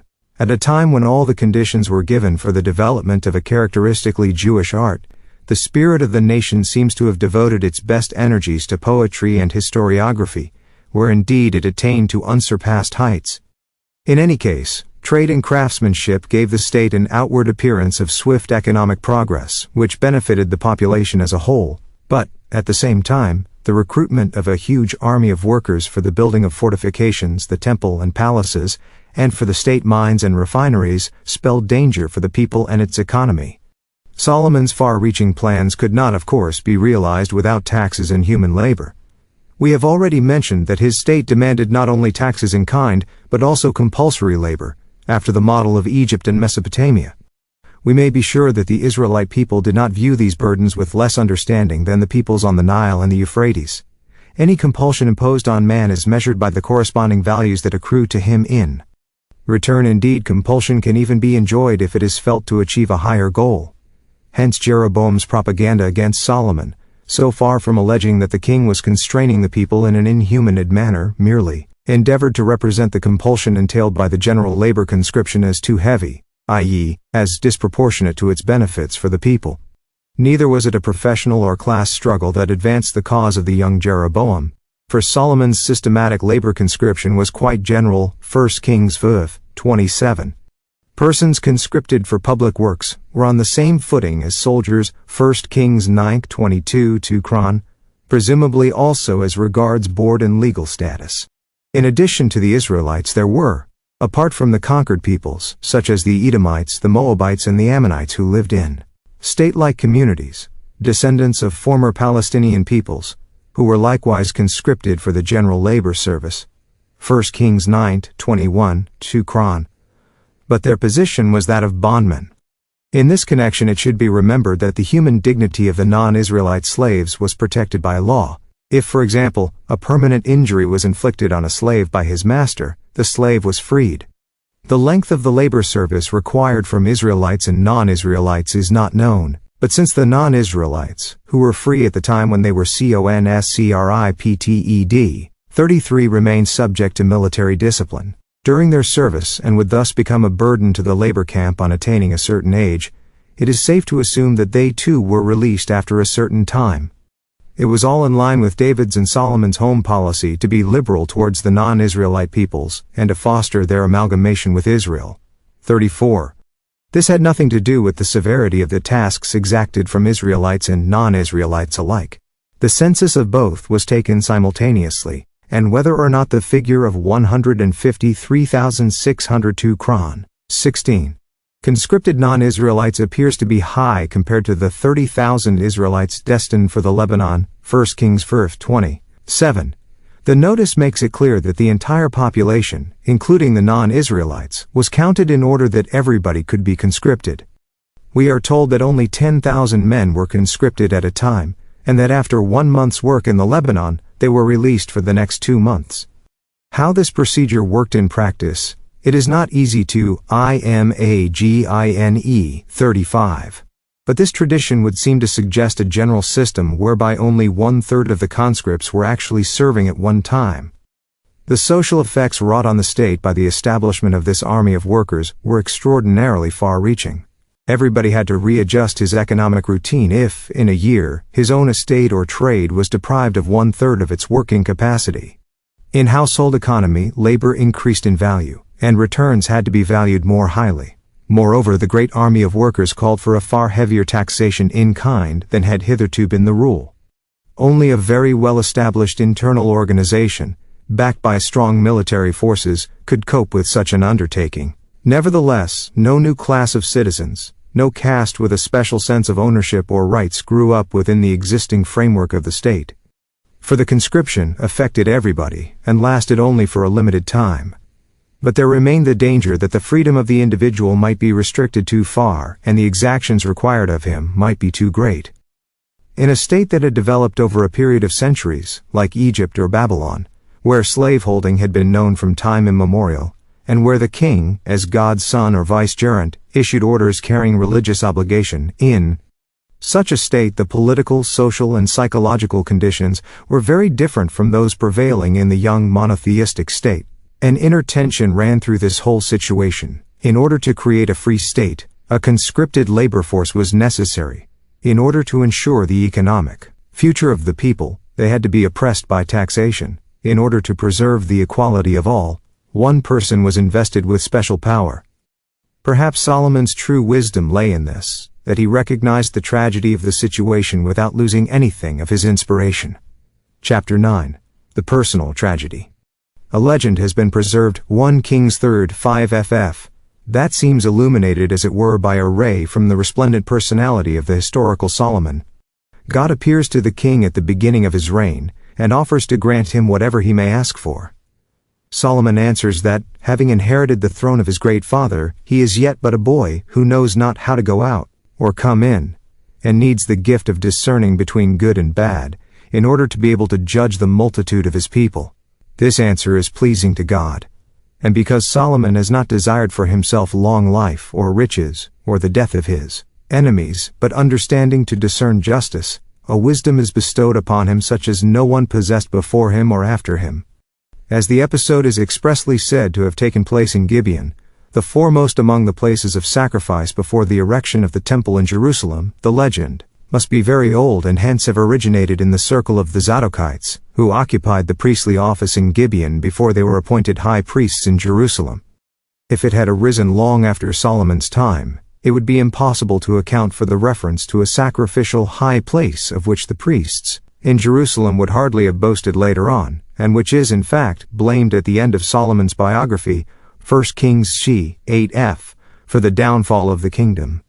Even the Book of Chronicles 2 Chron I 7 ff, in a shortened version, gives Gibeon, whither the king went to sacrifice, as the place of the vision, and, like the Book of Kings, makes no allusion here to the division of the kingdom, as it does later on in the account of a second vision, 2 Chron 7 12 ff. Indeed, the king is promised a long life as reward for his obedience. Yet Solomon died shortly after his 60th year, which was not then reckoned as a long life, CFPS, XC, 10, according to later popular belief. He did not even live to be 60. Hence the legend, which has nothing but praise for him, had presumably sprung up before his death. The important part about it is the manner in which Solomon meditates upon himself and realizes his human imperfection. The humility of the judge before his office, the arrogance of the individual presuming to distinguish between good and evil, and this not for himself alone but for a whole people. These moral reflections reveal a man of strong social bias. Shall someone lacking in experience, someone who does not know his own way in or out, be the judge of good and evil in others? Through the veil of popular notions enwrapping a ruler, we can clearly discern the trait in Solomon that struck his contemporaries, not his delight in power and wealth, both of which he possessed, but the tendency to contemplation. He has doubts about himself as a judge, and this is what a ruler was above all. Indeed, he has doubts about himself as a human being, but his reflections do not cut him off from his fellow men, but place him in the midst of the social effects of his thoughts and conclusions. Here lies also the root of his piety. At the dedication of the temple he voiced the thought, and was indeed the first to voice it, that it is only God who can be just in condemning, or acquitting, 1 Kings 7:32, and that evil deeds come to pass whenever God leaves us and forsakes us, Ibid. 57. Man is therefore responsible for his actions, yet ultimately the cause is in God, who dwells mysteriously in the thick darkness, Ibid. 12. May God grant that we are neither unjust nor evil. That is roughly the principle of Solomon's piety. 1. Justice in the state is therefore, in Solomon's opinion, impossible without the support of a faith that compensates our insufficiency. But once we have this faith, we are bound to strive for justice. For we ourselves bear the responsibility for the fate allotted to us. Indeed, the 72nd Psalm, which is associated with Solomon's name, goes so far as to make justice the fountain of peace and blessing in the state, and regards the power of passing just judgment as a grace the king is ever in need of. It was therefore no coincidence that it was Solomon who built the first court of justice in Palestine. How deeply he himself was struck by the tragedy of his task, the desire to do justice in all his human insufficiency, is hard to make out from our sources. But there is no need to show that the problem of justice is much more burning for the monotheist, who attributes everything that happens to one single origin, than for those who believe in the struggle of several principles for the domination of the world. In polytheism, justice is the faithful observance of a contract drawn up between a number of divine or human partners. In monotheism, it pervades the meaning of the whole world. Viewed from the human standpoint, the demand for justice is the measure of monotheistic faith. Whoever has sounded the last depths of this problem will either seek refuge in divine grace or be consumed in doubt, or else must renounce everything. Solomon's greatness lies in this, that he recognized the insufficiency of the human will, yet did not allow this recognition to impair the full strength of his actions. Let us recall only how systematically he built up the state both spiritually and materially, a man who devotes himself with such calm energy to foreign policy, military matters, fortifications, public administration, production, world trade, not least of all to the arts, and certainly above all to the religious life, and who strikes out on a new and original path in each one of these provinces. Such a man's will does not appear to be overshadowed by doubts, remorse, or the feeling of human helplessness. But if his recognition of the tragic position of man on earth had been nothing but the incidental byproduct of an intellectual game, without any effect on his feelings or purpose, he would have pursued solely the selfish aims of acquisition and ambition, instead of systematically confining his growing military, economic, and international power within 40 years of peace. History, in any case, does not know of any other example of such self-restraint. No, for Solomon, knowledge of humanity acted as a regulating corrective against the dangers of a bewildering, overpowering will. Consciousness of man's tragedy on the one hand, and the duty towards reality on the other, held balance within him. It was this unique harmony in his inner self that was the great grace bestowed upon him. Even in his youth, something of this must have been noticeable. That is why David selected him from among all his brothers to become the pupil of the prophet Nathan, and why the latter named him Jedediah, beloved of God. This balance of opposing forces made Solomon appear different from different points of view. Primarily, he was regarded as a commercial and enterprising genius, who knew well how to exploit given economic conditions, and to make himself indispensable. To others, who added to the security of the caravan routes by building strongpoints, and whose economic vision went far beyond his own country. But had this been his greatest talent, dominating all others, how could we account for the fact that the first of all his great creations was the very unprofitable and expensive temple, whose very materials could not be purchased but by pledging a whole province of Israel? The assumption, however, that the concentration of religious power in Jerusalem was intended to strengthen the rule of David's dynasty is refuted by the disintegration of the kingdom immediately after Solomon's death, as well as by the simple reflection that the internal revolution wrought in religious conceptions by the temple, the cessation of oracles, the abolition of places of sacrifice in the country, could not be of any economic or dynastic advantage for the king, because many influential rural priests, having lost their posts, could not be expected to support the dynasty, and moreover had to be compensated out of the temple treasure in Jerusalem. A ruler moved solely by business considerations would have built the temple only after building his own palaces, at the height of a successful career. This is what David did, when he first erected his own palace before planning a temple. For there was no necessity, either religious or political, to build the temple. In fact, there was, as we have seen, considerable religious opposition, which had first to be overcome. Thus the purely spiritual religious reform originated with the king himself, who made light of all economic or dynastic risks. Another trait in Solomon's character that one might be tempted to consider its fundamental feature is his delight in pomp and splendor. This delight must have been one strong motive for his building activities, and was no doubt not without an admixture of vanity. But what matters here, as everywhere else, is whether the achievements are made to serve values that transcend the personal, and in this respect, Solomon's temple and public buildings do not leave any doubt. More important is the reflection that Solomon's artistic aspirations must have been very high. No sooner had he decided to follow the Phoenician style of architecture, which, despite his relations with Egypt, appealed to him most, than he summoned the best Tyrian artists to Jerusalem to have the most sacred ritual objects made by him. How few names of artists have come down to us from those centuries. Master Hiram, the foreigner, is mentioned so often that he would seem to have been held in particularly high esteem during the 7 years it took to build the temple. We have once before pointed out that Levites who did service as musicians in the temple were exempted from all other duties. Here also, what respect for the artist! The description of the temple dwells with special pleasure on the decorative pieces, and considering the energy Solomon put into all other matters, it is inconceivable that he should not have taken as decisive a part in the choice of temple utensils as he did in the adaptation of the Phoenician temple style to the first monotheistic house of God. This is clearly not a patron who commissioned artists merely to satisfy his vanity.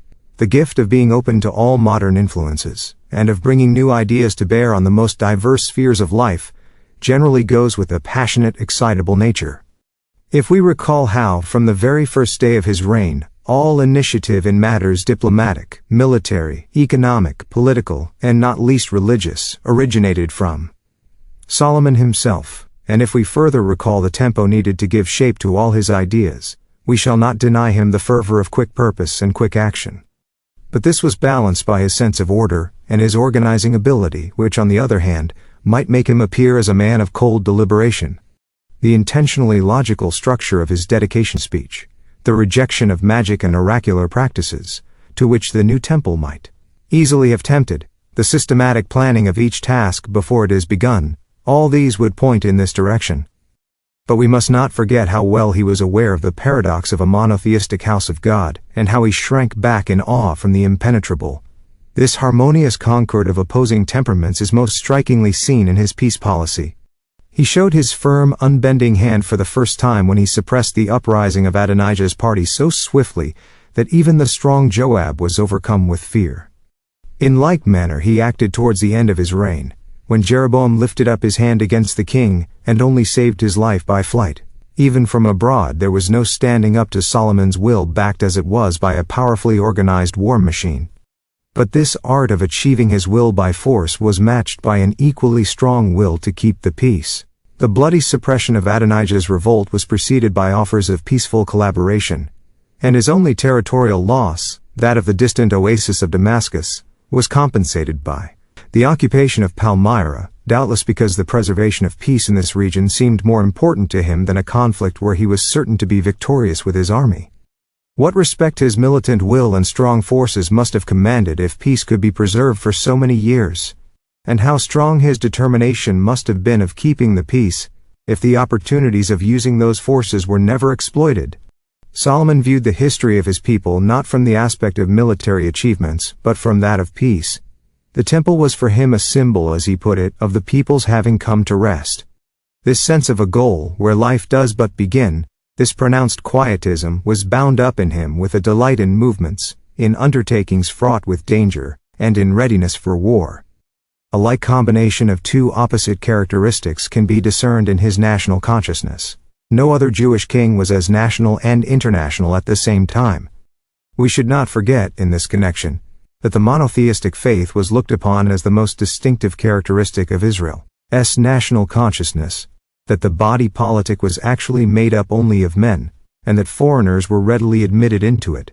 Indeed, such admission was taken for granted in the case of alien women married to Israelites, and especially of their progeny, since it was only the paternal lineage that counted in the thoughts and feelings of the tribes. The state belonged to the people of Israel, however many other peoples lived in it. The temple had been built as a center, whither the eyes and prayers of the people should turn from all corners of the land. The army was led by Israelites. The purity and strength of his monotheistic faith made Solomon a national king. But at the same time he had inherited from his father a state that had room for other peoples of other religions. Solomon's division into provinces disregarded the ethnic boundaries. All inhabitants were conscripted into the labor force without distinction, and all received the same treatment. That is why Jeroboam's uprising was backed not by armies of foreign slaves, but solely by Israelite tribes. The great speech in the temple mentions with particular emphasis the stranger that is not of thy people of Israel, whose prayers in the temple God is asked to hear. All this is expressive of a religious, i.e. of a national liberalism such as is seldom found in history, springing as it does, not from religious indifference, but from the conception of a community centering ardently round monotheism. So far did Solomon go in his liberalism towards his non-Jewish fellow men, that he allowed his wife her Egyptian idols, and erected on the heights opposite the temple, the proudest of his works, places of sacrifice for others among his wives, particularly for those that came from the peoples within his own kingdom. We have shown already that this attitude was not due to the weakness of old age, nor dictated by considerations of political expediency. In the hope of attaching non-Jewish peoples more closely to his house, for to the end of his life he ruled with a firm hand, having undoubtedly to override opposition on the part of the priests to push through such innovations, and having no need of appeasing foreign tribes by sham devices. 4. His knowledge of the non-Jews and his liberalism had grown and broadened through his association with foreigners, such as Tyrian craftsmen and Egyptian statesmen, from whom he was always ready to learn and whose human qualities he held in high esteem. But this association made him well aware also of the superiority of the monotheistic faith and the strength of his own people. That is why in the passage of his temple speech where he speaks of the non-Israelites we can catch a glimpse of the ultimate age when all peoples will recognize the one God, who has chosen the Jewish people to be his own possession, in order that a temple might be built that is to be the place of worship for all men. But how could a man with such a high respect for his fellow men, and so great a sense of justice demand such sacrifices in the form of taxes and labor? Did these not amount to an enslaving of the people? Were they not the exactions of a tyrant? In the first place we must remember that the sources themselves paint a picture of happiness and wealth under Solomon, and that this was the picture that remained uppermost in the memory of very late generations. The only document that raises an accusing voice is the account of the negotiations between Rehoboam and the tribes of Israel after Solomon's death. But in a previous analysis we have shown that it was only Jeroboam who used the argument of the tax oppression under Solomon as a political slogan of such weight. There is no doubt that the demands made on the people were inordinately great, but the decisive point is whether the people suffered, spiritually and economically, beyond their strength, and of this there is no evidence whatever. If the king had appropriated land owned by his subjects one might be justified in speaking of slavery, but the story of Naboth 1 Kings 100 years later shows that no king had claims on the property of his people. The burdens were certainly no heavier than the taxation and military service of our time. Solomon himself, in his own peculiar way of reflecting upon contradictions and paradoxes, no doubt perceived the tragic element underlying all this. He demanded sacrifice in order to strengthen the state in a time of new technical and economic developments, and this goal, like all other boons in this world, could not be attained without some form of compulsion. It is only natural that some thought of personal power should have spurred him on in his actions, but the building of the temple and his love of peace will never fail to testify that his main concern was the common weal.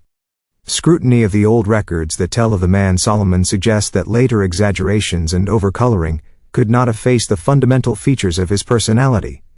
His delight in art and even luxury, his sense of order and system, his imagination, which took his vision to distant lands, his rejection of the oracular, and his love of peace, all these, taken together, reveal the serenity of a mind closely bound up with the affairs and events of this world, and yet never carried away by them as was his father, who was torn by all earthly passions and did not conceal it. We do not know all that passed through Solomon's inmost mind, but a careful investigation of the outward symptoms shows that this serenity of mind was not only due to the peculiar stamp of his character, but was the fruit of a conscious understanding, the outcome of resignation.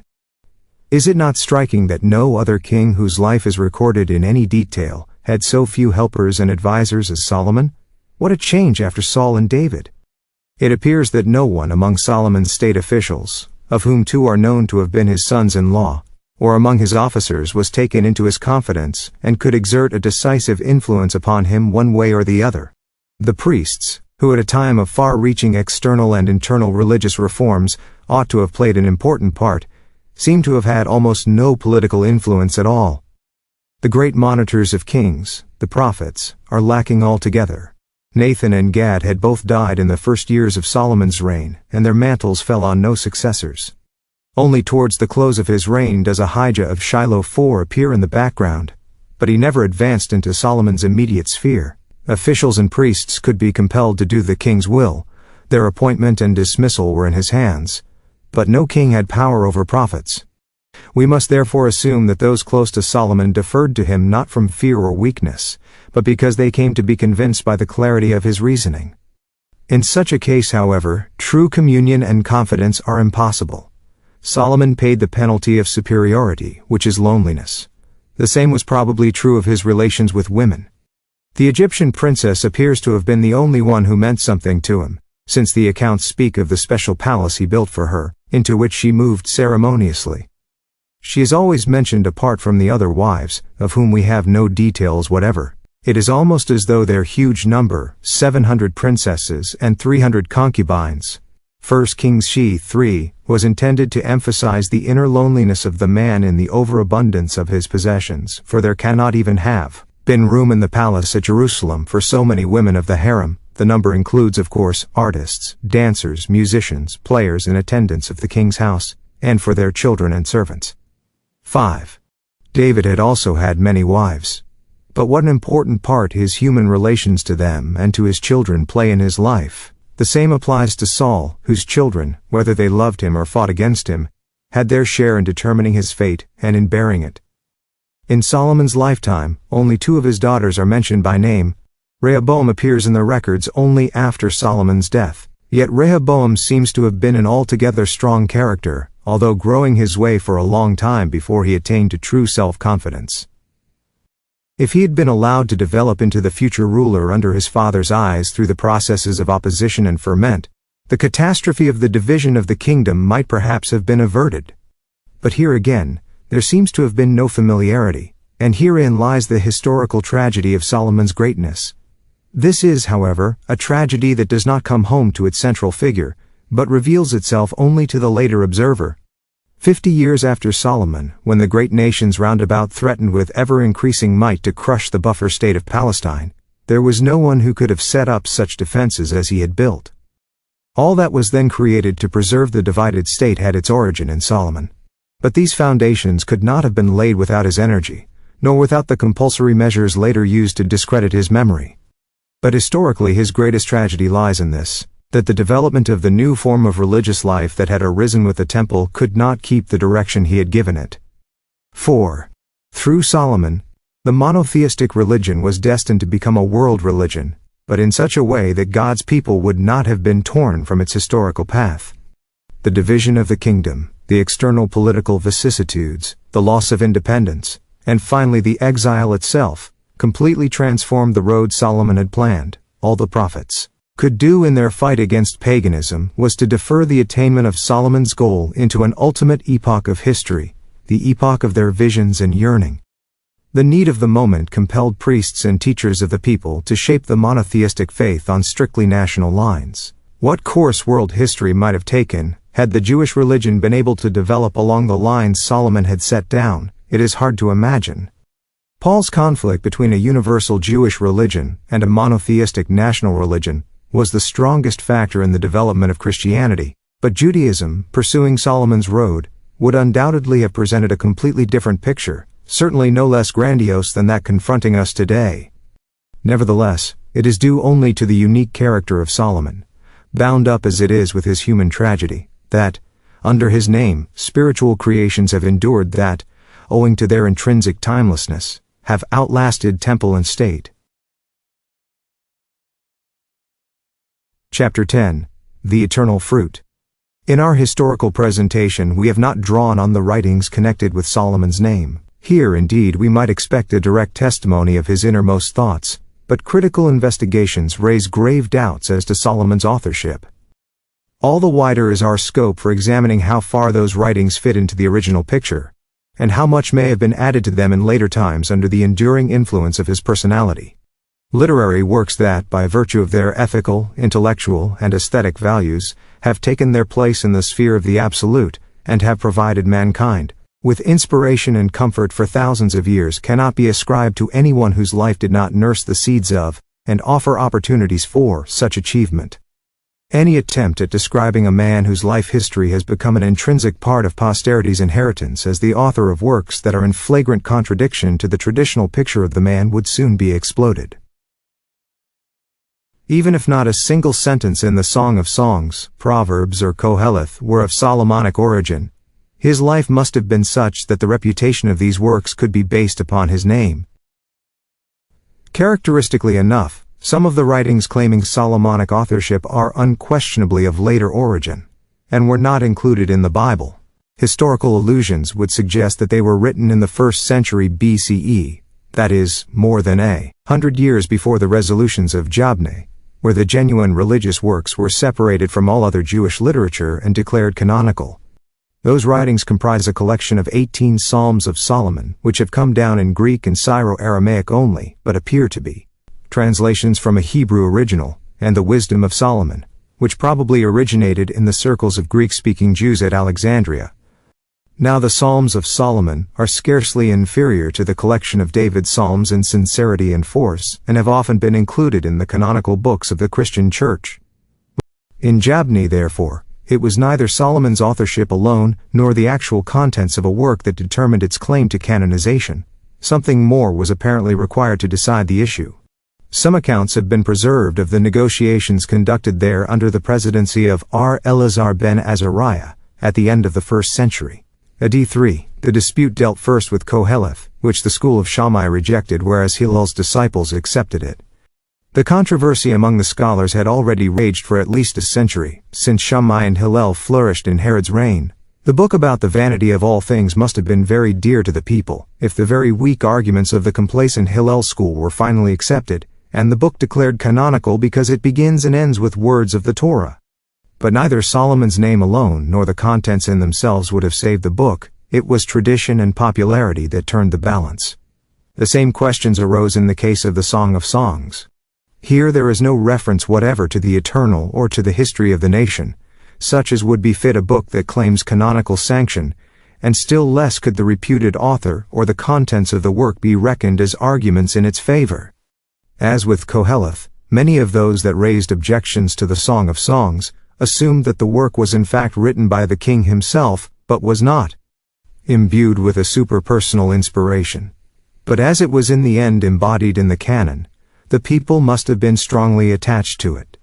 In point of fact, passages from it used to be sung just as folk songs are sung in taverns. 4.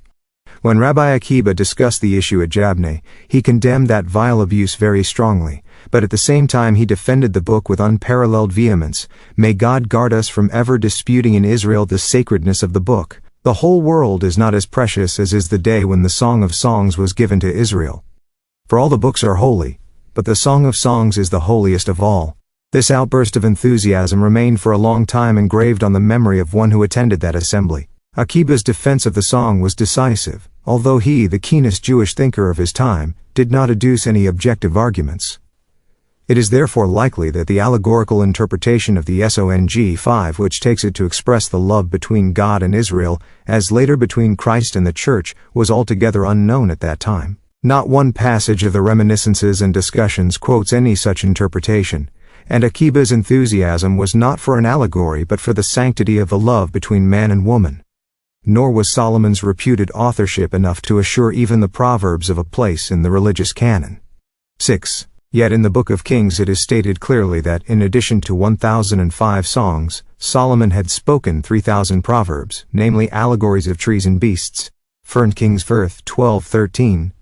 If such allegories occur but rarely in the Book of Proverbs, both these forms of poetry have in common a didactic character and the application of a moral to everyday life, and the surviving proverbs could therefore well be regarded as part of those referred to in the Book of Kings. But here again queries were raised concerning the contents of the collection.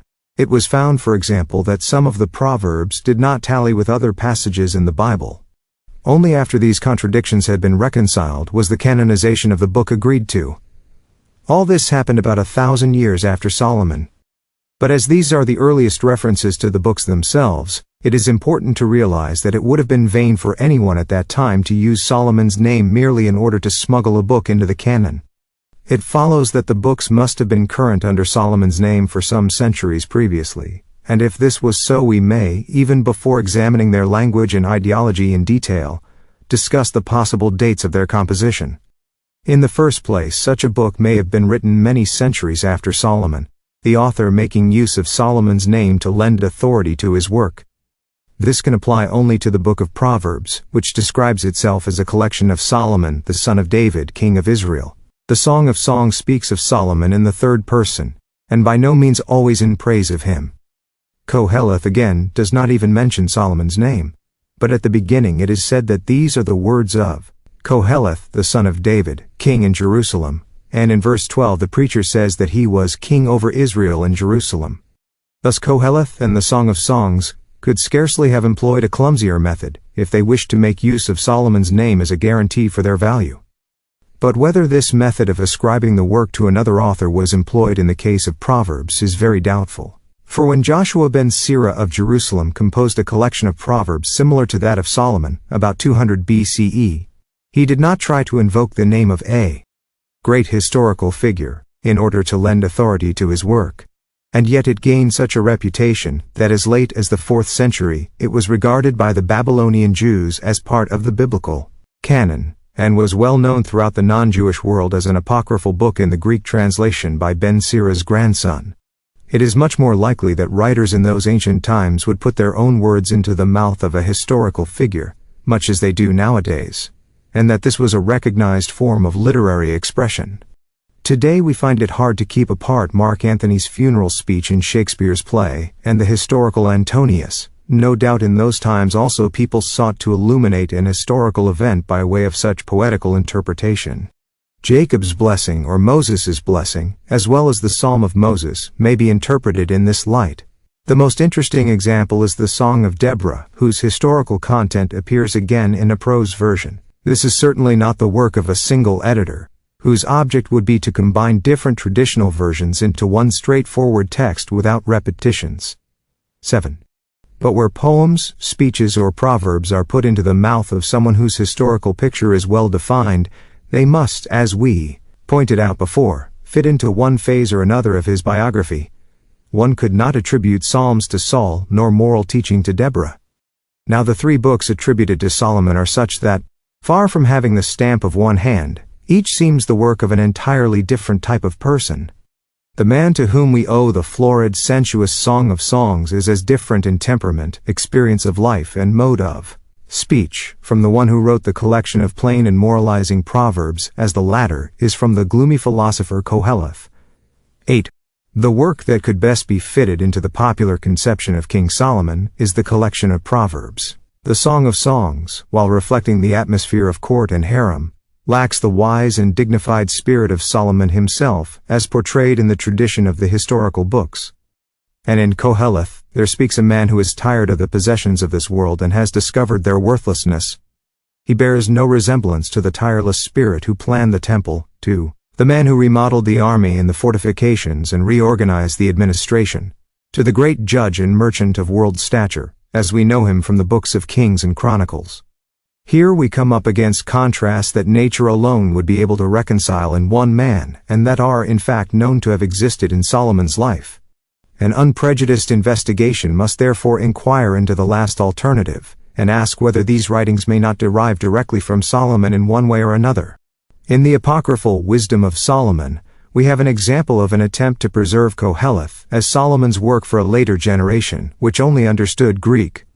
Here the name of the author was not forged. No new fiction was put into the mouth of the king, but the contents show that the editor tried to reproduce and paraphrase the wise teachings of the Koheleth in the language of his time, in order, one may assume, to bring out in full relief what seemed to him the true original form of the work. Koheleth in its present form is thus, as it were, the model of the Greek Wisdom of Solomon. Hence, our Koheleth itself may be a later rendering of earlier versions, which in turn go back to an original work composed under Solomon's name, either as his own work or as one authorized by him. One is tempted to assume the existence of such originals for the other two books as well. It is therefore our next task to find out, by a careful examination of the works themselves, in what manner they may originally have been connected with Solomon. The Song of Songs is likely to be the work that reflects better than the other two the atmosphere where it originated, for nothing tends to resist later changes and additions more successfully than the subjective stamp of a lyrical poem. Here the important thing is not so much the content of the words as the inner music that accompanies them, a music where word and metaphor are merely instruments of a particular emotion, which is being renewed forever through the miracle of form. If we listen to this music in the Song of Songs, we have before us a homogeneous work with a melody peculiarly its own and distinguishing it. Even with all internal variations, from every other poetic book of Hebrew tradition, a melody that comes to our minds whenever similar rhythms are heard. All experiences of the lover are here found, longing and disappointment, promise and fulfillment, jealousy and mockery. The whole of nature is woven into the poem, mountains and valleys, trees and beasts, day and night, the budding of spring, the magic of the beloved body, death and birth. The lovers appear always in motion, ever searching, asking, hidden and united. The splendor of the royal palace, the townsman's delight in adornment and perfume, the breath of shepherd's life in vineyard and garden, all these are fresh experiences, lacking all lassitude, satiety, or mawkish sentimentality, and playing their part in a world of unaffected emotions. This work was not composed as a romantic glorification of pastoral life, for there is no trace of intellectual speculation, nor even any reference to religious metaphors or ideas. The breath of deeper reflection can be felt only in one passage, the only one where the name of God is mentioned, for love is strong. As death, jealousy is cruel as the grave, the flashes thereof are flashes of fire, a very flame of the Lord. 7:6. Yet even this most powerful of the 117 extant verses is impregnated with the awe of fateful rupture, so that mind and experience seem to melt into one in the cosmic fire of nature. The simple sincerity of the lovers endows the people around them with a serene naivety. King Solomon, in his unapproachable glory and inconceivable wealth, sheds his cloak of dignity to win from us an occasional smile of sympathy. The girls of Jerusalem, the watchmen of the city, the shepherds, the brothers and sisters, all are carried away by the transport of passion. Objects of the landscape and the very towns acquire human traits, and the people appear sometimes like objects of the landscape. But through it all ring the twin voices of the two lovers. Sometimes it is hard to distinguish which of the two is speaking, nor can it be said that the words of the beloved are put in her mouth by her friend. Man and woman here speak out of the depth of their own situations, and always one to the other even when their words appear to be addressed to others or quote those of others. In this connection we must remember another important point. In ancient times the lyrical poem was not pointed. It did not aim at an emotional suspense or at definite moods, but was somehow loose and not directed towards a climax. All parts of a poem were equally inspired by a single emotion, and hence were interchangeable unless a certain rational, as distinct from the musical idea determined the sequence of the verses. Thus every section is a whole, and the whole itself is again like a section of a possible and still wider whole. The poem does not end in the way that we expect modern poems and stories to end. It remains a fragment and yet a complete whole in each section.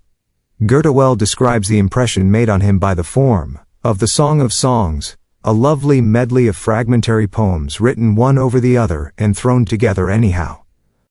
If we have therefore regard to the musical harmony of the whole, the singular form in the title no longer appears strange, notwithstanding the variety of contents, the Song of Songs, that is, the most beautiful of all love songs. This is by no means a purely philological detail. In fact, it is only here that the true understanding of the content and its historical appreciation can start. For if we concentrate in the first place on the lyrical themes of the work, as has been done hitherto, then we get a rather fragmentary collection of songs, which would contradict the singular form in the title. And if the poems are ascribed to various authors, that singular designation would become altogether inexplicable. Yet even if we accepted the unlikely assumption of a single author, such a strikingly emphatic title would remain in intrinsic contradiction to a multitude of poems. But even then, the singular would scarcely have been chosen if the collection had been regarded as a series of songs. Hence, at the time when the title was added, the unity of the whole must have been beyond question, and modern students also try to find this unity in the bright motley of the verses. One such interpretation, while admitting the book to be a collection of songs, sees a uniform tendency running through all of them, and therefore assumes a single author for the entire collection.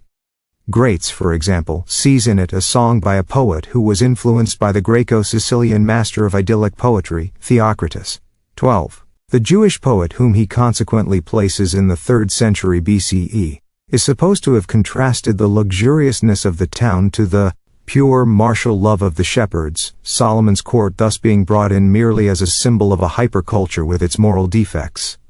But notions such as moral or immoral love are as foreign to the Song of Songs as is any bucolic tendency. It is in a much more profound and more consistent way that Karl Gebhardt sets about looking for an inner unity in the song. He bases himself on the above-quoted verse about the elemental force of love and on the preceding verse, which speaks of the awakening of the girl under the apple tree, and sees here the theme of the whole poem. The woman, overcome by love as by a fate, resists shyly, and finally finds happiness in the fulfillment, namely, in her awakening.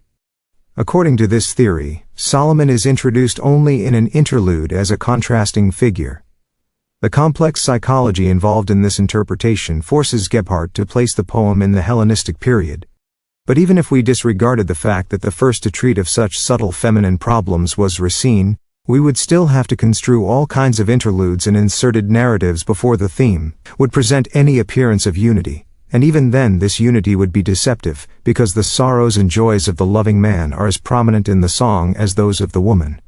It was tempting, therefore, to regard the song as a duologue between a man and a woman, or even, by attributing certain verses to a group of maidens or shepherds, as a dramatic play. This idea, first formulated by the Church Father Origenes at the beginning of the 3rd century and later developed more fully, required no alteration of the text, but merely a certain distribution of the verses, which brought out a kind of unity in which other dialogues, narratives, and inserted songs made good sense. Once the ear was used to listen to the song as to a dramatic scene, it was possible to hear in the voice of the man, at first thought to be Solomon only, a second voice, that of the real lover. In this voice one seemed to recognize a shepherd, who abducts Shulamite from the royal harem. In this way dramatic movement is introduced into the lyrical form. Such a play with changing background scenery would again point to the Hellenistic epoch, before which, as far as we know, this type of poetical expression was unknown. But is it likely that 100 years, the time between the supposed origin of the work and the first debate on its canonization, should have been sufficient to efface all memory of the original form of a dramatic poem that had become so popular? The many reconstructions show, moreover, that each verse could be allotted to almost any one of the supposed characters, which would be inconceivable in a dramatic fragment even of such length. Endeavors to establish a different kind of unity were particularly furthered by J.S. Wettstein's discovery of what he takes to be an ancient custom in Syria. There the bride and bridegroom, in the week of their wedding, are honored and extolled by the people of the village as king and queen. These songs, which are accompanied by war dances, recount the physical charms of the young couple. Wettstein's description was then exploited by Karl Bode for the interpretation of the Song of Songs. According to him, the work consists of a collection of typical songs for newly wedded couples, whose names are given as Solomon and Shulamite. It is, therefore, the occasion that lends the song its unity. In this way, another essential characteristic is added to those established by previous interpretations. The Song of Songs is not an artistic design, but consists of folk songs, and these are not love lyrics in general, but songs, praising the fully lawful love of husband and wife. But this last assertion alone would be enough to dispose of the whole theory. Popular wedding songs would never be filled with such longing, despair, and secrecy. Recently N.H. Torchener, and, independently of him, M.Z. Siegel 18, have attempted to interpret the singular form in the title in a new way, and thus came to new conclusions also as regards composition and date of the poem. Siegel considers that, while it is possible to speak in Hebrew of a Holy of Holies, a King of Kings, etc., because these nouns admit of various degrees, no song can be more of a song than any other. Hence he concludes that in the title of our Song of Songs the singular takes the place of a plural, just as in the Book of Kings 1 Kings v. 12, it is said of Solomon, his song was 1,005, Thus we have here a collection whose title is Songs from the Songs of Solomon. But in the Book of Kings the word song goes with a numeral, a usual form of Hebrew phraseology, whereas its use before a noun would be unusual. Torktioner likewise does not regard the title as a superlative. He attempts to elicit its original meaning by changing a vowel, shir hashirim, and thus arrives at the Song of the Singers of Solomon.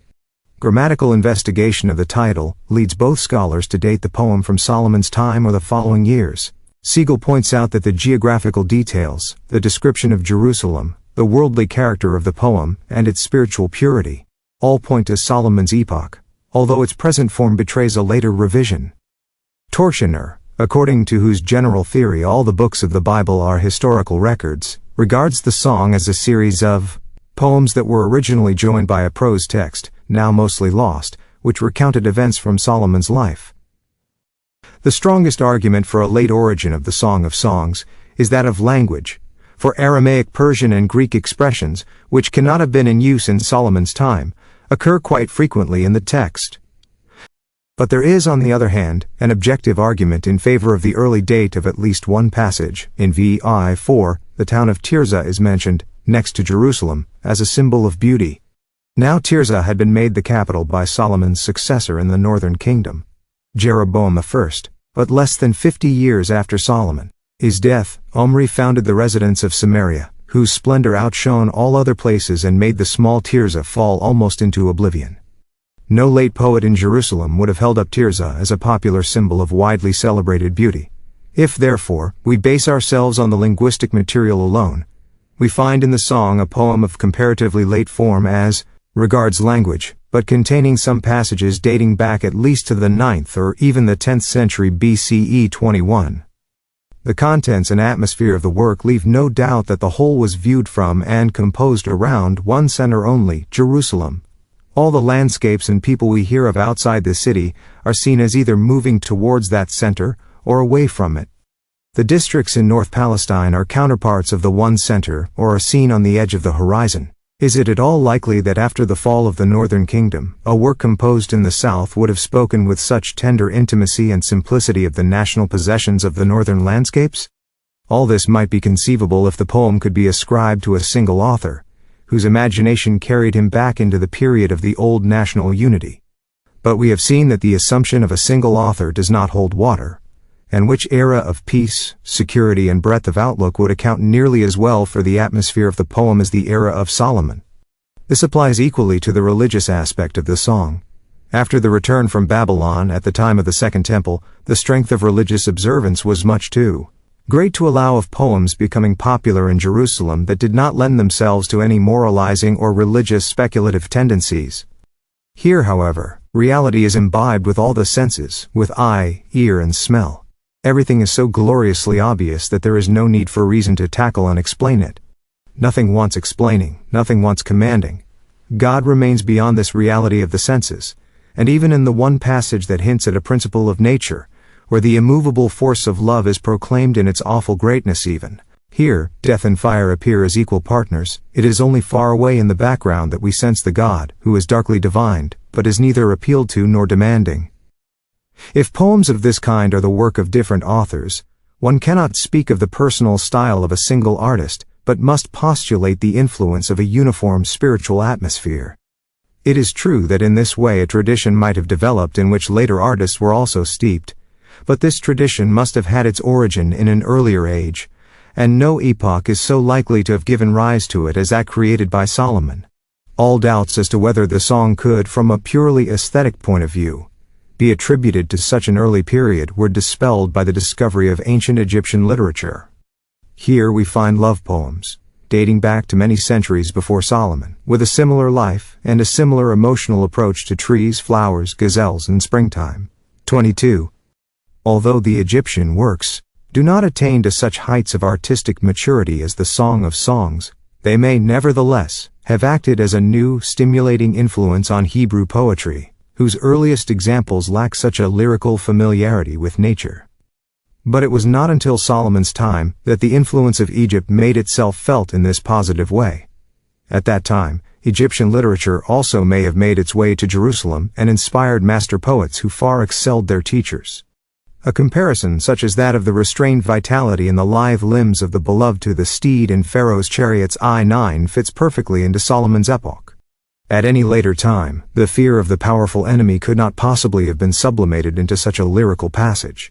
But at that time horses in Egyptian chariots were, as we have seen, a great and fascinating innovation in Israel. In the description of the king's state coach, as elsewhere, linguistic forms of a later age may have slipped in, but modern discoveries have shown that the use of precious materials was by no means unknown in Solomon's century.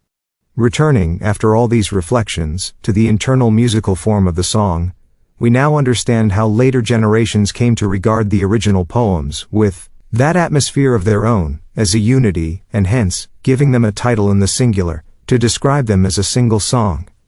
2-3. The impression that the song belongs to Solomon's time is confirmed by the picture we have drawn of him and his time. One may assume that Solomon, whose artistic sense was open to the influences of all great cultures, fostered poetry and song not only in the temple but also, like the Egyptian kings, in his own palace. Following the example of the kings of neighboring countries, he may have founded a library, which no doubt included song collections, to which court poets and, as was the case in Egypt, artists among the women of the harem contributed. Songs from these collections then found their way through court circles to the common people, and when later poets composed love songs in the same style, these could no longer be distinguished from the originals. The song whose opening verses are quoted by Isaiah VIII appears to be one of these, or even one taken from the original collection. Just as the Psalms of David included many that ancient popular tradition ascribed to other authors, so the most beautiful song of Solomon was taken to mean the most beautiful song in Solomon's collection. That is why nobody saw anything remarkable in the fact that the king is so often referred to in the third person. Whether the Book of Kings is right in saying that Solomon himself composed poems which were suited for a collection of love songs we cannot tell. Yet a man whose contemplative mind delved so deeply into the realities of life may well have been the author of such a verse as, "Love is strong as death," which has not its equal for depth of feeling in the whole range of Jewish literature. Be this as it may, the fact that this wonderful poem could not only not have been preserved but never have come into existence without him, is part of the immortal heritage of his life. For a long time similar doubts were held as to whether the Proverbs were connected with Solomon and the civilization of his epoch. Here again there are a number of Aramaic Greek 24 and late Hebrew expressions, and here also the king is spoken of in the third person. But since Wallace Budge published in 1923 the papyrus The Teachings of Amenemop of the 10th century BCE, 25, which contains some surprising parallels to one group of the Solomonic Proverbs, X17 Hexiph 22, the antiquity of the greater part of Proverbs is generally admitted. The biblical account, 1 Kings 9 ff, of the wisdom of Solomon, who composed 3,000 proverbs and excelled all the wise men of foreign countries, and particularly the notice that he surpassed the children of the East 26 and the Egyptians, took on a new perspective. Comparison makes it clear even to the layman that a direct influence was here at work. Take for example Amenemopa, lend thine ear, hear what I say, apply thine heart to understand it. In order that thou mayest give an answer to him who beheld them, in order to return a message to him who sent thee, and compare Prov. Chukchao 17. Incline thine ear, and hear the words of the wise, and apply thy heart unto my knowledge. That thou mightest bring back words of truth to them that send thee. Or again compare Amenemop, beware of robbing a poor man and of being strong against a weak man with Prov. Because he is weak. Rob not the weak, because he is weak, neither crush the poor in the gate. Or again Amenemope, a scribe skilled in his office is found worthy to be a man of the royal court, and Prov. Seest thou a man diligent in his business? He shall stand before kings. Or again Amenemop, do not eat bread in the presence of a great man, do not extend thy mouth in greed. They, the kings, grow wings suddenly like ducks and fly to heaven, and Prov. 1 and 5, when thou sittest to eat with a ruler, consider well him that is before thee. For riches certainly make themselves wings, like an eagle that flieth toward heaven. We know that Israel's extensive cultural, economic and technical relations with Egypt were initiated during Solomon's reign, and were broken off after his death for a long time. 28. At the court of Jerusalem, Egyptian scholars were no doubt as frequent guests as were the builders of the new war chariots and merchants sent over by Pharaoh. The Egyptians were particularly proud of their wise proverbs and ascribed the invention of this literary form to Imhotep, the inventor of the pyramid c. 3000 BCE. The oldest known proverbs date from about 2000 BCE 30, and from then onwards the thread of development was never broken. The proverbs of the eloquent peasant, written at least 900 years before Solomon, have been preserved in as many as 4 manuscripts. From writing tablets used in schools, we know that, in addition to the wisdom of Ani c. 1000 billions CE, that of Amenemopo was also used for instruction.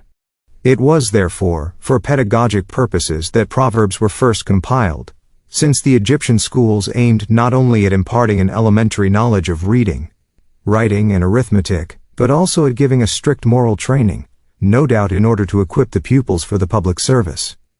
Compilations of proverbs were therefore particularly suitable as exercises in reading and writing.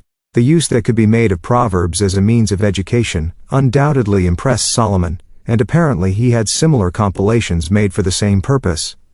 The Book of Proverbs in its present form contains headlines of a number of such compilations. 31 which suggests, in view of all we know about the civilization of the epoch, that the king commissioned several such pedagogic collections, which later generations, having been brought up on them, treasured as a precious heirloom. Later on, additions and extensions were probably made, which, after the lapse of a few generations, also took on an authoritative character. It is true that, as far as we know, a regular school system on Egyptian and Babylonian lines was adopted by the Israelite people only at a much later time, but as the knowledge of handwriting was general, the youth must have received elementary instruction, at least in private circles, and for this purpose the Proverbs were certainly regarded as a modern and very welcome textbook. This literary form, being as it is a cross between poetry and reasoning, appealed strongly to Solomon's taste. Riddles, puzzle questions, plays on words and numbers were, as we have seen, the great international fashion of the time. This accounts for the mention, made in this connection, of foreign sages and kings, whom Solomon surpassed in wisdom, and by whom he was admired. Chapter 30 abounds with riddles and answers rather similar to those found in the story of the wise Ahikar. The names that occur there suggest that the Aramaic version of this story of the 5th century BCE is based on an Assyrian original of the 7th century BCE. The scene is laid at the court of King Sennacherib in Esarhaddon, but the invention of puzzles is much older. Hence, if we find 3 or 4 other direct parallels between the Ahikar story and Proverbs 34, these may either be post-Solomonic additions to the Proverbs, or, in view of the old relations between Babylon and Egypt, point to a common Egyptian source. In any case, form, tone, and pedagogic USC 35 made of Proverbs are international and find their way, under Solomon, from Egypt to Israel. These compilations were certainly not all used for small children, but mainly for young people of more advanced years. Hence the striking differences between the sections, some of which are simple exhortations to obedience and industry, others practical instructions for the future way of life, others again presuppose serious experience of worldly and human affairs, and lastly, those intended to be words of comfort in the disappointments of life. The description of the sexual dangers of town life, which are depicted with masterly art 7th, is meant, as is shown in the introductory words, for young people of more mature age. No doubt this section, which depicts a fully developed urban life, is of younger origin than the age of Solomon, and the bourgeois portrait of the virtuous woman at the end of the collection, a counterpart of the adulterous woman, must be regarded as much later still, perhaps even as post-exilic. The presentation of wisdom as an independent being, which builds a house and invites guests to a feast, Prov 7/7, also points to a time when speculation about the essential character of God had become rife.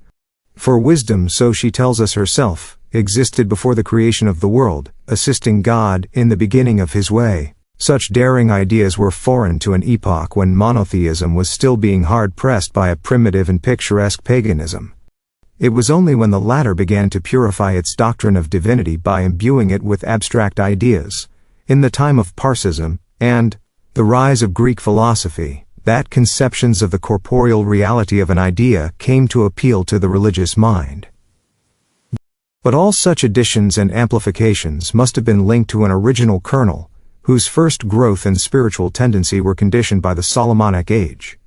The Proverbs cast a special light on the legend, quoted in the previous chapter, of Solomon's dream in Gibeon, and his prayer for wisdom.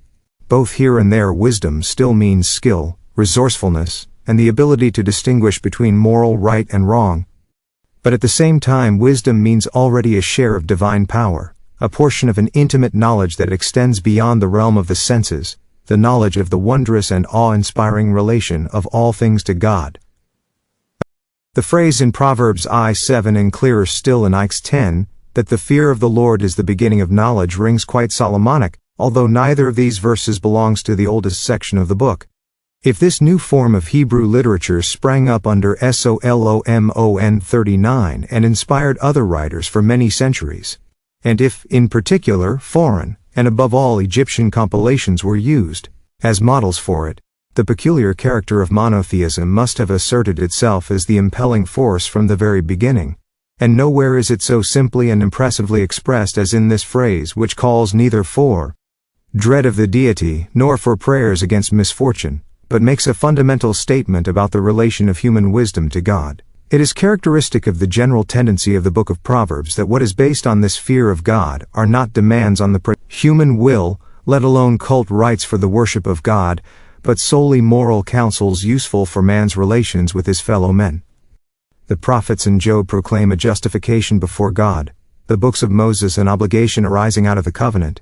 Here no absolute values are laid down, but rather teachings that are the fruits of experience and capable of making life as happy as possible, of protecting against dangers, of giving both inner poise and public authority, and all this as indirect recompense for the acceptance of these counsels. Here, as in the compilation of the Egyptians and Assyrians, an attempt is made at setting up a general guide to a system of morals, that is to appeal to every human mind, is independent of particular historical associations, and does not derive its authority from any national sentiment. Such a broad view, which transcending religious distinctions comprehends all mankind, was opened up only by Solomon, and the Proverbs kept this achievement alive in the Jewish people even when, shortly after Solomon's time, political and religious troubles made it necessary to put more stress on legal obligations than on general ethical precepts. When indeed, except in the Solomonic age, did Israel enjoy the tranquil freedom to take delight in, and to make its own, the spiritual achievements of other nations, without denying or even impairing its national or religious character? Even a passing glance at the non-Jewish Proverbs is enough to show the fundamental peculiarity of Solomon's compilation. Even where there is no mention at all of God's relation to mankind, the monotheistic foundation throws a new light on every observation and ethical precept, and sections borrowed word for word take on a new aspect. In a world ruled by several deities, man is at the mercy of their various wills. Even Amenemhotep, the most accomplished of the ancient pagan proverb writers, calls on men to worship the beak of the ibis, the eye of Re, and the monkey, in order to propitiate one or the other. The gods appoint man's fate according to their own judgment, each god in his own province, and since man traverses many provinces, his only course is to arrange his life as well as may be behind the back of the uninterested but dominating gods, and to hope that, after this life of Misery 39, a favorable verdict will grant him joy everlasting in the realm of the dead. In the monotheism of Israel, God is not unconcerned with events on earth, man lives before him. But within the limits of ultimate laws and obligations there are wide fields of communal life that man is free to arrange for himself. To realize God's presence also in these fields is the beginning of wisdom. It is in fact just here, where man is not bound by special rules, that he is put to the test, and already in this world the outcome of his actions proves whether he has stood the test. Hence Jewish wisdom is so optimistic about this life. In Egyptian proverbs, the fear of superiors, especially of the king as the son of God, plays an important part. The social hierarchy has a religious character, and everything depends on one's ability to adjust oneself skillfully to a social position. Amenemhotep does not contrast the wise man with the fool in the manner of Solomon's proverbs, but the taciturn with the impulsive person, that is, He puts the emphasis not on men's intelligence, but on their readiness to adapt themselves to others. In Jewish monotheism, there prevails a democracy based on religion. The king being merely the person responsible for order, he has to give the same proofs of moral worth as the humblest of his subjects. But the exhortations to righteousness, to helpfulness, to honesty, to sexual discipline, and to respect for another's honor, are not based on the religious ground that man is God's creation, but on the purely rational ground that it is in everyone's interest to observe these precepts. 40. No distinction is here made between the domains of human ethics and that of divinely ordained religion, as is done in the world of the pagan proverbs, where those two domains are linked only by the expectation of the next world. The monotheism of Solomon's time and of the pre-exilic period was not influenced in the least by Egypt's alluring concept of the other world with its wealth of symbols. In Proverbs, an attempt is made to find within the human sphere the way to a righteous life. It is significant that the concept of the way, which in the non-Jewish Proverbs is but hinted at in passing, plays a prominent part in the Solomonic Proverbs. This concept of the way contains the monotheistic interpretation of history as a movement of man towards God. Still more, the world itself is God's way towards man. Only in this light can we understand the above-quoted saying of wisdom, which is indeed of later date, that she was created by God as the beginning of his way. Since the art of the proverb lies not so much in a startling turn of thought as in the formulation. 42, its true appreciation must proceed from its linguistic structure, and hence from the original. The proverb stands at the end of a life experience, which is lifted out of the stream of earthly happenings into the realm of the timeless, to be continuously confirmed by new experience. It cannot be taken as a guide that is to be followed, it can only be met with in the course of life and observation. Where it exhorts, one must rely on it before one discovers its truth. Let us take such a terse proverb as the following. Prov. The people cast off no vision, the people cast off restraint, but he that keepeth the law, happy is he. This proverb might be prefixed as a motto to the history of every nation, for it says that unless a people passionately pursues a great ideal, it will decay, but adds that the ideal alone is not enough, unless a suprapersonal law is observed by all.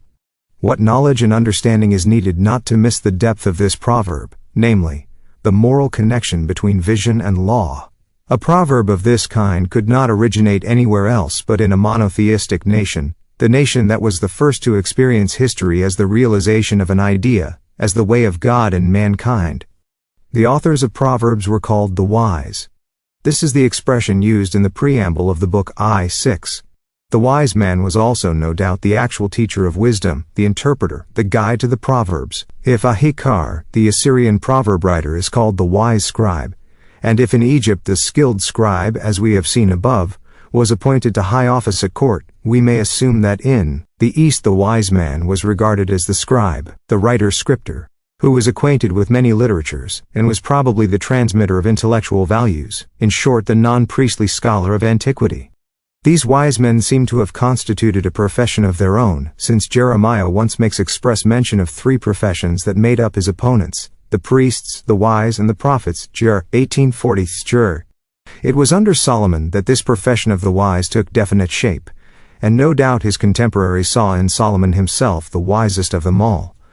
This is what is meant by the notice that he surpassed in wisdom, that is in scholarship, the wise men Ethan the Ezrahite, and Heman, and Calcol, and Darda, the sons of Mahol. 44 1 Kings verse 11. When this verse was written, the names no doubt still evoked memories of well-known personages, who later fell into oblivion.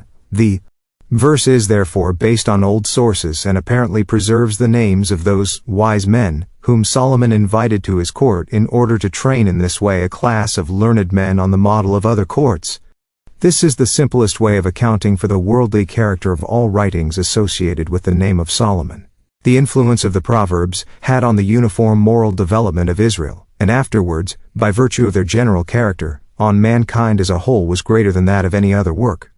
While the later Chinese and Indian precepts of wisdom, which alone would bear comparison, all aim at an inner isolation, and at a purification of the mind from the false values of the world, Solomon's Proverbs aim at pointing out the right way through the reality of everyday social life.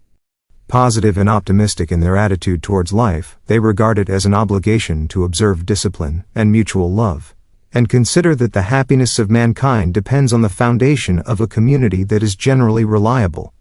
Their aim is neither to startle nor to excite, but to strengthen and reassure those that happen to cast a glance into the abyss of life.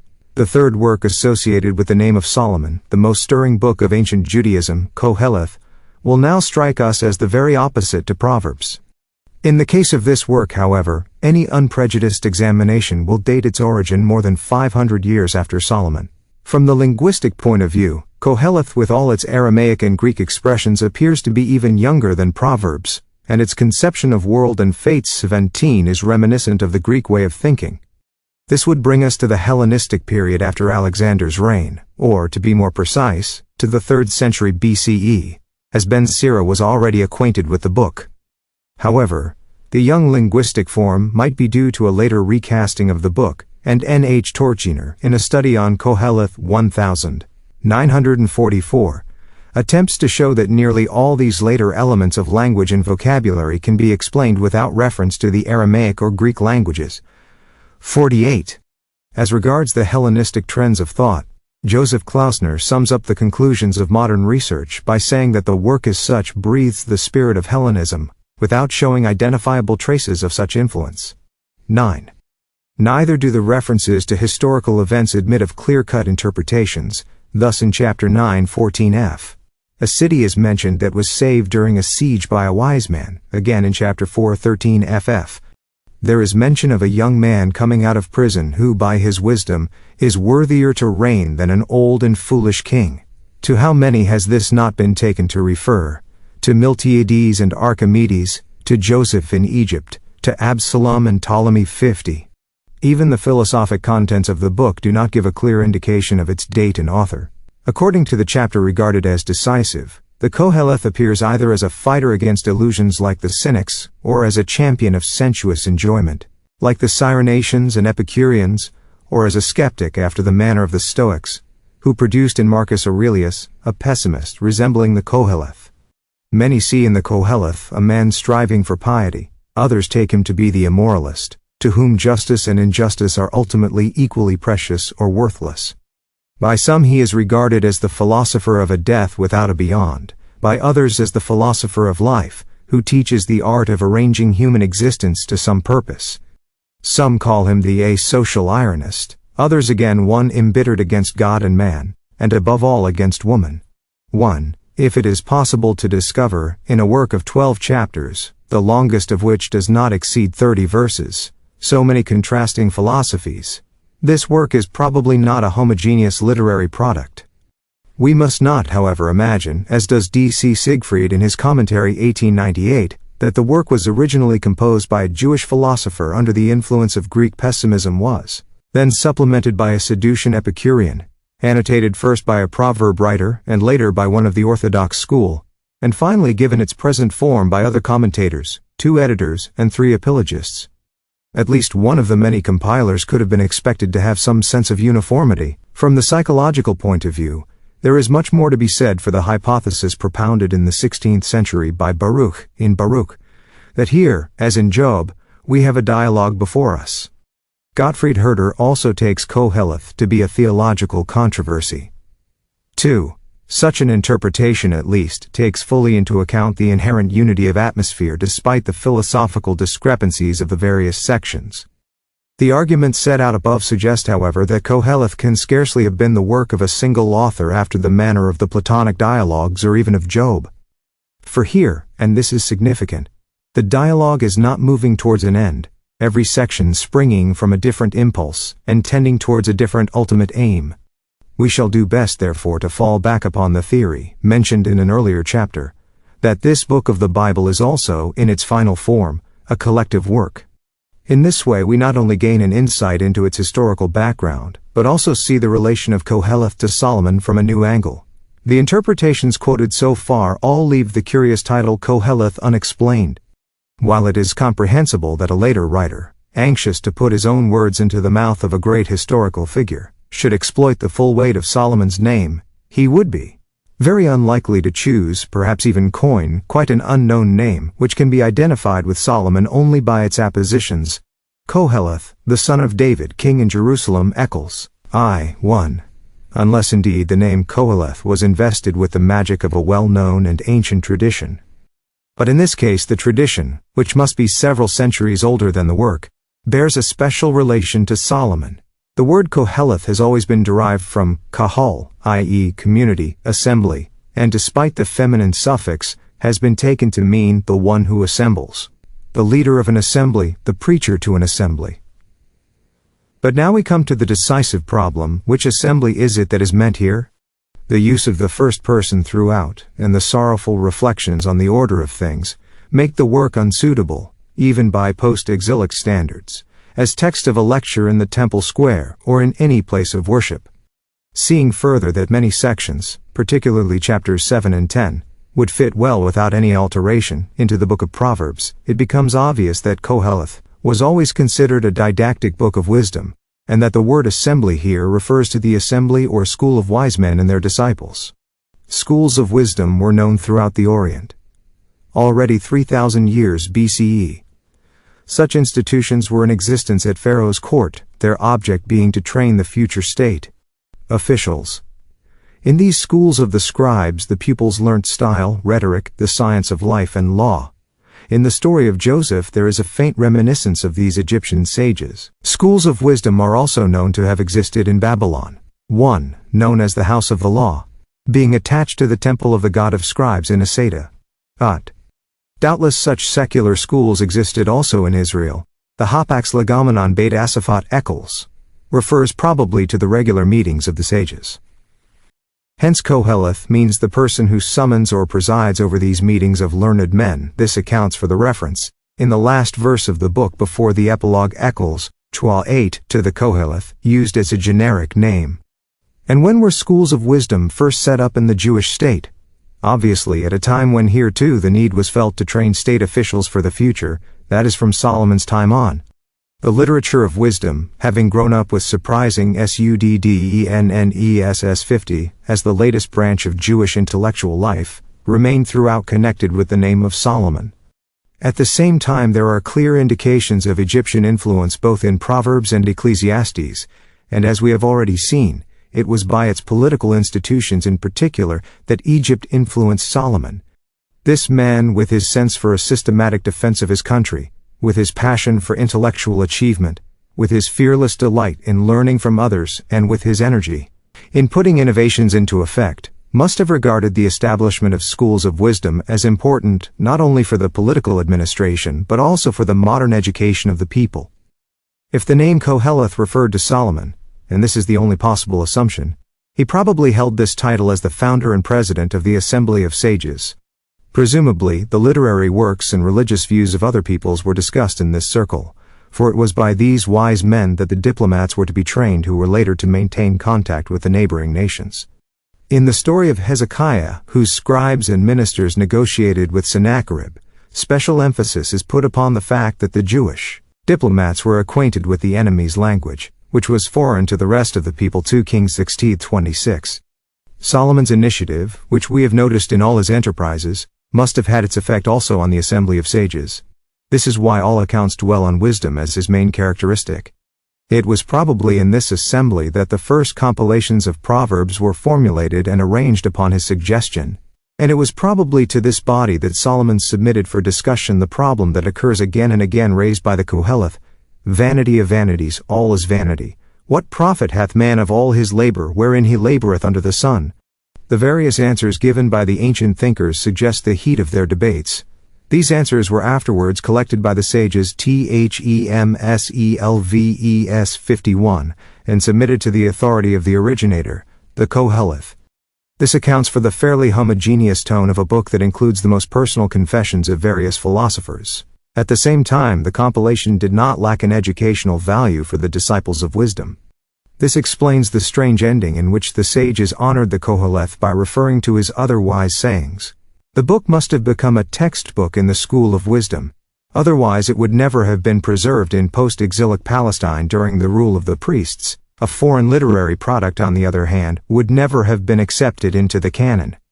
The style of the book indicates no doubt that it was constantly revised, amplified, and annotated, but the basic structure remained untouched: Solomon's question and the various answers of the sages of earlier and later periods. But is such a question possible from a historical point of view, springing as it does from an attitude of mind quite different from that found in the rest of ancient Israelite literature? In point of fact, the monotheistic mind laid always, from the very beginning, special emphasis on the goal. Nature is created for a purpose. Man lives and works for a purpose.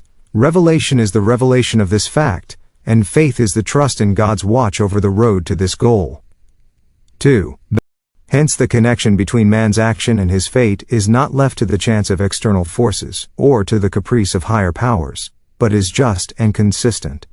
The stories of the creation, of the first men, and of the patriarchs, are based on faith in the ultimate goal, and faith in justice, both of which lie in the hands of God.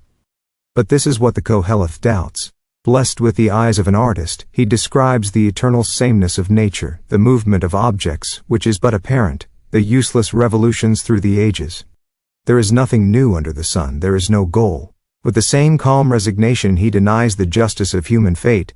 There are righteous men, unto whom it happeneth according to the work of the wicked. Again, there are wicked men, to whom it happeneth according to the work of the righteous. 7:14 cf. Ikes 2. And the end of both is like that of the beast, death. With a clear reference to the story of Adam he adds, all go unto one place, all are of the dust, and all return to dust. 3rd 20. How is a man who has come to this conclusion to shape his life? That is the Koheleth's question. We can distinguish clearly the different trends followed by different sages in their answers. Many of these are admirably formulated and so picturesque that they have lost nothing of their first freshness in the course of thousands of years. The answer most frequently quoted in later times, and compared with the dogmas of Greek schools of philosophy, is that man should enjoy the pleasures of life and not be troubled. Eccles 2:12 Inc 7 ff. Then there is the much deeper answer, which has no literary parallel for many centuries to come. Man has to fit himself into the course of time, for there is a time to be born, and a time to die, a time to love and a time to hate, a time to weep and a time to laugh. True. At the root of man we find the eternal, which man is eager to cling to, but this belongs to God alone. 3:11. Another answer praises the pursuit of knowledge, as only a wise man has an inner hold. A man's wisdom maketh his face to shine. 7:1. Yet another answer speaks of the joys of labor. v11. And yet another of the one good that is lasting, a good name. 7:1. Ever anew there breaks through the answer of those that consider the entire wisdom of mortal man insufficient to discover the meaning of this world. 17. And therefore demand deference to the divine commandment, for this is the whole man. 13. But the arguments advanced against each of these answers show that the Koheleth or his successor accepted none of them as really satisfactory. Even those values are but trivial. Enjoyment, pursuit of wisdom, labor and justice, the erection of new works and buildings, sacrifice, all these the Koheleth has tried out. I have been king over Israel and Jerusalem. I 1:2-54. But all is vanity and a striving after wind, even in the moving passage 12:2 ff. Where, in the tranquility of the dusky farewell, the disciple is exhorted to enjoy life. Before the sun, and the light, and the moon, and the stars are darkened, and the clouds return after the rain, in the day when the keepers of the house shall tremble, and the strong men shall bow themselves, and the grinders cease because they are few, and those that look out shall be darkened in the windows, and the doors shall be shut in the street, when the sound of the grinding is low, and one shall start up at the voice of a bird. And all the daughters of music shall be brought low, also when they shall be afraid of that which is high, and terrors shall be in the way, and the almond tree shall blossom, and the grasshopper shall drag itself along, and the caperberry shall fail, because man goeth to his long home, and the mourners go about the streets, before the silver cord is snapped asunder, and the golden bowl is shattered, and the pitcher is broken at the fountain, and the wheel fallen shattered into the pit. Even in this passage, where the Koheleth seems to have found the answer at least for youth, he summons his last strength to say to himself, vanity of vanities, all is vanity. 47. We repeat, the Koheleth's question is outside the framework of traditional monotheistic thought, but none of the suggested answers can be attributed in its motivation to any particular system, and certainly not to a Greek system of philosophy. 8. For the monotheist, the belief in goal and purpose of life in its entirety is the starting point of all reasoning, whereas the Greek philosopher determines his attitude to life according to the strength of his understanding. For the former, the basis of all philosophy is faith, for the latter, reason. There is one line of thought along which the despairing monotheist meets the doubting philosopher. That is when believers despairing of faith cling to reason, and the doubters of reason seek refuge in faith. What we find in Koheleth is not therefore skepticism or pessimism with regard to the possibility of rational cognition, but rather shock and grief. There is every reason to assume that such a violent upheaval of faith could be caused only by a clash with a new conception of life, a clash, that is to say, that confronts the foundation of faith with the realities of life. But this continuous testing of ideals by reality, and of reality by ideals, this critical alertness of the intellect was the genius of the Greek people, and in this they became the preceptors of the world. Today, however, we know from excavations in Egypt and Babylon that such thoughts as moved the Koheleth may very well have originated there. And even those assuming a general influence of Hellenism on Koheleth no longer overlook the effect Egypt undoubtedly had on the book. There has been preserved a dialogue between one wearer of life and his soul, before 1580 BCE, wherein a man's own soul advises him to try once more the pleasures of life before he casts his life away, but even this is of no avail to him who is weary of life. Here we have an early forerunner of the Koheleth, in his despair of the purpose of life. In the lament of Kekepre-Sonbu, about 1900 BCE, we read, "Whatever was said had already been said. From the first generation to the last descendant all resemble those who preceded them." This is the same concept of continuous repetition with which Koheleth opens. That which hath been is that which shall be, and that which hath been done is that which shall be done. I. 9. In the same Egyptian work we find the words, "I saw all the things that are under the sun," which we know as a typical phrase in Koheleth I. 14. In both cases there follows the lament about the course of the world. In the Discourses of Ani, whose preserved copy dates back to Solomon's time, mention is made of the vanity of planting and building. "Thou createdst watered gardens for thyself, thou hast surrounded thy fields with hedges, thou hast planted sycamores in a circle, and yet all of this one is weary." The Koheleth says 2:4, "I made me great works, I builded me houses, I planted me vineyards, I made me gardens and parks, and I planted trees in them of all kinds of fruit. And behold, all was vanity, and a striving after wind." The papyrus of the Song of the Harpist dates from a time more than 300 years before Solomon. A blind harpist sings to the guests of a banquet of the transience of all earthly things. Generations pass whilst others remain, the gods, i.e. kings, who were once rested under their pyramids, as do the nobles and the inspired ones.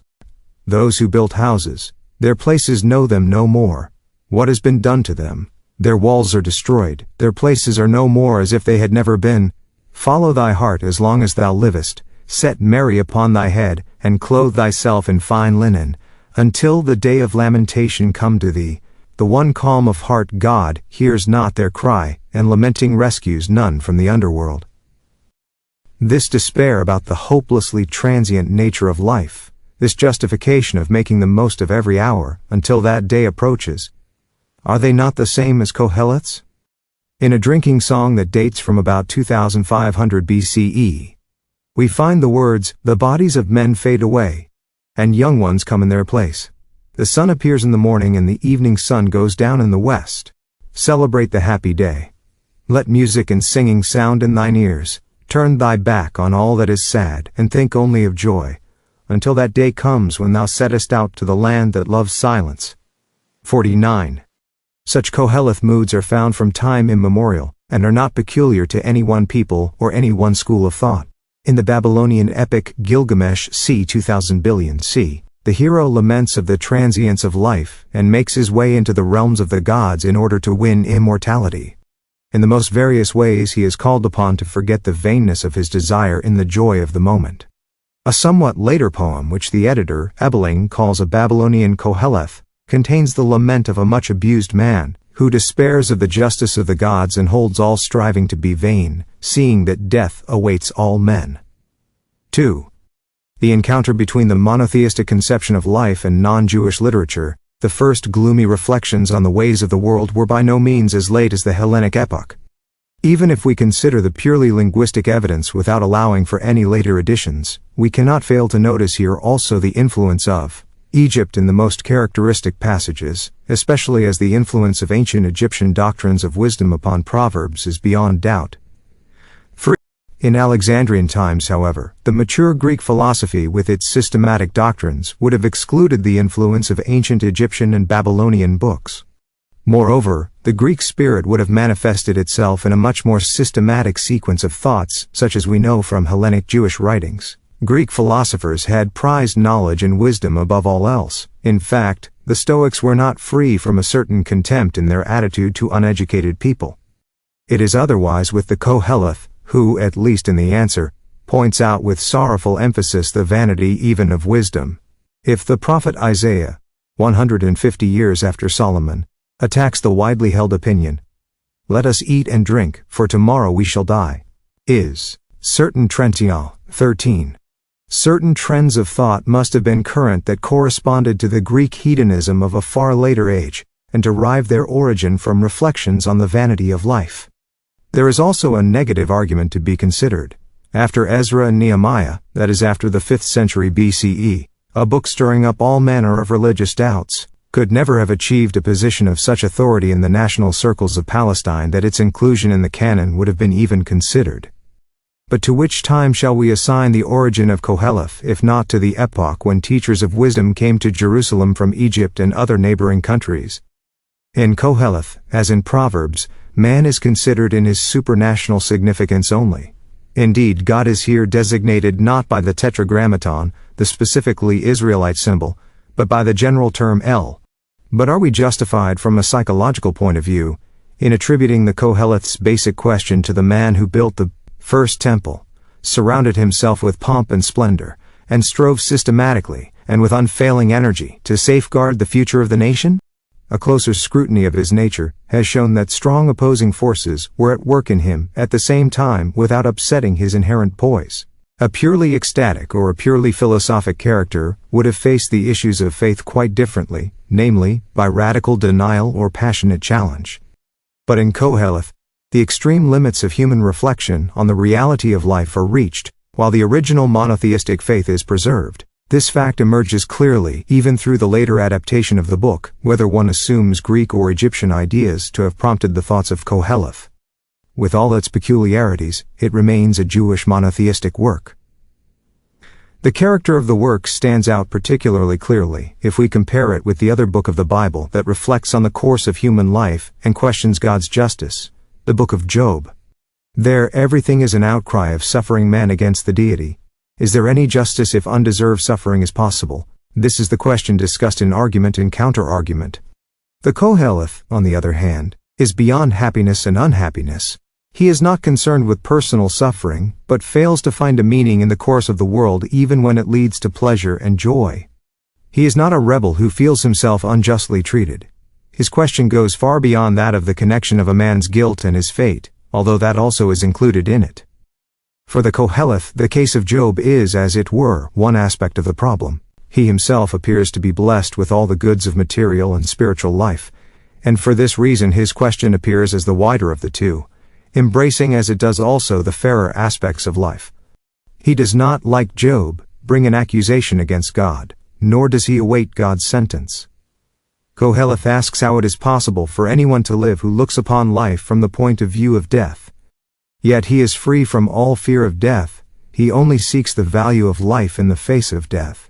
Even if the Qoheleth were but the imaginary figure of Solomon evoked by some poet, this poet's intuition has grasped the real nature of the historical king, the nature of a man who seemed raised high, above everyday cares, who was successful in all his undertakings, whose experiences had covered every province of life, who was acquainted with resignation no less than with happiness, yet never quarrels with himself or with God. The fact that the Qoheleth's question, with all its inherent dangers, is really profoundly devout, has always been realized. The great rabbis who demanded the inclusion of the book in the canon knew that man rises towards the divine only when he is shaken by the contemplation of life. In Qoheleth, As in no other of the fundamental monotheistic writings, life is recognized in all its futility without any faltering of man's faith in God. We are nothing, God is everything. But the mysterious futility of our lives demands an answer, for without one we cannot continue to exist. Of such answers as the assembly of sages was able to give several are set forth in the book itself. Each of them may prove a comfort for whole epochs, and a support of the shifting ground we live upon. But just as in the book each answer is followed once more by the basic question, so the question arises anew in the reality of our religious history and in the life of every human being. At some time or other, each reassurance is exposed as inadequate, and then the Koheleth's question demands a fresh answer. This is the way of monotheism, this was Solomon's way. Modern historical research attributes to Solomon's epoch most of the extant reports about David and Solomon. Literary examination of the text goes even a step further.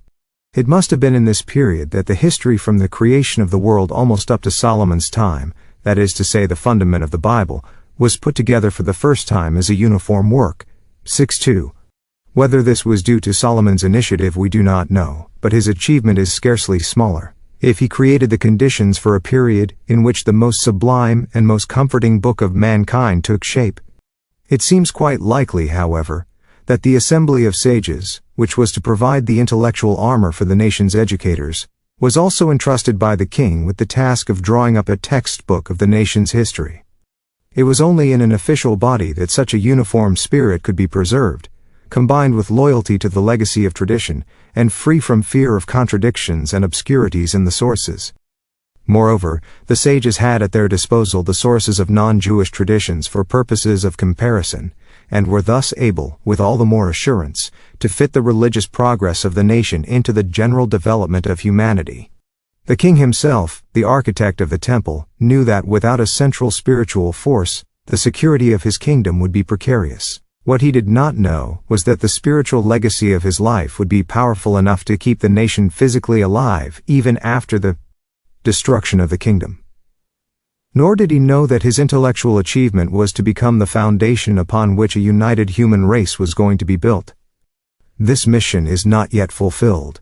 The confusion of the Tower of Babel has not yet yielded to the wisdom of Solomon's temple.